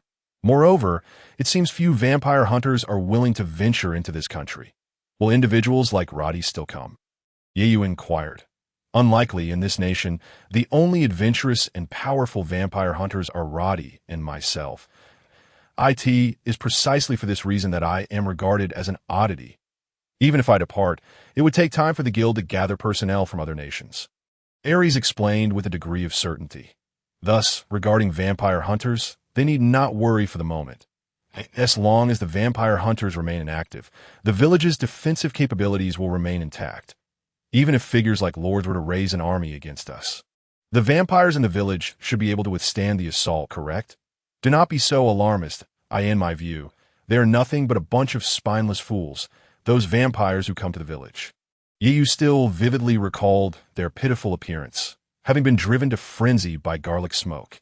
Indeed, even if they remain indoors all day, they can ambush enemies under the cover of night. Moreover, they intend to continue utilizing blood magic. So there should be no issues. She retained confidence in the vampires. In other words, if they cannot even protect the village, they would truly become mere freeloaders. So, how should the personnel be chosen? Very well. She had made her decision. Ares, I am truly sorry, but I hope you can remain in the village. Are you certain you can manage without me? I naturally wish for you to accompany me. But the village needs someone to supervise the vampires, and you, Aries, have extensive connections, do you not? If we encounter vampire hunters in the capital, it could lead to complications. Aries is likely a well-known figure within the Vampire Hunter Guild. Ye Liu had heard that the capital also housed a branch of the Vampire Hunter Guild, and bringing her familiar face there could be quite perilous. Furthermore, as a human ally capable of combating vampires, she provided psychological support to the villagers. If they took Aries away and left only Minerina, the situation could become dire. For the villagers, the vampire hunters had already departed, yet the vampires remained. If yet another prince like Minerina were present, the pressure would be immense. You make a valid point. It seems we must proceed this way. Aries appeared somewhat dejected. Very well, then, I shall go to the capital with Iri and Minerina. Wait, I can forego my participation. But must Iri also go? Aries asked. It is her own desire, and her magical I will prove useful. Iri seemed to agree with this notion, slowly removing her eye mask to reveal a right eye shimmering with golden light. My magical eye is about to shine in all its glory. It feels as though it has been glowing all along. You share the sentiment. Now, Iri likely spent an equal amount of time wearing the eye mask and not. Would bringing Iri pose a danger? Even with her magical eye, it might not yield significant results. Aries looked at Iri, her face filled with concern. She felt that Iri might not be of much use, and thus did not wish to pressure her into accompanying them. Regardless, she was a kind-hearted girl that it is useful. Iri's expression suddenly turned serious. Yes, that's so. Even without Iri, we can manage somehow. Besides, the journey to the capital is fraught with danger. Yesterday, while wiping her body, Aries had touched her own chest with both hands. At that moment, Iri proudly placed her hands on her hips. What? Aries felt puzzled, and then recalled something, her face turning beet red. She had been worried about the size of her chest. Subsequently, she began to touch her own chest. Wow, Iri's magical eye is so powerful. We must take her to the capital? Aries hastily covered Iri's mouth. While Ye Liu was quite curious about Aries' reaction after touching her chest, Aries was glaring at her with anger. This is the marvelous aspect of my magical eye. Iri donned her right eye mask once more. Liu, regarding the enhancement of the village's defenses, I have a splendid idea. This very moment, a savior appeared. She hastily diverted her gaze towards Minerina, who confidently spoke up. Train the vampires. Within 2 days, I shall ensure that they can still move, even amidst the fog of garlic. Minerina boasted, to have those reclusive beings moving in garlic mist within 2 days. By what means do you intend to achieve this? I have my secret plan, Minerina replied with a seductive smile. Compared to her usual demeanor, she now exuded a regal air, befitting one who had survived for 3 centuries. Compel the vampires to consume garlic, allowing them to gradually adapt. Surely, the best way to conquer fear is to confront it directly. Ye Liu mused, considering that this might indeed be suitable for those languid bats, and thus allowed Minerina to proceed unabated.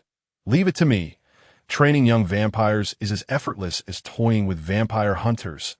I feel I am about to perish. There is just a smidgen of garlic in here. Wouldn't it be better to give up? In the square under the night sky, Minerina set a grand table and distributed plates filled with meat to the vampires. Naturally, this meat was infused with human blood. As the vampires began to consume the meat as usual, they soon writhed in agony upon the ground. Each piece of meat contained merely a hint of garlic. Even if vampires are vulnerable to garlic, such a minuscule amount should pose no problem. Despite Minerina's grand claims, the vampires in the square lay sprawled in disarray. Cough. I cannot endure any longer. I've only been a vampire for 5 years. This brief existence as a vampire, the vampires, as if lamenting their impending demise, lost consciousness one by one. By the way, Safi fainted quietly after just 1 bite. How could this be without issue? It was a veritable scene of corpses. It was strange. These vampires were not physically weak. So what could be the cause? This was indeed undeniable.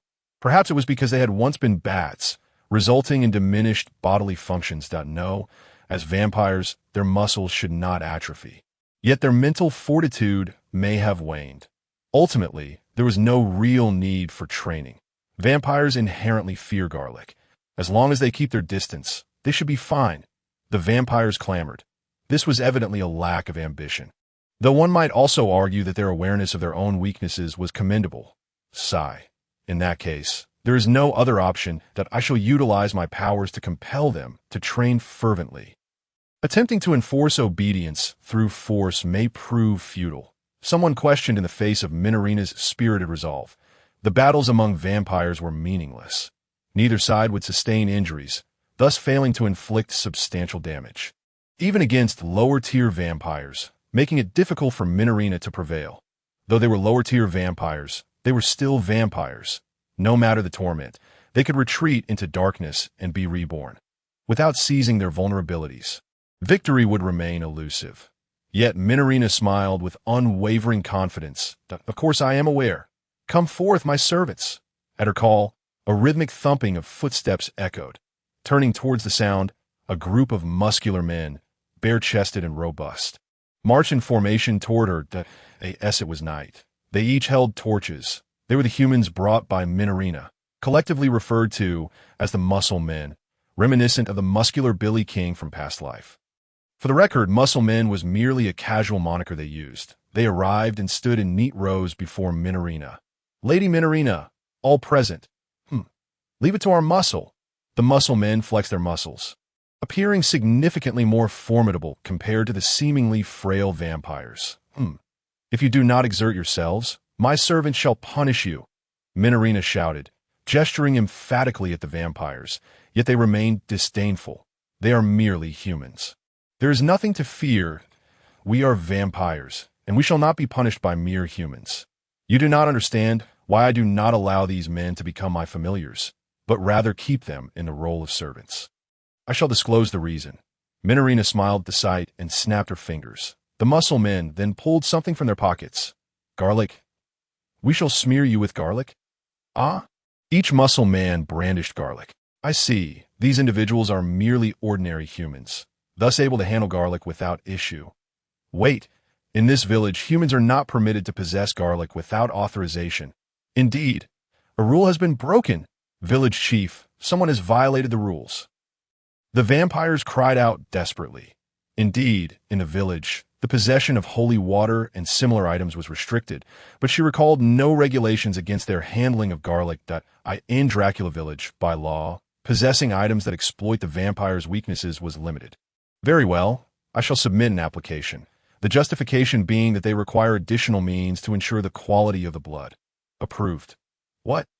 It was understandable that they were unaware of the rules upon their arrival, and their reason for possessing garlic was relatively valid. Minarina's pride in her blood extraction source should rightly ensure adequate defenses. Thus, the training commenced. If they would not consume meat, they would be smeared with garlic. That's good to know. The night echoed with the lamentations of the vampires. By the way, where has Ares gone? She would usually come by. She is over there practicing her swordsmanship, engaged in training. Sword practice? Not training in holy magic. Then I shall not interrupt her. Yelly pointed toward the eastern direction of the village, indicating that Ares was indeed putting in effort. Furthermore, she had finally begun to exercise that Ares' holy magic was undoubtedly formidable. However, in comparison to her magical prowess, her physical capabilities were rather lacking, likely akin to that of an ordinary girl in the village. Originally a mage, it was precisely due to this. After approximately 3 days of training, the vampires began to demonstrate some tolerance toward garlic.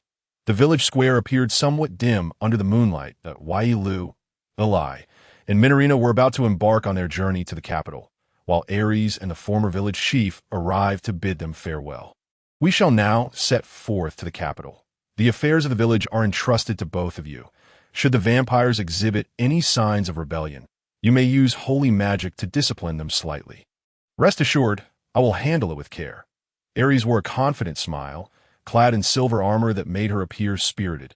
Let us hope this enthusiasm does not go to waste. However, Ares sometimes acted impulsively. By the way, that light is somewhat blinding. The former village chief struggled with his vision at night, a predicament he could not avoid. Minarina furrowed her brow slightly. Her gaze fell upon Ares, enveloped in the radiant glow of holy magic. Today, they did not light torches as preparing wood and oil was overly cumbersome, so they opted not to. During my absence from the village, I shall rely on you. Ye Liu remarked, "Do not worry. Leave it to me. If any villagers exhibit unusual behavior, I shall teach them a lesson with this staff." The former village chief swung his wooden staff with vigor, his movements quite forceful. One cannot fathom why this elder would wield a staff. "It is sharper than my sword." Eli's words left Ares utterly astonished, rendering her at a loss for a rebuttal. Having toiled in the fields for years, she had become accustomed to wielding such tools with ease. "Ah, I see."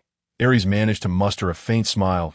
A sorceress. Her silver sword often served more as a magical conduit than a weapon for combat. She was not the type to charge into battle, but rather to provide support from the rear with her spells. Due to her infrequent participation in group hunts for vampires, she found herself reluctantly drawing her sword. Had Ares been an ordinary adventurer, she might have donned a robe and wielded a staff, showcasing her identity as a mage, which would allow her to better utilize her magical prowess. "Rest assured, we shall take care of matters in the village. You must gather intelligence on the king with utmost diligence in the capital." "Ah, certainly. We shall entrust the village to you. Don't forget to feed the vampires. It feels akin to tending to pets." Until recently, the vampires had been reclusive shut-ins, yet they had recently begun constructing roads and buildings, albeit under coercion. That a few days ago, Ye Liu observed their work methods, and had to admit they were remarkably skilled laborers. Their strength was undeniable when compared to humans, and their longevity endowed them with vast knowledge and dexterity. Their efficiency surpassed that of humans several times over, and they approached tasks that would normally be deemed perilous without trepidation. Even when buried alive, vampires could regenerate unharmed, as if they possessed an innate resilience. Moreover, they could soar to great heights to perform their duties, which was exceedingly convenient. It would be even more perfect if they could work during the day. Since the vampires were diligently laboring, it was crucial to ensure they were well fed. Those who do not toil shall not eat. Conversely, those who work deserve sustenance. Ye Liu reminded Ares that, "I understand, by the way, regarding provisions. Are you truly fine traveling so lightly?" Ares squinted at them. She and Eli had only made the barest preparations for their journey, shouldering small backpacks. Rather than embarking on a leisurely trip, it felt more akin to a day's work. "We're fine. We can camp for a few days. The issue lies with Minerina." They turned their gaze towards Minerina, who had made no travel preparations at all. Dressed in her everyday clothes, or rather, garments conjured by transformation magic, she appeared completely devoid of clothing. The journey to the capital by carriage would take about a month, but as vampires, they could reach it in just a few days. Nevertheless, it would still require several days, prompting Ye Liu to believe they should at least make some preparations. She stuffed her backpack with food. Vampires did not suffer from the cold, so blankets were unnecessary. Merely preparing provisions for Eli sufficed. "Do not concern yourself with me." Minerina crossed her arms and smiled confidently. Ye Liu was genuinely curious about the source of her self-assurance. "But at least prepare for the journey, that I am a noble and powerful vampire. Such preparations are entirely unnecessary. When hunger strikes, I shall simply feed on thieves." Minerina boldly declared, ready to set off. Ye Liu sighed in resignation, hoisting Eli onto her back, prepared to depart. Eli clung tightly to her back in compliance. Through my magical vision, I seemed to glimpse the conclusion. Even without my magic, I believed I could foresee it. "All right, let's set off." And so, they advanced towards the capital while camping along the way. Is this the capital? How bustling it is, under the warm sunlight. Ye Liu and Eli gazed at the opulent stone edifices surrounding them. Unable to suppress their awe, they paid the entrance fee to the capital and smoothly slipped through the main gate. Naturally, Ye Liu and the others had employed transformation magic to mimic human appearances. And now, they strolled along the streets of the capital. The roads were well paved and numerous people walked by, happily engaged in conversation. "How about some beast meat? Delicious fruits. Come and buy. Skewers of spiced chicken for just $1." The streets bustled with numerous open-air stalls, radiating vitality. Observing the passers-by, their attire and hairstyles were exquisitely refined, exuding a sense of cleanliness and order. "I occasionally come here," Minerina casually remarked, shielding herself with a parasol. uttering something rather shocking. Although she spoke nonchalantly, the thought of vampires frequently visiting the capital seemed rather unsettling. As an exceptional vampire, even under sunlight, she would only experience a slight diminishment in her abilities, which was one reason Ye Liu had brought her along. What brought you to the capital before? I intend to purchase items that cannot be conjured through transformation magic. Like this parasol, they are rarely available in the village. Minorina twirled her lace-trimmed black parasol. She crafted her own clothing through transformation magic, yet still earnestly purchased a parasol. "It suits you well," Eli whispered to Minorina. Indeed, with her noble demeanor and elegant attire, complemented by the expensive lace parasol, Minorina appeared strikingly fitting. At first glance, she resembled an aristocratic young lady. However, in truth, she was a fallen noblewoman and a vampire. "Humph, of course," Minorina proclaimed proudly, puffing out her chest. Ye Liu nearly succumbed to staring at her cleavage and quickly averted her gaze. Although as a vampire, it was excessively pronounced, it was not entirely absent either. "Ye Liu, I want that." Eli tugged at her clothing, pointing towards an open-air stall nearby. There, freshly baked bread mixed with walnuts was displayed, none of the hard, blackened variety. The village bread was dried out to prolong its shelf life, resulting in a tough, dark loaf of tea. That moment, Ye Liu fully understood Eli's desire for ordinary bread. Yet, "We are not here to indulge that. I shall pay with my body. Why do you keep saying such things?" Eli puffed out her flat chest, mimicking Minorina's earlier posture. "I want some too." "Ugh. I can't believe you two with both of them wanting." She had no choice but to relent, pulling out a pouch of coins from her pocket and approaching the stall. The vendor noticed them and greeted them with a smile. "These two ladies are truly radiant. Are you of noble birth?" Ye Liu, dressed similarly to a noble, and Minorina in a gown certainly appeared more regal, which was intentional. In the capital, nobles should be commonplace, and they ought to blend in without drawing too much attention. Furthermore, as nobles, the risk of becoming embroiled in trouble should be minimized. Both Minorina and Eli were exceptionally beautiful. If they wandered around the capital, they might attract unwanted advances. However, if they were nobles, others would refrain from approaching them directly. If their demeanor were impolite, they might even face dire consequences, though Ye Liu was unsure of the validity of that notion. Only Eli was dressed in the garb of a villager, as she had no other clothing. "I would like 3, please." She handed the vendor a silver coin. After receiving it, the vendor picked up 3 loaves of bread and handed them to Eli. "Here are your ladies' breads. Do take care not to drop them." "Humph." Eli accepted the bread, though her expression betrayed her dissatisfaction. She likely felt as though she had been treated like a maid. Both Ye Liu and Minorina donned noble attire, while Eli remained in peasant clothing. "Milady, let us depart." After stepping a short distance from the stall, Eli handed the bread to her, and Minorina.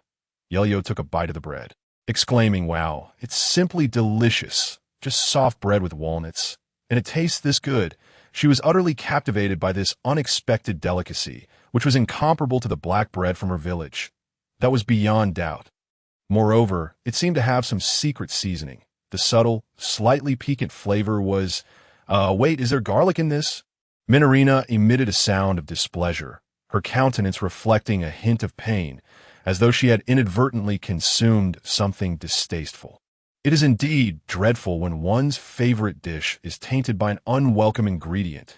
Ye Liu empathized with this sentiment, relieved that Minorina, being a high-ranking vampire, would likely be unscathed.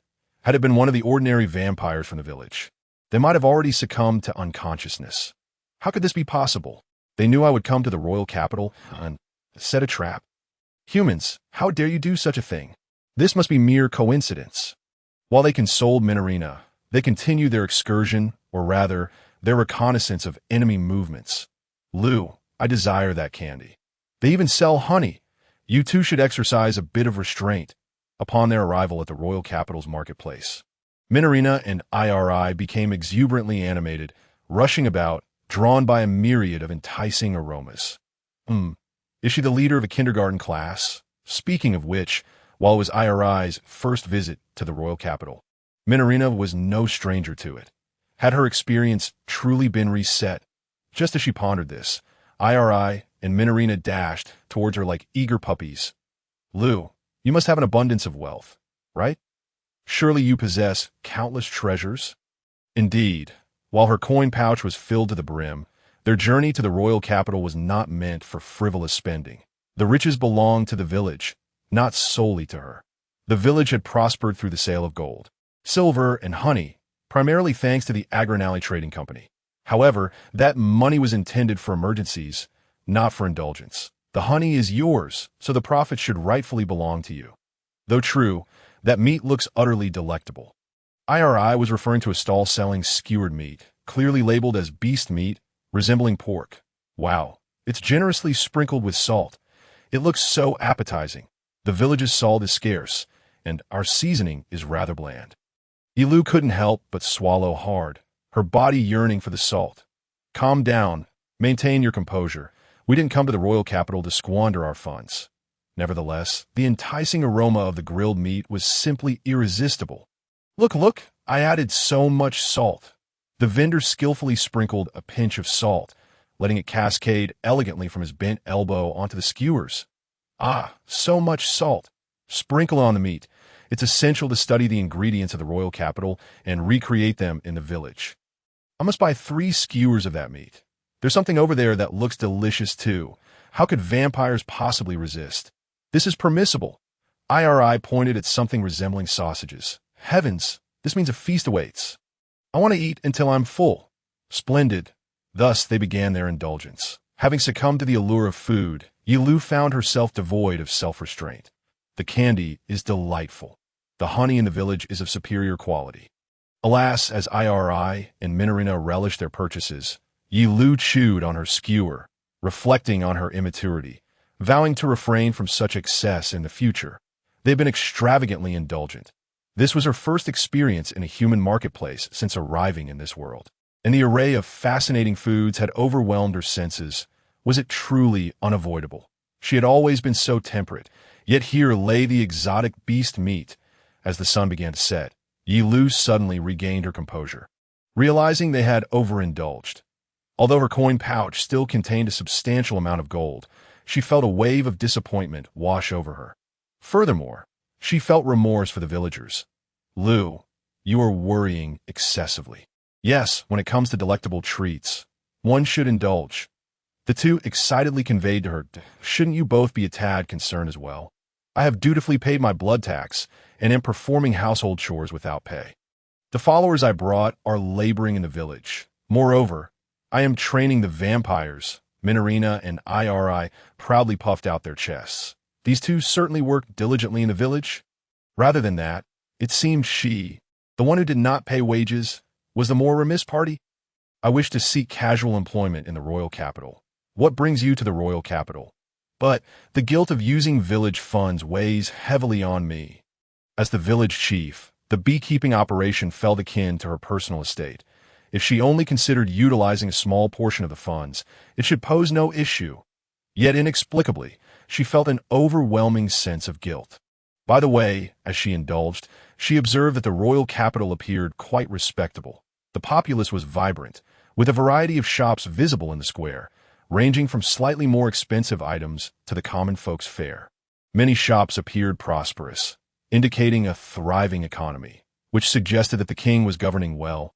Most importantly, the king must possess the capacity to provide for his subjects. From the current perspective, he seemed quite capable.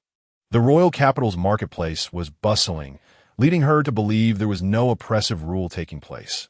Therefore, the objective of confirming the state of the royal capital had been achieved. Liu, look at that. IRI pointed to a large wooden notice board set up in the center of the square. Numerous papers were affixed to it, likely announcements of some sort. In 2 days, an arena competition will commence. Tomorrow is the last day to sign up. Those unafraid of death and those seeking riches should come. The champion will receive a reward directly from the king. An individual resembling an official shouted beside the notice board. An arena competition is an entertainment event where people slaughter one another. I fail to comprehend the enjoyment derived from witnessing such lowbrow conflicts, and even if blood spills, it cannot be consumed. Indeed, from a vampire's perspective, that was accurate. In any case, It involved battles among swordsmen, and while the slaughter appeared barbaric, it also presented an opportunity to meet the king. IRI removed her blindfold and gazed at Ye Liu. You can receive a reward directly from the king, correct? That is indeed the case. And if one wins, a substantial sum of money can be acquired. Money. The champion's prize can compensate for our earlier extravagance. No, not just that. We can revel even more. IRI, you have been obsessively discussing money since earlier. You miser. Money is of utmost importance. Very well. I shall participate. Thus, she resolved to enter the arena competition as a vampire. She might not be permitted to participate, so she would first confirm the rules upon registration. But is it permissible? After being received as the champion, you will meet the king, and your identity will be revealed. Using transformation magic to alter my appearance should suffice, as expected of Minorina. She is already accustomed to such matters as a vampire. Now, the next step is to decide how to present myself in the competition. What form should I take? Perhaps a robust, muscular man, which would not connect to my current self. What are you saying? Altering your gender to conceal your identity. Humans possess keen instincts. Male disguises are easily seen through. And I do not wish to alter the body of a dear friend. Minorina articulated compelling arguments. Yet, in her past life, she had been male, and logically, reverting to her original form should pose no issue. If she were a frail young girl, it would be even better. The arena allowed for gambling. If she were a girl of around 5 years of age, the stakes would be significantly higher. What? IRI, do you wish to place bets as well? And these two? What a cruel notion. Ye Liu felt that bringing them to the royal capital had been a mistake. Since we have come, we should strive to earn some money. Are you certain you speak the truth? Does your heart not ache? Liu, I will wager all my gold on you. You shall not lose. Very well. Ye Liu sighed, deciding to participate in the arena competition as a girl of 1.20 meters in height. However, could she truly compete at such a height? Before registering, it is prudent to confirm as the night has grown late. They have rented 2 rooms at an inn in the royal capital for vampires. Staying at an inn during the night may seem somewhat incongruous, yet the dangers of the royal capital at night, coupled with its poor security, leave them with no alternative. If strikingly beautiful young maidens like them were to wander the streets of the royal capital after dark, they would undoubtedly find themselves embroiled in trouble. Furthermore, the allocation of the 2 rooms has been decided. Minorina occupies one, while she shares a room with IRI. They had initially intended to share a room, but Minorina remarked, "That girl's blood is exquisite. I cannot help myself." This statement sealed their fate. Indeed, allowing a vampire and human to share a room is far more problematic than letting men and women do so. But since she's also a vampire, it is of no concern. By the way, sharing a room with Minorina is out of the question. Although she finds Minorina's appearance appealing, this body once belonged to her dear friend, which may be why she has ruled it out. This moment, they are gathered in one room, discussing tomorrow's precautions. The transformation has been confirmed, but what form should it take? Minorina is perched on the bed, envisioning herself as a 5-year-old girl. IRI promptly raises her hand. That would violate the age restrictions of the arena. Wouldn't it? Is there such a rule? They certainly wouldn't concern themselves with age. Their focus lies solely on the spectacle, catering to their perverse curiosity. Correct. For Minorina, the conflicts among humans may seem akin to the playful antics of puppies. Well, she isn't particularly keen on witnessing the arena either. Moreover, if I were to transform into a 5-year-old girl, one must consider the feelings of those who might lose to me. What would a muscular man think of losing to a little girl in front of a large crowd? IRI crosses her arms and ponders for a moment. Even she finds the notion amusing, despite the embarrassment it entails. Are you a devil? The odds of the wager would rise, and you could profit. This sharp-tongued girl harbors nothing but mischief. Very well, a 5-year-old girl is out of the question. Registration would undoubtedly be denied. She must change her age. How about 4? No. Let us not decrease. Let us increase. And so, they continue their idle chatter for reasons unknown that if she were to become Safi, she would surely delight in having become a legend upon arriving in the royal capital. IRI's musings. Ye Liu shakes her head.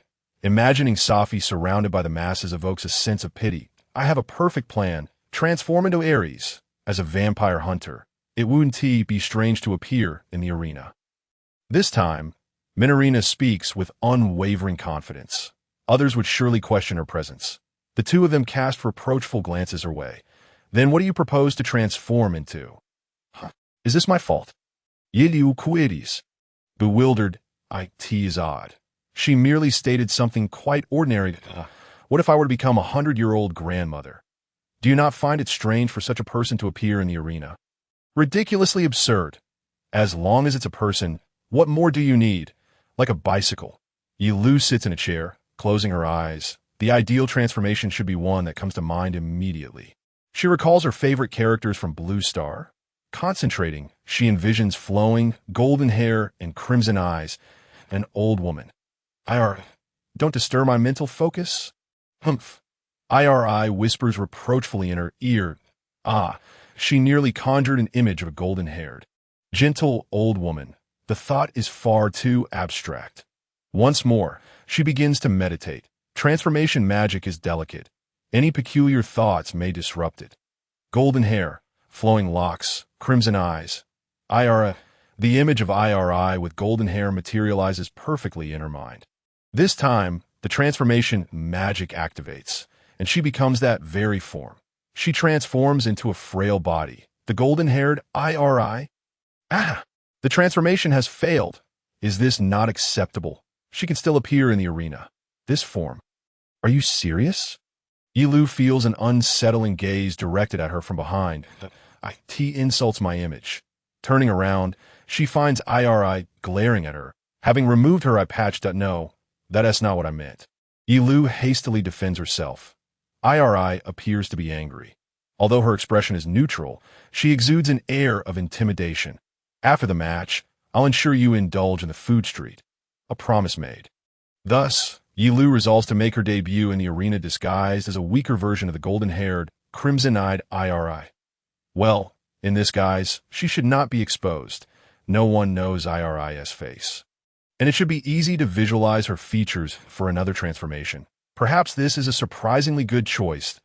No one would suspect that a 12-year-old girl could win in the arena. And at that time, they spent the night at the inn. When it came time to sleep, she intended to lift the transformation magic, but due to IRI's strong insistence, she fell asleep as she was. Upon waking, she sensed her clothes were somewhat disheveled. An instinct told her that I might have done something last night, but with a battle looming today, she brushed it aside. Thus, in the morning, they departed the inn. Walking along the path, they arrived at the immense circular structure of the arena. Just as they approached, there was a counter, and Ye Liu decided to register first, sitting down across from the receptionist. The receptionist, upon seeing her petite form, offered a stiff smile that, are you here to compete? Is there a height restriction? No, there isn't, but the arena is quite dangerous. It's best to. It seems she is about to be subtly refused. She realizes that in order to appear in the arena, she must concoct a reasonable excuse that, in truth, it is due to lack of funds. Without this, she would have no means to eat. If she does not earn money in the arena, she will starve. Why is she so desperately applying to the arena under the guise of a pitiful girl? Well, whatever, she reminds herself to remain calm and not overthink it, for everything would devolve into foolishness. That is not entirely a lie. She plans to squander her arena winnings in the royal capital. If unsuccessful, the prospect of food will slip away. Yet, it is indeed perilous. I understand, but there are no other means to earn money unless, internally grumbling. She acknowledges this, but still feels compelled to say it. Then the receptionist begins to shed tears. How tragic. I understand. You are permitted. No, don't permit it. If you feel pity, then stop her. At the fervor of the arena that has sent her mind into a frenzy. Upon closer inspection, Ye Liu notices that Minarina seems to be doing something behind her. A vampire. It is likely some form of hypnotic magic that, of course, there is something else to confirm. May I ask if there are any vampires participating? How could that be? This arena is held during the day and lacks a ceiling that if one could appear, they would have long since turned to ash. Understood. After Ye Liu completes a registration for the arena, she hears the voices of armed men nearby. Likely other competitors. They seem to be checking on the other participants, standing guard near the reception area. although they attempt to speak quietly to avoid being overheard. Her vampire ears are not so easily deceived. Why is such a child here? This is the arena. Are they underestimating adults? She herself is curious as to why she is appearing in such a guise in the arena. No, calm down, don't panic, that's so cute. If I were fortunate enough to encounter her in the first match, I would feign a fight and then knock her down. I want to see the girl's blood flow. Haha, this person has already been noted in her mind. She intends to let him experience the taste of hell later on. Hey miss, this is no place for little girls if you don't want to get hurt. You should give up immediately. A competitor clad in armor addresses her. He is remarkably imposing, standing over 2 meters tall, with a physique reminiscent of a bear, adorned in full plate armor, even donning a helmet. He radiates a formidable aura. Lord Ye Liu is puzzled as to why he is fully armored before the match has even begun. Bolito speaks. As the champion from 2 years prior, he appears to take offense at anyone underestimating the arena. Always clad in such heavy armor, he is referred to as the permanent warrior. That little girl, is she not too small? From the whispers of those around, it appears that this man possesses considerable strength. From the tone of his voice, it is less a mockery and more a manifestation of concern. Given her transformation, should she respond in the style of IRI? If it were IRI, she would certainly not want to be labeled as a man who can only fight when clad in armor. You possess great courage, yet you must be mentally prepared. Ah? No? She responded in IRI style. Is mimicking the sharp-tongued girl not permissible? Speaking of which, how does IRI manage to live on her own? Does she consistently provoke those around her? I have cautioned you. Should you incur injury, I cannot predict what may follow. With that parting remark, the man departed at awe. Although she received advice, it came wrapped in taunting words. She resolved to show mercy when confronting the man from earlier. Just as someone else approached her. Hey miss, I overheard your conversation just now. Turning towards a voice, she beheld a girl with long black hair, cascading to her waist. Likely a high school student, she spoke in colloquial language, devoid of honorifics, or perhaps it was simply unnecessary in such a coarse environment. She donned leather chest armor, complemented by light attire for ease of movement. Yet, she bore a slender sword on her back, its scabbard notably long. Just a minor slip of the tongue, Ye remarked. However, I find it rather sharp. She had been overly attentive to IRI's acerbic by the by. Your manner of speaking resembles that of man. Miss, are you? It seems she was met with suspicion. Yet, what could be done? In her previous life as a male, this was the tone she had adopted. In the village, it mattered little, but here, it was dire. As a girl who bore a boyish demeanor, she felt compelled to respond with overwhelming force. Oh, I typically speak in a masculine manner to avoid being underestimated, though it was somewhat of a clumsy excuse. She hoped it would suffice if that were the case. Her earlier sharp remarks could be interpreted as hostility towards men. Indeed, that was her thought.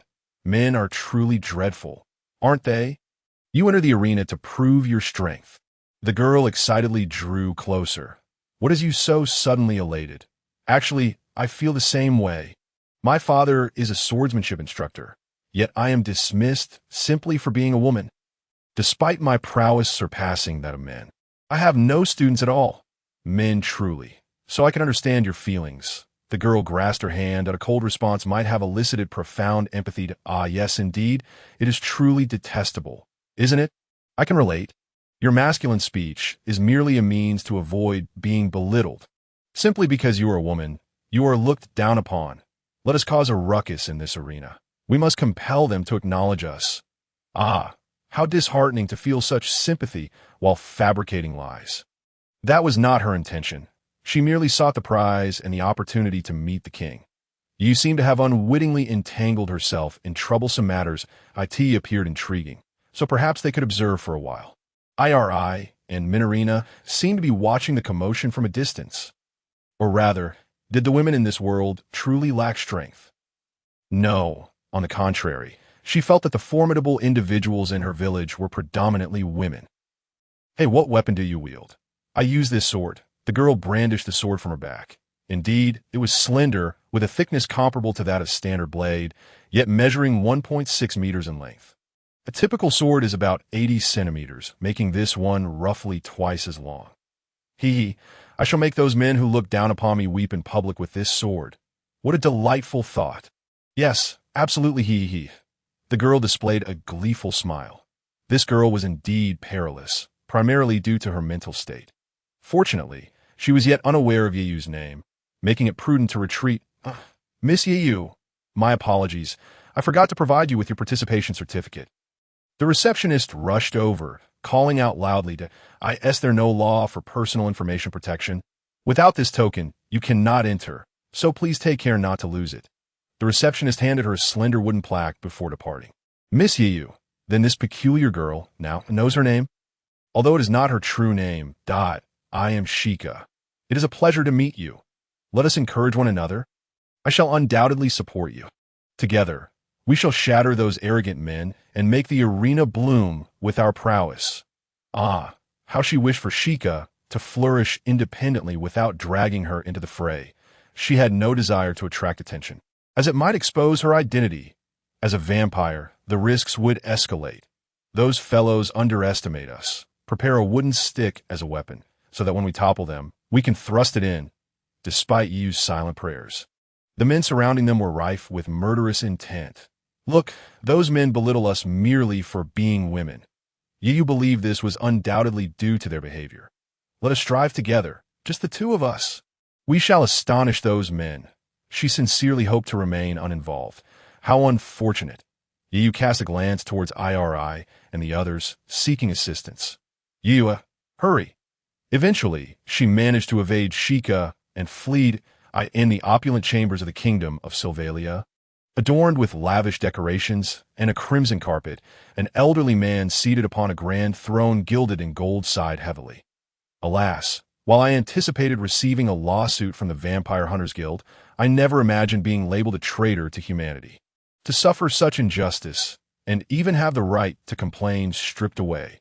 The elder, sporting a white beard, bore a weary expression. Clad in a cloak and adorned in garments embellished with jewels, his opulent attire only served to accentuate the gloom upon his visage. I understand their position, yet this is excessively extreme. The burly man standing beside the throne narrowed his eyes. He was an ally of the king and the captain of the Sylvalia army responsible for its protection. As this transpired within the throne room, he bore no sword. Yet even unarmed, he possessed the might to face 100 foes single-handedly. But is it truly feasible to forge an agreement with the vampire village, even at the cost of becoming adversaries to the Vampire Hunters Guild? To be honest, I remain hesitant. Yet, the king furrowed his brow and sighed once more. Dark circles adorned his eyes, indicative of sleepless nights. The army dispatched by the Vampire Hunters Guild had been thoroughly defeated. Moreover, the man known as the Silver Saint had also perished. Frankly, I no longer trust the Vampire Hunters Guild, either in terms of integrity or combat prowess.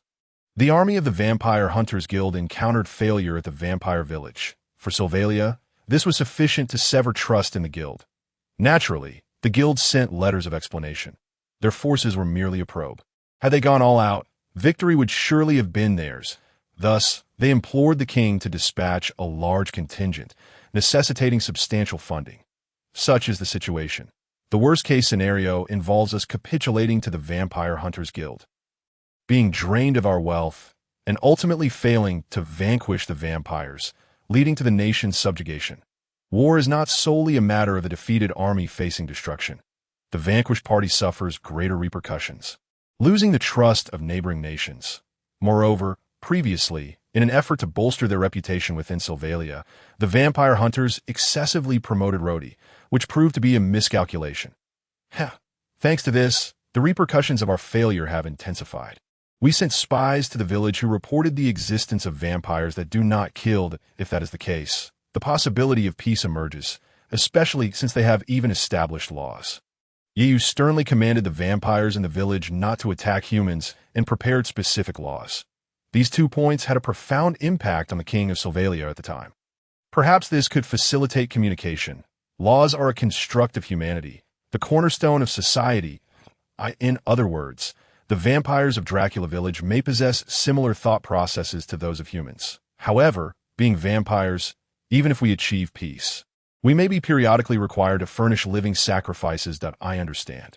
Even so, I am contemplating an alliance with them. Vampires are terrifying.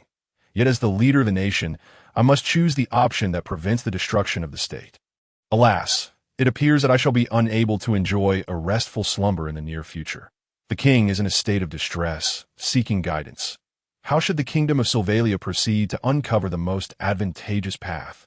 If our nation were to ally with the Vampire Hunters Guild of Dracula Village, they might proclaim, the kingdom of Sylvalia is the enemy of the world, an enemy of the world. How tiresome. My foremost duty is to safeguard the people of my realm. As the king of Sylvalia, as long as I can ensure my subjects lead peaceful lives, what harm is there in becoming the world's adversary? The king smiled faintly at the captain's words. In a different location, within a building, a conference room, that a serious meeting is underway. 5 masked individuals gather around a round table. Engaged in discussion at IT, is said that the Sylvalian royal family is contemplating a peaceful coexistence with the vampires. This is not without merit. Our Sylvalian branch has suffered a grievous defeat that we dispatch letters laden with strong rhetoric, attempting to induce them to at least hesitate regarding peace, but to little avail. If we are to reverse this situation, we must utilize our strength to obliterate the vampire's village. The individuals converse in a matter-of-fact tone. Within the globally influential Vampire Hunters Guild, they are the elite. Unlike the ineffectual Sylvalian branch, they possess the clarity to perceive reality and wield formidable prowess. The man wielding the silver-winged holy sword, despite his inexperience, witnessed the annihilation of our vampire hunters. Thus, we must deploy greater force. We cannot afford to lose again, for such a defeat would inflict a devastating blow to our reputation, necessitating at least 1,000 warriors. Furthermore, there are the 4 holy relics. Whether to include that sword is worth consideration, especially since they failed even while in possession of it. This implies that those who handle it may require the 4 holy saints to be dispatched. The Vampire Hunters Guild is not foolish. At least the headquarters is not. They will learn from previous failures and, for the sake of victory, prepare to mobilize over 1,000 vampire hunters, assembling the finest talents. However, the pressing issue lies in where to procure the fund to gather such a multitude of vampire hunters and dispatch the 4 holy saints will incur immense costs. Ideally, we should compel the kingdom of Sylvalia to bear the entire expense. Yet they may be unwilling to do so in this circumstance. As their trust in us has waned, that IT is equally challenging to have other nations assume the financial burden. Why should we pay for what Sylvalia ought to cover? The Vampire Hunters Guild is driven by monetary considerations, not out of miserliness. Mobilizing vampire hunters demands substantial financial resources. Adept vampire hunters are capable of wielding holy magic and equipping silver weapons. Considering the consumption of such weaponry, their remuneration will inevitably be high. Furthermore, crafting holy water and similar items requires holy magic skills, thus rendering the operational costs of each unit among the highest in the world. Consequently, the Vampire Hunters Guild must raise funds to mobilize their hunters. Despite their global influence, they lack their own territory, relying on other nations. Without support, it becomes exceedingly difficult to deploy forces that a letter should be sent to the Sylvalian royal family. If they are willing to finance the endeavor, we shall dispatch 1,000 soldiers and the 4 holy saints, certain to annihilate the village. But what if that does not suffice? At that point, we may have no choice but to deem them the enemies of the world.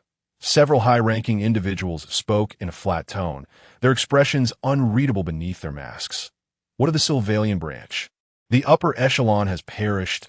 A figure named Bodis is orchestrating matters. We have grasped the situation and can't afford to remain indifferent. Reports indicate he is concocting plans to our advantage. Should he succeed, the vampires will become even more formidable, which could work in our favor. If he fails, we can publicize the vampire schemes, amplifying the sense of threat. After escaping from Sheikah, Ye Liu returned to the inn and engaged in discussion with Eli and Minerina in their room. As night fell, the chamber was illuminated only by a dim candlelight. As a vampire, Ye Liu felt the night was when the true drama unfolded. How unfortunate it is, yet rather amusing. Ah, pardon me, I should say delightful. Your statement is rather problematic? She retorted to Minerina, who sat on the edge of the bed. These two, in the end, merely found the situation captivating. Liu, an emergency, this moment. Eli spoke in a serious tone. She too sat on the bed beside Minerina. What is it, Eli? Have we been exposed? That would be truly disastrous. If we do not flee this city promptly, the worst-case scenario is being mistaken for assassins sent to kill the king. That would indeed be troublesome. The preliminary rounds, we cannot profit without placing bets. I see. So is such an inconsequential matter or are you truly contemplating gambling? Many eyes were drawn to Minerina's bosom. I do not wish to know. However, if it is this body, there is no bosom to speak of it. If modeled after Minerina, it could prove perilous. Eli silently glared at her. Dear, I misspoke. Oh, my apologies. Is it that I am denying the absence of a bosom? She evaded Eli's pressure, unable to tell a lie. Rather than concerning ourselves with such trivialities, I shall offer you some advice. So please lend me your ears. Minerina extended a helping hand. Salvation. It is nothing of great consequence. Those who possess cannot comprehend the sentiments of those who do not. Point one, need only anticipate growth. What was I like in my youth? The events of several centuries past as a human have faded from my memory. Then, regarding that bosom, it has been centuries. Minerina pondered for a moment. It seems she may have transformed into a vampire after reaching maturity. If she had been born and raised as a vampire, or transformed after being bitten in her youth, she would not have made such a statement. Liu, now please listen carefully. I must convey something of utmost importance. Under no circumstances should you engage in combat. If it comes to the strength of a vampire, a human can be easily slain that if you were to effortlessly snap an enemy's iron sword, it would astonish them greatly. Minerina imparted her words with a serious expression. Indeed, she speaks the truth. Vampires are vastly superior to humans. Even those who have undergone slight training must exercise caution, lest they treat a fragile infant's limb as if it were nothing. Very well. I shall significantly temper my strength, and this body has also become somewhat weaker. Transformation magic can alter appearances, including muscle mass, allowing for adjustments to physical strength. Thus, my current form has been calibrated to only exert about 1/10 of my usual strength. If I were to utilize Eli's body, I would simply appear as an ordinary girl, devoid of any advantage. Although 1/10 may be considered a considerable reduction, it suffices against humans. Moreover, if inadvertently heightened to 1/5, a single punch could reduce an opponent to pulp. If my strength is excessive, controlling the force becomes exceedingly challenging. That. Are you aware? Then, that as well. Additionally, there's another point. You must absolutely avoid enemy attacks. Even if struck by an iron sword, you must not sustain injuries. Or if you do, you must recover swiftly, lest you reveal your vampiric nature. Thus, I basically intend to evade attacks. This too requires caution. She's accustomed to not dodging enemy strikes. Yes, she is inherently invincible. Even if injured, she can heal instantly, rendering evasion unnecessary. Instead, enduring enemy attacks while countering can inflict damage on the adversary while she herself recovers. Reflecting upon it again, this body feels akin to cheating. However, in this altered form, such tactics cannot be employed. It necessitates dodging enemy attacks, and her habitual tendencies compel her to be mindful of not directly absorbing blows. She has also contemplated donning armor or wielding a shield for defense. This would allow her to guard against swords and other weaponry, and with sufficient strength, even heavy equipment would not impede her movements. Nevertheless, when transitioning to offense, challenges arise. Should her attack power be too great, it could inflict severe harm upon her opponent. That. How strange. I speak of the errors I have committed in the presence of others. Minerina seems taken aback by her own response, appearing quite perplexed. Was our earlier conversation merely a recounting of experiences? If it were Minerina, it is highly likely that she would commit such blunders. After being struck by a sword in public, she might exclaim, "My favorite dress has been torn," and then effortlessly shatter her opponent's blade. Minerina, do not be so impulsive. No, that is not the case. At that time, my experience as a vampire was still quite limited. Minerina's flustered demeanor is rather endearing. By the way, vampires in general tend to be either quite naive or rather careless individuals. owing to their remarkable strength and regenerative abilities. Even a slight lapse in caution does not pose a significant problem. Moreover, for a special class vampire like Minorina, even considerable carelessness can be easily rectified. For instance, if her dress were to be torn in the forest, she could instantly mend it through transformation. Even if she forgets something, she can quickly retrieve it thanks to her exceptional agility or flying capabilities. If making mistakes is not an issue, then becoming careless is almost inevitable. Ye Liu also feels that she has grown dulled to danger. If her heart were to be pierced, she would not perish, and thus would not feel anxious. Her vigilance would wane. Yet I remain ever vigilant. Moreover, I have exerted considerable effort to avoid detection. What sort of efforts are those? She is curious. Understanding the endeavors vampires undertake to conceal their true identities are undoubtedly worthwhile. Minorina puffs out her chest. Wearing a somewhat proud expression, I have developed a habit of retrieving items from the valley of my chest. Who taught you to do that? That trick to deceive men, did someone else impart it to you? Who instilled such perverse ideas in you? Was it some charlatan? It must be that someone has filled her mind with strange notions. As her friend, it is my duty to correct that man's misconceptions. It was advice given to me by my father. Ah, what a man of good taste he must be. Indeed, my father is truly remarkable. What an extraordinary figure he is, truly. Regardless of his peculiarities, what sort of father instructs his daughter to retrieve items from her bosom? Well done, father. If it is indeed his suggestion, then there is no need for correction. As I come to understand this new facet of Minorina, the night deepens, fatigued. Iri, seated in her chair, begins to doze off. Why not sleep in bed? Very well, then I shall take my leave.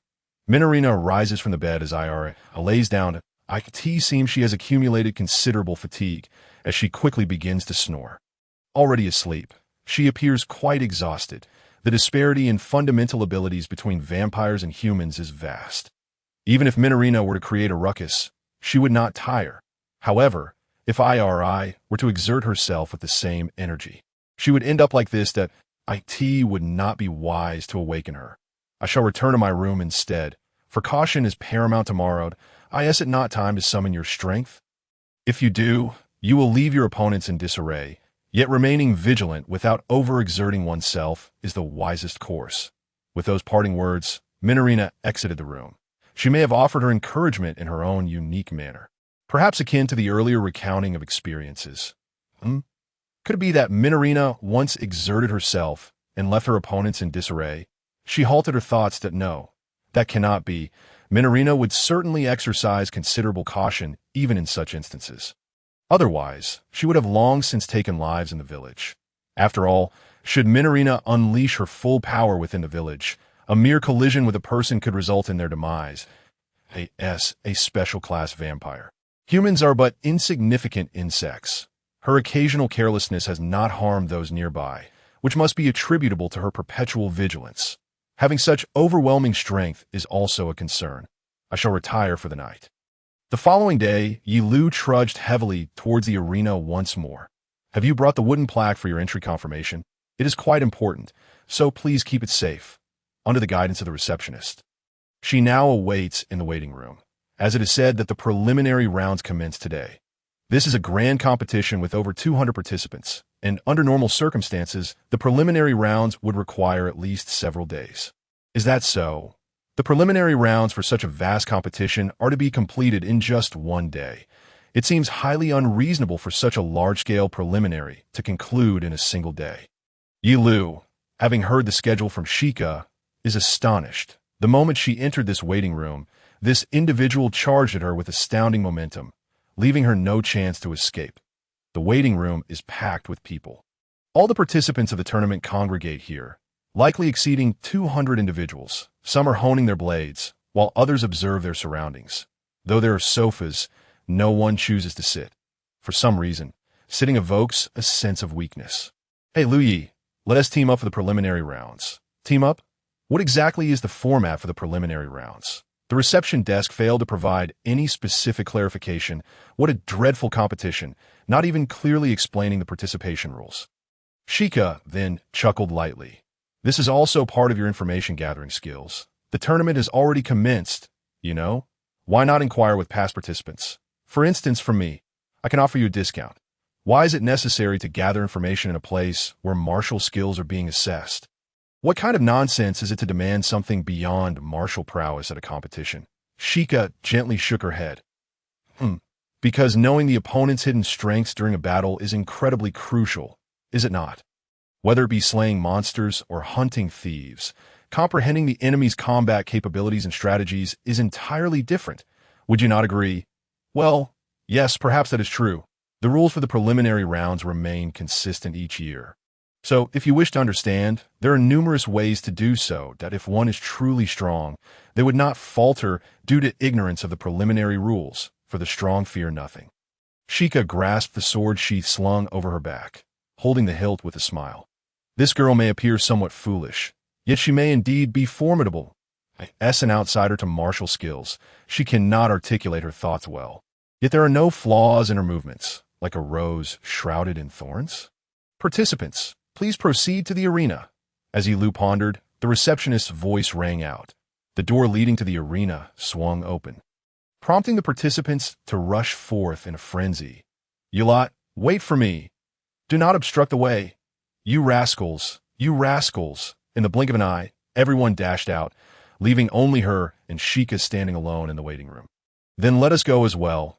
It seems the preliminary rounds have commenced, Sheikah remarked. Oh, by the way, what exactly is the preliminary round about?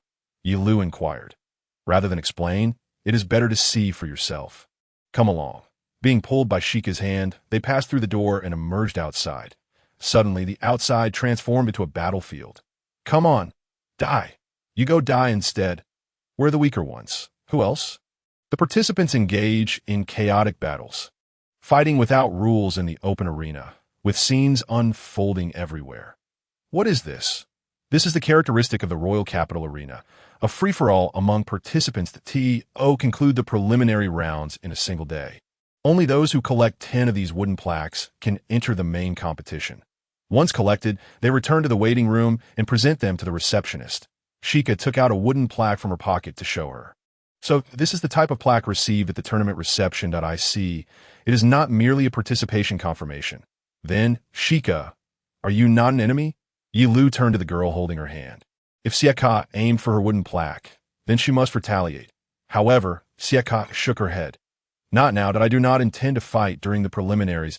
As she surveyed the surroundings, Sheikah drew her sword from its sheath behind her. Upon closer inspection, they found themselves encircled by a group of men. Hey, hand over your wooden plaques, or else. It's only fair to shred your clothes. If you slip up, a band of approximately 6 men advanced towards them. Clearly eager for a confrontation, we'll attract the riffraff if we remain together. Sheikah scoffed at the men, her gaze steeped in disdain. I don't wish to reveal my strength during the preliminaries. I seek a weaker opponent instead. I'll attack you. How arrogant of a woman. The men were visibly agitated, having lost their composure due to such provocation. Liu Yi, I will protect you. So after the preliminaries, let us bathe together. Consider my gratitude. Sheikah seemingly spoke from the heart. Then, let us hunt. Liu Yi, what you perceive as a swordsman's weakness. Sheikah plunged the tip of her sword into the earth. The arena's ground was dirt, yet she inscribed peculiar symbols upon it. The sword's weakness lies in its limited range, making it vulnerable against distance attacks. Indeed, for a swordsman, if the distance is insufficient, they are powerless against a mage. Is it not unfair? Mages can practice swordsmanship for close combat, yet those without magical talent cannot wield magic. While it may be unjust, is it not an accepted truth? Magic is an inherent talent. Those without magical ability cannot employ spells. Hence, the value of a mage is exceedingly high. If all humans possessed magic, ordinary people could vanquish vampires with holy magic, leading to their extinction. Don't underestimate others. I'll strip you bare. Hand over your wooden plaques quickly. The men lunged forward in unison. They possessed merely 2 wooden plaques, yet they were outnumbered by 6. Their movements were evidently sluggish, surely indicative of their inferiority. As Ye Liu prepared to deliver a punch to send them flying, she recalled that even without magic, there were techniques to wield spells. Sheikah chuckled softly, and simultaneously, her sword emitted a red glow. while the symbols drawn upon the ground radiated a green light. Imprinting incantation, the symbols inscribed on the ground vanished, and from that spot emerged a small tornado, roughly the size of a person. Guh. The tornado struck 3 men, slicing through their gear like a blade of wind. Magic? Yet I sense no magical power emanating from Sieka. This implies she cannot wield magic. Furthermore, unlike Rodi, whose sword unleashed magic. What manner of mechanism is this? Stop. My clothes. Oh. Although it was a small tornado, it appeared and attacked with such ferocity that everyone around was drawn to it. Seizing the opportunity, Ye Liu used a palm strike to incapacitate the remaining 3 men. After the tornado dissipated, the 3 men caught in its grasp fell one after another. Their iron and leather armor remained intact, yet their cloth attire was utterly shredded. Everything besides the armor, essentially. Sieka lightly waved her sword, a satisfied expression gracing her face. Humph, I told you I am strong. Do not underestimate the magic imprint style. Now, let us deal with the remaining 3. Ye Liu pointed at the men she had knocked out with her palm strike. She wished to remain inconspicuous, thus attacking them unexpectedly. Wow, perhaps Liu Yi is stronger than I imagined. What shall we do next? A triumphant smile spread across her face, knowing it would make Sieka wary of her, preventing her from acting as she had just done. From this moment onward, they would be rivals. I wish to topple you. She might truly be in Sieka's sights. All right then, let us separate slightly for battle. We still need 6 wooden plaques, so we cannot be too conspicuous. If we remain together, we may be avoided. Very well. Ye Liu departed from Sieka, as if fleeing, resolved to hunt others while discreetly observing the other participants. Without that madwoman, victory shall be ours. Immediately, the riffraff began to gather around her, for without Sieka, the competitors deemed her an easy target. She is completely regarded as weak. The men surrounding Ye Liu were all feeble, falling easily, imprinting incantation. Sieka inscribed symbols upon the ground once more, conjuring a tornado that plunged the area into chaos as men were torn apart by wind blades. She seized wooden plaques from the fallen men. She is consecutively unleashing tornadoes. This indicates the extent of Sieka's displayed power in the preliminaries. Conversely, it suggests she does not wish to showcase more. My hammer, no. I surrender. I'll hand over my wooden plaque. Please spare me. A massive man clad in full armor wielded a slender wooden stick, sweeping aside the other participants.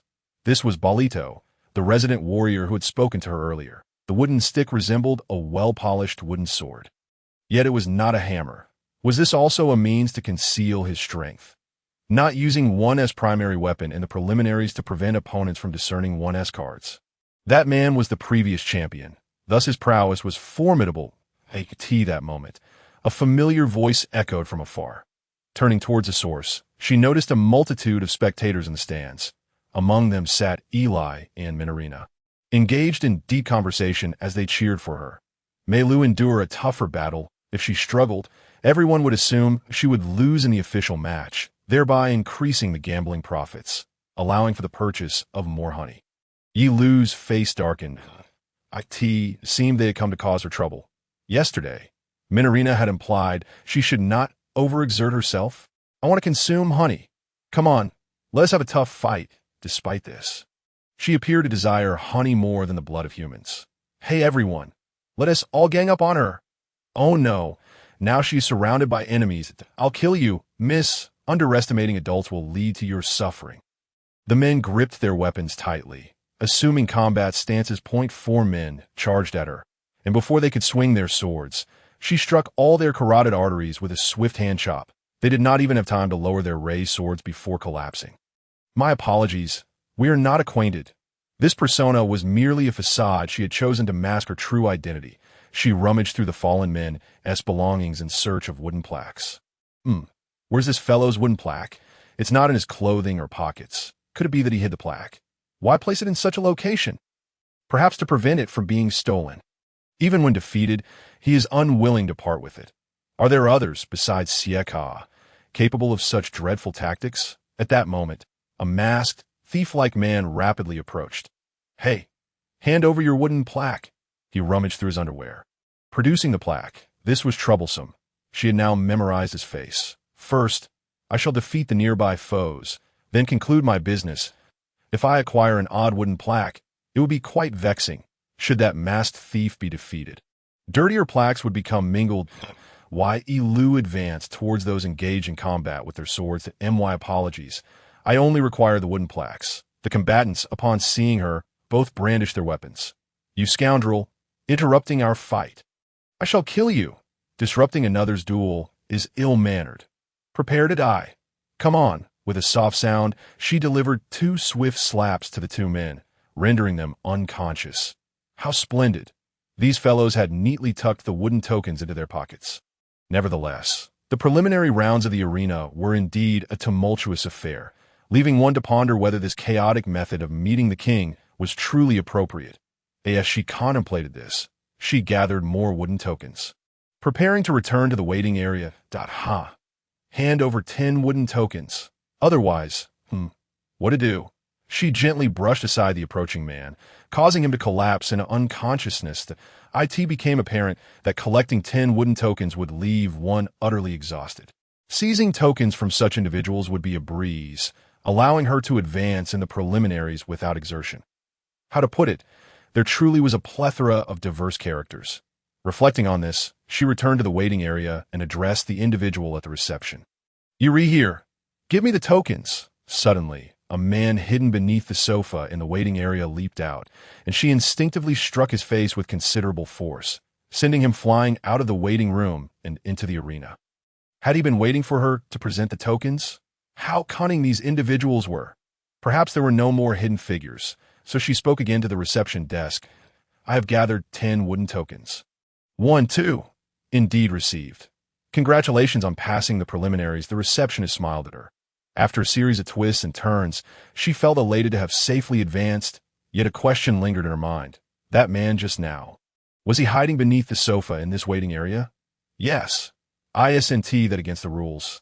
There are no rules stating one cannot hide in the waiting area, but I've seen him concealed beneath the sofa since the preliminaries began. When you arrive, he was desperately biting his lip. Give me the tokens. Wah! I'll kill you. Voices of participants echoed from outside. They were desperately trying to hold their ground. Indeed, it was only natural. If they triumphed, they would gain both reward and honor. Perhaps she, as a vampire, ought not to participate. Her motivations did not stem from a desire for wealth, but rather a longing to meet the king for the future of Dracula Village. To achieve that, she must win. Whereas the woman, I wish to battle her. The onlookers were buzzing. That beauty is too much. Oh. This fellow is vomiting. Ha. When you stretch out, I'll snatch your weapon. Are there more unserious participants than she imagined? Perhaps they are merely here for the spectacle? The preliminaries always followed a similar format, with the combat styles of the participants becoming increasingly refined. By the way, about 10% of those attending this tournament were earnest. The remaining 90% were merely attempting to showcase their skills in a relaxed manner. Hence, many concluded their bouts by surrendering. If one lost their wooden tokens, they would be eliminated by the rules, yet still allowed to fight in the arena. However, should one fail to relinquish their tokens due to rule violations, they would be killed without recourse for complaint. Thus, those who lost their tokens would typically leave voluntarily. After submitting 10 wooden tokens at the reception, Ye Liu departed the waiting area, making her way to the spectator stands. The stands were positioned to overlook the central square, and she navigated through the seated crowd until she reached Aili and Minorina, who were watching the match. Oh, that girl actually made it to the formal competition that I thought she would lose, yet she passed. How infuriating. I've been waiting for her clothes to be torn apart. The surrounding audience whispered among themselves that if she had the chance, the last man would receive a painful lesson from her. Liu, you're back. Ali noticed her as she approached. Without the magic eye, Ali might seem like an ordinary girl. No, she would still be a sharp-tongued one. Oh. Liu, what are you doing? You should fight harder. That way, we can reap greater rewards. Minorina also noticed her, placing her parasol on her shoulder and exclaiming loudly. Isn't that a bit demanding? Shouldn't I be commended? If you put in effort, we will certainly commend you. But it's evident you're not trying. This was an irrefutable point of reason. Frankly speaking, while she felt mentally exhausted, her body was quite at ease. The mental fatigue stemmed from the myriad of strange occurrences. By the way, how does it feel? Besides me, are there any formidable opponents? They observed the battles from above, likely having seen more participants than she had. The girl accompanying Liu was strong. Shika, she employs some peculiar magic. Doesn't she? I'm not entirely clear on her mechanics. She clearly lacks magical power and doesn't seem to wield a magic sword. What she does is draw symbols with her sword to cast magic. The sword is likely made from iron infused with magical properties. She sketches formations using that powder, and the drawn symbols react with the magic iron. Minarina's explanation was a tad convoluted for her. Yet, she could only nod in understanding that, I see. That's impressive. Some magic requires drawing a magic circle to activate, right? For instance, summoning magic uses magic to create the circle, which then powers the magic. Indeed, that girl directly draws the magic circle. If she sketches it with iron powder possessing magical qualities, she creates a magically enhanced formation that, in other words, she achieves magical results without utilizing magic. Has she grasped it? Though the theory is somewhat difficult to comprehend. She seems to understand is akin to a microwave. Traditional magic cooks meat with fire, yet with a microwave, even without flames, the heat will still cook the meat. This method can only utilize limited magic, and only those formations that manifest and summon magic. Even so, a swordsman's ability to wield magic is an advantage, and the activation speed is swift. From my perspective, it resembles a form of street art. By human standards, it's quite a formidable magic. Minarina appeared somewhat disinterested as she spoke in a low voice. Shika's power seems like a degradation of a magician. Are there others? A heavily armored individual wielding a large wooden club. Ali whispered that he is known as a resident warrior. I've seen him on the battlefield that fellow is indeed strong, that he seems to be the top contender. So if I were to face him, I would place a bet that you're already prepared to become a gambling target. I'll wager all my money. If I lose, then? Ali, don't be foolish. Will this girl ultimately ruin herself due to gambling? By the way, are there any other troublesome individuals? The rest are mere fodder.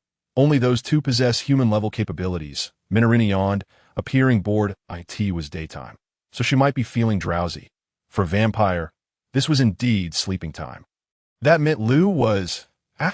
Ali's words were interrupted by a shriek. Liu turned to see Shika, her eyes sparkling as she gazed at them. Wait, Liu has two. Wow, how adorable. Two together, ISNT that double the harvest. Following them was worth it. Oh no, when did Shika start following us? Shika approached Ailey, seizing her shoulders. Ailey struggled to escape, but it was futile. That I don't want to play with my sister, she muttered, gathering information from her opponent's sister. Despicable, disgusting, keep your distance. Thank you. Eli cast a pleading glance towards her, and though her expression remained impassive, it was evident that she was quite troubled. It seems Eli is quite vexed by someone like Shika.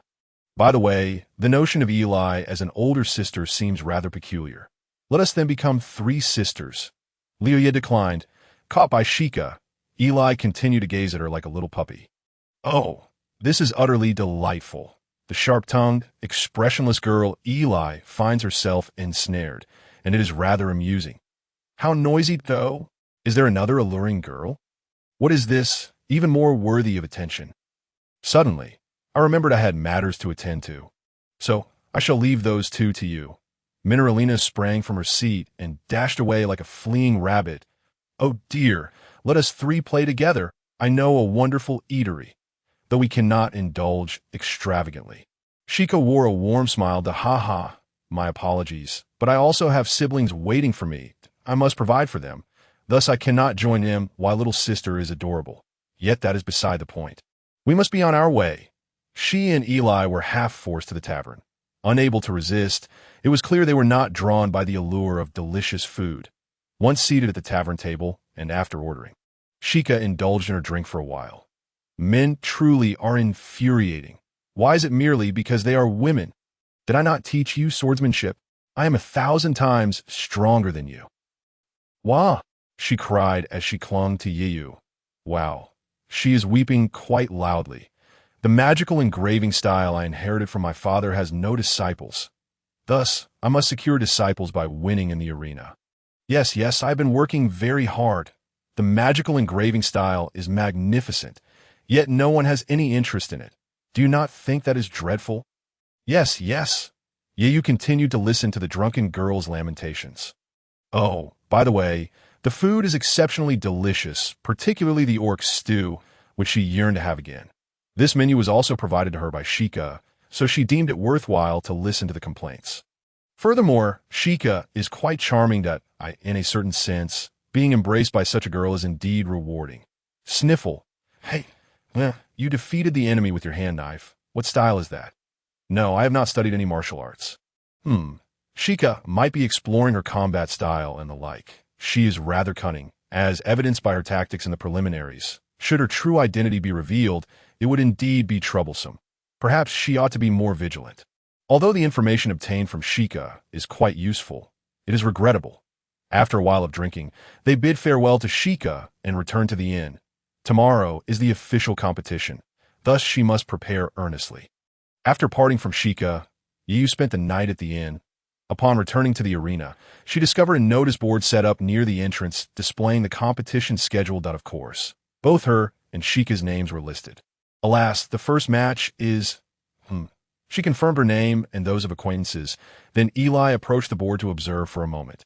How do we place bets? Where can we increase our honey? Miss, do you only have honey on your mind? This is an arena, not... What are you saying? The arena is merely a place to make money, right? No, it is a place to watch battles. Mineralina prefers honey over money. The official competition is about to commence. Please proceed to the reception area. A voice called from the waiting room. Alas, we must head to the reception, that if we do not go, we shall be deemed cowards for not fighting. Ye Liu was about to enter the waiting room. Bets can be placed over there. Let us go, human girl. Eli was dragged along by Mineralina. Soon their voices echoed that I bet Liu wins, wagering a bottle of honey. Mineralina declared to the betting staff.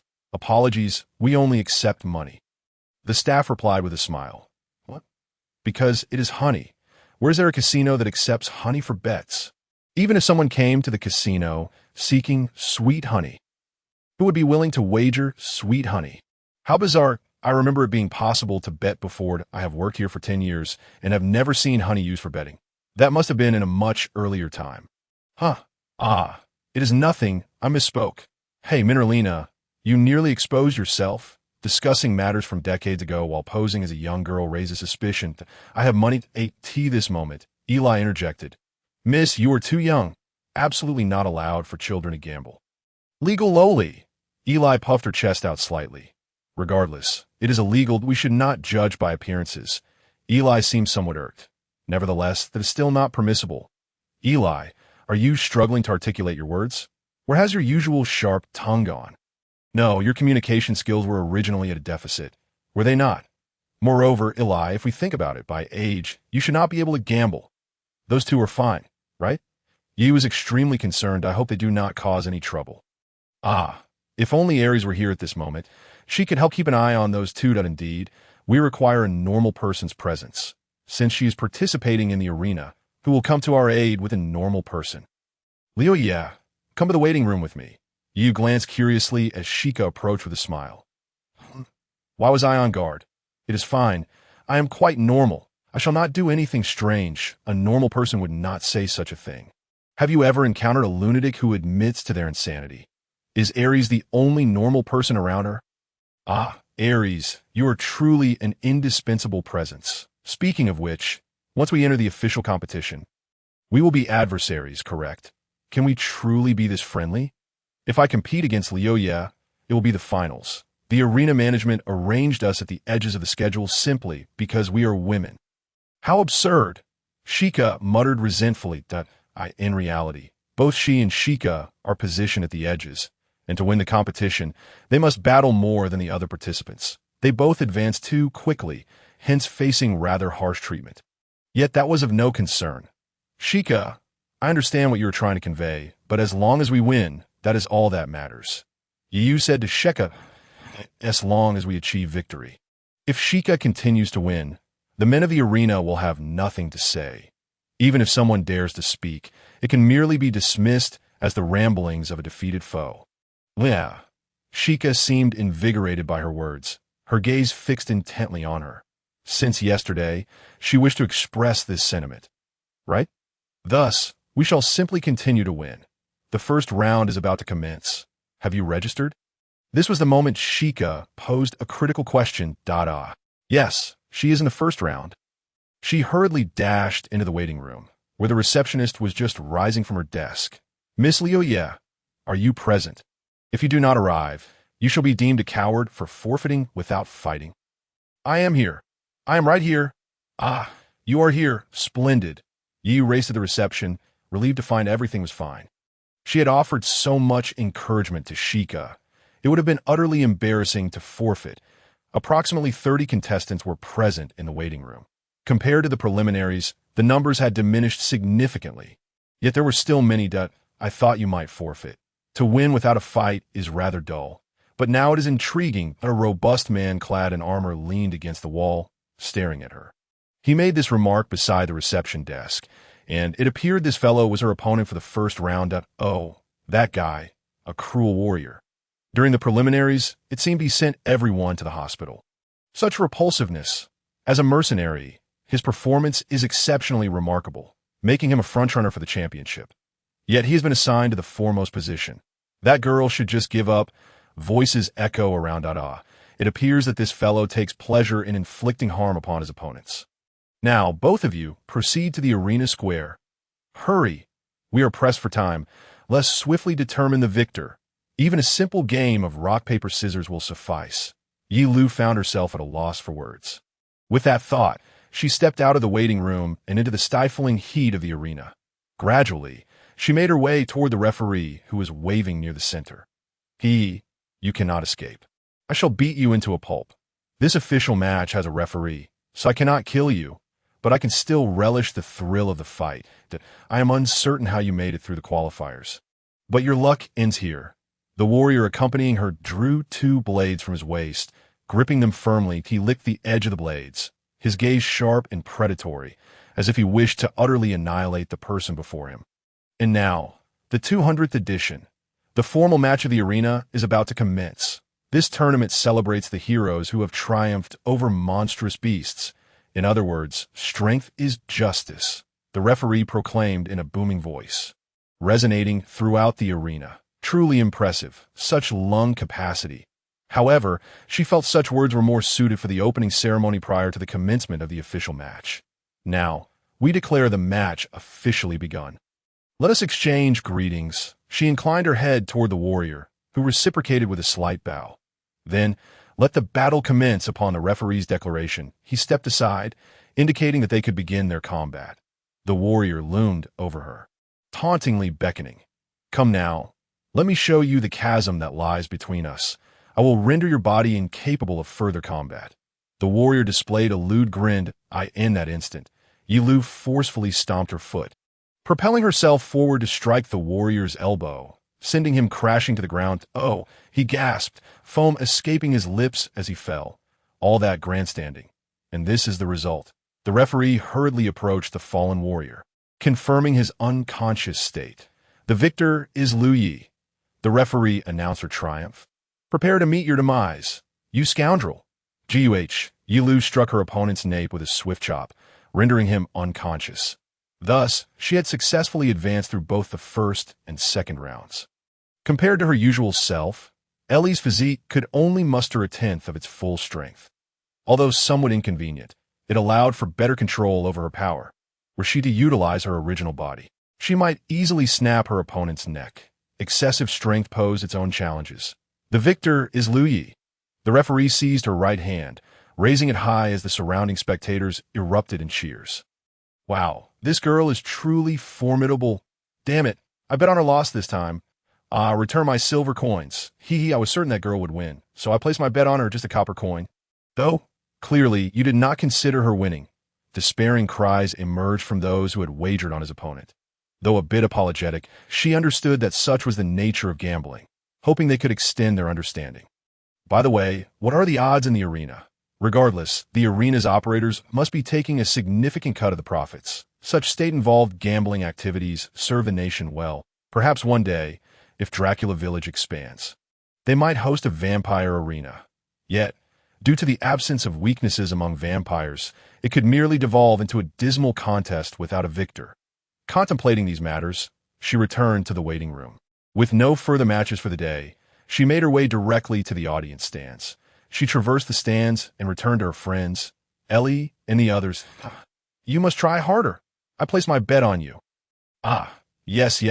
Minorina and Ellie were thoroughly engrossed in the match. No, Minorina, you're taking it too far. You already adore honey enough. There's no need to add gambling into the mix." "Ah, Liu has returned. Liu, please lend me some money. I shall repay you upon returning to the village. Do not keep borrowing money for gambling." The gambling-obsessed vampire princess had become quite the character. When she first met her, she was a typical noble lady. Where had that image gone? If that is the case, I should participate as well. Can you fight under the sun? I can wear thick clothing that covers my entire body and don a mask and parasol. That would undoubtedly raise suspicion. The image of someone entirely covered, wearing a mask and parasol, would likely lead to arrest, even if masks were permitted. The heavy clothing would be indefensible. Moreover, she might faint from the heat. As she pondered this, she continued to watch the current match. Taste my hammer. The individual dubbed the resident warrior swung a hammer that exceeded his height, shattering his opponent's iron sword. How absurd! Despite both being made of iron. It seemed the opponent's arm was dislocated, and he wobbled before surrendering. Splendid. I have won yet another bet. Why? Why do the ones I bet on always lose? Minorina shrieked at Ellie, who was making a peace gesture.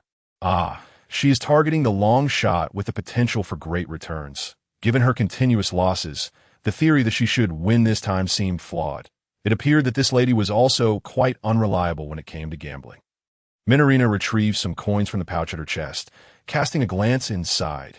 I understand now. Next time, I shall bet on the lower odds. I must go place my bet immediately. This time, I shall surely win. With confidence, Minorina stood up from the audience stands and dashed off. How could she be so confident? Even without my magical eye, I can foresee the outcome. Betting on the lower odds is more likely to yield a win. Lower odds mean that the spectators also believe in the win.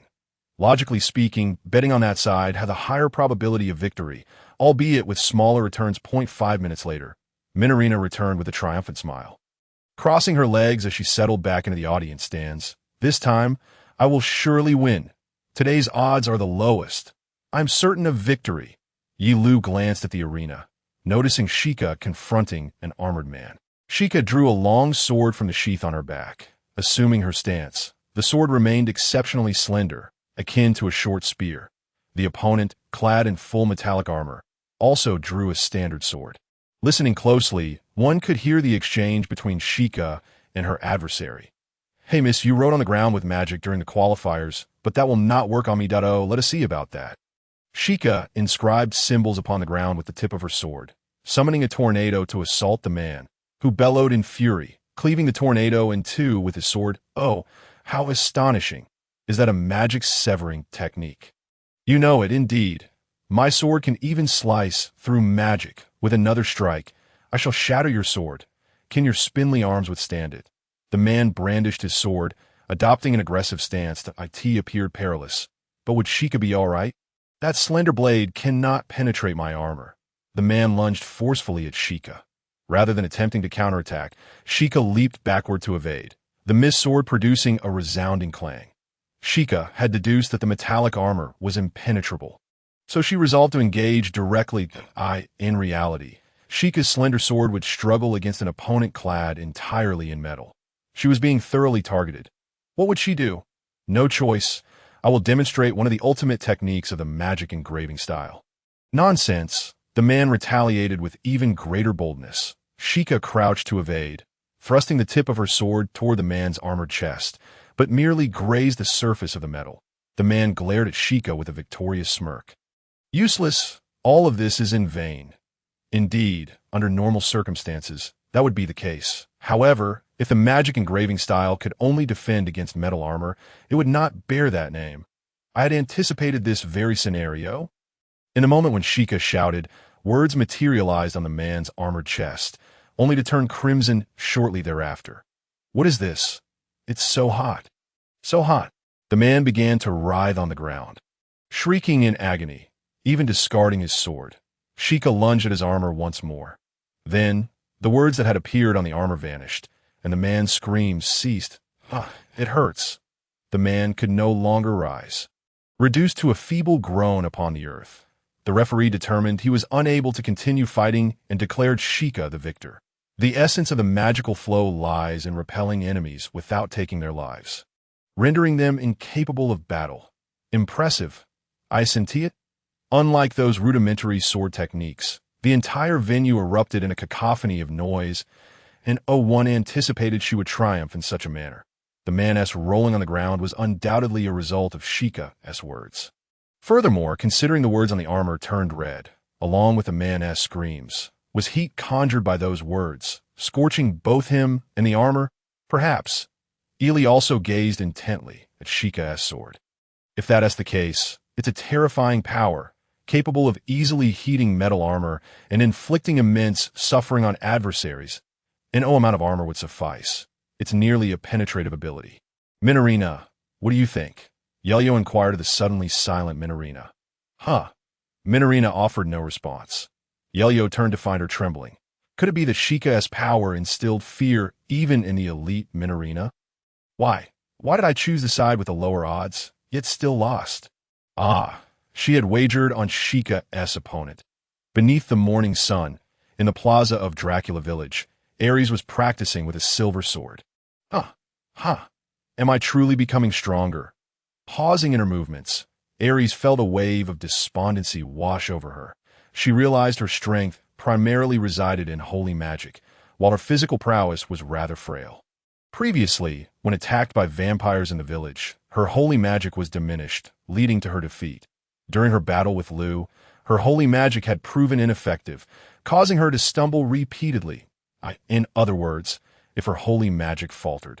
Ares was merely a weakling. Although she wielded a silver sword, her swordsmanship left much to be desired. The sword merely served as a means to amplify her holy magic. Indeed, Ares' holy magic was formidable. Against most vampires, she could render them exceedingly weak or even evaporate them, securing easy victories. However, if confronted by a horde of vampires or a high-ranking vampire like Beade, the scenario shifted dramatically. The former would scatter the light of holy magic, diminishing its effect on individual targets. The latter, even when reduced to the level of a mere mortal by her holy magic, would still overpower her with brute strength, stripped of her holy magic. Her abilities would barely surpass that of an ordinary village girl. There was one more thing that troubled Ares. Ares, don't give up. We believe in you. If there is anything I can do to help, please let me know. The villagers greeted Ares as they began their farming tasks in the fields near the village. They commenced tilling with wooden hoes, while Ares watched with a profoundly perplexed expression. Why was her swordplay inferior to the villagers' hoeing? The villagers swung their hoes with greater force, their movements noticeably more stable than hers. That I'm still young. I cannot be outdone by you all. Ares mentally rallied herself. Yet, even the former village chief, despite his advanced age, appeared stronger than Ares, a fact that nearly brought her tears. Why after swinging my sword daily, am I still inferior to them? But she couldn't simply wallow in despair. Ares held firm in her belief that her duty was to protect the people of this village, a spiritual barrier safeguarding humanity from the threat of vampires. She felt this was a responsibility that only she, as a vampire hunter, could bear. Thus, she focused intently on observing the villagers at work, striving to break the current impasse. Perhaps, then, as though a realization dawned upon her, she approached the fields. What is wrong, Ares? I want to help with the farming too. Ignoring the villagers' astonished expressions, Ares' eyes brimmed with determination that if she engaged in farming, perhaps her swordsmanship would also improve. Henceforth, the Silver Saintess would be rebranded as the Farming Saintess. Without hesitation, Ares seized a hoe and began to till the soil. Ares, bend down. The purpose of hoeing is to cultivate the earth. The soil must be gently caressed. All right. My legs lack strength. My feet. Merely moving my arms isn't sufficient. All right. Use your chest to exert force. What are you saying? Ares was drenched in sweat and covered in dirt, toiling away in the fields daily. Until now, she had practiced swordplay every day. Now, she worked in the fields in the morning and practiced her swordplay at night. This was undeniably strenuous labor, yet Ares possessed an indomitable spirit, persevering with all her might. For the villagers, gaining an additional laborer was a boon, and having a young and charming girl by their side filled their hearts with joy. Could working in the fields truly enhance her swordsmanship? Though Ares occasionally pondered this, she found it difficult to voice her thoughts. They were farmers and could neither teach her swordsmanship nor propose methods to strengthen her. Ares, let us move the sacks of wheat. It is too dangerous for you to do that. No, I can manage this. Ouch! Ah? Ares was overwhelmed by the wheat. Teaching Ares the techniques of farming, Farming is indeed quite labor-intensive. If I keep this up, my swordsmanship will surely improve. But will this truly enhance her swordsmanship? No one could say for certain. Meanwhile, Ares also practiced her holy magic, simultaneously casting spells while using the hoe to cultivate the soil, resulting in a slight improvement in the field's condition. In the castle of King Silvalia, the room was adorned with a lavish red velvet carpet. Upon the throne, the king listened intently to reports from his subordinates. The participants of this tournament were all carefully selected, including the former champion, the resident warrior Barrett, the ruthless warrior, and the masked grave robber, among others. These were names he had certainly heard of. Could they stand against vampires? In this tournament, the king had a plan to find a guardian capable of confronting powerful vampires. If provided with silver weapons, they might prove stronger than ordinary vampire hunters. That would be splendid, since the Vampire Hunter Guild is unreliable. I require a guardian to ensure safety during negotiations with Dracula Village. The king of Silvalia sighed deeply.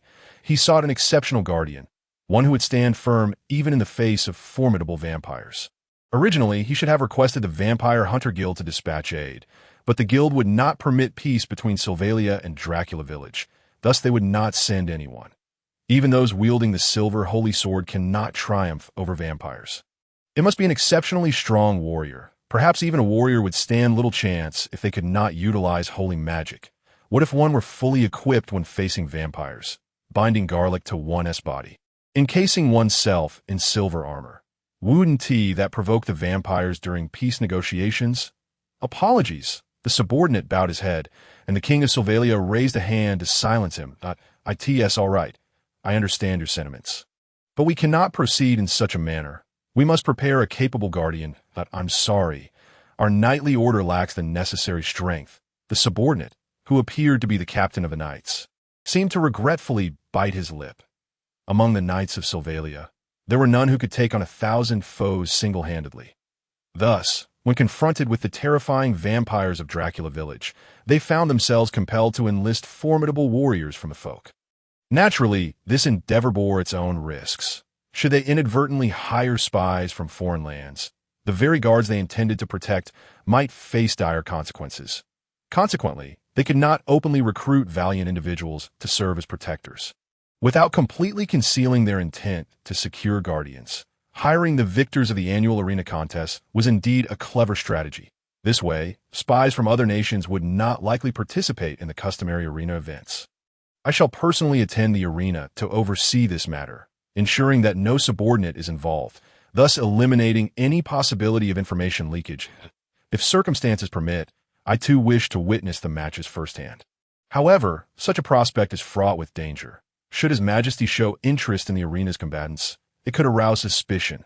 They are exceedingly cautious in hiring external personnel, given that these guards are directly appointed by the king. Such vigilance is to be expected. We must strive to keep this information under wraps. While this nation may harbor spies from other countries, they should remain oblivious to our discussions. Should any foreign spies fortuitously attend the arena, according to established customs, even a victory would yield only a modest prize and the mere chance of an audience with the king. Lacking allure, spies would not engage in conspicuous behavior. It is only natural that Silvalia harbors spies from other nations. The expanse of the realm renders it impossible to exclude everyone.